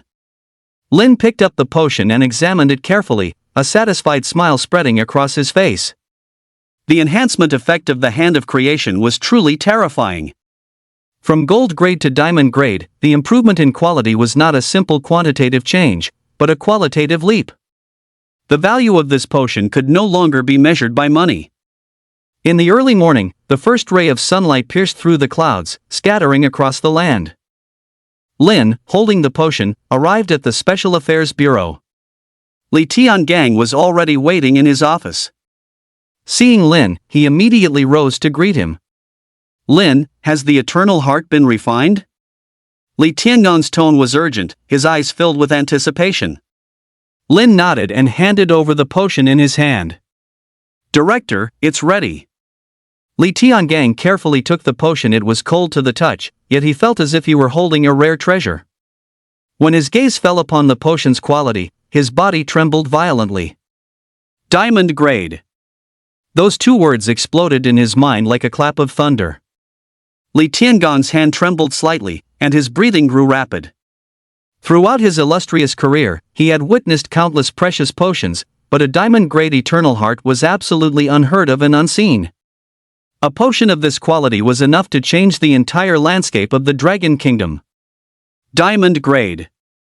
It's really diamond grade. Li Tiangang's voice trembled, unable to conceal his inner excitement. He looked up, his eyes burning as he stared at Lin, as if looking at a miracle. Lin, you've truly given me an enormous surprise. Lin smiled faintly, humbly saying, Director, you flatter me. This is also the result of the Special Affairs Bureau's resource support. Li Tiangang paced excitedly around his office. No, this isn't just about resources, it's about your talent, your ability. A diamond-grade potion, this is. Li Tiangang was at a loss for words, unable to find the right terms to describe the shock he felt. Then, he took a deep breath, trying to calm his excited heart. I must report this matter to the Dragon Kingdom's High Command immediately. Chapter 54, The Capital. The Dragon Kingdom Governor's Doubt. Reporting such significant news via email would be too understated. It had to be reported in person so that the High Command could truly grasp the significance of Lin and this diamond-grade potion. I need to go to Saint Heaven City myself. Li Tiangang looked at Lin, his eyes resolute. Lin was slightly taken aback. The director going personally? That's right. Li Tiangang nodded. This matter is too important. An email won't suffice. I must report it to the governor in person. Saint Heaven City is the capital of the Dragon Kingdom. It's a long journey. Won't it be too much trouble? Lin expressed some concern. Li Tiangang laughed heartily. For the future of the Dragon Kingdom, for a genius like you, what's a little hardship? There's no time to lose, I'll set off now. He walked up to Lin, and with earnest words, said, Lin, Dragon Kingdom will surely be changed because of you. After speaking, Li Tiangang hastily left the Special Affairs Bureau and drove towards the center of Dragon Kingdom, Saint Heaven City. Meanwhile, Sanctum City, Governor's Mansion. The governor of Holy Sky City, Luijuan, had just finished a long and tedious meeting and returned wearily to his office.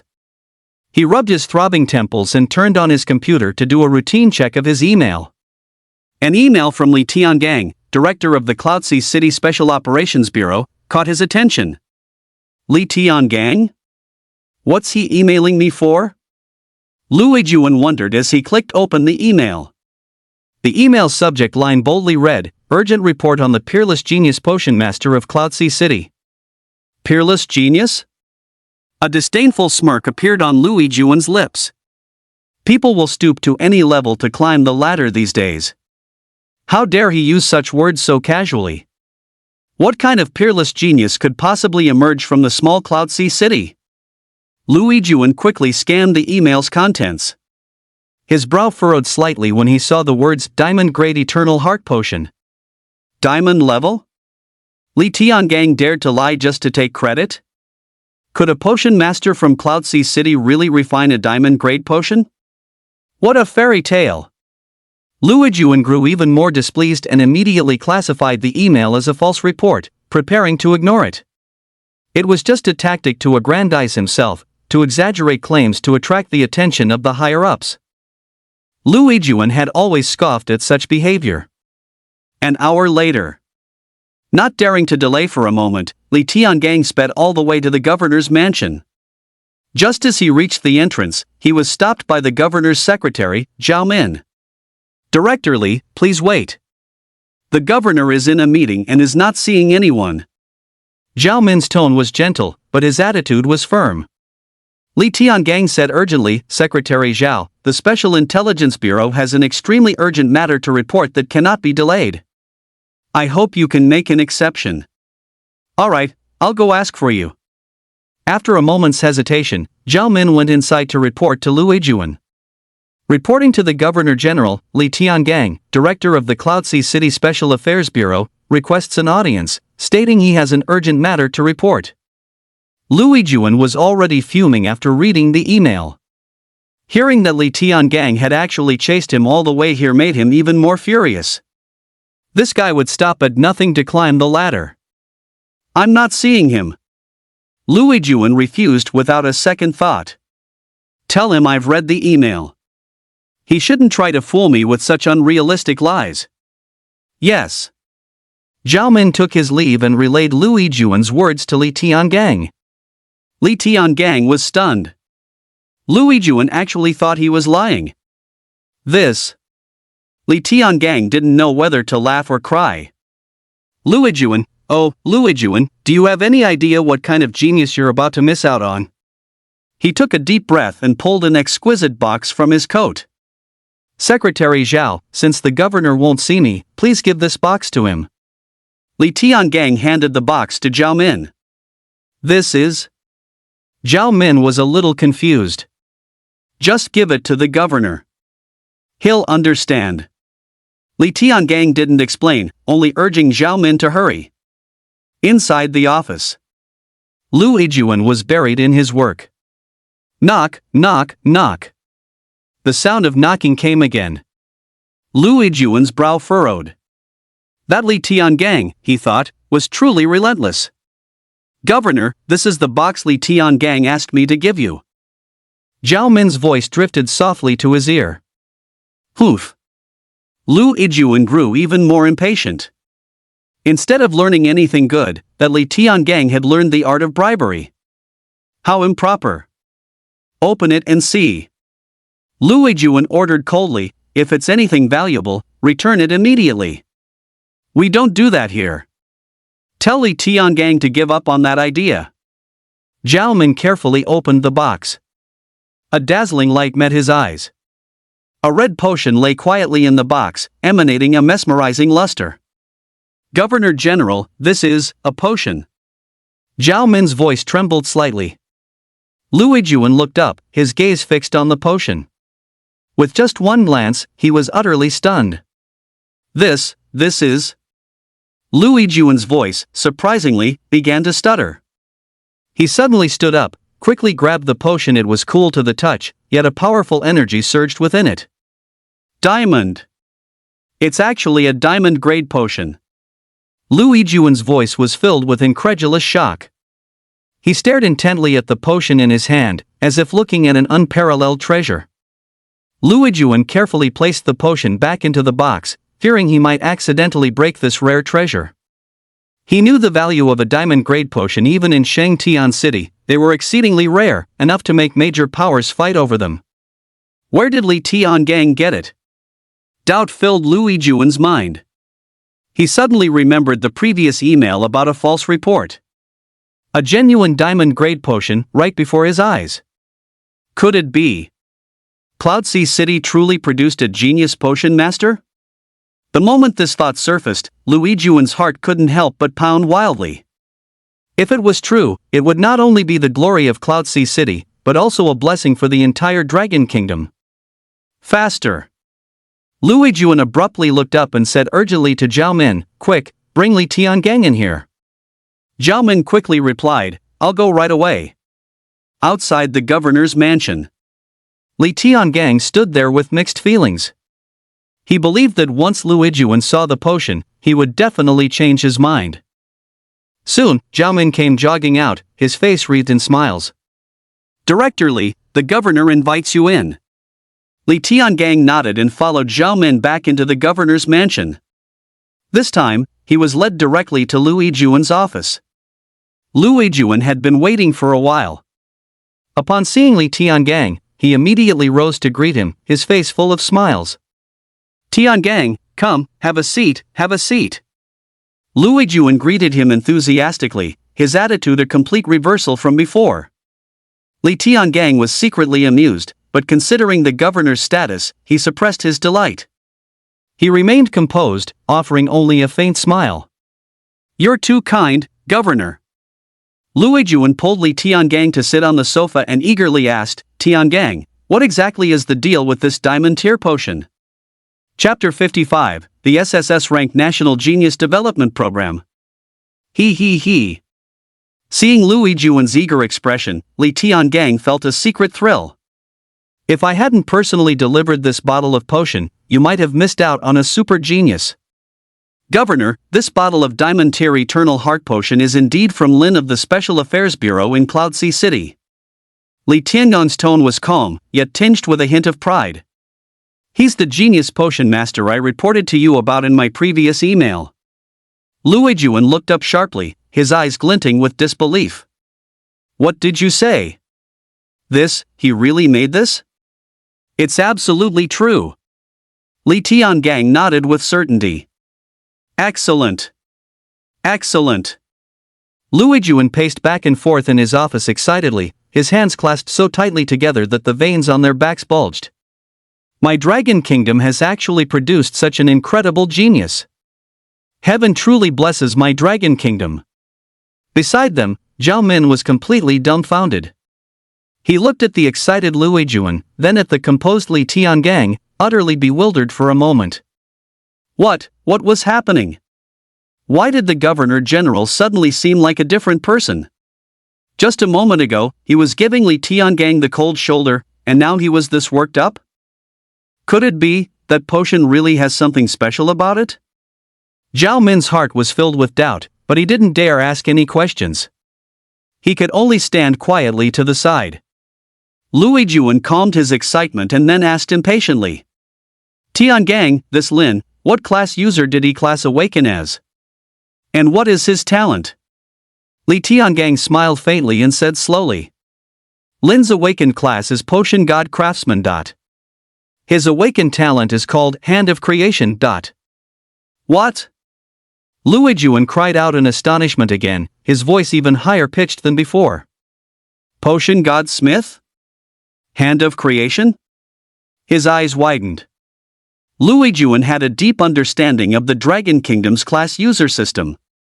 He knew how rare and powerful the class user Potion Godsmith was. In the entire Dragon Kingdom, there were only a handful of people with this class user. And the talent Hand of Creation was even rarer. Just hearing the name, one could tell it was absolutely extraordinary. Lui Juan's heart pounded violently. He realized that he might have truly underestimated Lin's value. No, not might have, it was an absolute certainty.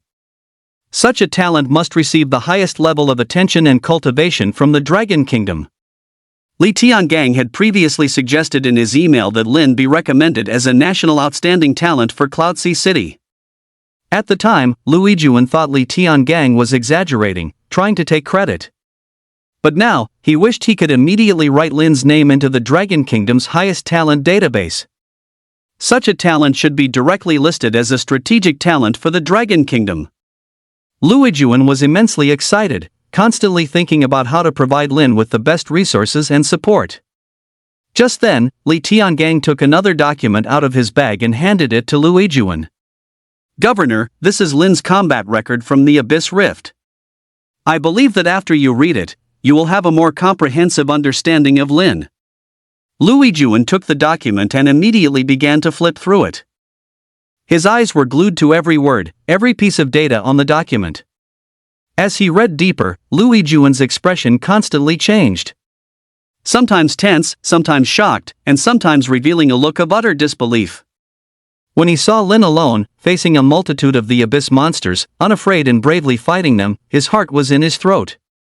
Witnessing Lin repeatedly overcome danger and defeat powerful enemies with exquisite maneuvers and potent potions, his face showed astonishment and admiration.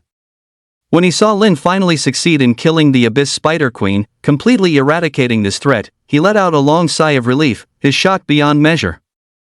Good. Good. Good. Luijuan said good 3 times in a row, his voice trembling.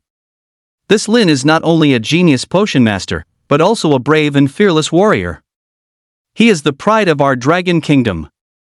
Luijuan put down the combat record, his heart unable to calm for a long time. He raised his head, looked at Li Tiangang, his eyes filled with appreciation. Tiangang, you have done very well. He has discovered such an unparalleled genius for the Dragon Kingdom. Li Tiangang smiled humbly. Governor, you flatter me. This is all part of my duty. No, you have done more than your duty, you have done exceptionally well. Luijuan's tone was firm. We must give such a talent the best possible cultivation. He looked at the combat report again. When his gaze fell upon the potion's attributes, he trembled violently. This is... Luijuan's voice was actually trembling slightly. He stared wide-eyed, fixedly at the potion's attributes, as if he couldn't believe his eyes. Health lock. It's a health-locking potion. Luijuan was so excited he nearly jumped up. He thought he had misread it and checked it several times. That's right. It was health lock. This red potion actually possesses the effect of locking health. As the governor of Sacred Sky City, Luijuan was well informed and had seen much. He had naturally seen many good potions. However, a potion with a health-locking effect like Eternal Heart, he was seeing for the first time. This was simply a miracle. Luijuan was completely and utterly stunned. He deeply understood how immense the value of a health-locking potion was. Having a health-locking effect in combat is a treasured item longed for by any class user. And Lin, astonishingly, was able to refine such a heaven-defying potion. This genius was no longer sufficient to describe him. This was a prodigy. A monster. A tidal wave of shock crashed through Luijuan's heart. He took a deep breath, trying to calm his racing emotions. After a while, Luijuan put down the potion, a decision already made in his heart. He was going to secure the best cultivation resources for Lin. At any cost. Oh, right. Suddenly, a thought occurred to Luijuan. It seems the Dragon Kingdom's S-tier genius cultivation plan for this year is about to be submitted, right? He turned to look at Zhao Men and asked, Zhao Men, where is this year's S-Class Genius Training Program proposal? Find it for me, quickly. Zhao Men was taken aback for a moment before quickly replying, Yes, Governor General. I'll get it right away. He began to rummage through the files. The documents were too disorganized, and he couldn't find it at first. Luijuan kept urging him, hurry up. Find it. Zhao Men was extremely nervous, fine beads of sweat forming on his forehead. After another bout of searching, he finally located the proposal amidst a pile of documents. Governor General, I've found it. Zhao Men handed the proposal to Luijuan. The 15 individuals included in this proposal have already been confirmed. They are to be trained according to the S-Class Genius model. Are we to make some changes now? Luijuan took the proposal and, without even looking at it, said directly. Change it. This year's program will no longer train 15 S-Class geniuses. Give all the cultivation resources to Lin alone. Designated as the SSS Class Genius Training Program. What? Zhao Men gasped, his voice cracking. He stared at Luijuan with wide eyes, thinking he must have misheard. SSS class? All the resources? For one person? This. How is this possible? Zhao Men's heart skipped a beat. One must know, these cultivation resources are extremely important. The high-ranking officials of the Dragon Kingdom all hoped to secure these cultivation resources for their own people. Now, the governor wanted to give all these resources to a young man they had never even met. This would likely be very difficult to get them to agree to. Zhao Men hesitated for a moment, but still said, Governor, these cultivation resources have all been through layers of screening and strict review by the higher-ups. To give all the resources to a young man from Cloudsea City, I'm afraid it will be very difficult to convince them. Lui Juan waved his hand, his tone firm. Just do as I say.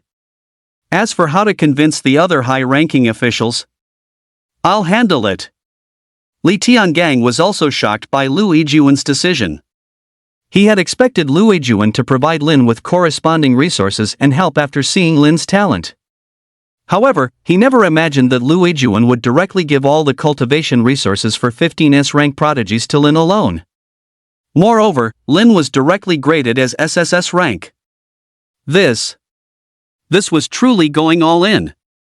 Chapter 56, Do I Need Your Approval to Do Things?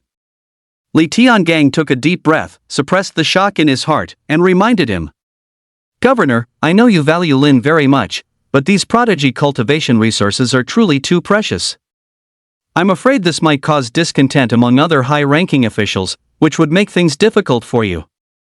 Lui Juan, however, waved his hand dismissively, his tone resolute. I have already made my decision. No more discussion. This is how it will be. He paused, then instructed Zhao Min. Go and inform the other high-ranking officials of Holy Sky City to immediately convene an emergency meeting. Yes. Zhao Min took his leave. Holy Sky City, Governor's Mansion Conference Room. The meeting began. The high-ranking officials of Dragon Kingdom, looking at the stack of documents before them, were filled with doubt. This meeting had been called far too hastily. When Zhao Min came to inform them, he only said that the governor had an urgent matter to announce. As for what the specific matter was, he didn't say a single word. This left everyone feeling somewhat uneasy. The Dragon Kingdom officials began to read the documents before them. Chen Yuhua, director of the Bureau of Education in St. Sky City, saw that the governor actually intended to give the S-rank prodigy cultivation resources for 15 people to a young man named Lin. He couldn't hold it in any longer and shouted directly at the governor.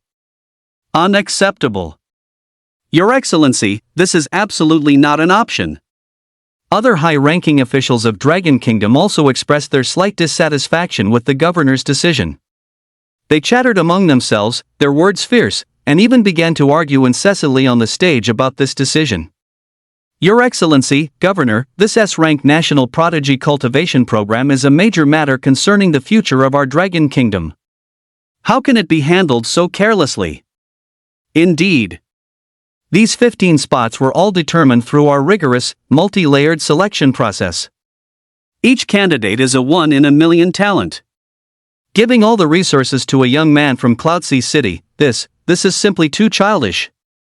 Governor, perhaps you should reconsider? The conference room instantly erupted into chaos. Seeing this, Lui Juan slammed his hand on the table and bellowed. Everyone, quiet down. His voice boomed through the conference room like a clap of thunder.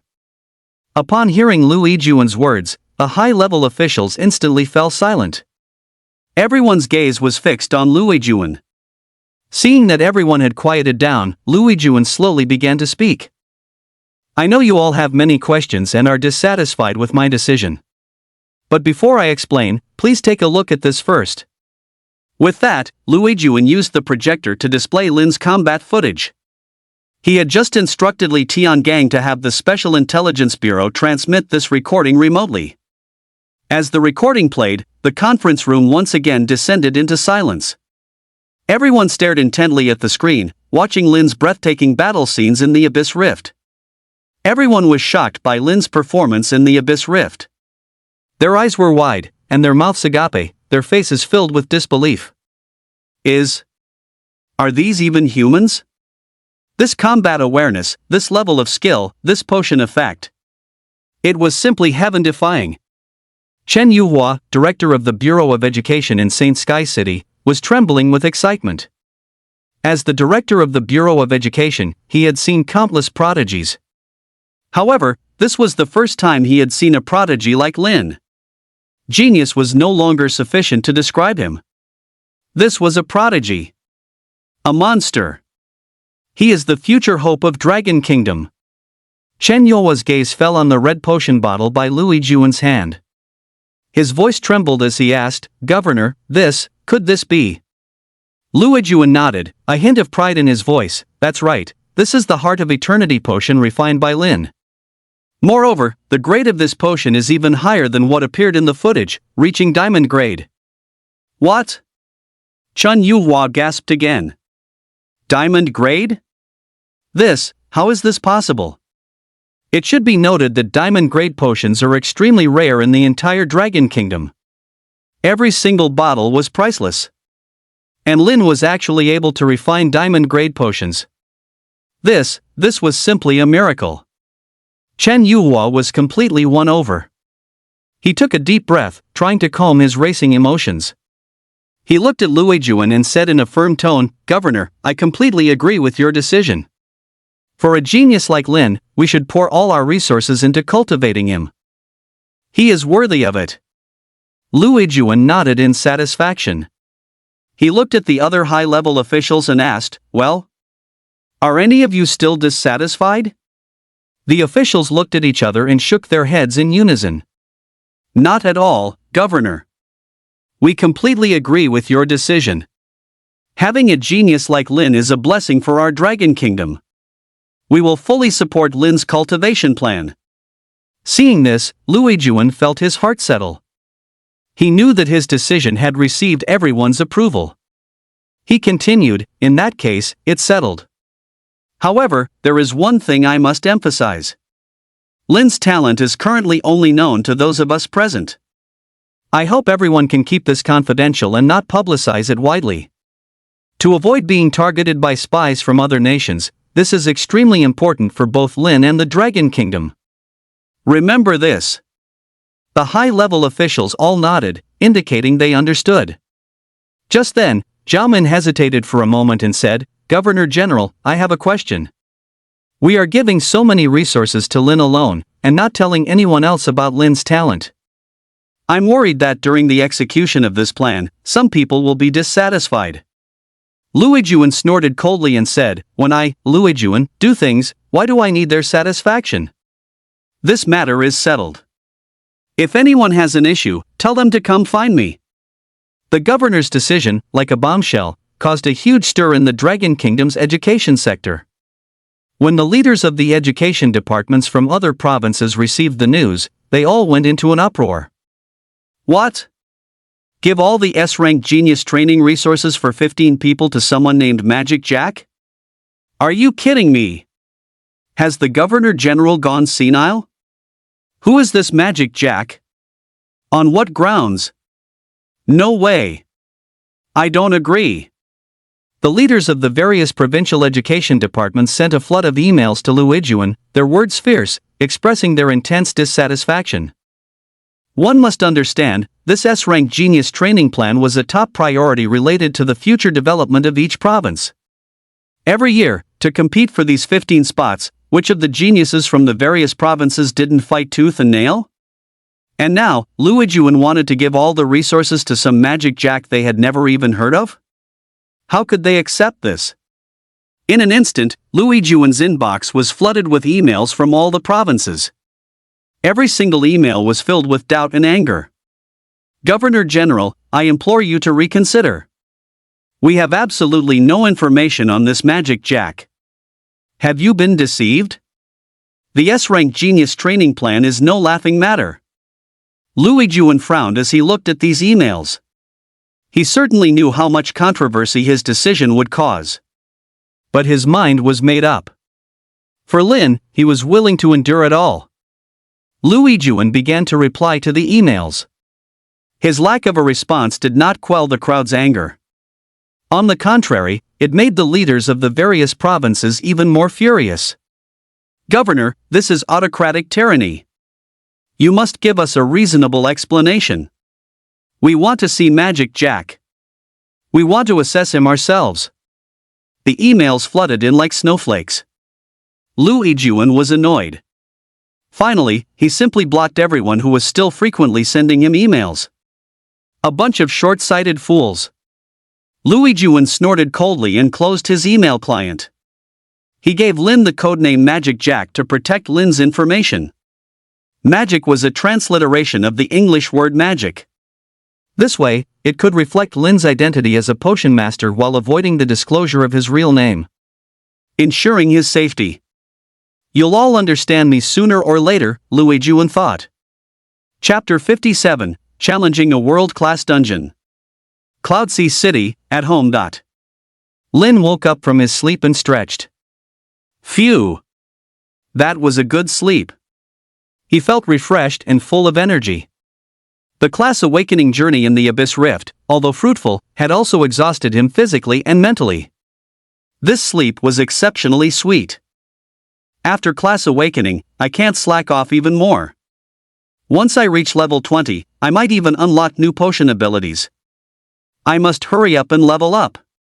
Lin couldn't wait to see what other surprises the potion artisan class user had in store. Ring. Just then, his phone rang. Lin picked it up and saw it was Manlin calling. He answered it casually. Hello, Captain Manlin, is there something wrong? He. From the other end of the phone came an incredibly seductive and ambiguous voice. Awake already? Come play with your big sister. A king-size bedroom at Yunhai Hotel is waiting for you. I've already washed up. Lin helplessly said, Sister Manlin, you're driving again.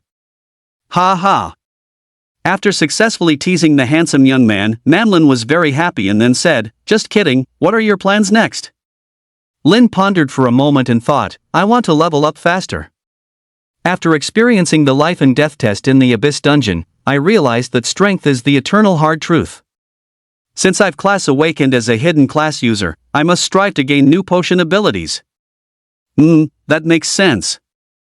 Manlin agreed, then asked, Which dungeon are you planning to grind in? The dungeon. Lin thought for a moment and said, Since it's about leveling up, let's choose a dungeon that's a bit more difficult and that we're relatively familiar with. This way, the clear speed will be fast and efficiency high. I think the Abyss Rift, which we just cleared, is very suitable. Let's farm it. Stopping on an overpass would be much safer. Most zombies on the ground wouldn't be able to catch up. Hearing this, Manlin's eyes lit up. The Abyss Rift is a good choice.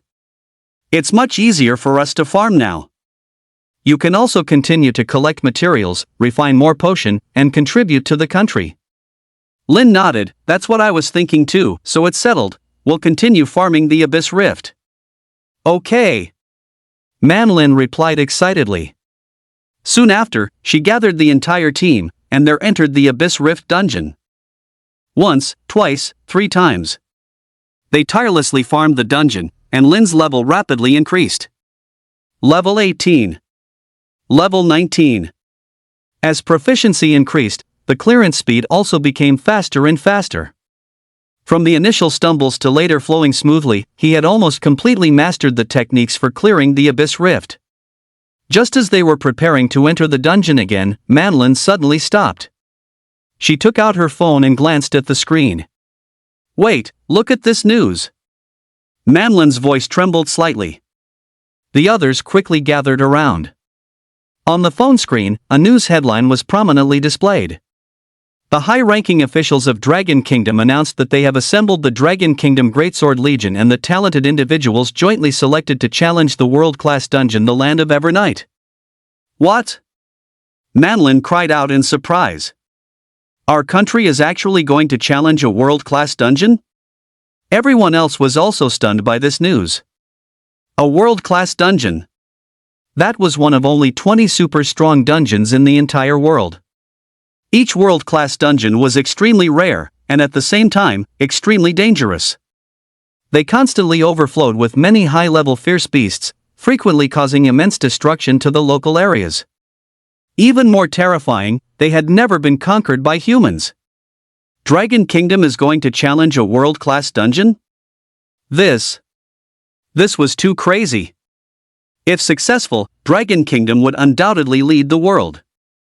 Lin looked at the 4 characters, the Land of Evernight, and felt a shock in his heart. He suddenly remembered the day Li Tiangang went to report to the High Command. He had casually given him the dungeon key he had obtained. He had hoped Li Tiangang could help him find out what it was. He never expected that it was actually the key to a world-class dungeon. This is too much of a coincidence. For a moment, Lin was speechless. A world-class dungeon. Lin muttered to himself, a trace of complexity flashing in his eyes. The key he gave to Li Tiangang had caused such a big commotion.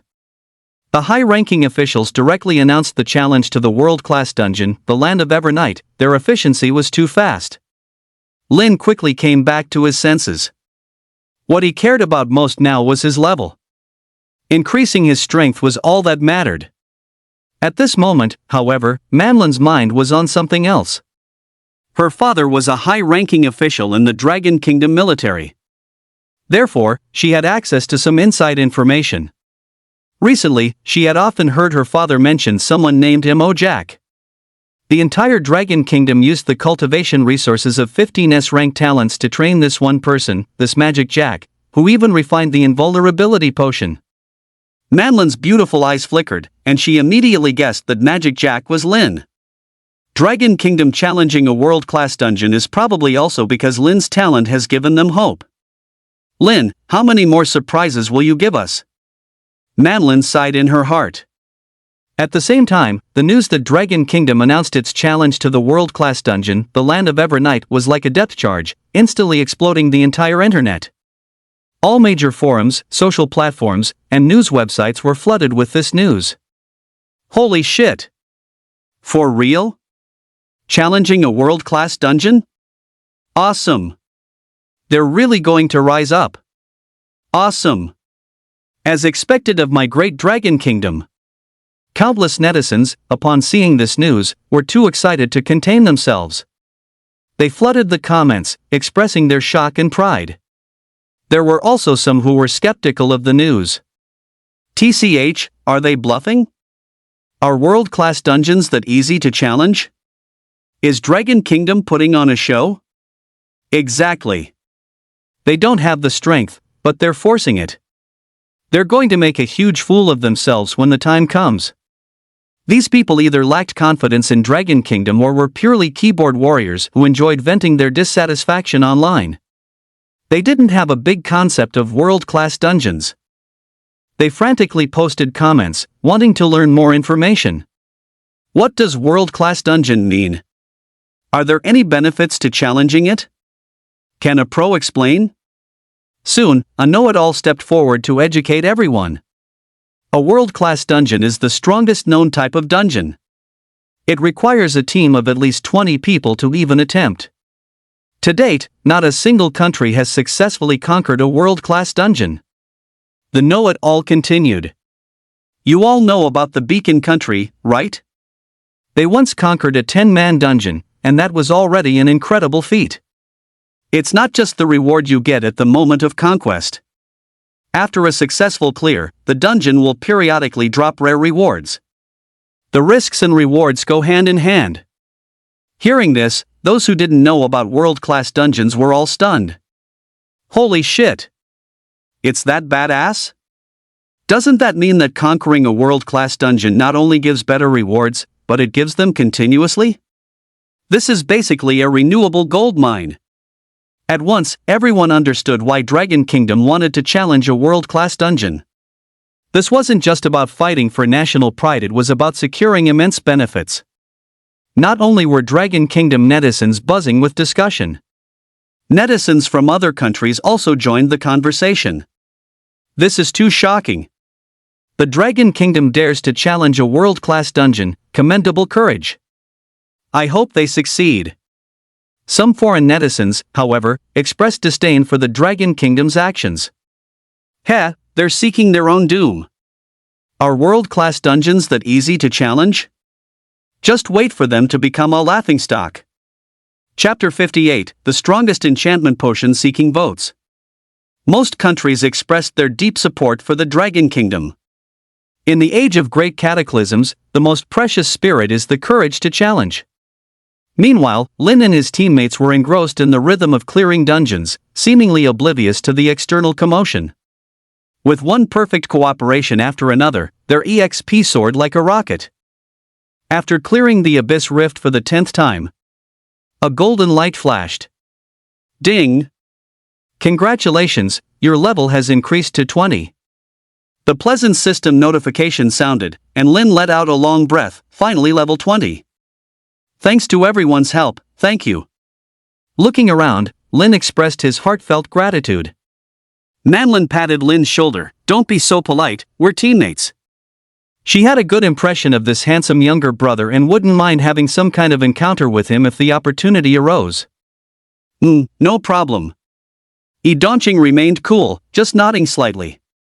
She had previously thought Lin was a scion of some powerful noble family, but now, having spent time with him, she found his character quite good. Ko Wanli grinned. No big deal. He also breathed a sigh of relief, having finally completed his superior's mission successfully.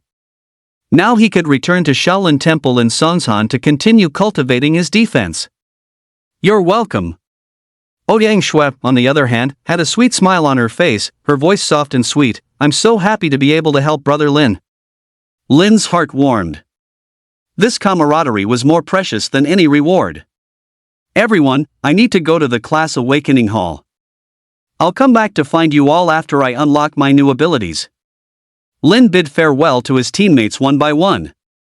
He was grateful that fate had created such an opportunity to meet a great group of formidable friends and experience a different kind of warmth.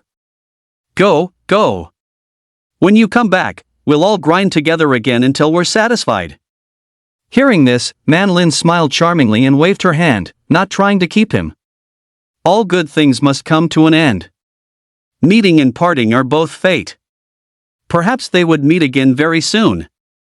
Lin turned and left, heading towards the Cloudsea City Class Awakening Hall. 10 minutes later. Inside the Class Awakening Hall. As soon as he pushed open the door, Lin found Li Zhang, who had been waiting for a long time. He spoke directly. Principal Li, I've reached level 20. That fast? Li Zhang was astonished by Lin's leveling speed, then said, "Follow me."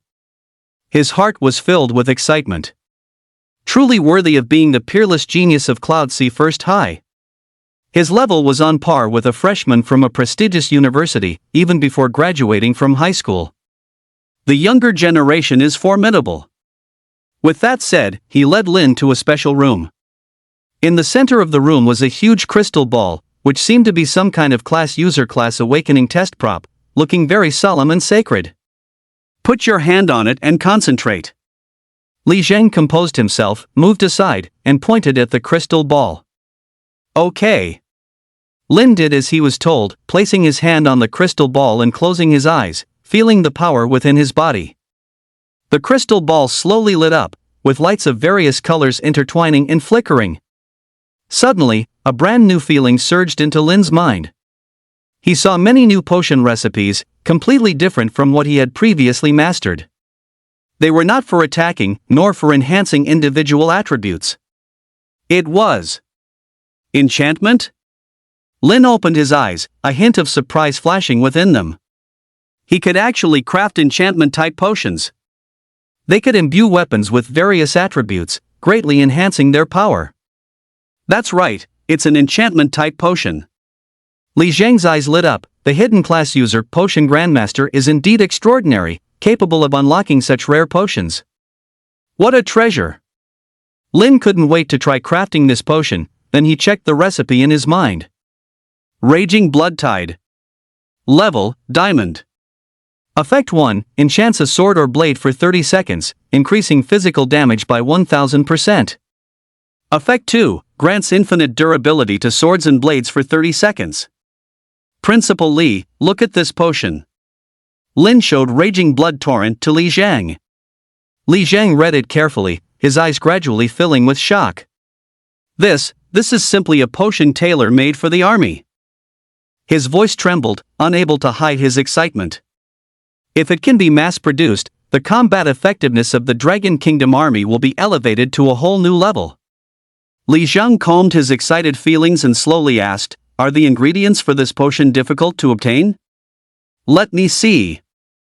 Lin carefully checked the recipe, his face serious. Most of them are relatively common, but there's an ingredient called Shadow Serpent Gallbladder that I haven't really heard of. Shadow Serpent Gallbladder. Li Zhang pondered for a moment. There's a type of snake in the South Sea waters called the Shadow Serpent. Its entire body is pitch black, it's extremely venomous, and its numbers are very scarce. Its gallbladder is the Shadow Serpent Gallbladder. Lin nodded after hearing this. It seemed obtaining this ingredient would indeed be difficult. But you don't need to worry. Li Zhang changed the subject, and with a knowing smile, he said, "Tell this news to Li Tiangang, and have him ask the high-ranking officials of the Dragon Kingdom for help in finding it. This kind of enchantment-type potion can greatly enhance the combat effectiveness of the army. They will definitely be very willing to help." Lin's eyes lit up. That's right. The high-ranking officials of the Dragon Kingdom would certainly give their full support to a potion that could enhance national strength. Just then, Li Zhang's phone rang. He picked it up and saw it was Warren calling.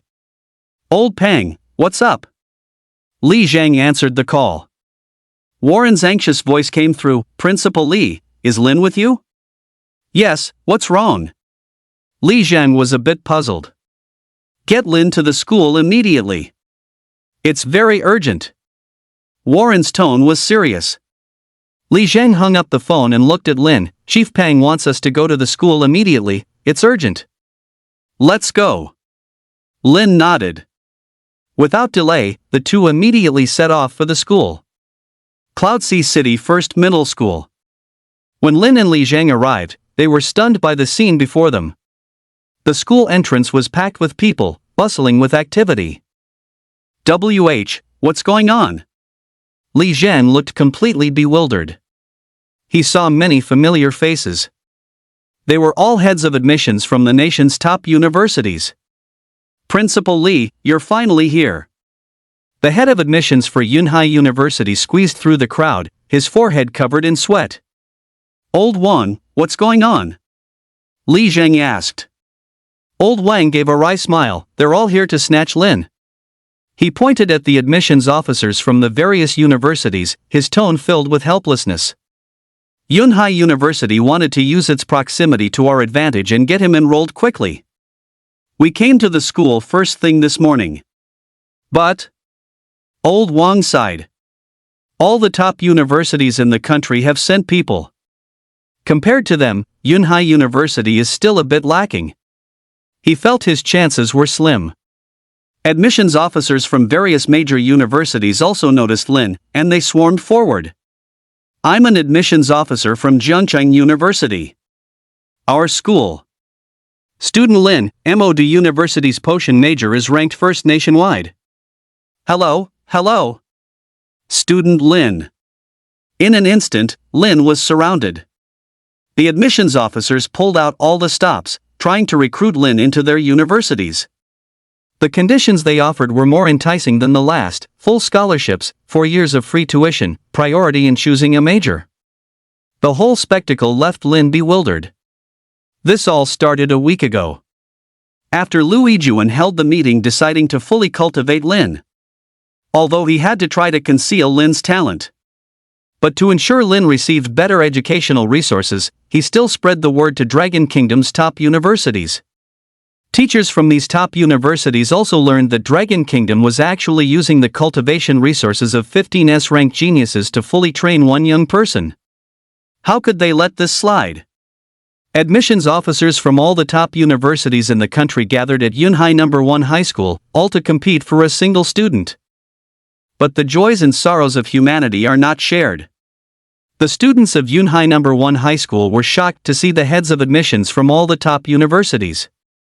The college entrance exams haven't even happened yet. Yunhai No. 1 High School had never received this much attention in previous years. Some academic elites thought they were here to specially recruit them, but later found that the admissions offices of the prestigious schools ignored them. When Lin arrived, they all swarmed him, and the elites then understood the situation, inevitably feeling a bit jealous.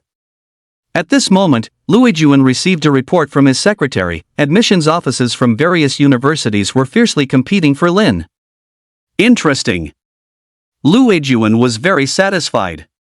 Excellent educational resources should be given to a genius like Lin. The future of Dragon Kingdom will surely be brighter. Chapter 59, The Yunhai No. 1 High School Recruitment Incident. I ring, ring, ring I. The end-of-school bell rang throughout the Yunhai No. 1 High School campus. When parents arrived at the school gate, they were stunned by the scene before them. It was a sea of people, so crowded that there was no room to even stand. What's going on? I don't know, I've never seen a scene like this. It seems like admissions officers from all the major universities are here. So many admissions officers? Yunhai isn't even a big city. Some parents whose children had excellent grades felt a glimmer of hope. Are the admissions officers from top universities here to specially recruit my child? Wang Sikhon thought with secret delight. His child's grades had always been among the best, and he was an A-rank mage class user. Perhaps there was a real chance he could be noticed by a prestigious school. However, when he saw all those admissions officers surrounding a young man, enthusiastically introducing their schools, he felt a little puzzled. Wang Sikhong plucked up his courage and walked up to an admissions officer from Nanchang University. Hello, excuse me, are you here to recruit students for Yunhai No. 1 Middle School? Could you perhaps look at my child? He's excellent, his academic performance has always been top of his grade, and his class user is a mage. Could you give him a chance? We're here for student Lin. The admissions officer from South University glanced at him. With your kid's level, just go through the normal application process. Wang Sikhong was choked into silence, feeling dejected and, at the same time, utterly bewildered.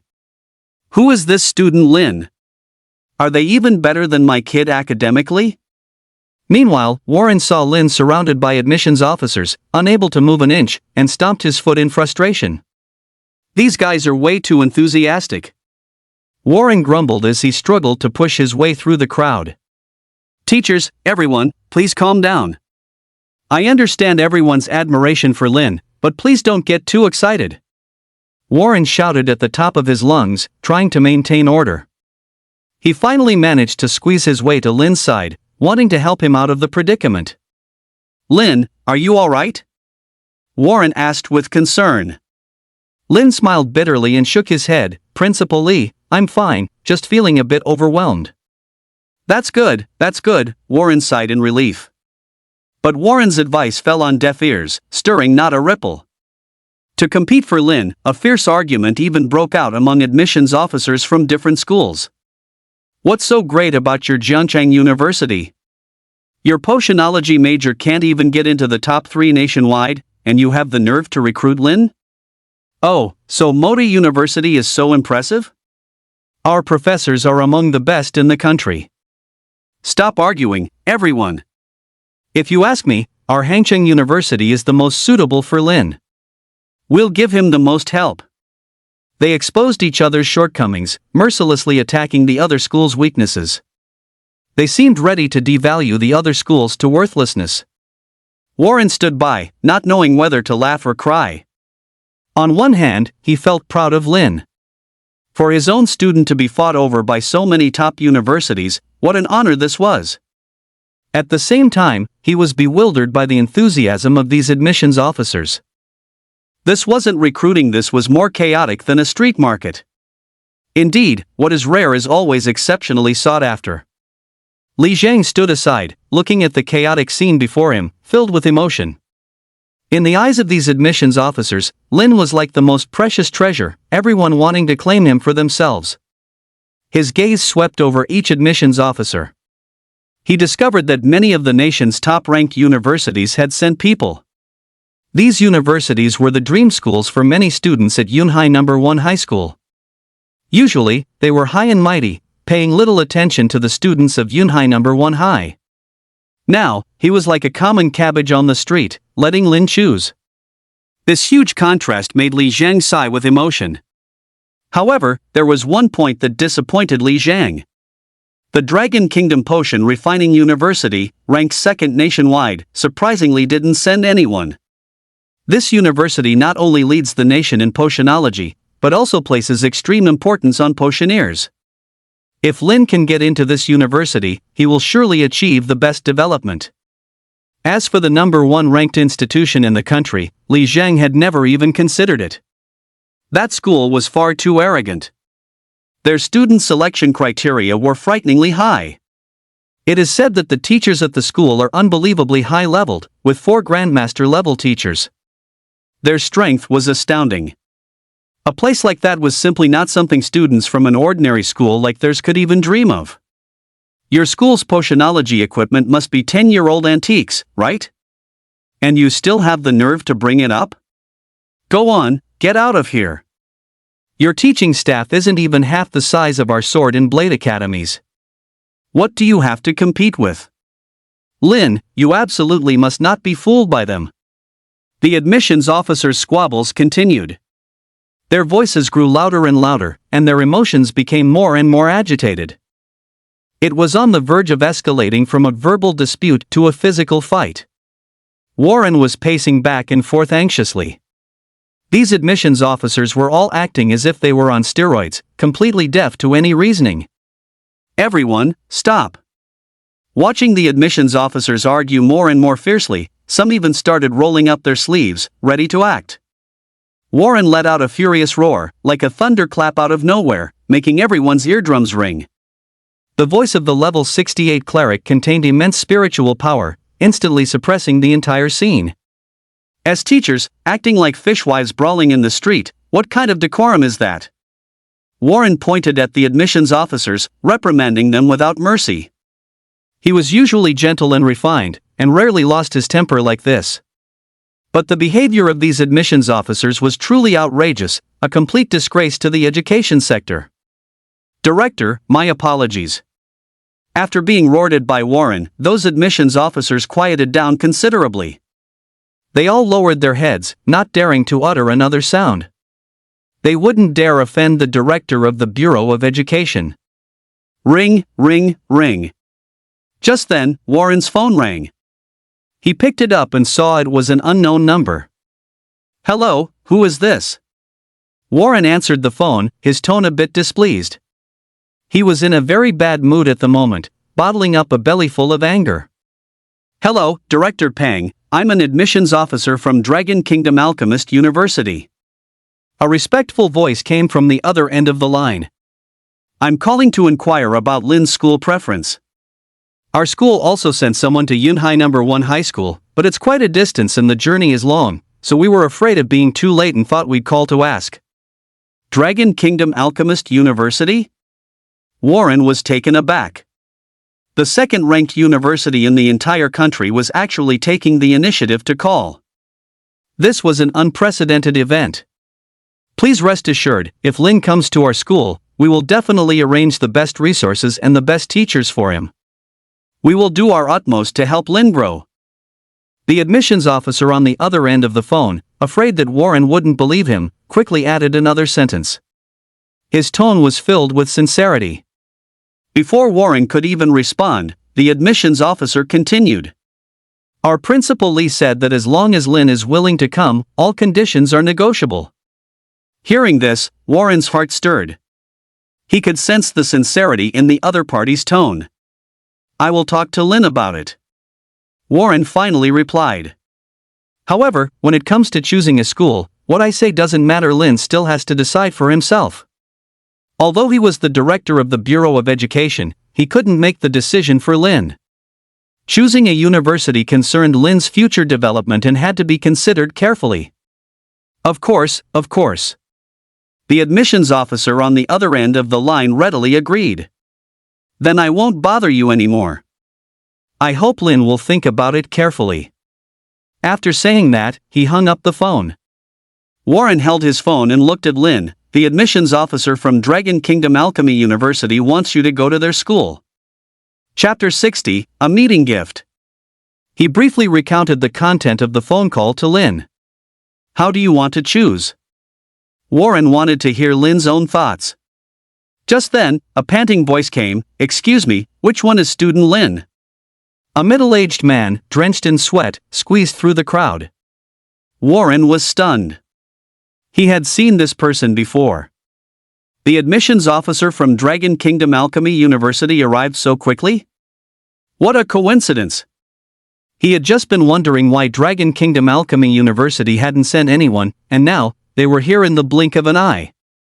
Speak of the devil, and he shall appear. Li Zhen was deeply shocked. He didn't know how Lin would choose. On one side were the nation's top universities, Participating in the 211 project and the even higher 985 project on the other side was Dragon Kingdom Alchemy University, specifically dedicated to training potion masters. It was truly a difficult choice. Seeing the admissions officers still arguing, Lin frowned, cleared his throat, and said loudly, "Everyone, please be quiet."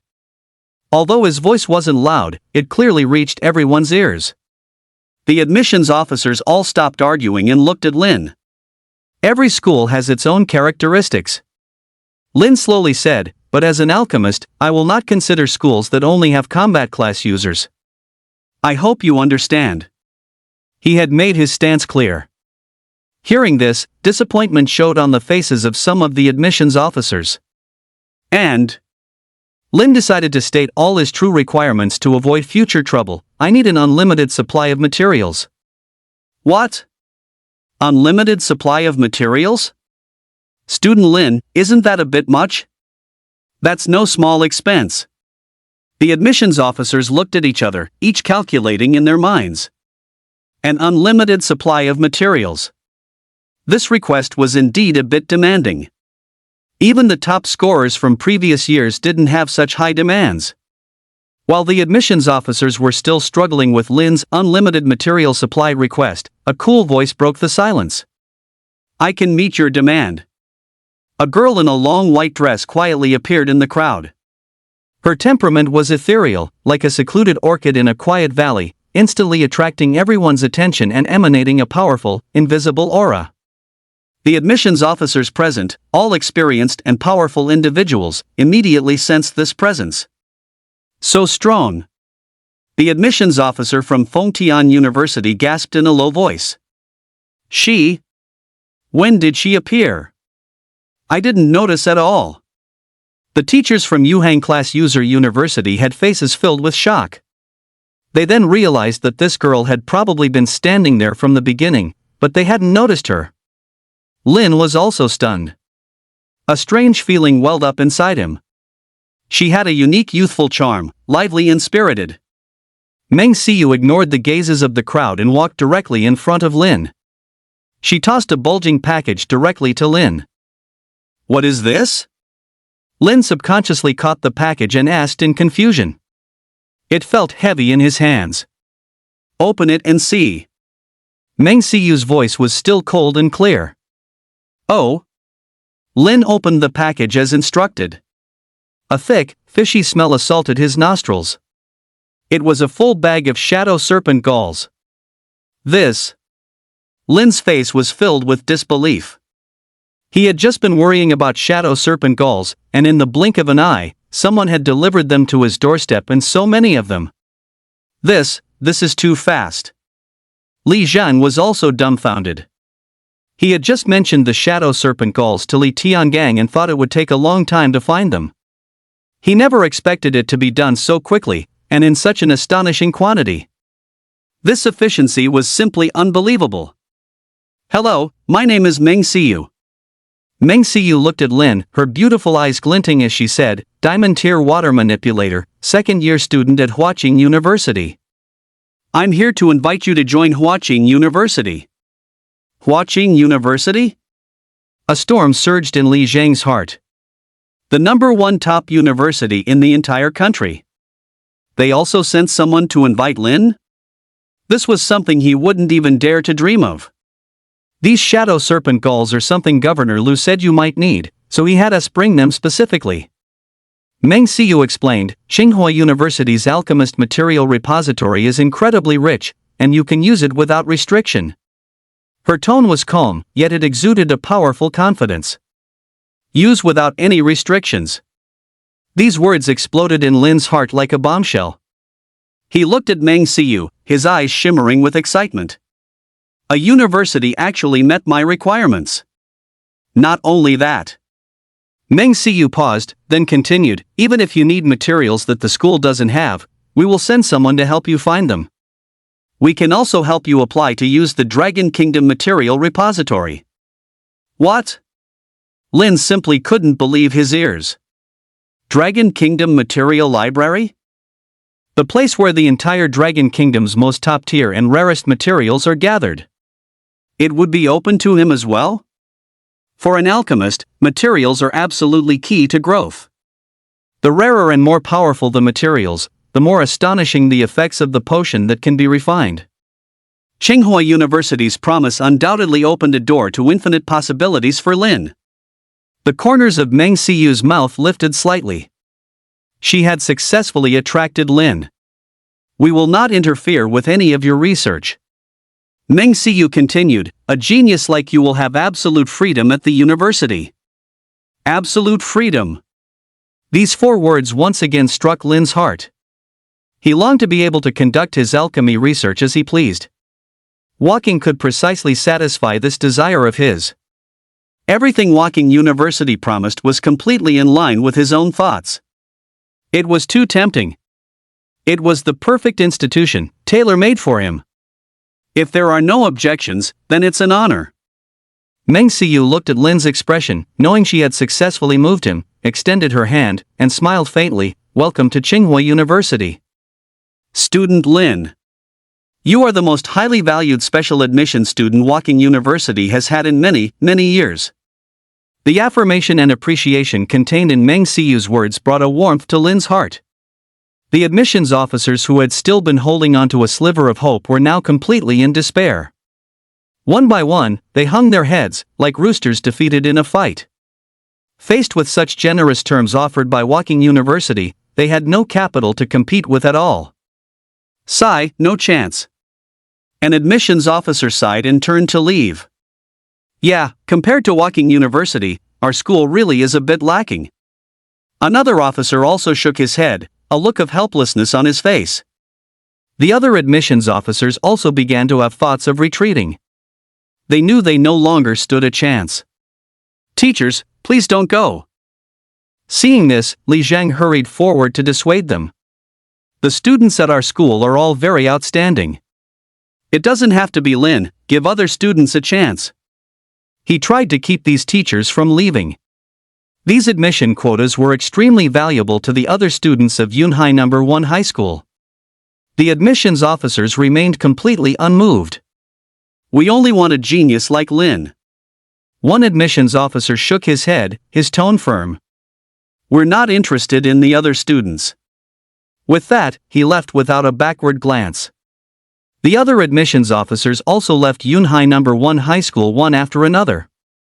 Only Li Zhen was left standing alone. Chapter 61, I must send you off in grand style. I am willing to join Tsinghua University. Lin looked at Meng Siyu, his tone firm. He didn't hesitate or waver. Huaqing University was the best choice. Hearing Lin's words, the admissions teachers who had still held a glimmer of hope and hadn't left were completely in despair. Sigh, now there's really no hope at all. Yeah, who would have thought that Huaqing University would come too? Compared to Huaqing, our university is indeed far behind. Sighing and shaking their heads, the admissions officers left the school one by one. On the other side, the admissions teacher from Dragon Kingdom Alchemy University also heard Lin's choice. He stood frozen on the spot for a long while before coming back to his senses. Alas, we still couldn't recruit Lin. He sighed, took out his phone, and dialed a number. Hello, Principal Li, this is Xiao Li. I'm sorry, Lin ultimately chose another school. An angry voice came from the phone. What? Do you know how long the Alchemy University worked tirelessly to recruit a genius like Lin? The rules and regulations were changed repeatedly, all for him. And you're telling me you didn't recruit him? How am I supposed to explain this to the teachers at the school? The voice on the other end of the line grew louder, filled with fury. Teacher Shaoli trembled in fear and quickly explained. Principal Li. It's not that I didn't try my best, it's just that Tsinghua University also sent someone. The conditions they offered were simply incomparable to ours. Our competitiveness is indeed still lacking. The admissions officer's voice grew smaller and smaller, filled with grievance and helplessness. Huaqing University? The voice on the other end spoke again, this time with a hint of surprise. Huaqing University came to poach a student? That's too rare. They haven't sent anyone out specifically for recruitment in a long time, have they? The voice on the other end of the phone softened slightly. Alright, but you must establish a good relationship with a genius like Lin. His future achievements are limitless. Building good relationships with such talent can only benefit our school's development, not harm it. Understood. Understood. Teacher Lee nodded repeatedly. Principal Lee, please rest assured, I will definitely stay in touch with Lin. After hanging up the phone, Teacher Shaoli let out a long sigh of relief. He wiped the sweat from his forehead, secretly relieved that Principal Lee hadn't blamed him for everything. Otherwise, it would have been a disaster. He composed himself and walked towards Lin. Student Lin, congratulations on choosing Huaqing University. The admissions officer forced a smile and said to Lin, the gates of Alchemy University are always open to you. In the future, if you encounter any difficulties or need any help, please don't hesitate to contact me. Our university will do its utmost to assist you. With that, he pulled a gilded card from his pocket. It has my contact information. Keep it safe. Lin took the card and glanced at it. It read, Li Mingwen, Director of Admissions, Dragon Kingdom Alchemist University. Thank you, Teacher Lee. Lin said politely. Although he had chosen Tsinghua University, having more friends meant more opportunities, and maintaining contact with Dragon Kingdom Alchemist University was not a bad thing. Hope to see you again when fate allows. Seeing Lin accept the business card, Li Mingwen's face showed a trace of a relieved smile. He patted Lin's shoulder again, then turned and left. Student Lin. Meng Siyu walked up to Lin and said softly, our Tsinghua University is in a special geographical location, and the start date is not fixed. Please pack your things well at home, and when everything is settled, contact us anytime. The school will send someone to pick you up. Okay, thank you, senior. Lin thanked her sincerely. He found Huaqing University's arrangements to be very considerate. Meng Siyu nodded slightly, then turned and walked away gracefully, slowly disappearing into the crowd. A flash of light, and she was gone from Lin's sight. This senior, she's quite unique. Lin looked in the direction Meng Siyu disappeared, sighing to himself, comes and goes without a trace.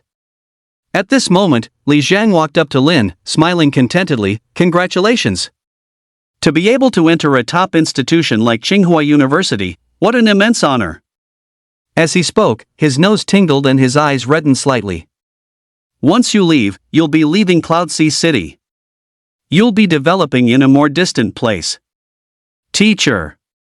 Teacher really can't bear to see you go. His voice choked with emotion, filled with reluctance. Principal Lee. Lin looked at Li Zhang, and a warm current surged in his heart. He knew that Li Zhang was genuinely happy for him, and also genuinely reluctant to see him leave. Principal Lee, what are you doing? Warren walked up to Li Zhang and patted his shoulder. Lin is going to improve himself, he's not really leaving us. It wouldn't be very useful for him to stay in Cloud Sea City. Warren paused, his tone becoming more impassioned. Young people must take advantage of their youth to see the wider world outside. They must venture out, strive, and fight. Only then will they not have lived in vain. Director Peng, Principal Lee, rest assured. Lin looked at the two of them, saying firmly, I will never forget the help you've given me. You are both my benefactors. When I have time, I will definitely come back to visit you. His voice was filled with sincere, heartfelt gratitude. Good. Good. Good. Li Zhang wiped the tears from his eyes and repeatedly said, Lin, with your heart, we are content.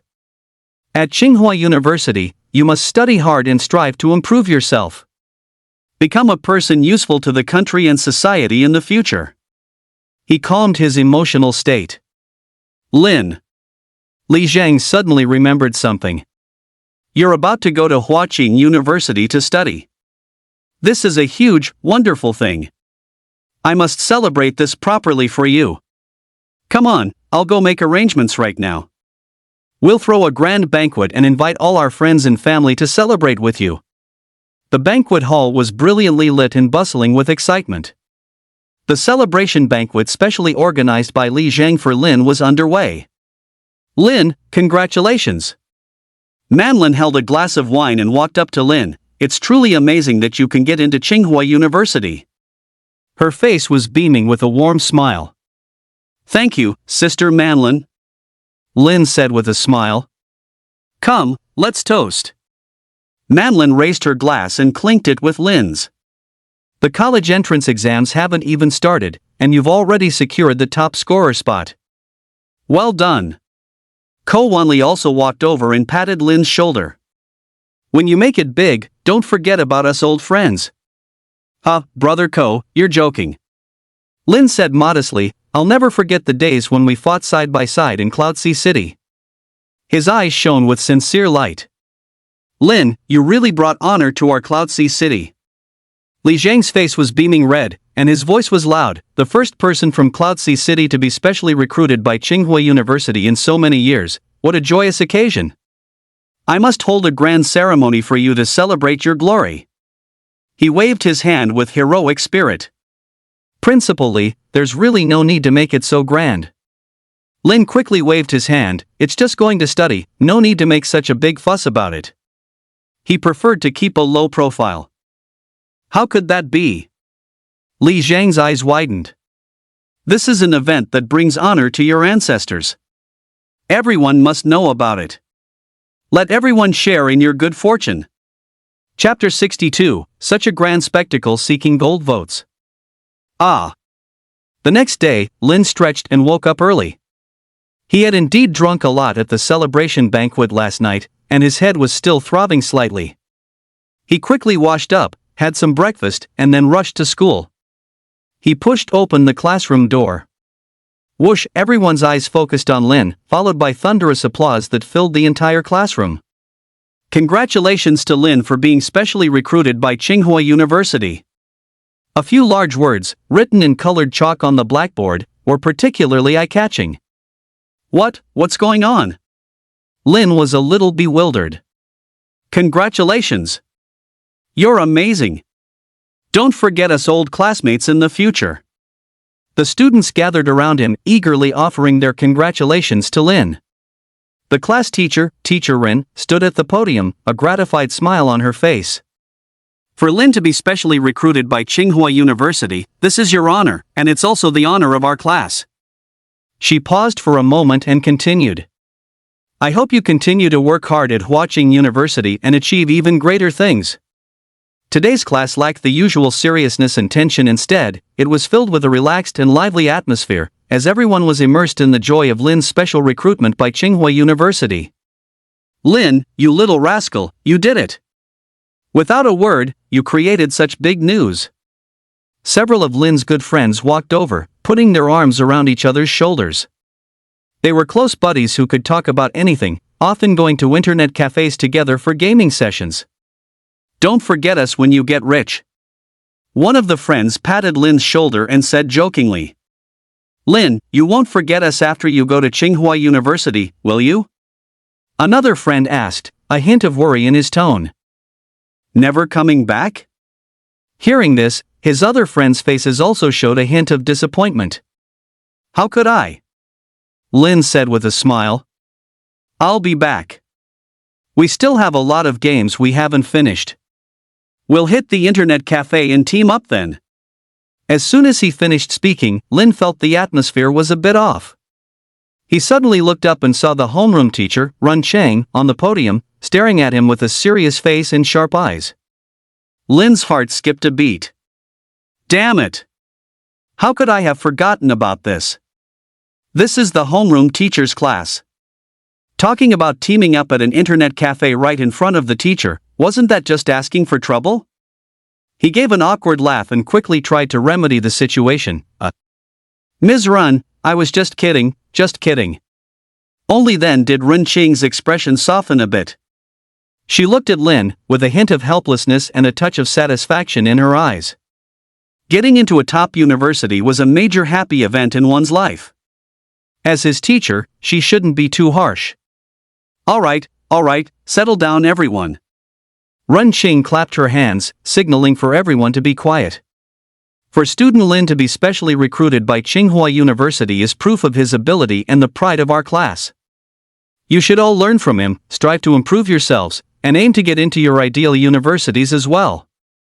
Of course, this calls for a proper celebration. Ren Sheng paused, then said with a smile, "Let's turn today's class into a celebration party. Let's all celebrate for student Lin. Hooray!" The students cheered excitedly. In an instant, the entire classroom transformed into a sea of joy. Of course, some students had mixed feelings at this moment. Some of them once looked down on Lin, thinking he was just an ordinary student. Some had even mocked him behind his back. But now, Lin had been specially recruited by Tsinghua University, the top-ranked university in the entire country.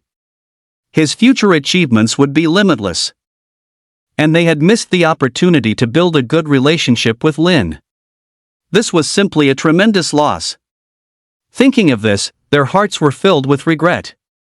If they had been a little nicer to Lin back then, even just saying a few kind words, perhaps they could have become friends now. Lin had soared to success, and they could have benefited from it too. But now everything was too late. They could only watch Lin being surrounded by the crowd, enjoying his glory. Thump, thump, thump.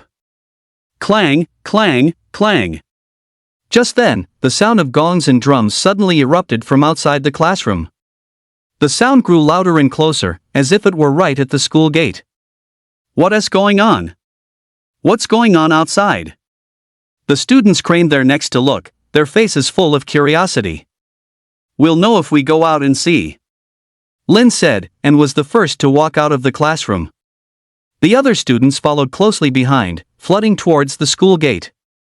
As soon as he reached the school gate, Lin was stunned by the sight before him.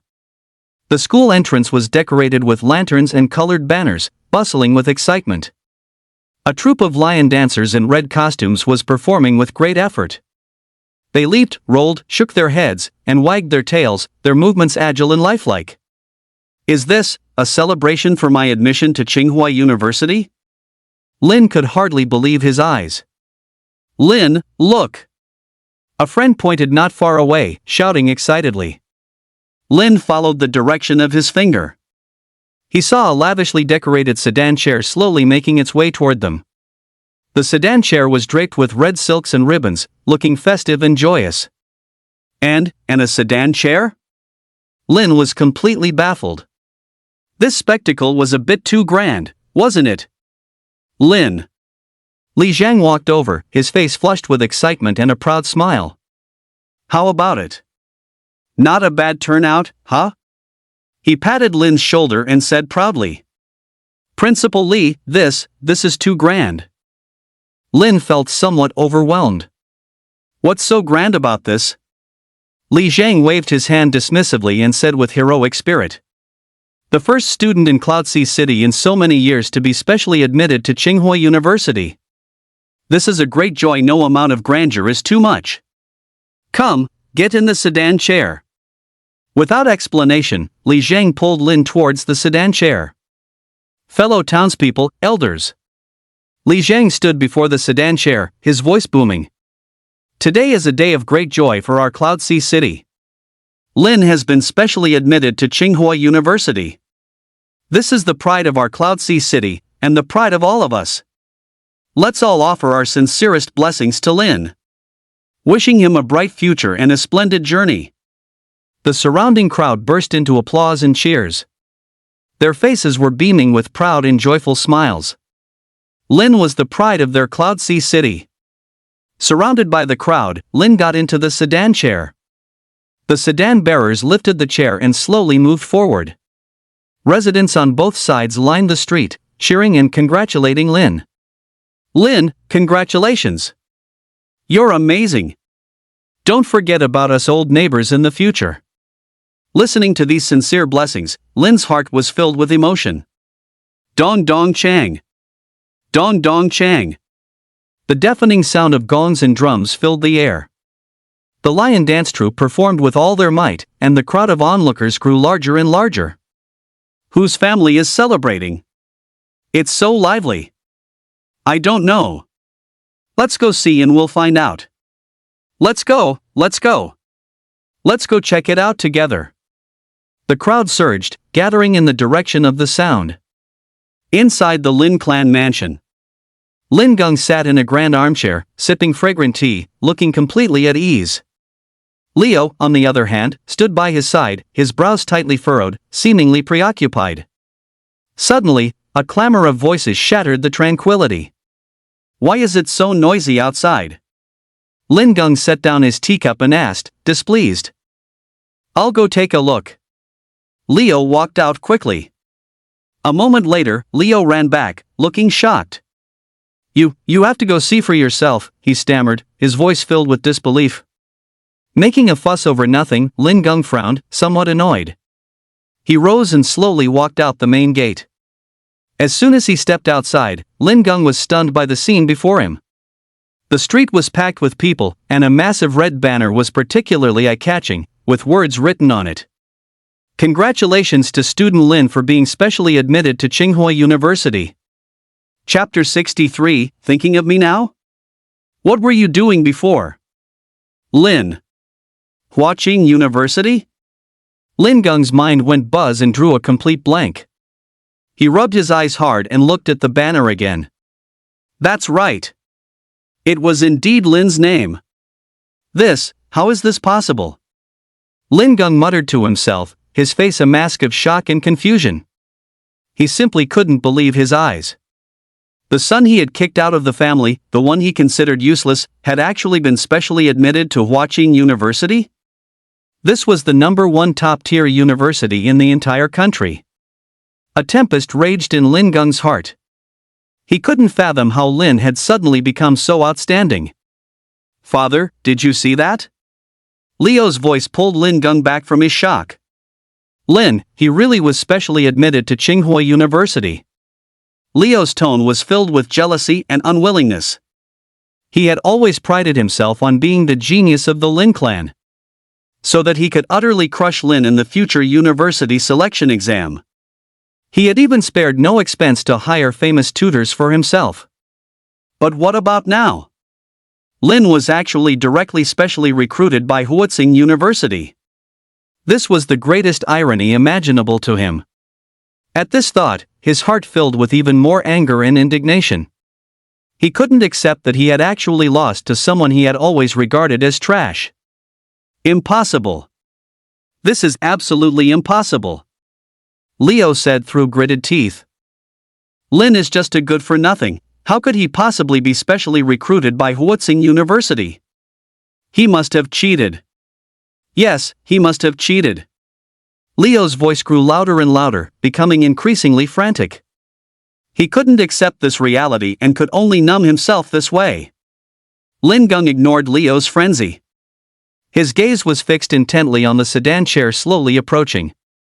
The sedan chair was draped with red silks and ribbons, looking festive and joyous. It was Lin who was sitting inside the sedan chair. At this moment, his face was beaming with a confident smile. Like a brilliant star, he captured everyone's attention. "Son! My son!" Lin Gong could no longer control his emotions and shouted loudly. He quickly ran towards the sedan chair, wanting to say something to Lin.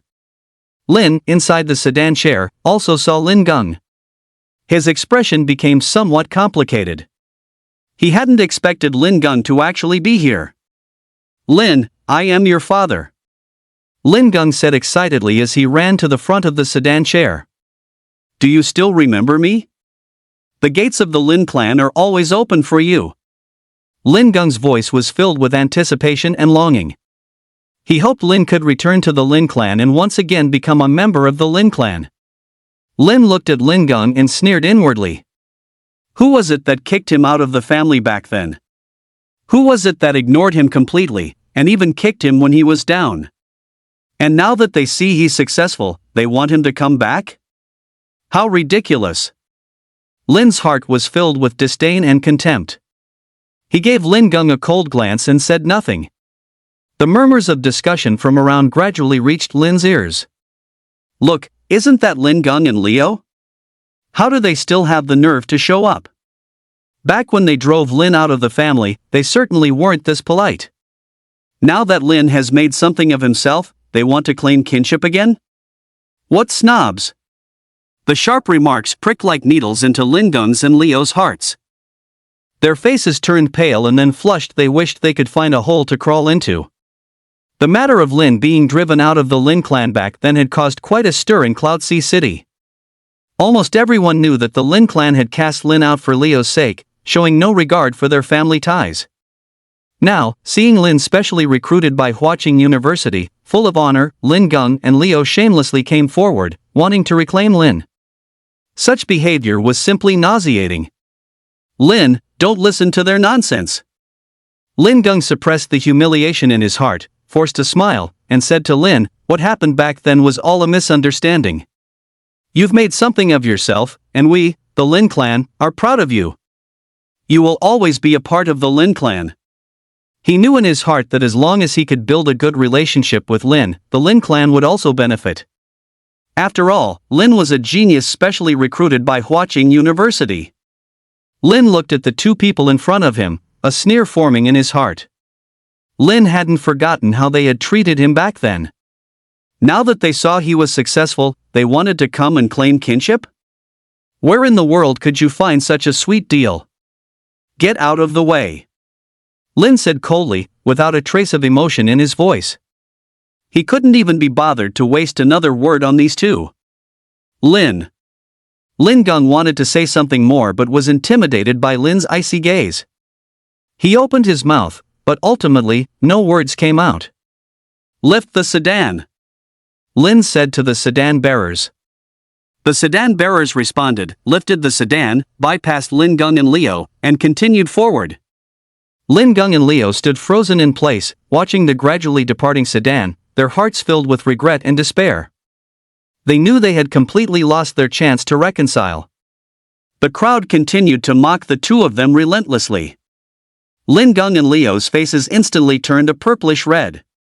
The sedan stopped in front of a brand new mansion. Lin stepped out of the sedan and looked up. Standing before the main gate was a familiar figure. It was none other than Chen Changsheng, the city lord of Cloud Sea City. "Lin, congratulations." Chen Changsheng came forward to greet him, his face wreathed in smiles.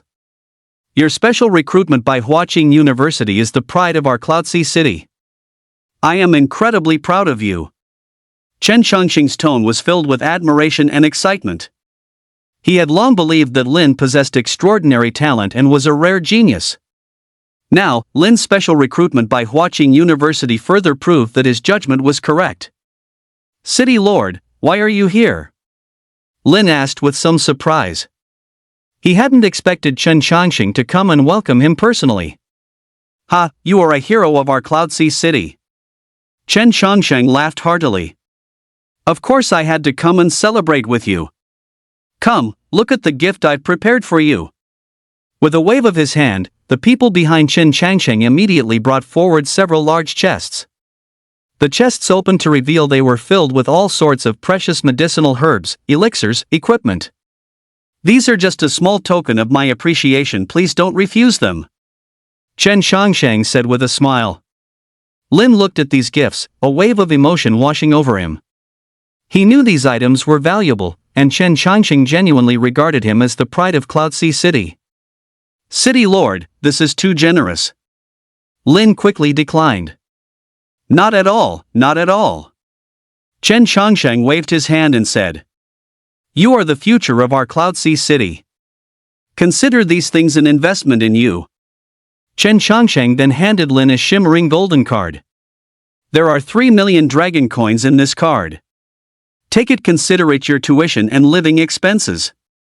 Chen Changsheng stated. 3 million? Lin exclaimed in surprise. This number was simply astronomical to him. "Lord City Master, this is too much, I can't accept it," Lin quickly said. "Take it, child."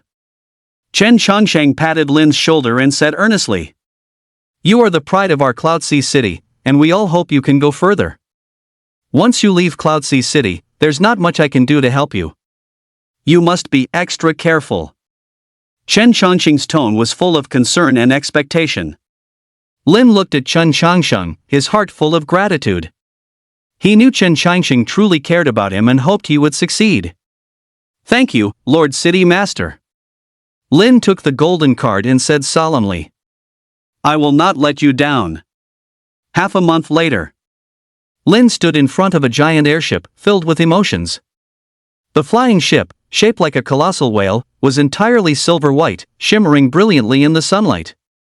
Complex magic runes were etched into its hull, emitting faint magical fluctuations. This was one of the most common modes of transportation in this world, the magic flying ship. It had been professionally enchanted by mages, making its hull not only sturdy and very safe but also giving it excellent endurance. The only drawback, perhaps, was its slow speed. Lin had originally planned to notify the school to pick him up, but then he thought it wasn't necessary. After all, transportation was so advanced now, and it was convenient to go to St. Heaven City himself. So, he packed his things and, accompanied by Li Tiangang, embarked on the journey to St. Heaven City. "Lin, are you ready?" Li Tiangang asked, standing beside Lin. Ready." Lin nodded, taking a deep breath. Chapter 64, When one man achieves enlightenment, his chickens and dogs ascend to heaven. Huey stood on the deck of the airship, gazing into the distance. Cloudsea City was gradually disappearing from view, a place with so many unforgettable people and memories. Before leaving, Lin had also specifically said goodbye to Ouyang Shui. "Don't you worry." Ouyang Shui looked at Lin, wiped away the tiny tears from the corners of her eyes, and said firmly, "Give me some time. I'll become stronger. Even if I can't catch up to your pace for a while, I will definitely stand by your side again." Lin nodded, "Good, I look forward to that day." Although Ouyang Shui looked like a cute girl, she had a very strong-willed personality.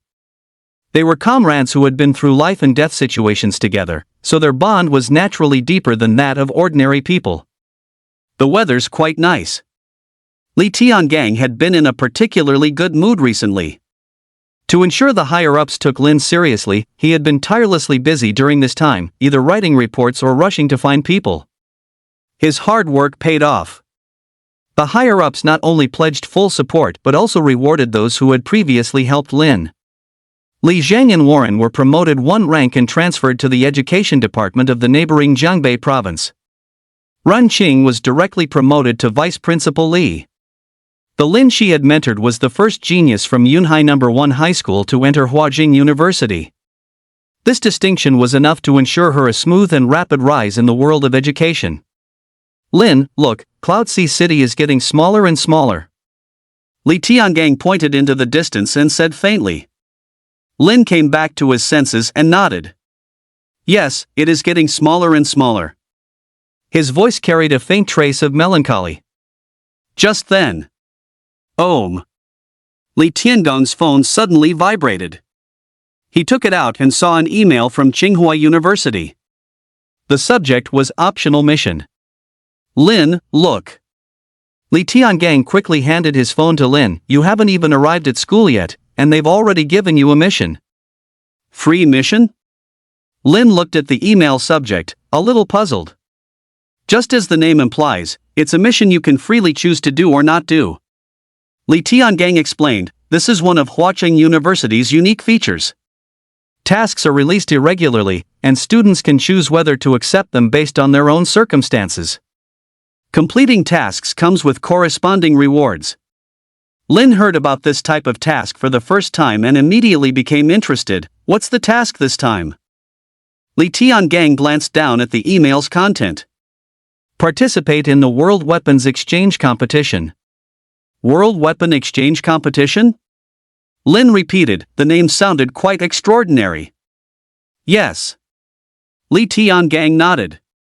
"It's a competition where countries show off the strength of their weapons. The main purpose is for each country to display its power." However, Li Tiangong's tone shifted. The previous competitions were actually quite lackluster. Many countries didn't take them seriously. Nobody wants to display their strongest weapons in front of the whole world. What if another country sets its sights on them?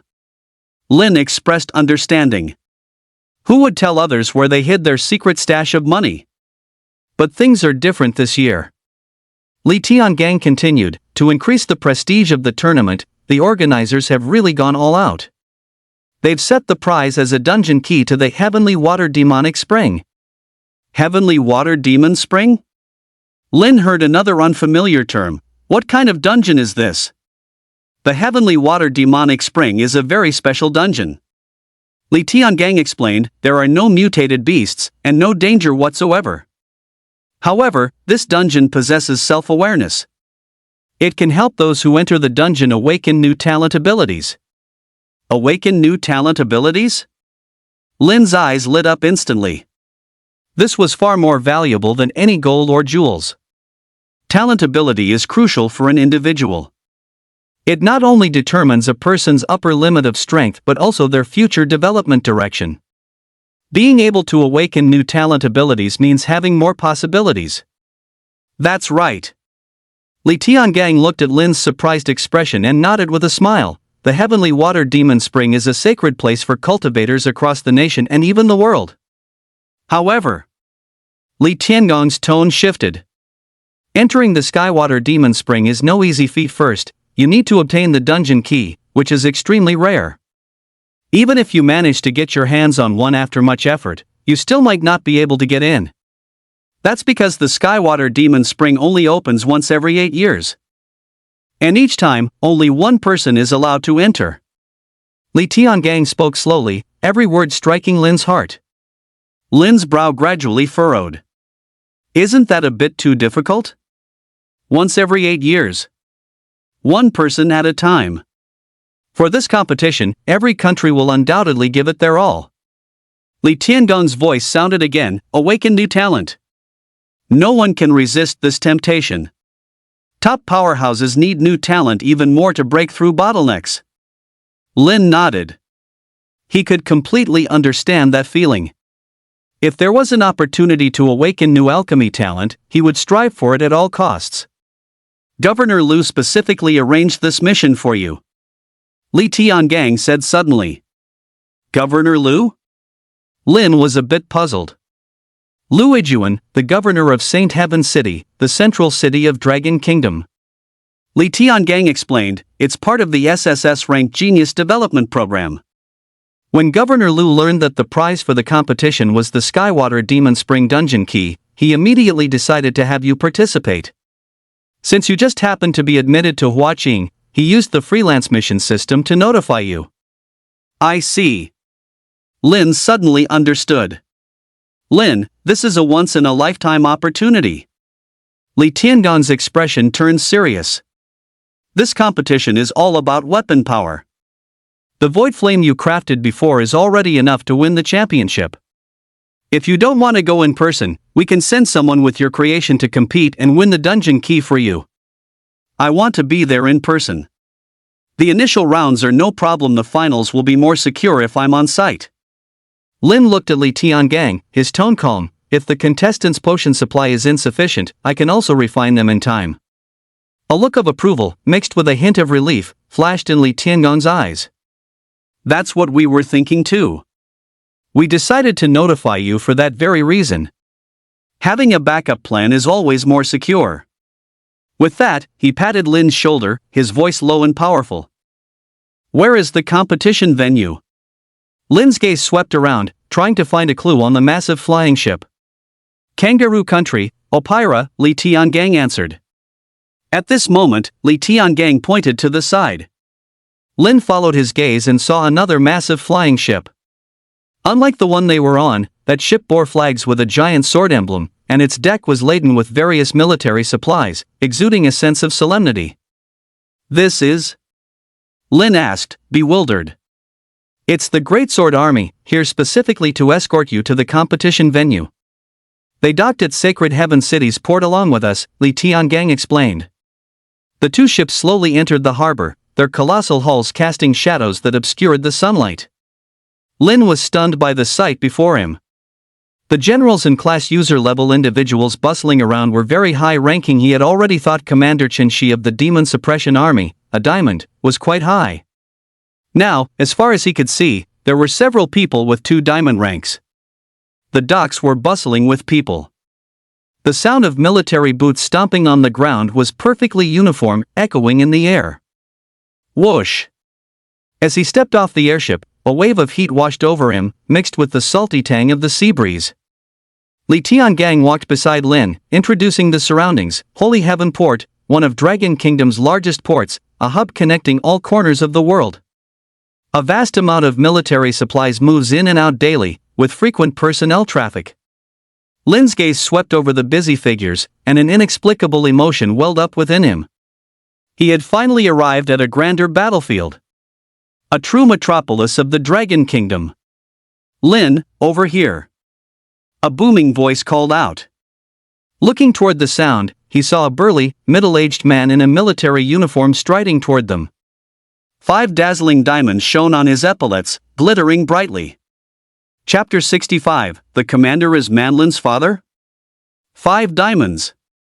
Lin's heart tensed. This rank was much higher than that of Chenxi in Cloudsea City. Hello, Lin. I am Mani, commander of the Greatsword Legion.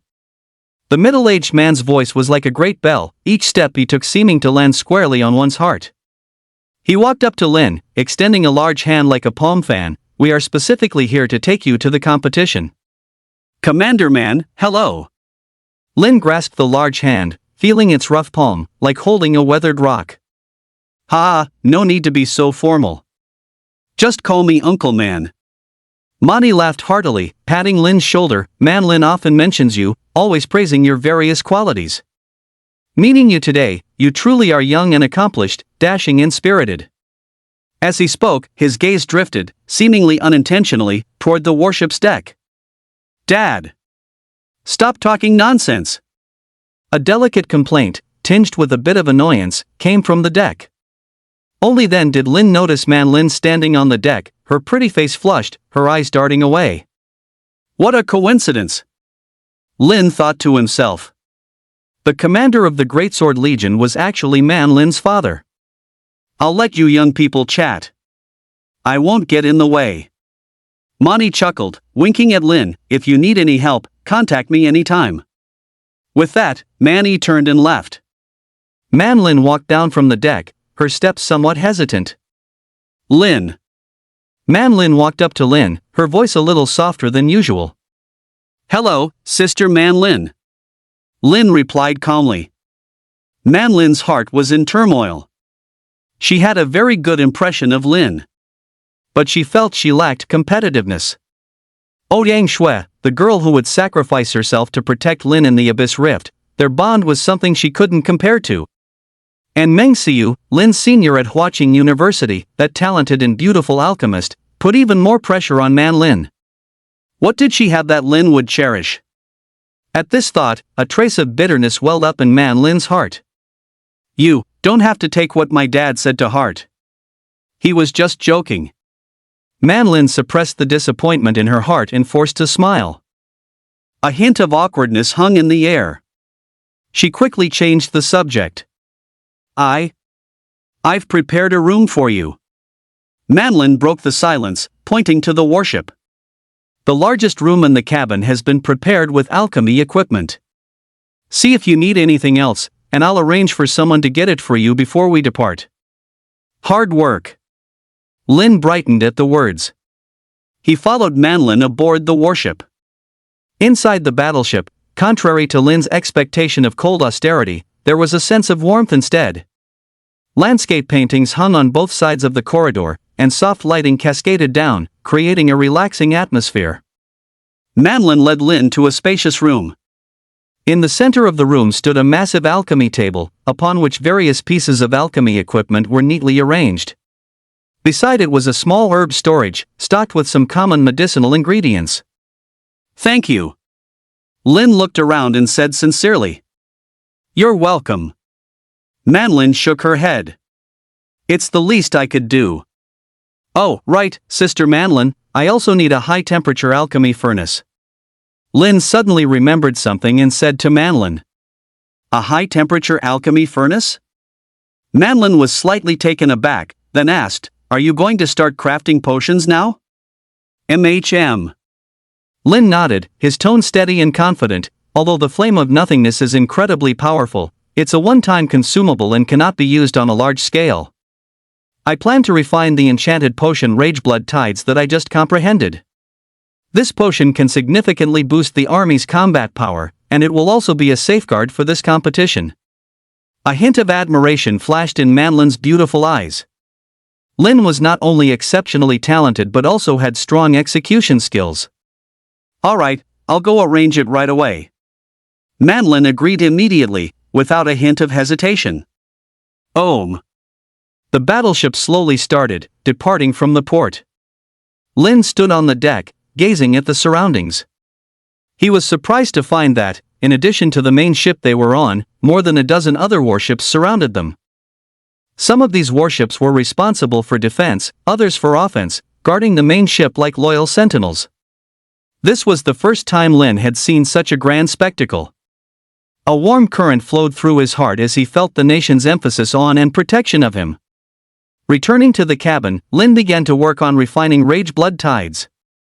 He had originally thought that with his familiarity with these medicinal ingredients, he should be able to finish quickly. Reality, however, dealt him a harsh blow. The shadow serpent gall was an ingredient that was far too iron and cold. Regular high-pressure furnaces simply can't extract the essence from it. Lin tried various methods, but to no avail. Time ticked by, and beads of sweat gradually formed on Lin's forehead. What's wrong? Manlin entered the room, saw Lin's furrowed brow, and asked with concern.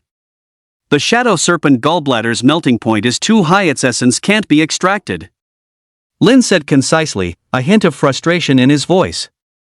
That's an easy fix. Manlin smiled after hearing this. My dad is the strongest fire controller in Dragon Kingdom, he'll definitely find a way. With that, Manlin turned and left. A moment later, Manny walked in with Manlin. Dad, please help Lin. Manlin pointed at the shadow serpent gall on the refining table. Manny walked up to the refining table and examined it closely. A minor issue. He smiled faintly and extended a finger.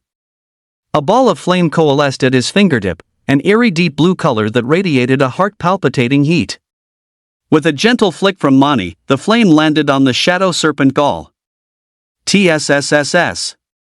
With a soft sizzling sound, the shadow serpent gall vaporized at a visible rate, and a dark red crystal slowly precipitated out. This. Lin watched, dumbfounded. He had never seen such an exquisite flame control technique. This fire control technique is truly divine. Lin exclaimed in his heart, gaining even more confidence in the refining of raging blood torrent. All right. Manny retracted his flames and said to Lin. Thank you, Uncle Man. Lin snapped back to reality and quickly expressed his gratitude. It was nothing. Manny waved his hand, indicating there was no need to be polite, then led the bashful Manlin out of Lin's room. A few days later. Lin, we'll be there soon, Manlin's voice came from outside the door. Okay, Lin responded. He walked out of his room and onto the deck. What greeted his eyes was a massive city, like a steel behemoth squatting on the coastline. Countless skyscrapers pierced the clouds, gleaming with a metallic luster in the sunlight. This was Opera, the provincial capital of Kangaroo Country. What a grand display! Lin couldn't help but exclaim, looking at the scene at the harbor. The area near the port had already been designated as the competition venue. A vast open space was cleared and leveled, surrounded by high walls. The walls were covered with various promotional slogans and the flags of the participating nations. In the sky, several drones were circling, performing spectacular displays. The drones constantly changed formation, at times forming a giant dragon, at others transforming into a phoenix, drawing gasps of amazement from the crowd. It seems they've really spared no expense for this year's World Weapon Exchange competition. Manny, standing beside Lin, was also a bit surprised. Previous competitions never had such a large-scale setup. It seems the importance of the Azure Water Demonic Spring is indeed extraordinary. Just then, a huge roar suddenly echoed from the sky. Lin looked up, only to see several fighter jets screaming past. The jets were emblazoned with the conspicuous flag of the Beacon Nation. These fighter jets performed various difficult maneuvers in the air, sometimes diving, sometimes rolling, as if flaunting their military might. Are these Lighthouse Kingdom's fighter jets? Lin asked. That's right. Manlin nodded. It seems they're determined to win this competition. Evans, the commander of the Beacon Nation, was currently standing on a massive warship, watching his country's fighter jets perform. A satisfied smile graced his face, as if he could already see the dawn of victory. Commander, it's about time. We're approaching the check-in deadline, a subordinate came over to remind him. Evans nodded. Have the pilots return. Yes, sir. The subordinate went to carry out the order. A moment later, the Beacon Nation's fighter jets ceased their performance and slowly descended. The military strength of the Beacon Nation is truly formidable. Yeah, it looks like they're the only ones who can win the championship this year. Below, the commentary group watching the flight demonstration was abuzz with discussion. They were all shocked by the strength of the Lighthouse Nation. Sorry, we're late. A resonant voice came from the Lighthouse Nation's warship. Chapter 66, A Heavenly Anomaly from Alchemy? Shockwaves in all directions. This speed is too slow. It took a whole hour to get here. The one speaking was none other than the Lighthouse Nation's commander, Evans. He stood on the deck, hands on his hips, with an air of absolute arrogance. Hearing Evans's words, the representatives from the surrounding nations couldn't help but frown. His words, both explicitly and implicitly, were dripping with a sense of showing off. What's he putting on an act for? Isn't he just relying on his country's advanced technology? What's so great about that? Everyone cursed inwardly, despising Evans for his actions. At the same time, they had to admit that the United States' technological prowess was indeed world-leading. Compared to some smaller nations, the gap was even more pronounced. This disparity made them feel envious, and somewhat jealous. Lin saw that the warship was about to arrive, turned, and returned to the cabin. For the past few days, he had been working overtime to concoct the raging blood tide, and now only the final step remained. He gathered the materials that had already been through the first round of refinement. Uncle Man, please help me raise the flame temperature a bit more, Lin said to Man-E. He had a premonition that the higher the temperature during the concoction of raging blood tide, the better the quality of the final product would be. All right. Without a word, Man-E acted immediately. The deep blue flames ignited again, their temperature even higher than before. With Man-E's help, Lin carefully manipulated various materials. A slight tremor. The raging blood tide was finally concocted successfully. A rich medicinal aroma permeated the air. Lin looked at the bottle of blood-red potion in front of him, a satisfied smile on his face. The raging blood tide, it's finally complete. His heart surged with excitement. That's fantastic. Man-E congratulated Lin. The Dragon Kingdom's warship slowly sailed towards the port. Evans stood on the deck, watching the approaching Dragon Kingdom warship. A hint of disdain flashed in his eyes. In his opinion, the Dragon Kingdom's warships were nothing but old antiques. Even in 10 years, they wouldn't catch up to his country's level. This inherent contempt made him disregard the Dragon Kingdom entirely. Just then, a strong light burst forth from within the Dragon Kingdom's warship. Boom! Immediately after, a colossal phantom of an Azura shot into the sky, enveloping the entire competition grounds. This sudden phenomenon stunned everyone. The smile on Evans's face froze instantly. His eyes widened, staring fixedly at the enormous Azura phantom, filled with disbelief. What is this? He cried out involuntarily, his voice trembling slightly. Boom! The moment the Azura phantom appeared, the entire competition venue seemed to be shrouded by an invisible force. The once noisy crowd fell silent in an instant. Thump! Thump! The sounds of kneeling rose and fell in succession. The participants from other countries, including the previously arrogant Evans, were now on their knees, their bodies trembling uncontrollably. Their faces were etched with terror and awe. It was as if an invisible mountain was pressing down on them, making it hard to breathe. What's going on? My legs, they're not obeying me? God! Please forgive our sins. The participants from all nations were horrified to their core. They had never witnessed such a bizarre spectacle. This power was so immense that they couldn't resist it, forced to kneel in submission. What is this?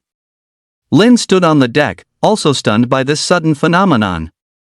He looked at the gigantic phantom of Ashura, a familiar feeling welling up in his heart. This phantom was extremely similar to the anomaly he had produced when refining potion before. But this time, the scale was far grander, the presence far more terrifying. Could it be the hand of creation?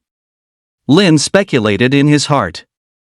He vaguely sensed that this Ashura phantom seemed to bear him no ill will.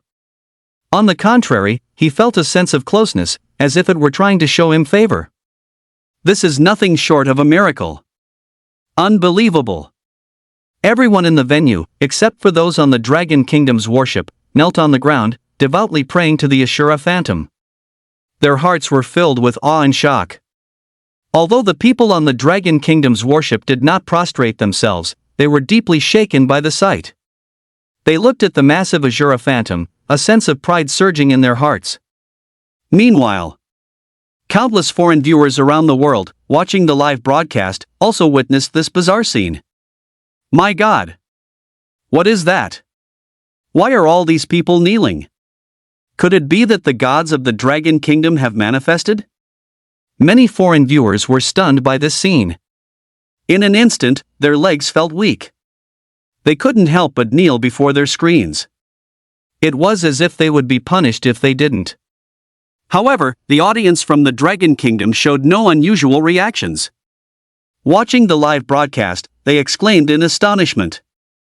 Holy shit! What's going on? Why are these foreigners bowing so deeply to our Dragon Kingdom's warship? Could there be something special about our warship? This is so awesome! Haha, wasn't the lighthouse country so arrogant just now?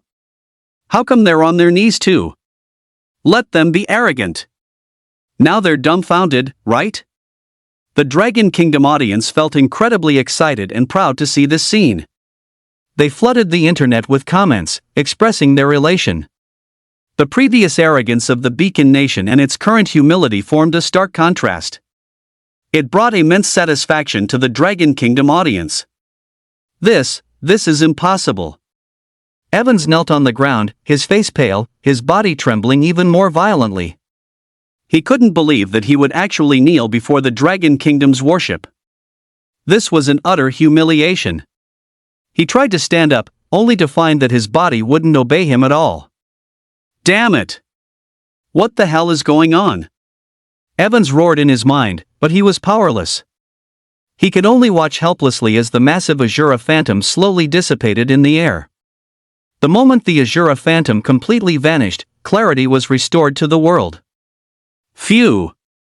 The event organizer, Ham, let out a long sigh and slowly raised his head. He was a master-level priest, so he recovered faster than the others. Ham looked at the Dragon Kingdom fleet in the sky, his heart unable to find peace for a long time. The biggest competitor in this competition is probably not Lighthouse Country, but Dragon Kingdom. That weapon was simply a godlike power. He secretly rejoiced in his heart that he hadn't shown contempt for Dragon Kingdom like Evans had. The Dragon Kingdom fleet slowly descended, docking at the port. Mani, as the commander of Dragon Kingdom, stepped off the warship and exchanged a few pleasantries with Ham. Commander Man, welcome to Opera. Ham wore a class user smile on his face, his tone polite. Mr. Ham, I've heard so much about you. Manny also responded with pleasantries. After a brief exchange, Ham steered the conversation to business. Now that everyone has arrived, I hereby declare the World Arms Exchange Competition officially open. Ham's voice, amplified by speakers, echoed throughout the entire competition venue. The participants from various countries, still in a state of shock, snapped back to their senses upon hearing Ham's voice. Their gazes towards the Dragon Kingdom fleet still held a hint of awe. Ham cleared his throat and continued. A total of 20 countries are participating in this competition. The rules are as follows. Before the competition, contestants from the 20 nations will draw lots to determine the order of presentation. After each contestant's presentation, the 20 judges on the stage will give their scores.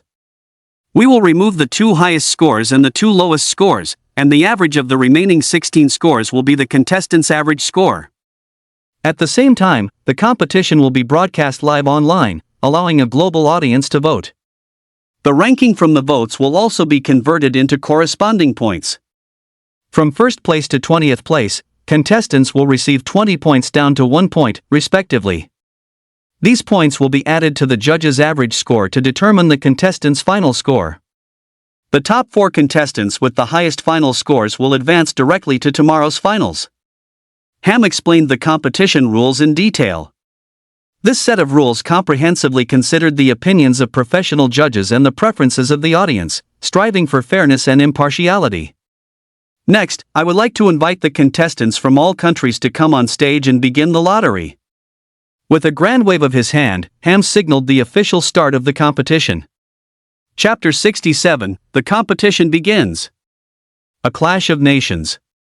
Contestants from various countries walked onto the stage one by one.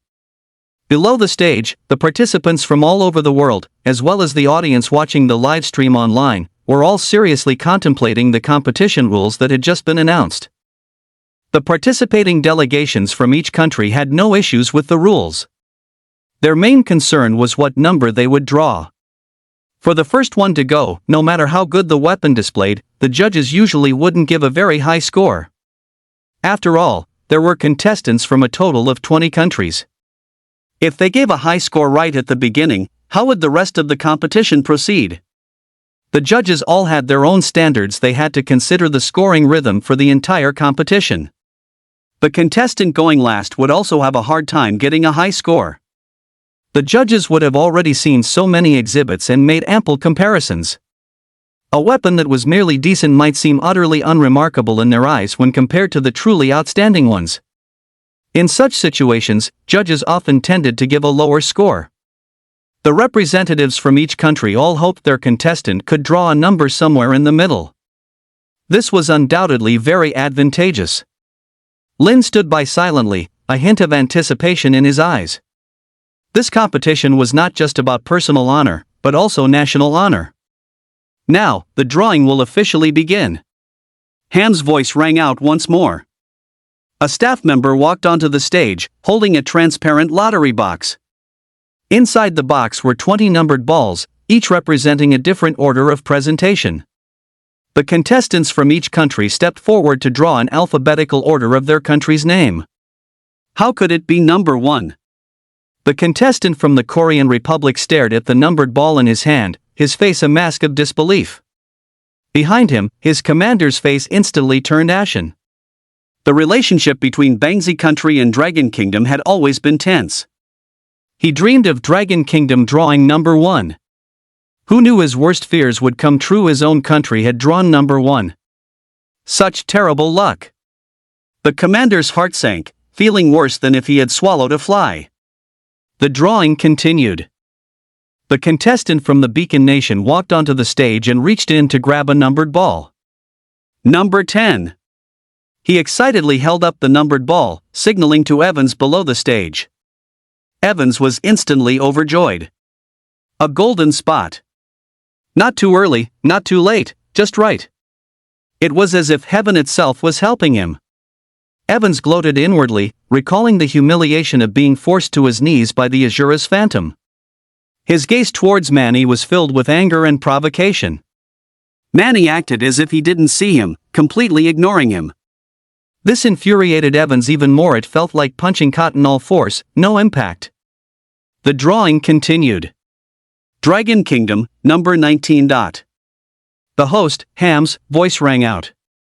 Hearing this number, Man Lin's heart sank to the bottom of her stomach. What terrible luck. Second to last. Manlin was so anxious she stomped her foot, but there was nothing she could do. Ah, number 19. What a great number. Upon hearing Dragon Kingdom's number, Evans could no longer hold back and burst into laughter.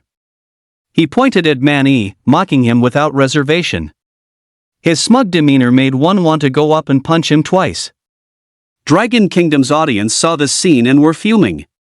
This Evans is too arrogant. He was just kneeling on the ground, and now he's showing off?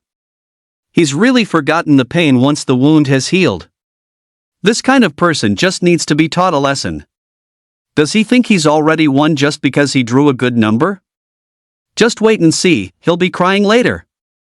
This guy is a classic case of once the wound heals, the pain is forgotten. A moment ago, he was as pathetic as a bear, and now that he's drawn a good number, he thinks he's all that. Just wait to see him get slapped in the face. An online user said indignantly. His words were met with agreement from many. Evans's petty triumph was truly disgusting. They looked forward to Dragon Kingdom slapping him hard, making him realize his place. Lin looked at Evans's smug face, without the slightest ripple of emotion. The order of the competition does not determine the final result. The key still lies in one's own strength. The competition officially begins. Ham's voice rang out again, interrupting everyone's thoughts. The contestant from the Kingdom of Bangzi walked onto the stage reluctantly. But there was no choice. Having drawn number 1, he had to go up no matter how unwilling he was. He took a deep breath and picked up a weapon from the display stand. It was a pistol, golden all over, with a rather peculiar shape. Esteemed judges, ladies and gentlemen, the weapon our Kingdom of Bangzi presents this time is called the Magic Burst Pistol. Magic Burst Pistol. Level, Silver. Effect, bullets will track and strike aerial fighter jets, capable of dealing 30,000 damage continuously within 30 seconds. The contestant from the Kingdom of Bangzi began his introduction. This is the latest achievement of our country's research and development, used to lock onto aerial targets and strike weapons such as fighter jets. It is a sharp tool in the field of air defense. As he spoke, he raised the pistol to show it to the crowd. Man-E was immediately amused upon hearing this. He turned to look at Evans and laughed heartily. Commander Evans, this weapon is tailor-made for you. Ha ha ha ha ha. Evans was already annoyed about having kowtowed earlier. Being mocked by Man-E like this, he was instantly fuming with rage. When had he ever been so humiliated? This is a complete disgrace. Evans' face was ashen, veins bulging on his forehead, and his fists clenched, knuckles white. In the live stream, Dragon Kingdom's audience members saw this scene and were even more delighted. Ha, this Rod country, unbelievable. Isn't this Magic Blast pistol specifically designed to shoot down Lighthouse Country's planes? I thought they were thick as thieves, turns out it's just a plastic brotherhood. I'm dying of laughter, now there's a good show to watch. The camera switched to Evan's grim face. The audience laughed even harder. Look, the Lighthouse Country's commander's face has turned green. He probably wants to tear Rod Country limb from limb right now. Ha ha ha, they brought this upon themselves, there's no living with it. Serves him right. Rod Country's commander also had a helpless look on his face. Oh, the bitterness in his heart. This was a complete accident. How could he have known he would run into Evans's aerial demonstration? It was a pure coincidence. But now, it was too late for any explanation. Next, please have the judges score the Demon Blast pistol from the Korean team. Ham's voice echoed through the venue. The 20 judges began entering their scores on the scoring devices. On the large screen, the numbers jumped continuously. The final score for the Demon Blast pistol settled at 68.5 points. For the Korean team, who went first, this was undoubtedly a huge blow. 68.5 points? Isn't that a bit too low? The Korean commander couldn't accept it. This Demon Blast pistol, the name sounds impressive, but I didn't expect its attack to be so pathetic. Only 1,000 attack power? Those stats are just awful. So what if it has auto-tracking? It's like a tickle when it hits someone, what's the use? The judges gave their evaluations without mercy. They were experienced and knowledgeable. What kind of weapon hadn't they seen? In their eyes, the attack power of this Demon Blast pistol was simply not worth mentioning. The members of the Korean delegation turned ashen-faced, their expressions utterly grim. They had originally hoped this Demon Blast pistol would be a stunning success. Who would have thought this would be the result? Do these judges even know how to appreciate anything? Exactly, our Demon Blast pistol has an auto-tracking function. This is an epoch-making innovation. They only look at attack power, how superficial. The Korean commander was so angry he stomped his foot, but there was nothing he could do. He could only watch as the hopes of his nation's contestants were shattered bit by bit. Hearing the judges mention the attack power was only 1,000. In the live stream chat, the audience burst into another round of mocking laughter. Haha, the Korean team is killing me. Shooting down a plane with a pea shooter, only they could come up with that. Is this Demon Blast pistol meant to be a joke? The audience gloated and teased. Evan stared daggers at the Korean commander. His eyes looked like he wanted to eat the man alive. That guy definitely did it on purpose. Chapter 68, Heavenly Punishment Drone Seeking Golden Tickets. He now wished he could tear the Korean commander to shreds. Put. Lin couldn't help but laugh out loud. He never expected this Demon Blast pistol to be so useless. The Korean team had completely missed the point of participating in the weapons exchange competition. The competition continued. The contestants ranked 2nd through 6th took the stage in succession to showcase their creations. Their weapons each had unique features, but overall, none were particularly astonishing. Soon, it was the 7th contestant's turn, India. The contestant slowly walked onto the stage, holding a plate that contained a pile of dark, murky stuff that looked like a dish of food. The audience was completely baffled. No one had ever seen someone present food at a weapons exchange competition. Was India here for comic relief? Looking at the food on the plate, it was a dark, lumpy mass emitting an indescribable odor. The judges were also stunned. What is this? One judge couldn't help but ask, his tone laced with clear confusion. The Indian contestant smiled faintly and said in heavily accented English, "Honorable judges, this is a biochemical weapon meticulously developed by India, venomous curry." Venomous curry. Level, gold. Effect, a curry imbued with a potent poison, causing immense damage to whoever consumes it. The consumer will experience the torments of hell in a short time, ultimately dying with blood seeping from all 7 orifices. Even a gold rank expert cannot escape this fate. The moment he finished speaking, the entire venue erupted in an uproar. The live stream chat instantly exploded. Ha ha ha, venomous curry? Did I hear that right? Can you even eat that thing? It looks completely unappetizing. I'd rather starve to death than eat that. And it's poisonous? Dream on. The audience roared with laughter, and the bullet comments scrolled wildly. The judges exchanged glances, their faces etched with helplessness. Was India being serious? Judges, please give your scores. Ham's voice broke the awkward silence. The judges began to score.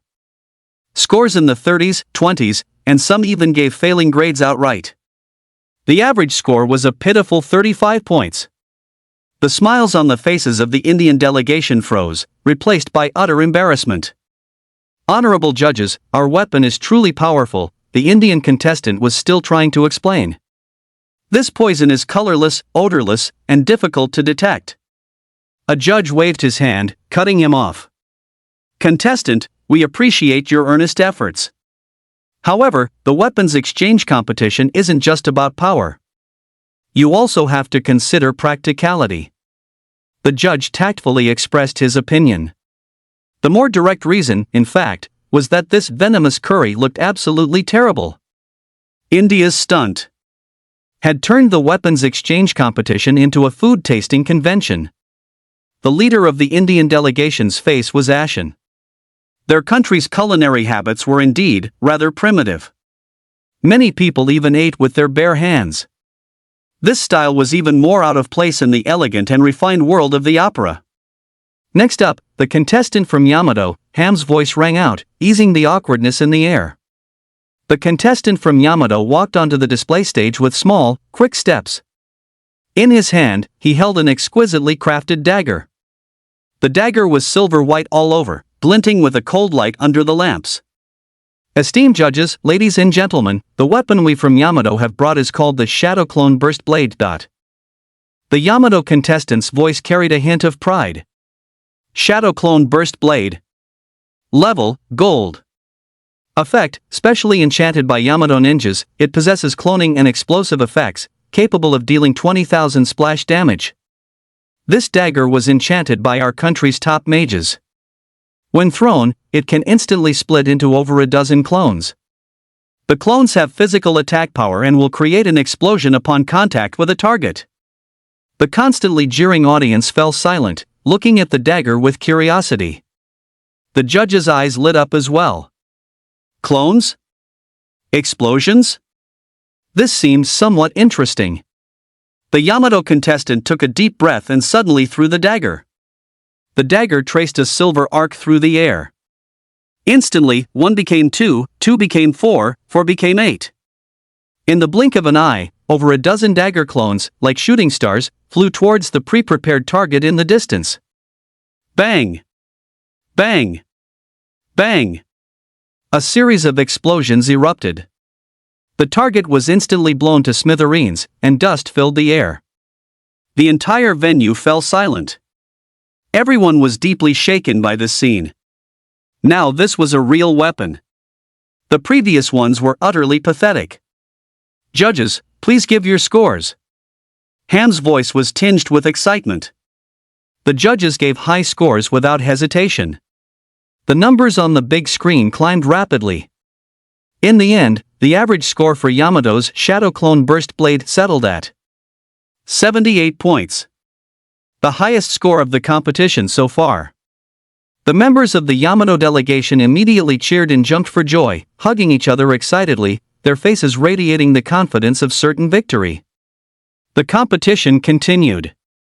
It's finally the Beacon Nation's turn. Evans was filled with unconcealed excitement. He strode to the front of the display stage and waved his hand. A sci-fi-looking drone slowly rose. Its body was streamlined, with a silver-gray coating that gleamed with a metallic luster under the lights. Esteemed judges, ladies and gentlemen, this is the latest Divine Punishment drone developed by our Beacon Nation. Sky Punisher Drone. Level, Diamond. Effect, a miniature drone equipped with a micronuclear bomb, possessing immense power. A single attack can deal 80,000 damage. The entire venue erupted in an uproar. Diamond level? Miniature nuclear bomb? This is practically a superweapon. My god, a diamond tier drone? That's too over the top. Gold tier was already incredible, and this one jumps straight to diamond tier? The Beacon country is defying the heavens. A miniature nuclear bomb? Just thinking about it is terrifying. The Lighthouse Nation's technological level is undeniable. The audience was filled with amazement. Although they didn't have a favorable impression of the Lighthouse Nation, they had to admit that its technological strength was indeed formidable. The judges' eyes showed expressions of admiration. A drone of this caliber far exceeded their expectations. However, when Evans introduced the Skyfall drone, he deliberately concealed some key information. For example, the specific yield of the miniature nuclear bomb, the drone's endurance, and so on. This information was the core data that truly reflected the weapon's performance. He didn't want other countries to grasp the full capabilities of the Skyfall drone. Judges, please give your scores. Ham's voice rang out once more. The judges began to score. Numbers flashed rapidly on the big screen, and the average score settled at 97.8. 97.8? My god, that's way too high. This score is simply insane. Looks like the Lighthouse Nation has it in the bag this time. Their technology is amazing.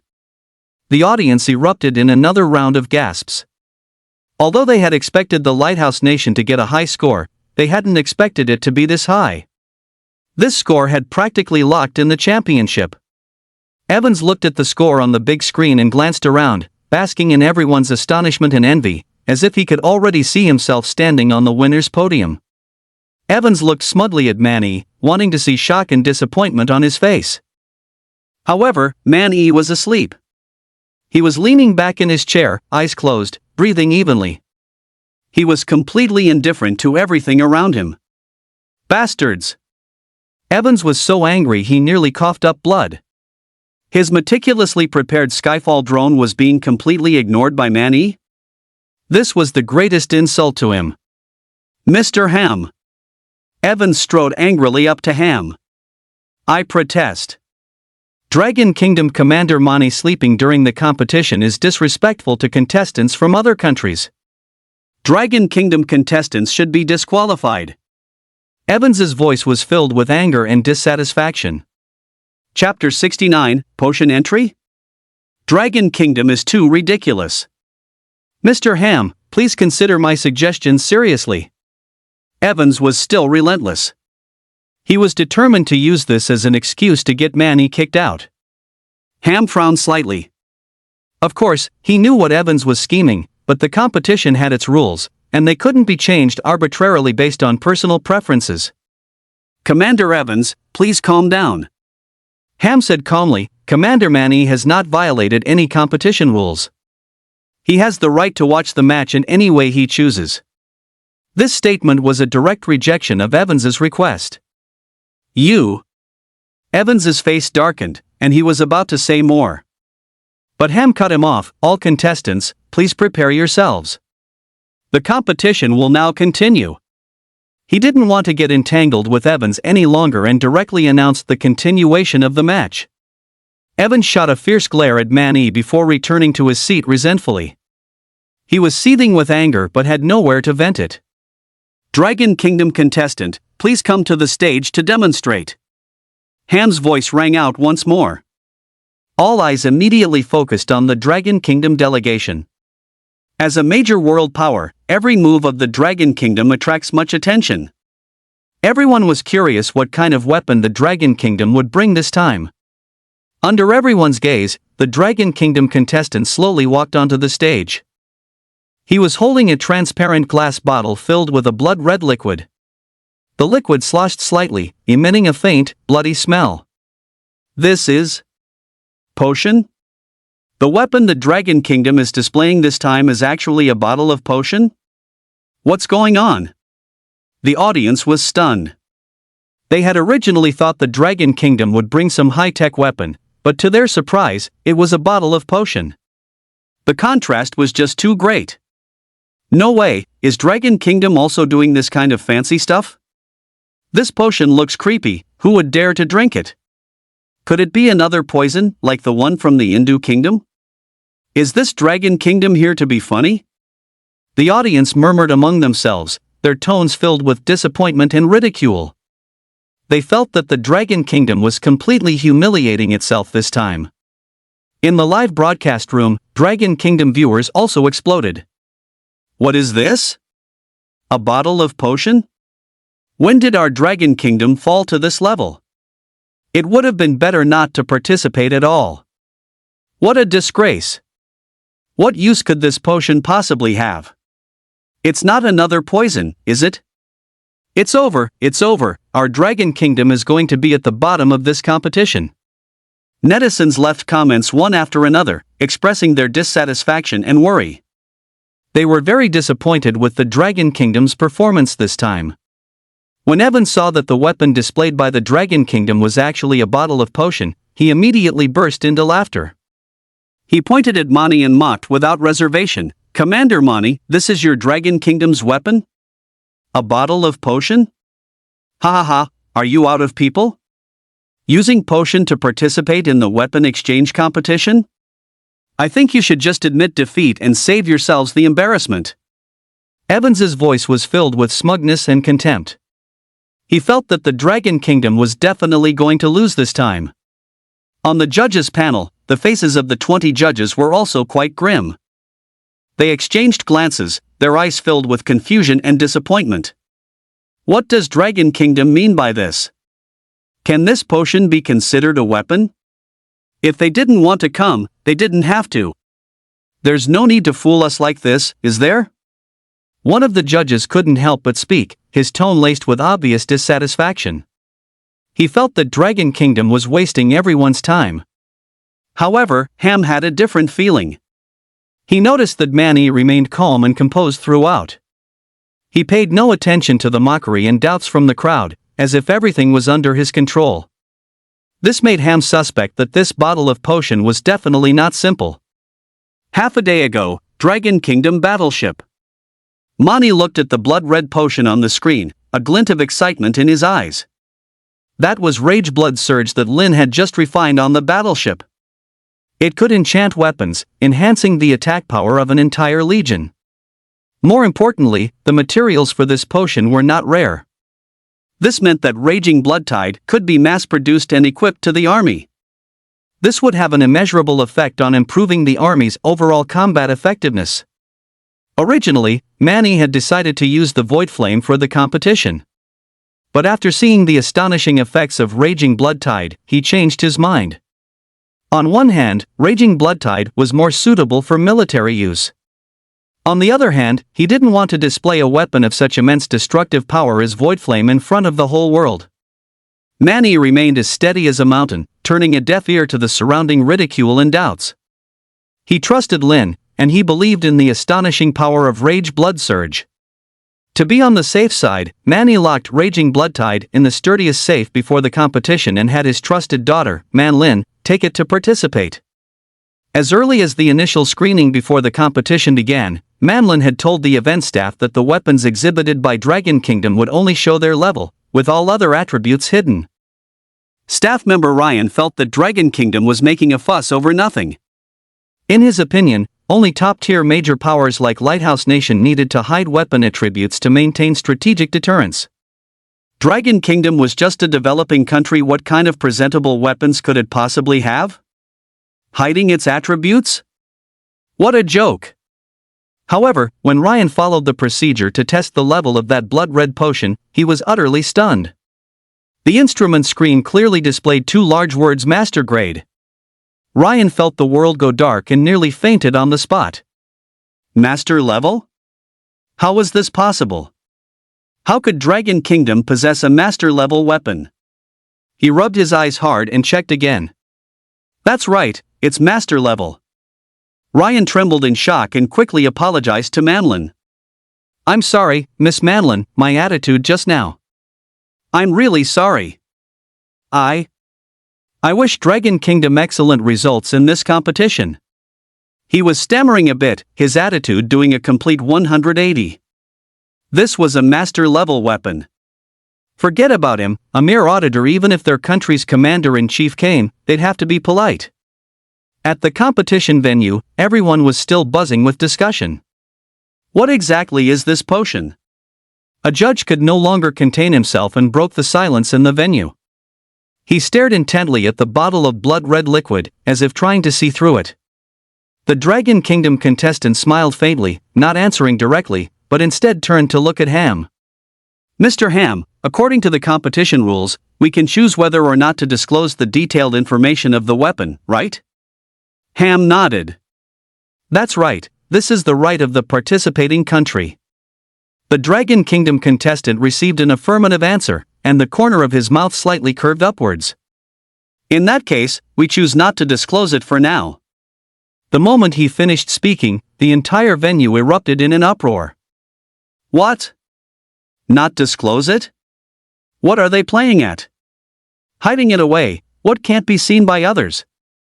I think this potion is nothing but a smokescreen. Dragon Kingdom has no decent weapons at all.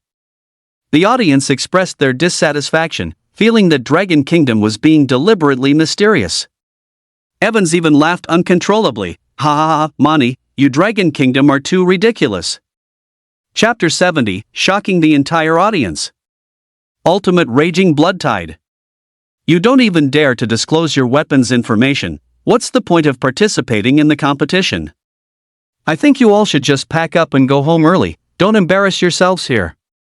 He mocked recklessly, as if he had already foreseen Dragon Kingdom's disastrous defeat. Amidst universal ridicule, the Dragon Kingdom contestant slowly pressed a button. Information about the Raging Blood Tide instantly appeared on the large screen. Ultimate Raging Blood Tide. Level, Master. Effect, enhances weapons such as swords and firearms, granting infinite equipment durability and a massive increase in attack power. When the word Master Grade appeared on the screen, the entire venue fell deathly silent. Everyone's eyes widened, their mouths agape, as if they had seen something unbelievable. Master grade? How was this possible? Surpassing diamond level. How could Dragon Kingdom possess a master level weapon? The livestream chat instantly exploded. Holy crap! Master grade? Am I seeing things? How is this possible? How can Dragon Kingdom have master level weapons? This is too outrageous. My eyes must be playing tricks on me. This is absolutely impossible. I don't believe it. I don't believe it. Foreign netizens frantically spammed the bullet comments, expressing their shock and disbelief. They simply couldn't believe that Dragon Kingdom possessed such powerful weapons. At the judges' table, the 20 judges were also stunned. They looked at each other, their eyes filled with shock and disbelief. A master-grade weapon. This was the stuff of legends. And they had actually seen it with their own eyes. This. One judge was so agitated he couldn't even speak properly. He stared intently at the large screen, as if trying to carve those words into his mind. Evans, on the other hand, looked as if he had been struck by lightning, completely dumbfounded. He stood there dumbfounded, his face pale, trembling all over. Master grade? How is this possible? How could Dragon Kingdom have master-level weapons? This is absolutely impossible. He couldn't accept this reality, much less believe his own eyes. Ham was also too shocked to speak. He was stunned for a long while before coming back to his senses. Judges, please begin scoring. His voice was even trembling slightly. This competition was about to be turned on its head. The members of the Wa Kingdom's participating team were also looking terrified at this moment. They had been full of confidence in their Shadow Clone Burst Blade, thinking that victory in this competition was a sure thing. But now seeing Dragon Kingdom's master-level weapons, they completely panicked. The Wa Kingdom's commander, in particular, had an ashen face. It's important to know that the relationship between the Dragon Kingdom and the Wa Kingdom has always been tense due to territorial disputes. Now that Dragon Kingdom possesses master-level weapons, it made him feel extremely uneasy. He could almost see the Wa Kingdom trembling in front of the Dragon Kingdom. The Wa country's commander's face was ashen, his lips pressed into a tight line, and fine beads of sweat formed on his forehead. He stared intently at the words master level on the big screen, his eyes filled with fear and unease. He subconsciously looked at Evans with a hint of a plea in his eyes, like a child instinctively seeking his father's protection when faced with danger. Evans didn't notice the Wa country commander's gaze at all. All his attention was firmly captivated by the words master level. He stood there stunned, his eyes wide and his mouth slightly agape, as if frozen in place. His mind was a complete blank, with only the words master level echoing continuously. These words were like 3 heavy hammers, smashing fiercely into his heart, leaving him breathless. The live stream was already in an uproar. Netizens from Dragon Kingdom were frantically flooding the chat with bullet comments, expressing their excitement and pride. Awesome! A master-level weapon. This is a complete paradigm shift. Too powerful. This potion is absolutely a groundbreaking product. A significant increase in attack power? This effect is simply heaven-defying. With this potion, won't our Dragon Kingdom army be like a tiger with wings? If this potion can be mass-produced, won't our Dragon Kingdom be invincible? Dragon Kingdom is about to rise completely. The netizens praised the power of Raging Bloodwave from every angle. They were immensely proud that Dragon Kingdom possessed such powerful weapons. Meanwhile, in the Bureau of Education Director's office, Warren and Li Zhang were also closely following the progress of the competition. When they saw that the level of Wrathful Blood Roar was master level, both were surprised. Master level? This kid actually refined a master level potion? Warren's eyes widened, his face full of disbelief. Li Zhang was also amazed. I thought he would use Void Flame to compete, but I didn't expect him to refine another master level potion in such a short time. The two exchanged glances, both seeing deep shock in each other's eyes. Lin's talent was simply too extraordinary. Just then, Marcus pushed the door open and walked in. He said with a weary face, training those new recruits lately has really worn me out. He walked over to Warren and Li Jiang, seeing that the screen was showing precisely the World Weapon Exchange competition. Oh, is this the weapon exchange competition? How's that kid Lin's potion doing? Marcus asked curiously. Warren and Li Jiang exchanged a smile. How is it? Warren intentionally built suspense. See for yourself. Marcus looked at the screen. When he saw the word Master Grade, his eyes widened, and he exclaimed, "Holy shit! Master Grade? This kid is going to defy the heavens. The potion refined by Lin will naturally dominate the entire arena," Li Jiang said proudly. In the arena, the audience's gasps of astonishment rose and fell, refusing to die down for a long time. Only then did Ham realize that nearly 20 minutes had passed, and the judges still hadn't scored. "Esteemed judges, please begin scoring," Ham urged hastily. The judges awoke as if from a dream, picking up their scoring devices one by one to begin. The numbers on the big screen jumped rapidly. In the end, all 20 judges gave a perfect score. 100 points. 100 points. 100 points. On the big screen, the uniform row of 100s was exceptionally striking. The average score for Raging Blood Frenzy was fixed at 100 points. A perfect score. An unprecedented perfect score. Seeing this score, the entire venue erupted once more in a deafening cheer. Representatives from many countries stood up one after another, applauding and congratulating the Dragon Kingdom delegation. They knew what this score meant. This meant that Dragon Kingdom had already secured the championship for this competition. 100 points. A perfect score.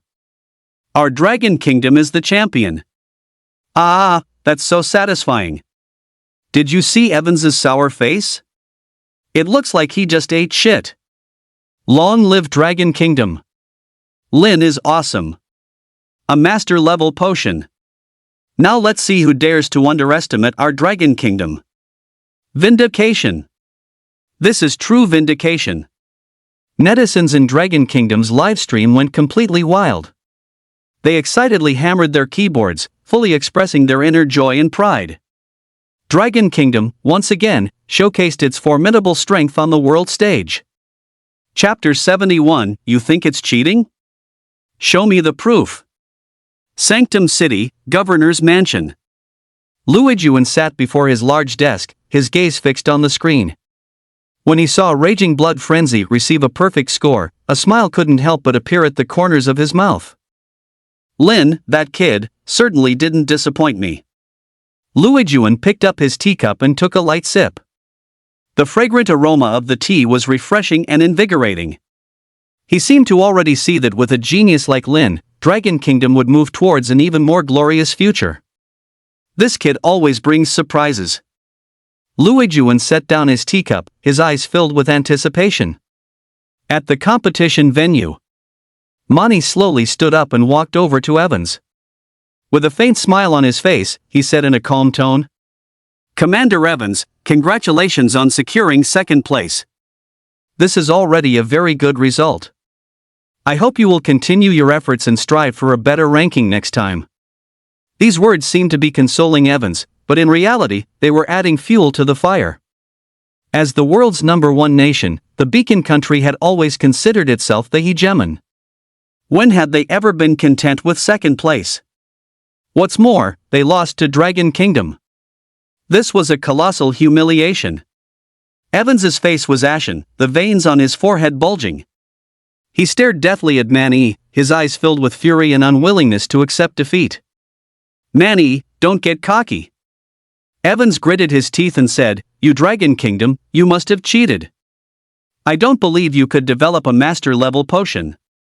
He slammed his hand on the table and roared himself hoarse. "Why don't you dare to publicly disclose all the properties of Raging Blood Wave? There must be something fishy going on." His voice, filled with suspicion and anger, echoed throughout the entire venue. Ham frowned, extremely displeased with Evans's unreasonable tantrum. He said in a stern tone, "Commander Evans, please watch your words. The competition has its rules.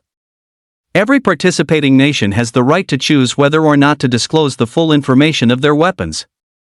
Your lighthouse nation's divine punishment drones, didn't you also refrain from disclosing the exact yield of their mini nukes and the drone's operational range? Ham's retort left Evans speechless. He opened his mouth but couldn't say a word. If you believe Dragon Kingdom cheated, please provide evidence. A competition official walked up to Evans and said coldly. If you have no evidence, then please shut up. This is the world-class weapons exchange competition, not a place for you to act out. His tone was blunt and full of warning. Evans's face flushed red with indignation, but he was powerless to refute it. He indeed had no evidence to prove that Dragon Kingdom cheated. He could only glare hatefully at Man E, his eyes filled with venom. In the live stream, Dragon Kingdom netizens burst into laughter upon seeing Evans' frustrated expression. Ha ha ha, this is killing me. Is Evans throwing a tantrum because he's embarrassed? Serves you right. This is what your lighthouse nation gets for always being so arrogant and looking down on everyone. Well, serves you right, thoroughly slapped in the face by our Dragon Kingdom's master-level weapon. So satisfying to watch. This is awesome. Netizens flooded the comments, expressing their joy and schadenfreude. They felt proud of Dragon Kingdom and delighted by Evans' failure. The competition continued. Next, let's have the representative from the Italian Republic present their weapon. Ham's voice echoed through the venue. The Italian Republic's contestant was a short, stout, middle-aged man. With a somewhat bitter smile on his face, he slowly walked onto the stage. Facing the entire audience and the livestream cameras, he took a deep breath and made an unexpected move. He didn't present any weapon. Instead, he directly submitted a withdrawal request to Ham. Mr. Ham, we, the Italian Republic, have decided to withdraw from this competition. His voice wasn't loud, but it carried clearly throughout the entire venue. The entire venue erupted in an uproar. Everyone was stunned by the Italian Republic's decision. What? Withdraw? What's wrong with the Italian Republic? Admitting defeat before even competing? That's just too cowardly. The audience murmured among themselves, expressing their confusion and disdain for the withdrawal. The livestream chat instantly exploded. Holy crap! What kind of move is this from the Italian Republic? It's over before it even began? That was way too fast. Has Italy been scared witless by Dragon Kingdom? Ah, I'm dying. The Italian Republic has no backbone at all. Netizens spammed the bullet chat, expressing their shock and ridicule. Ham was also stunned. He never expected that Italy would choose to withdraw from the competition. He looked at the Italian representative with a hint of sympathy on his face. Ham knew in his heart that Italy withdrew from the competition entirely because Dragon Kingdom's raging bloodstorm was simply too powerful.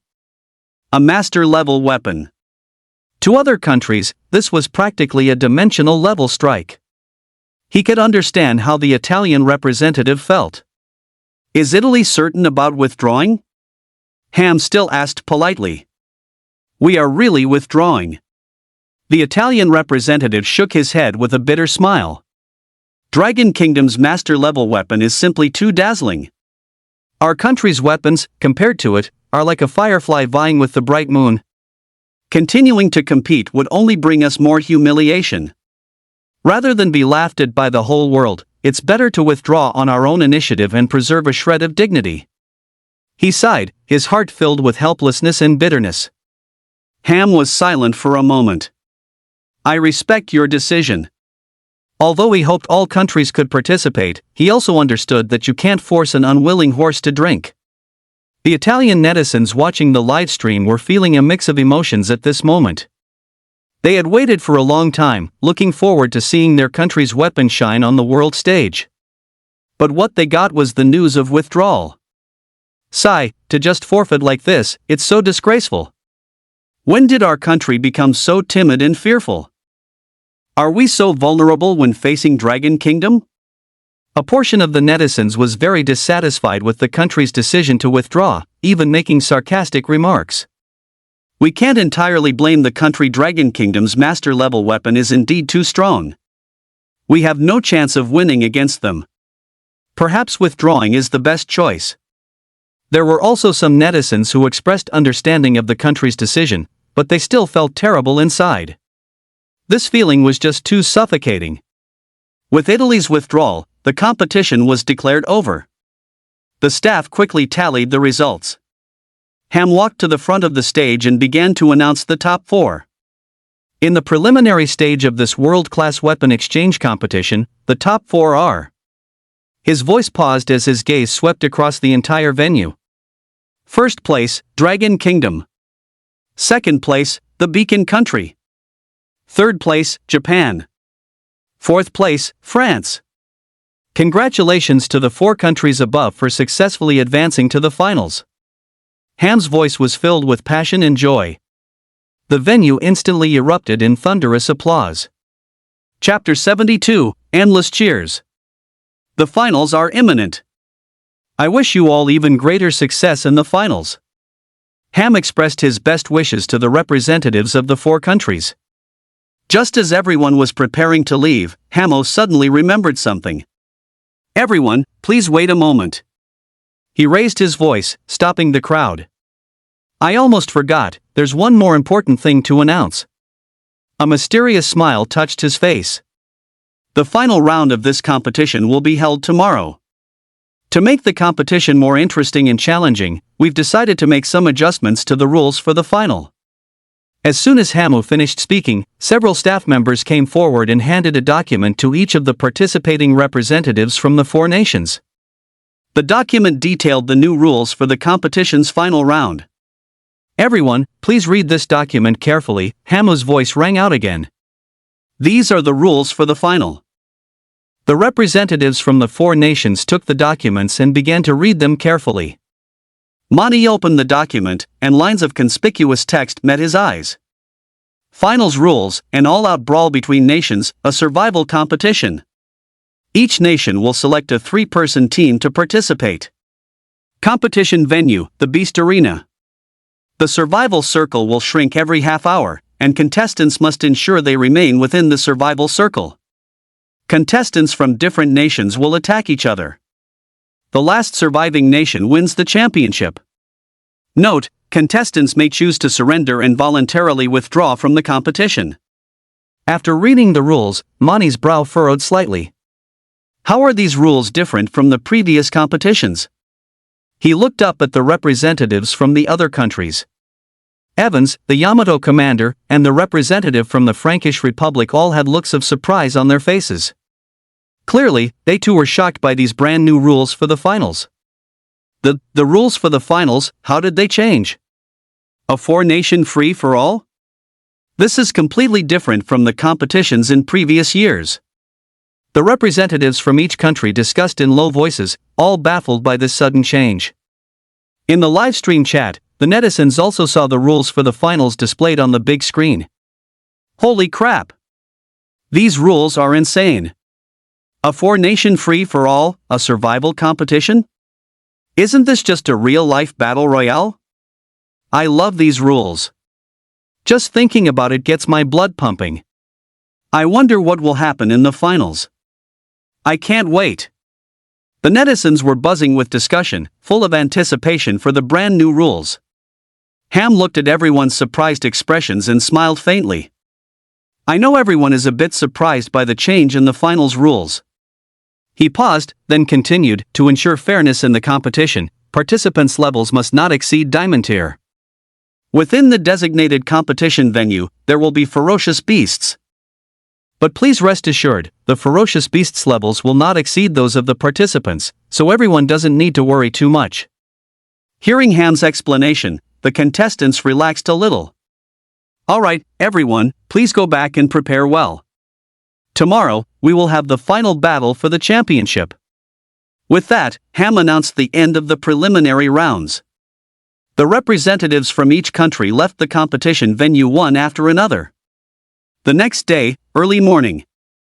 Inside Lin's room. Thump, thump, thump. A knock sounded on the door. Lin, wake up and eat breakfast. Man Yi's voice came from outside the door. Lin opened his eyes and stretched. He opened the door to see Manny standing at the entrance, holding a hearty breakfast. "Good morning, Uncle Manny." Lin greeted with a smile. "Good morning, Lin." Manny entered the room and placed breakfast on the table. "Come and try this. I had it specially prepared for you." He pointed to the breakfast on the table and said with a smile. Lin sat at the table and took a bite of bread. It's delicious," he said with a smile and a nod. "Of course it is. I made it myself," Manny said proudly. He looked at Lin, his eyes filled with admiration.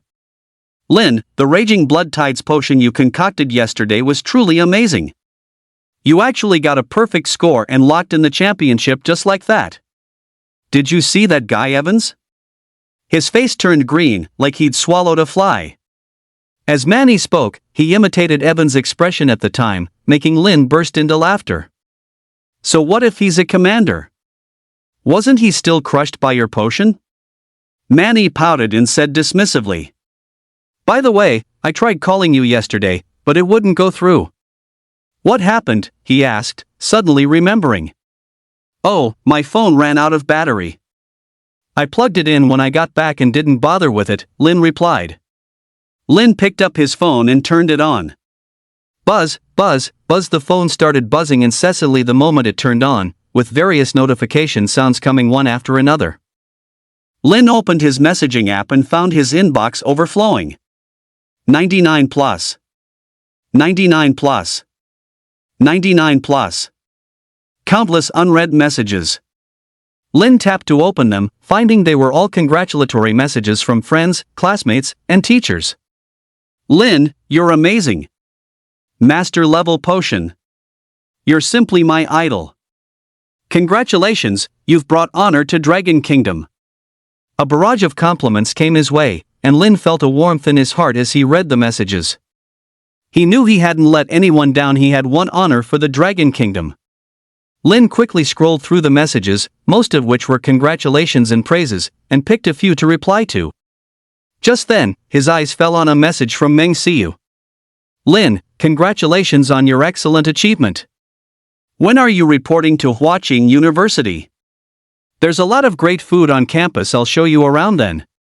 The words were filled with enthusiasm and anticipation. Lin felt a warmth in his heart. This senior truly was beautiful and kind. He replied, "Thanks, senior. I'll head to Huaqing University to enroll as soon as the competition is over." "Great, great. It's a deal." Meng Xiu replied quickly, adding a cute emoji.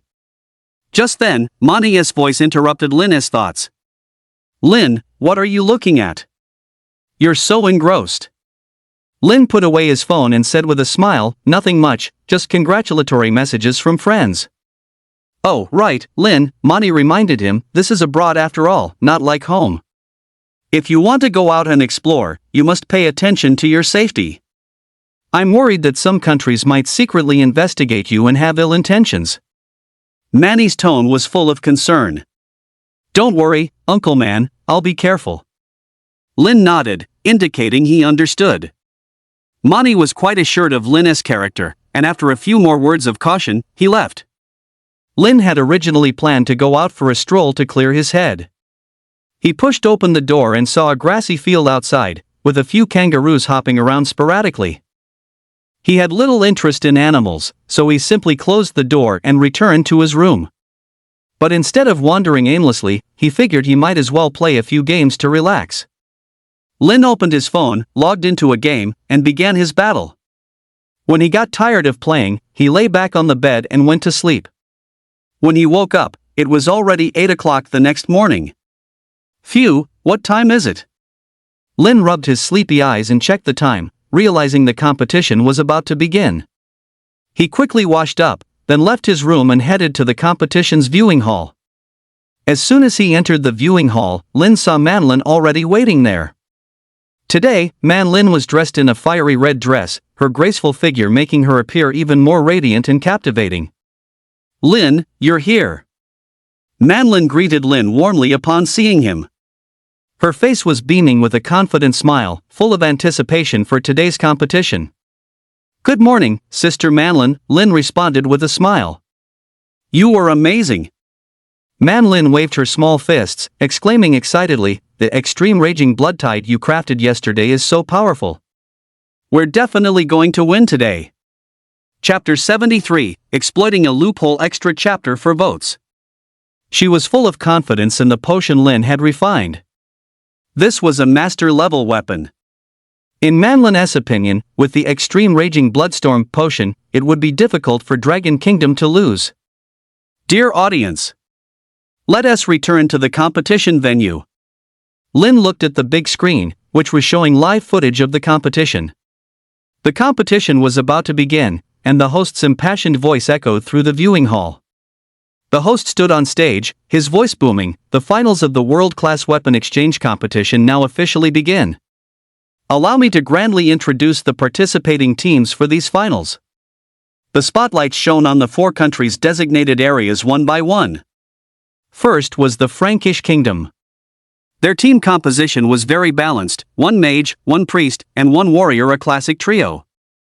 Our country's contestants look full of confidence. The team composition is good. This victory belongs to our country. The Frankish netizens cheered. Next was the Wa country. Their lineup was rather extreme, 2 ninjas and 1 divine protector, a purely offensive configuration. The Wa country is going all in with a purely offensive team. Everyone was initially surprised, but they soon came to terms with it. The Wa country's actions were always hard to predict. At this moment, the lights fell on the Dragon Kingdom's contestant area. A male gunslinger with a sniper rifle slung over his back, a male mage holding a staff, and a burly paladin stood shoulder to shoulder. "Sister Manlin, who is that gunman?" Lin pointed at the male gunman and asked curiously. "His name is Zhou Yu.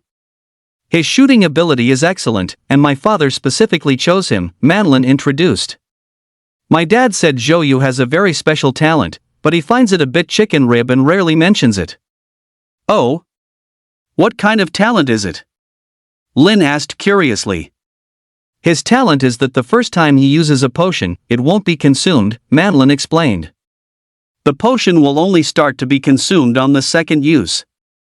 However, he never had many good potions before, so this talent never really got to show its full potential." Lin suddenly understood. So that's how it is. No wonder Manhwa chose Zhou Yu. With his self-refined limit fury blood tide, Zhou Yu's talent was like a tiger with wings. Then why didn't they bring a healer this time?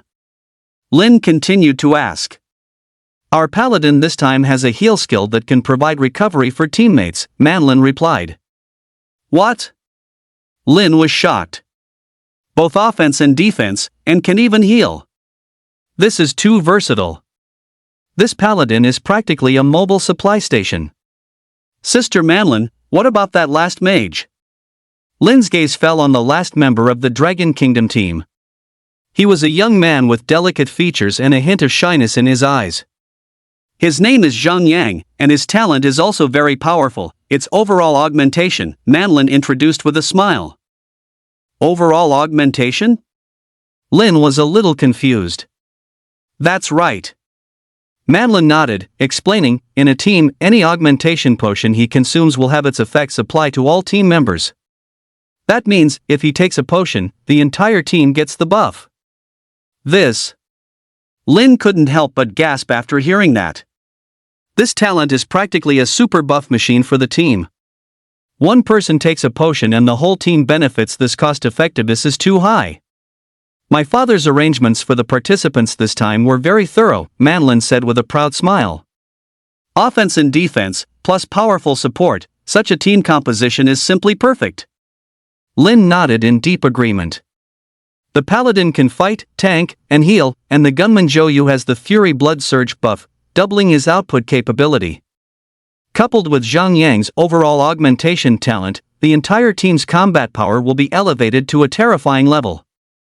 Sister Manlin, did you equip all 3 of them with Void Flame? Of course. Manlin nodded without hesitation.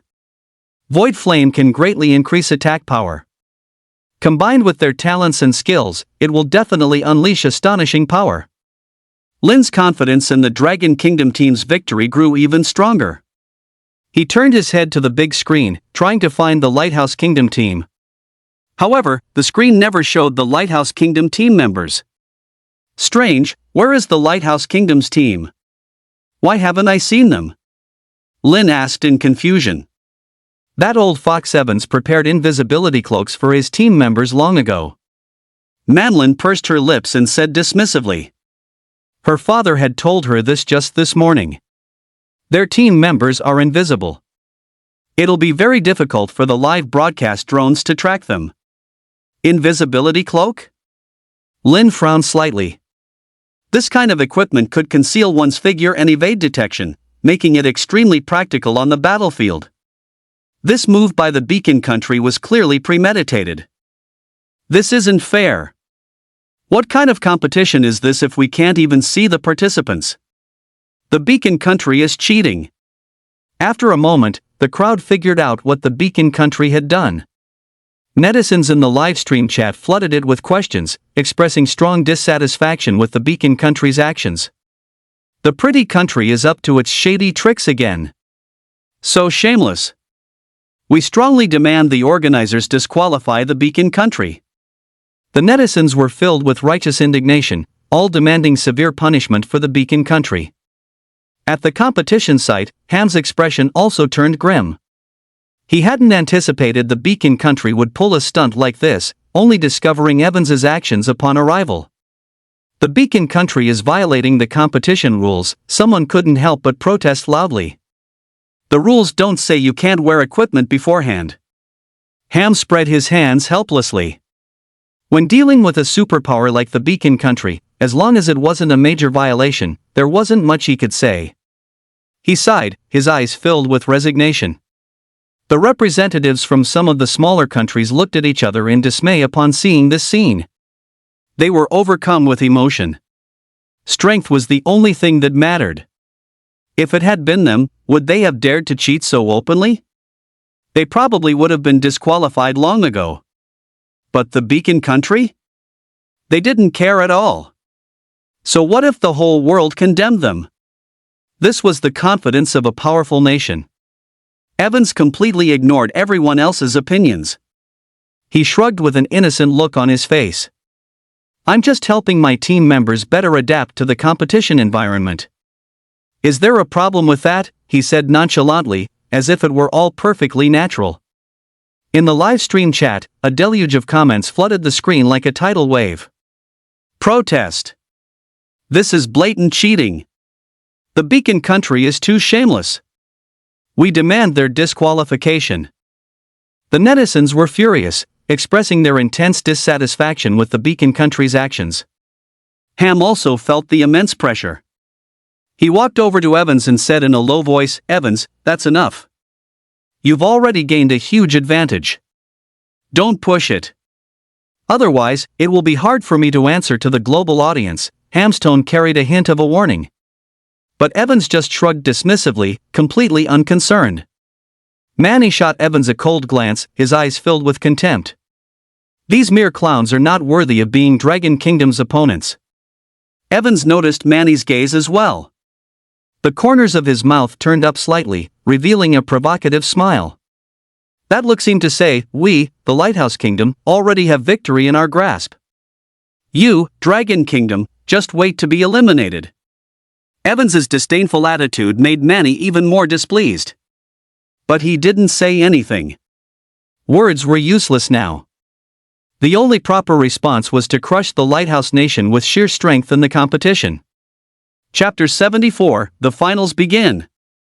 All eyes on them. Ham stood on the stage, took a deep breath, and announced loudly, the final round of the World-Class Weapons Exchange Tournament officially begins. As soon as his voice fell, a dazzling light flashed from the French Republic's contestant area. When the light faded, a military combat vehicle with an exaggerated design appeared before everyone. The vehicle was silver-gray all over, with a massive cannon barrel and thick tracks, giving off a sense of indestructibility. Whoa! Is that a military combat vehicle? The French Republic is really going all out, bringing out a beast like this. This vehicle looks so fierce. I wonder how it performs in actual combat. In the spectator hall, the audience buzzed with discussion, surprised by the French Republic's move. The 3 contestants from the French Republic swiftly leaped onto the combat vehicle. Rumble. The vehicle's engine let out a deafening roar as it sped off into the distance. At the same time, in the Wa Nation's contestant area, 3 black figures vanished in a flash.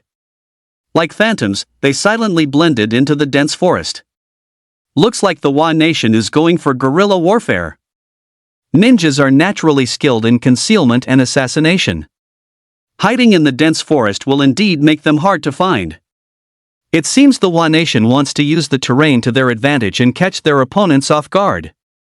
The audience watched the Wa Nation contestants disappear from the screen, speculating on their tactical intentions. Following that, an astonishing change occurred in the Lighthouse Nation's contestant area as well. A powerful gust of air appeared out of nowhere, blowing the surrounding grass and trees into disarray. Ohm! A colossal object slowly rose from the ground. It was a massive airship. The airship was entirely black, with a sci-fi design that felt futuristic.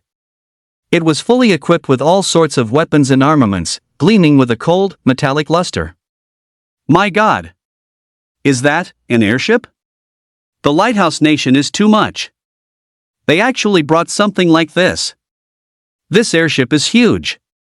It's like a moving fortress. In the spectator hall, everyone was stunned by the scene before them. Their eyes were wide, and their mouths agape, their faces filled with disbelief. The Lighthouse Nation's contestants appeared and boarded the airship via an elevator. Ohm! The airship's engines started, emitting a low hum. The enormous vessel slowly ascended, flying towards the sky.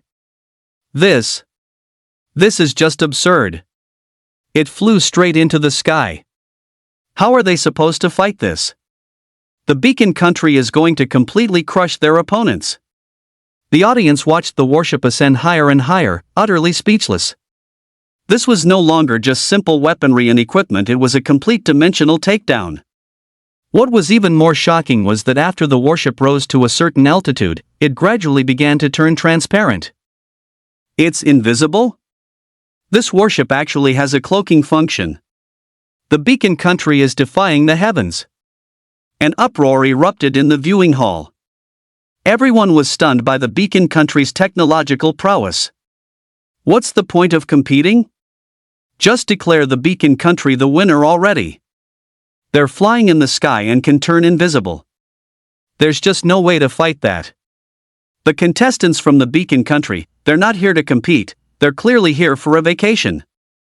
Netizens complained one after another, strongly questioning the fairness of the competition. Evans stood in the viewing area, looking at the shocked expressions of everyone around him, feeling immensely proud. The corners of his mouth turned up slightly, revealing a smug smile. This is the strength of our lighthouse kingdom. You small countries will never understand. Evans's heart swelled with a sense of superiority. In his eyes, the Lighthouse Nation had already secured a decisive victory in this competition. Ham stood on the stage, watching the warship gradually disappear from view, his face filled with shock. He never imagined that the Lighthouse Nation would pull a move like this. This was completely beyond his imagination. Thinking about it carefully, it seemed the Lighthouse Nation hadn't violated any competition rules. After all, the rules didn't prohibit the use of large-scale weapons and equipment, nor did they forbid the use of stealth technology. Ham shook his head helplessly, sighing inwardly. Evans turned his head to look at Manny. His eyes were full of provocation and disdain. Well, Commander Man? What's the use of your Dragon Kingdom's potions, no matter how powerful they are? In the face of absolute power like this, everything is futile. Evans sneered in his heart. In his opinion, the only reason Dragon Kingdom achieved good results in the preliminary rounds was that their potion refining level was decent. But in the finals, this advantage was completely gone. The Lighthouse Nation's formidable military strength was enough to crush everything. Monty glanced at Evans expressionlessly, saying nothing. He couldn't be bothered to waste his breath on such a clown. Seeing Mani ignore him, Evans grew even more infuriated. Humph. Just you wait. When the competition is over, I'll make sure you accept your defeat completely. When that time comes, I'll definitely make you get on your knees and beg me. Evans roared internally. He was already eager to see Dragon Kingdom eliminated. If you can still beat me in the finals, I'll eat the live broadcast TV screen on the spot. As the competition officially began, the number of viewers in the live stream skyrocketed like a rocket. In previous years, a global event like this would have a few million viewers at most, a far cry from this year's popularity. The reason for this was all because this year's event organizers had gone all out, setting the competition prize as a dungeon key for the heavenly water mystic spring. This was an incredible treasure. Nations that usually paid little attention to the competition were now all fired up, rubbing their hands together, vowing to win this key.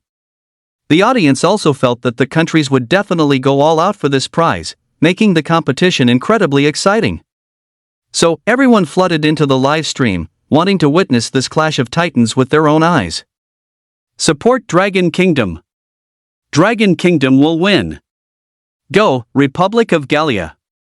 The championship is ours. The Yamato country is the strongest. Just you all wait and see. In the live stream, netizens from various countries frantically spammed the bullet comments, cheering for their own country's team. They analyzed their respective teams' advantages, each believing their country would have the last laugh. On the Lighthouse Nation's side, Captain Miles was fully focused on operating the radar on the naval airship. Before departure, Evans gave him only one order: find the Dragon Kingdom squad and utterly defeat them, no matter the cost. Through the live broadcast, Evans had already pinpointed the Dragon Kingdom squad's initial location, a dense forest. He found that the direction the Lighthouse Nation's warship was heading was slightly off from the Dragon Kingdom squad's position. However, Evans wasn't flustered at all.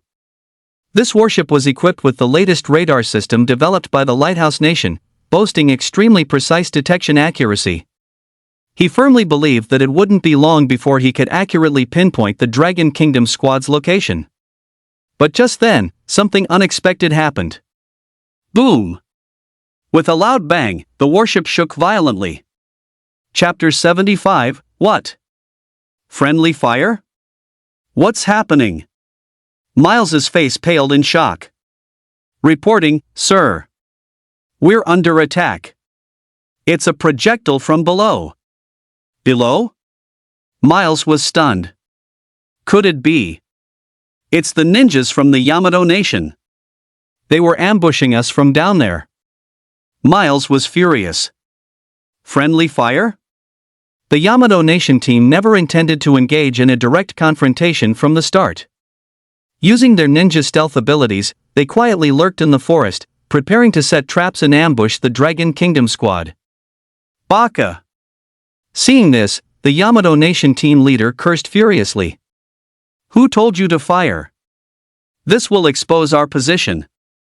He glared at a team member, questioning him angrily. I didn't mean to. The team member looked panicked and quickly explained. I was just setting up the trap and accidentally hit the launch switch. Baka! The Yamato Nation leader was so angry he nearly coughed up blood. In the viewing room, the Yamato Nation commander's face turned deathly pale in an instant. He stared intently at the screen, watching his own team members attack the Lighthouse Nation's naval warship. This was an absolute disaster. Commander Evans, this. Sweat beaded on the Japanese commander's forehead. He hastily turned to Evans, trying to explain. However, what he saw was a face that was somber to the extreme. Evans stared daggers at the Japanese commander, his eyes filled with fury and killing intent. He had always regarded Japan as an obedient dog. But now, this dog dared to bite the hand that fed it? Commander Evans, please listen to my explanation. The Japanese commander trembled in fear and quickly said. This is definitely a misunderstanding. Our team members must have had an accidental discharge. They absolutely didn't do it on purpose. He explained desperately, his voice trembling slightly. Evans looked coldly at the Japanese commander, his eyes full of scrutiny. Perhaps it was just an accident, as he claimed. However, Evans knew very well that Japan possessed items capable of sky detection. If they had spotted the Beacon Nation's warship and still deliberately launched an attack, then the dog was being disobedient and needed to be taught a lesson. In the live stream, Dragon Kingdom netizens watching this scene were laughing hysterically. Ha ha ha, what is Japan doing? Are they having internal strife? The Beacon Nation's warship got hit by Japan, I'm dying of laughter. Aren't these two on the same side? How did they start fighting? This is going to be a good show. I'm waiting for Japan and the Beacon Nation to tear each other apart. Netizens spammed the bullet comments with all sorts of teasing and ridicule. On the aerial warship, Miles also wore a furious expression. Before setting out, Evans had specifically instructed him to be as lenient as possible with Japan. It would be best to ally with Japan to confront Dragon Kingdom together. But now, Japan had directly attacked his own warship. This was a blatant provocation. Ethan, show them what we're made of. Miles said through gritted teeth. Yes, sir. Ethan immediately acknowledged and began operating the radar to search for the Japanese team's position. Soon, the radar locked onto the dense forest area where the Japanese team was located. Target locked. Requesting permission to fire artillery. Ethan requested permission from Miles. Fire. Miles gave the order without hesitation. Boom. Boom. Boom. From the aerial warship, several artillery shells whistled out, flying towards the dense forest where the Japanese team was. In the viewing room, the Japanese commander was scared out of his wits when he saw this. Commander Evans, this is a misunderstanding. He roared, his voice cracking. Please, I'm begging you, stop. However, Evans paid him no mind at all. He just stared coldly at the screen, watching the shells fall into the dense jungle. Rumble. A series of violent explosions erupted. Flames shot into the sky from the jungle, and thick smoke billowed upwards. The shells from the Lighthouse Nation were terrifyingly powerful. After a few rounds of bombardment, the area where the Yamato team was located was almost leveled. Ah! Screams rose and fell one after another as the members of the Yamato team struggled and wailed amidst the artillery fire. Captain, save me! A team member, his legs blown off, lay on the ground crying out in agony. However, Aang, the captain of the Yamato team, could barely save himself at that moment. He was sent flying by the blast wave, slamming heavily onto the ground and spitting up blood. Baka! Aang struggled to lift his head, his eyes filled with despair as he looked at the airship slowly descending from the sky. After the frenzied bombardment, only one person from the Yamato team was left alive. Everyone else had been blown to bits. The sole surviving member of the Yamato team stood dazedly on the scorched earth. He looked around blankly, his eyes vacant, as if his very soul had been ripped from his body. The once lush jungle was now nothing but shattered trees and splintered branches. The blackened ground was still stained with the blood of his teammates. The air was thick with the acrid smell of gunpowder and the nauseating stench of burnt flesh. Captain, everyone! He muttered to himself, his voice trembling with endless despair. The competition had just begun, and all his teammates were already dead. This cruel reality was more than he could bear. He couldn't even believe any of it was real. In the livestream chat, the online audience was also stunned by the brutal methods of the Lighthouse Nation. Holy crap, the Beacon Nation is ruthless. This is practically a massacre. They're this brutal to their own allies, imagine what they'd do to other countries. This is the Beacon Nation's classic MO, domineering, arrogant, and unreasonable. The Yamato Kingdom really had it coming. Why did they have to be the Beacon Nation's lapdogs? Serves them right. Now it's dog eat dog, a real mess. But speaking of which, the Beacon Nation's weapons are terrifyingly powerful. How is anyone supposed to fight that? The netizens were in a heated discussion, both shocked by the Beacon Nation's cruelty and gloating over the Yamato Kingdom's misfortune. At the same time, they also began to worry for Dragon Kingdom. After all, the Lighthouse Nation's strength was too great, the difficulty for Dragon Kingdom to defeat them was imaginable. Baka! In the viewing room, the Yamato Kingdom's commander's face was deathly pale, completely drained of color. He stared blankly at the screen, his body trembling slightly. In the top right corner of the screen, 2 of the 3 names that originally represented the Yamato Kingdom's team had now turned gray and were marked with an X. This meant that 2 of his team members had been confirmed as killed in action. An immense sense of despair washed over him like a tidal wave, completely submerging him. He opened his mouth, trying to say something, but found his throat was choked, unable to produce a single sound. "Commander Evans, why did you do this?" He forced his head to turn towards Evans, his voice hoarse as he asked the question. His eyes were filled with confusion and rage, along with a hint of fear. Evans completely ignored the Yamato commander, not even sparing him a glance. His gaze remained fixed on the screen. To be precise, they were fixed on the small dots on the screen representing the Dragon Kingdom squad.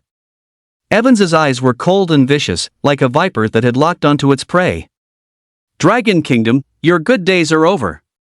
He sneered inwardly, secretly vowing to make Dragon Kingdom pay a heavy price. Chapter 76, The Yamato Kingdom Just Gave Up? Manny stood to the side, taking in every detail of Evans's expression. His face was impassive, showing no emotional fluctuation. Yet, his gaze grew sharper, like an unsheathed sword, its edge exposed. Looking back at Evans, Manny's eyes were full of disdain, as if to say, "You? Are you even worthy of being our Dragon Kingdom's opponent? Damn it!" Evans felt Manny's gaze, and his anger flared even hotter. He clenched his fists tightly, his nails digging so deep into his palms that they nearly drew blood. "Man-E, you just wait. I'll make your team members regret ever coming into this world," he said through gritted teeth, his voice deep and hoarse. Lin stood beside Man-E, witnessing the Lighthouse Nation's actions through the live broadcast. He had to admit, the Beacon Nation was truly exceptional when it came to weapons development. That aerial warship, whether in terms of firepower or defense, had reached an astonishing level, not to mention its stealth capabilities. "Sister Man Lin, this warship from the Lighthouse Nation really has something," Lin couldn't help but exclaim. "What's this?" Manlin curled her lip, her face filled with disdain. "Compared to your potions, this thing is simply insignificant." Lin was startled, then remembered that the bottle of raging blood torrent she had just refined was taken away and sealed by Man-E. He only knew that this potion had reached master level, but he hadn't yet thoroughly checked its specific attributes.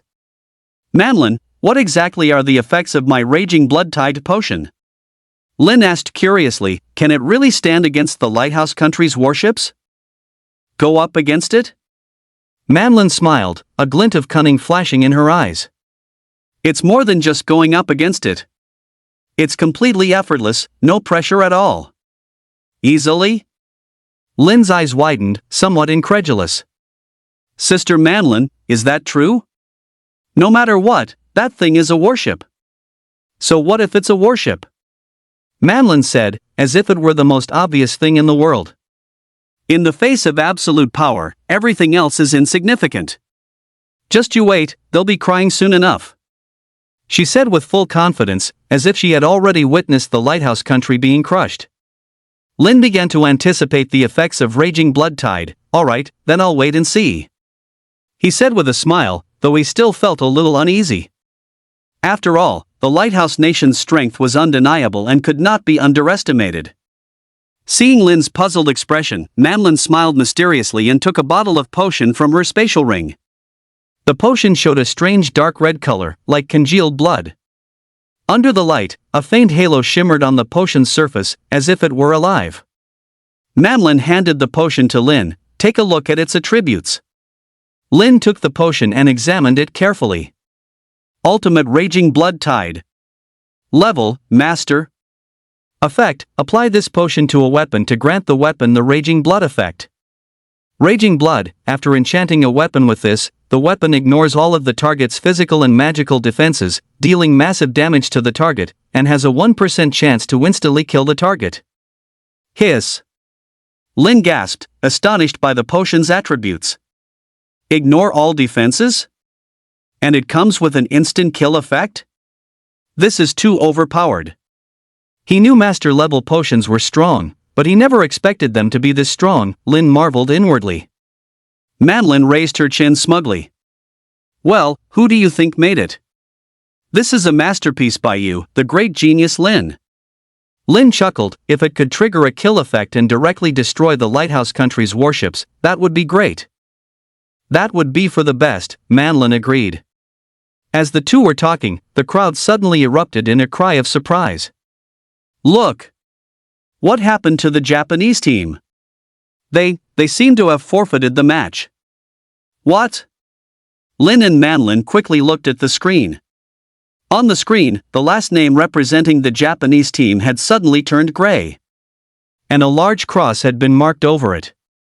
But unlike last time, Japan's last remaining team member was not killed, but voluntarily gave up the match. Lin was a bit confused. What in the world was Japan up to? Although they had lost 2 members, it wasn't enough to make them abandon the match directly, was it? One must know, Japan is famous for its Bushido spirit, and in their philosophy, it's better to die in battle than to surrender, let alone in a globally watched competition. They actually gave up directly? This was too unbelievable. Where's the samurai spirit of the Wa Kingdom? They can commit seppuku, but where's the spirit of not admitting defeat? Lin couldn't help but complain. Who knows? Madeline shrugged, saying indifferently. Maybe they were scared witless by the Lighthouse Nation. After all, in that situation, anyone would despair. In the viewing room, the Japanese commander's face was ashen. He stared intently at the screen, his eyes filled with anger and disappointment. Baka! He roared, slamming his fist on the table. This bastard! How dare he abandon the match? This is an insult to the Bushido spirit. He was trembling with rage, wishing he could rush into the arena immediately, drag out the team member who abandoned the match, and give him a severe lesson. However, after calming down, he felt somewhat helpless. After all, if he were in that situation, he would probably make the same choice. Commander Evans. The Japanese commander took a deep breath, trying to calm himself. He turned his head and looked at Evans, forcing a smile on his face. This is all a misunderstanding. Our team members must have been frightened, which is why they made such an irrational decision. Don't worry, once the match is over, I will definitely punish him severely. He said subserviently, his tone full of flattery. He had originally thought that Evans must have vented his anger already and would not make things difficult for his team members anymore. As long as that team member could hold on, Japan getting second place would still be acceptable. The more he thought about it, the angrier he got, preparing to teach the withdrawing team member a lesson. In the live stream chat, the netizens went wild. Is Japan giving up? That was too quick. Ha ha ha, I'm dying of laughter. Is this the so-called Bushido spirit? I thought they would fight the Lighthouse Nation to the death, but this is all? Can't blame them, after all, the power gap is too big, anyone would despair. Yeah, 2 were eliminated right at the start, who could withstand that? However, Japan is too spineless, they should at least struggle a bit. Netizens discussed animatedly, with all sorts of mockery and sarcasm. Some also expressed understanding, believing that Japan's choice to give up in such a situation was excusable. Trash Japan, utterly worthless. Miles spat, his face full of disdain. In his opinion, Japan was not fit to be an ally of the Lighthouse Nation. Sir, what do we do next? Ethan asked. Continue searching for the Dragon Kingdom team. Miles said without hesitation. I'm going to tear them to shreds with my own hands. A fierce light flickered in his eyes, like a bloodthirsty beast. Chapter 77, Biding Our Time. New potion born. Yes. Ethan immediately responded and began operating the radar to continue searching for the Dragon Kingdom team's location. The aerial warship moved slowly, circling above the dense forest. Its powerful radar system continuously scanned the surrounding environment, not letting any clue slip by. Miles firmly believed that as long as the Dragon Kingdom team was still in this arena, they would never escape his grasp. At the same time, the Dragon Kingdom team was nestled in a huge canyon, with towering mountains on both sides, securely protecting them within. The terrain here is good. It can effectively reduce the chances of being spotted by aerial reconnaissance. Zhou observed the surroundings and nodded in satisfaction. Yes, it's a good place to hide, Holy Knight Lu Kai also agreed. However, we can't let our guard down, Zhang Yang said, taking a bottle of potion from his spatial ring. The potion displayed a vibrant red color, like burning flames. Under the sunlight, the potion's surface sparkled with dazzling light, like a brilliant gem. Heart of Eternity. Level, Diamond. Effect, after consumption, the user will enter a HP lock state for the next 6 hours. Bloodlock, immune to all lethal damage, HP minimum locked at 1 point. He downed the potion directly. Gulp. As the potion went down, a warm current instantly spread throughout his body. Zhang Yang felt as if his body was filled with power, his condition better than ever before. Due to my talent bonus, the potion's effect will apply to all team members. That's great! Zhou exclaimed, pumping his fist in excitement. However, to avoid exposing our trump card too early, I concealed the potion's specific attributes, Zhang Yang added. In other words, the outside world can only see the potion's level, but not its specific effects. Well done! Lu Kai praised, patting Zhang Yang on the shoulder. This way, we can catch them by surprise and hit them when they least expect it. In the live stream, when netizens saw the Dragon Kingdom team consume the potion, they all started speculating. What is the Dragon Kingdom team doing? Drinking potion? What potion are they drinking? It looks so powerful. I don't know, but looking at that color, it must be something extraordinary. Could it be some kind of power-enhancing potion? It's possible. After all, the competition has just begun. They definitely need to boost their condition first. Ha! The potion's level is out. Let me see. Eternal Heart. Diamond grade? Holy moly! A diamond grade potion. Dragon Kingdom is too extravagant. This is diamond grade. To casually bring out a potion of this level, just how strong is Dragon Kingdom? Too terrifying. Dragon Kingdom's foundation is simply unfathomable. Now this is getting interesting. I wonder if the Beacon Kingdom can handle this. Netizens discussed animatedly, all shocked by Dragon Kingdom's grand gesture. In the viewing room, Evan saw the potion level displayed on the screen, but wasn't too surprised. Diamond grade, is it? He sneered, his eyes filled with disdain. It seems Dragon Kingdom only has one item worth showing off, he thought, secretly pleased. Commander Manny, your Dragon Kingdom's potion doesn't seem so impressive after all. Evans turned to look at Mani, his tone dripping with mockery. Compared to our Beacon Kingdom's warships, it's like a child's toy next to a giant. Mani glanced at Evans expressionlessly, saying nothing. He couldn't be bothered to waste his breath on such a self-righteous fool. Seeing Mani ignore him, Evans grew even more infuriated. Humph. Just you wait. When the competition is over, I'll make sure you accept your defeat completely. When that time comes, I'll definitely make you get on your knees and beg me. Evans roared inwardly. He was already eager to see Dragon Kingdom eliminated. Rumble. A low, rumbling engine roar shattered the canyon's tranquility. The ground trembled slightly, as if some behemoth was approaching. We have a situation. Zhou eyes sharpened, and he immediately assumed a vigilant stance. He quickly regulated his breathing, heightening his senses to their peak. Soon, he pinpointed the source of the sound. There's a chariot approaching from the front, and it's fast. Zhou said in a low, grave voice. A chariot? Zhang Yang frowned slightly.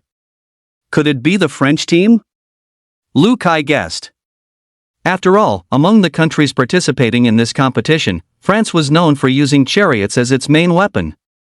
Highly likely, Zhou nodded. They must have spotted us. What do we do? Should we avoid them? Lu Kai asked. Avoid them? Zhou sneered. Why should we avoid them? Since they dared to come, we'll make sure they don't leave. Captain, target spotted. Meanwhile, inside the French chariot, a team member shouted excitedly. I saw it. The captain of the French team saw the Dragon Kingdom team clearly through the screen. They actually didn't run, he said, somewhat surprised.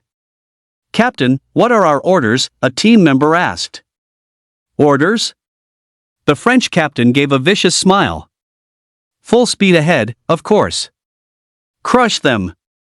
He gave the command without a moment's hesitation. Yes. The team member immediately agreed and slammed on the accelerator.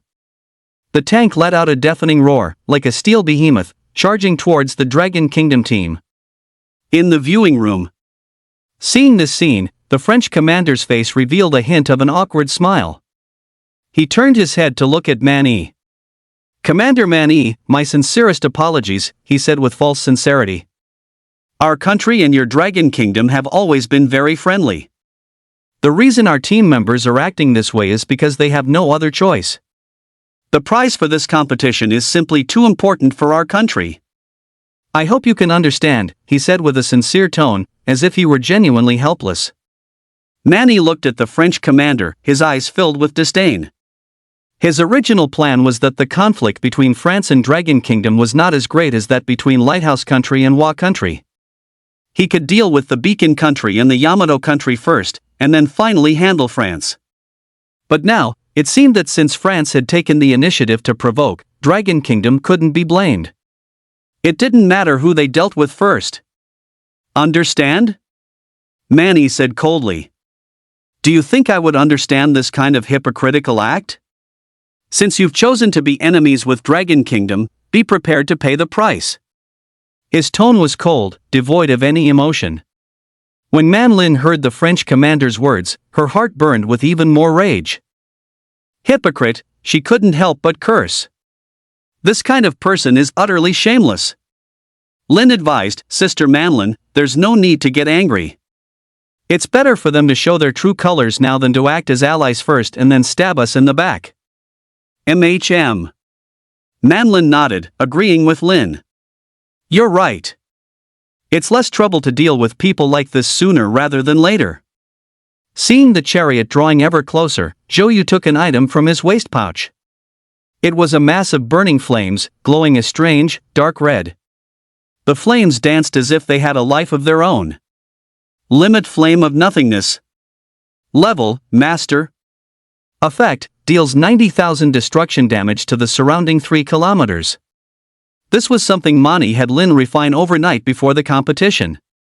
With the bonus of Lin's Hand of Creation talent, the item's level directly reached Master, and its power was significantly enhanced. Chapter 78, Annihilation. The entire French team is wiped out. Zhou Yu looked at the flame in his hand, a hint of excitement flashing in his eyes. He knew this item would be the key to their victory over the French team. Boom! Boom! Boom! The roar of the chariot's engine grew closer and closer, deafening, as if it would tear the entire canyon apart. The French team's chariot, like a steel beast, charged forward unstoppably. In the viewing room, the French commander saw Zhou Yu pull a burning black object from his pouch and thought it was a new type of grenade developed by Dragon Kingdom. He immediately doubled over with laughter, tears nearly streaming from his eyes. Ha ha ha ha. Commander Mani, is Dragon Kingdom out of people? Trying to use a grenade against our military chariot? That's just preposterous, he pointed at the screen, mocking them without restraint. I admit that your Dragon Kingdom does have some skill in potion. But so what? In the face of absolute strength, everything is futile. The French commander no longer feigned anything, brazenly mocking Mani. Just you wait and see, your team members are about to be crushed into meat paste. He said triumphantly, as if he had already seen the complete annihilation of the Dragon Kingdom team. Manny ignored him, his eyes focused intently on the live feed. Seeing this, Evans was inwardly ecstatic. This was a delightful surprise. He had originally worried that France might join forces with Dragon Kingdom, but now it seemed completely unnecessary. Well done, France! Evans cheered silently. This way, I can eliminate the Dragon Kingdom, this thorn in my side, without lifting a finger. He thought smugly, a gloating smile spreading across his face. The feeling of reaping the rewards without doing any of the work is just too good. Just as the tank was about to charge in front of the Dragon Kingdom team, Zhou Yu moved. He fiercely threw the ultimate void flame in his hand. Boom! An earth-shattering boom echoed. The ultimate void flame traced a bizarre arc through the air, striking the chariot with perfect accuracy. Instantly, flames shot to the sky, and the shockwave from the explosion pulverized the surrounding rocks. The live feed in the viewing room was momentarily consumed by a blinding flash of intense light. Ah! Everyone was stunned by the sudden flash, unable to open their eyes, and cried out in alarm. What's going on? The French commander leaped up from his seat in shock, roaring loudly. Quick! Show me what happened. He was frantic, desperate to know the chariot's status immediately. In the live stream chat, the netizens were also stunned by the sudden explosion. Holy crap! What the hell was that? Did it explode?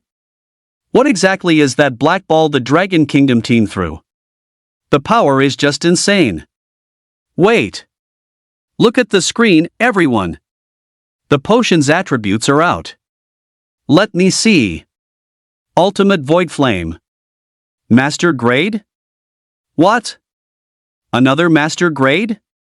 Dragon Kingdom is going against the heavens. Just how many Master Grade weapons do they have? The netizens went completely wild. They never expected that Dragon Kingdom would actually bring out another Master-level weapon. And it was an explosive weapon of such immense power. Now, everyone understood. What Zhou Yu had thrown was no ordinary grenade, but a weapon of mass destruction capable of annihilating everything.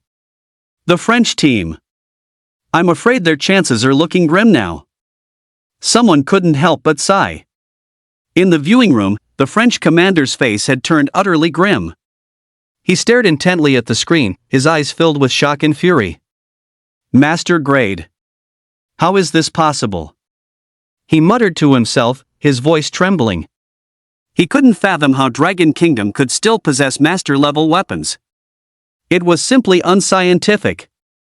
The French commander remained silent, clenching his fists so tightly that his nails dug deep into his palms, almost drawing blood. Why would they do this? The French commander shot to his feet, roaring insanely at Manhwa, his voice distorted by extreme rage. He didn't understand why Dragon Kingdom would use this attack method. This was a Pyrrhic victory, killing 1,000 enemies at the cost of 800 of your own. It was a mutual destruction tactic. Manny slowly turned his head to look at the French commander, his gaze filled with undisguised contempt. Do you think you're worthy? His tone was ice cold, as if stating the simplest of facts. It's not mutual destruction. The only ones dying are your country's team members. The French commander froze. He whipped his head to look at the top right corner of the live feed. There, the health bars representing the French team members had instantly emptied at the moment of the explosion. In stark contrast was the health bar of the Dragon Kingdom players. They also dropped in an instant, but stopped firmly at the 1% mark. It was as if their health bars were locked. In the live stream chat, netizens also noticed this strange phenomenon and cried out in alarm. What's going on? The Dragon Kingdom team members' health bars actually still have a sliver? The avatars of the French team members have all been crossed out, but the avatars of the Dragon Kingdom team members show no change. This means, the Dragon Kingdom team members are still alive. The intense light gradually faded. A massive, deep crater appeared at the center of the explosion. In the very center of the pit, only the 3 members of the Dragon Kingdom team stood proudly. As for the 3 contestants from the French team, they had long been blasted to smithereens, not even a speck of dust remaining. Zhou Yu slowly let out a breath. It was finally over. His feelings were incredibly complex. It would be impossible to say he wasn't nervous at all. After all, this was the first time he had experienced a nuclear-level explosion from such a close distance. While nervous, he also felt an unprecedented thrill. Seeing France wiped out, the emotions of the Dragon Kingdom team members gradually calmed down. At first, they had been worried the explosion would affect them, thinking they should run a bit farther away before throwing it. But on second thought, there was no need for that at all. The entire team was buffed with locked health. No matter how fierce the explosion, they had nothing to fear. Let's go. Zhou Yu was the first to take a step, walking out of the crater. Zhang Yang and Lu Kai followed closely behind. The three of them didn't look back once. The French team's fate was entirely their own doing. In the viewing room, the French commander slumped into his chair, his eyes vacant and his face ashen. The moment the live stream image became clear, his last fantasy was shattered. He had to accept a cruel reality: the French team had been completely annihilated. In the live stream chat, the netizens were in an uproar. How is this possible? The Dragon Kingdom team is actually completely unharmed? The French team is just gone? After the brief shock, some people started recalling the earlier details. Wait. I think I get it. It must be the effect of that diamond-grade potion from before. That's right. It must be that potion that locked the Dragon Kingdom team's health. It's incredible. A diamond-grade potion actually has this kind of effect. Dragon Kingdom is too strong. Evans's face was ashen, looking extremely grim. He had originally hoped that France could wear down Dragon Kingdom a bit, so he could reap the benefits. He never expected the French team to be so useless, getting taken care of so quickly. What angered him even more was that Dragon Kingdom, in front of the whole world, demonstrated the true power of master-level weapons. Chapter 79, The Beacon Nation's people are triggered. The all-out counterattack begins. Yesterday's preliminary round defeat had already sparked strong dissatisfaction among the citizens of Beacon Nation. To quell public anger, Evans falsely claimed that Dragon Kingdom had cheated by using items to modify weapon attributes, thus securing first place, which somewhat pacified the public's rage. But now, netizens from the Lighthouse Nation witnessed the terrifying power of Dragon Kingdom's master-level weapons firsthand and could no longer remain calm. They instantly realized that Evans had been deceiving them all along. Evans, step down. Liar. Shameless. We want the truth. In the live stream, an overwhelming flood of bullet comments denounced and cursed Evans. In stark contrast to the anger of the Lighthouse Nation's netizens was the cheering and joy of Dragon Kingdom's netizens. So cool. Dragon Kingdom is mighty. This move is absolutely epic. France still wants to crush us? Dream on. Dragon Kingdom will win. In the live stream, there was a scene of jubilation, and Dragon Kingdom's netizens were full of confidence in Dragon Kingdom's victory. Evans's face was so dark it could practically drip water. He knew that only by achieving ultimate victory could he regain the trust of Beacon Nation's citizens. Damn Dragon Kingdom, to force me to such an extent! Evans roared in his heart, placing all his hopes on the Beacon Nation team. Meanwhile, on the Beacon Nation warship, Miles clutched the joystick tightly, fine beads of sweat trickling down his forehead. The shockwave from the extreme void flame explosion had significantly affected the warship. The warship violently lurched, as if it could crash at any moment. Steady! We must hold steady! Miles gritted his teeth, desperately trying to control the warship. He knew that if the warship crashed, they would have thoroughly lost. Captain, what do we do now? A team member asked with a trembling voice, eyes filled with fear. Don't panic. Miles took a deep breath, forcing himself to calm down. Activate the protective barrier, he decisively ordered. Yes, sir. The team member immediately pressed the button. Instantly, a light blue energy shield enveloped the entire warship. The warship's turbulence gradually subsided, eventually returning to a stable state. Phew! Miles let out a long breath, his tense nerves finally relaxing a little. He wiped the sweat from his forehead, secretly feeling fortunate. Good thing we have the protective barrier, otherwise we'd be in trouble. Captain, what do we do now? The team member asked. Miles looked at the only two remaining light dots on the screen. One represented themselves, and the other, without a doubt, should be the Dragon Kingdom team. Go to where the explosion occurred. A cold glint flashed in Miles's eyes. Scan with the LiDAR. I want to know their exact location. Yes, sir. The team member immediately agreed and began operating the LiDAR. A clear picture soon appeared on the screen. The three members of the Dragon Kingdom squad were standing on the edge of a giant pit. Found it, a team member shouted excitedly. Full speed ahead. Miles ordered without hesitation. The battleship emitted a deep roar and swiftly headed towards the Dragon Kingdom squad. In the viewing room. Seeing this, Evans's face showed a triumphant smile. Man, your good days are over, he said, turning to look at Man, his voice full of provocation.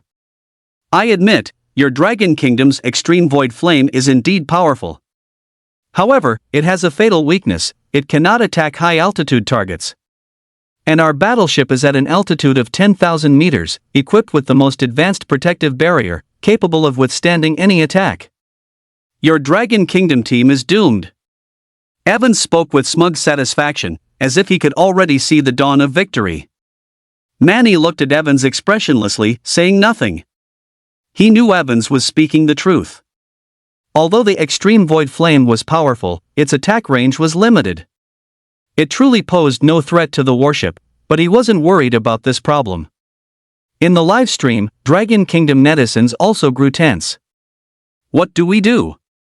The lighthouse country's warship has a protective barrier. It seems our extreme void flame is useless. Yeah, this is trouble. Are we going to lose again? No way. I believe the Dragon Kingdom team must have a solution. Exactly. We must believe in them. Despite their worries, Dragon Kingdom netizens still had full confidence in the Dragon Kingdom team. Boom. Boom. Boom. The lighthouse country's warship hovered above the canyon, its cannons pouring down fire like a torrential storm. The explosions were deafening, the ground trembled violently, and rubble flew. The location of the Dragon Kingdom team was instantly engulfed by artillery fire, raising a cloud of dust. In the viewing room. Manny stared intently at the screen, his brow slightly furrowed. He wasn't worried about the safety of his team members. After all, with the HP lock effect of the Heart of Eternity, the team members were not in any immediate danger. But being subjected to such a continuous bombardment was not a solution. If they were buried under dirt and rubble, even if they didn't die, it would be very troublesome. In the live stream, Dragon Kingdom netizens' hearts were in their throats. What are we going to do? Taking a beating like this isn't a long-term plan. Yeah, the lighthouse country's warship has too much firepower. The HP lock effect should have a time limit, right? I don't know how much longer they can hold on. Hope the Dragon Kingdom team can find a solution soon. The netizens discussed anxiously, their worry plain to see. Evans looked at the Dragon Kingdom team being engulfed by artillery fire on the screen, a triumphant smile appearing on his face. Commander Manny, I guess your health lock potion must have a time limit too, right? He turned to look at Manny, his tone filled with provocation. I'd like to see just how much longer you can last. The lighthouse country's audience also felt that victory was within their grasp. The Dragon Kingdom team is finished now. Their attack range is too short, they can't hit our warship at all. That's right, they're just waiting to die now. In the live broadcast room, the lighthouse country netizens mocked them unscrupulously. Evans grew even more smug, continuing to taunt Manny. I advise you to surrender sooner rather than later. That way, I can at least leave your teammates with their bodies intact. Manny gave Evans a cold glance, ignoring his provocation. He remained focused on the live broadcast screen, anticipating his teammates' next move. On the warship. Miles watched the area covered by artillery fire on the screen, a cruel glint in his eyes. Captain, should we stop the bombardment? A team member asked. No, continue. Miles said without hesitation. I want them to die in despair. Yes. The team member immediately agreed and continued to operate the artillery. The bombardment intensified, as if it aimed to flatten the entire canyon. Just then, Zhou, who had been silent, suddenly spoke. "It's time to end all of this." Zhou took a deep breath and pulled out the Extreme Furious Blood Tide potion from his waist pouch. Chapter 80, Handgun Against a Warship? Not impossible. At the same time, the potion shimmered with a crimson glow in the sunlight, as if containing infinite power. He carefully applied the potion to the body of the sniper rifle. The potion quickly seeped into the gun body, and the originally cold metal surface instantly became scorching hot. A wild, violent aura emanated from the sniper rifle, making hearts pound. In the viewing room, everyone was stunned by Zhou's actions. What is he doing? Enchanting the gun? How is this possible? Is he crazy? In the livestream chat, the netizens went wild.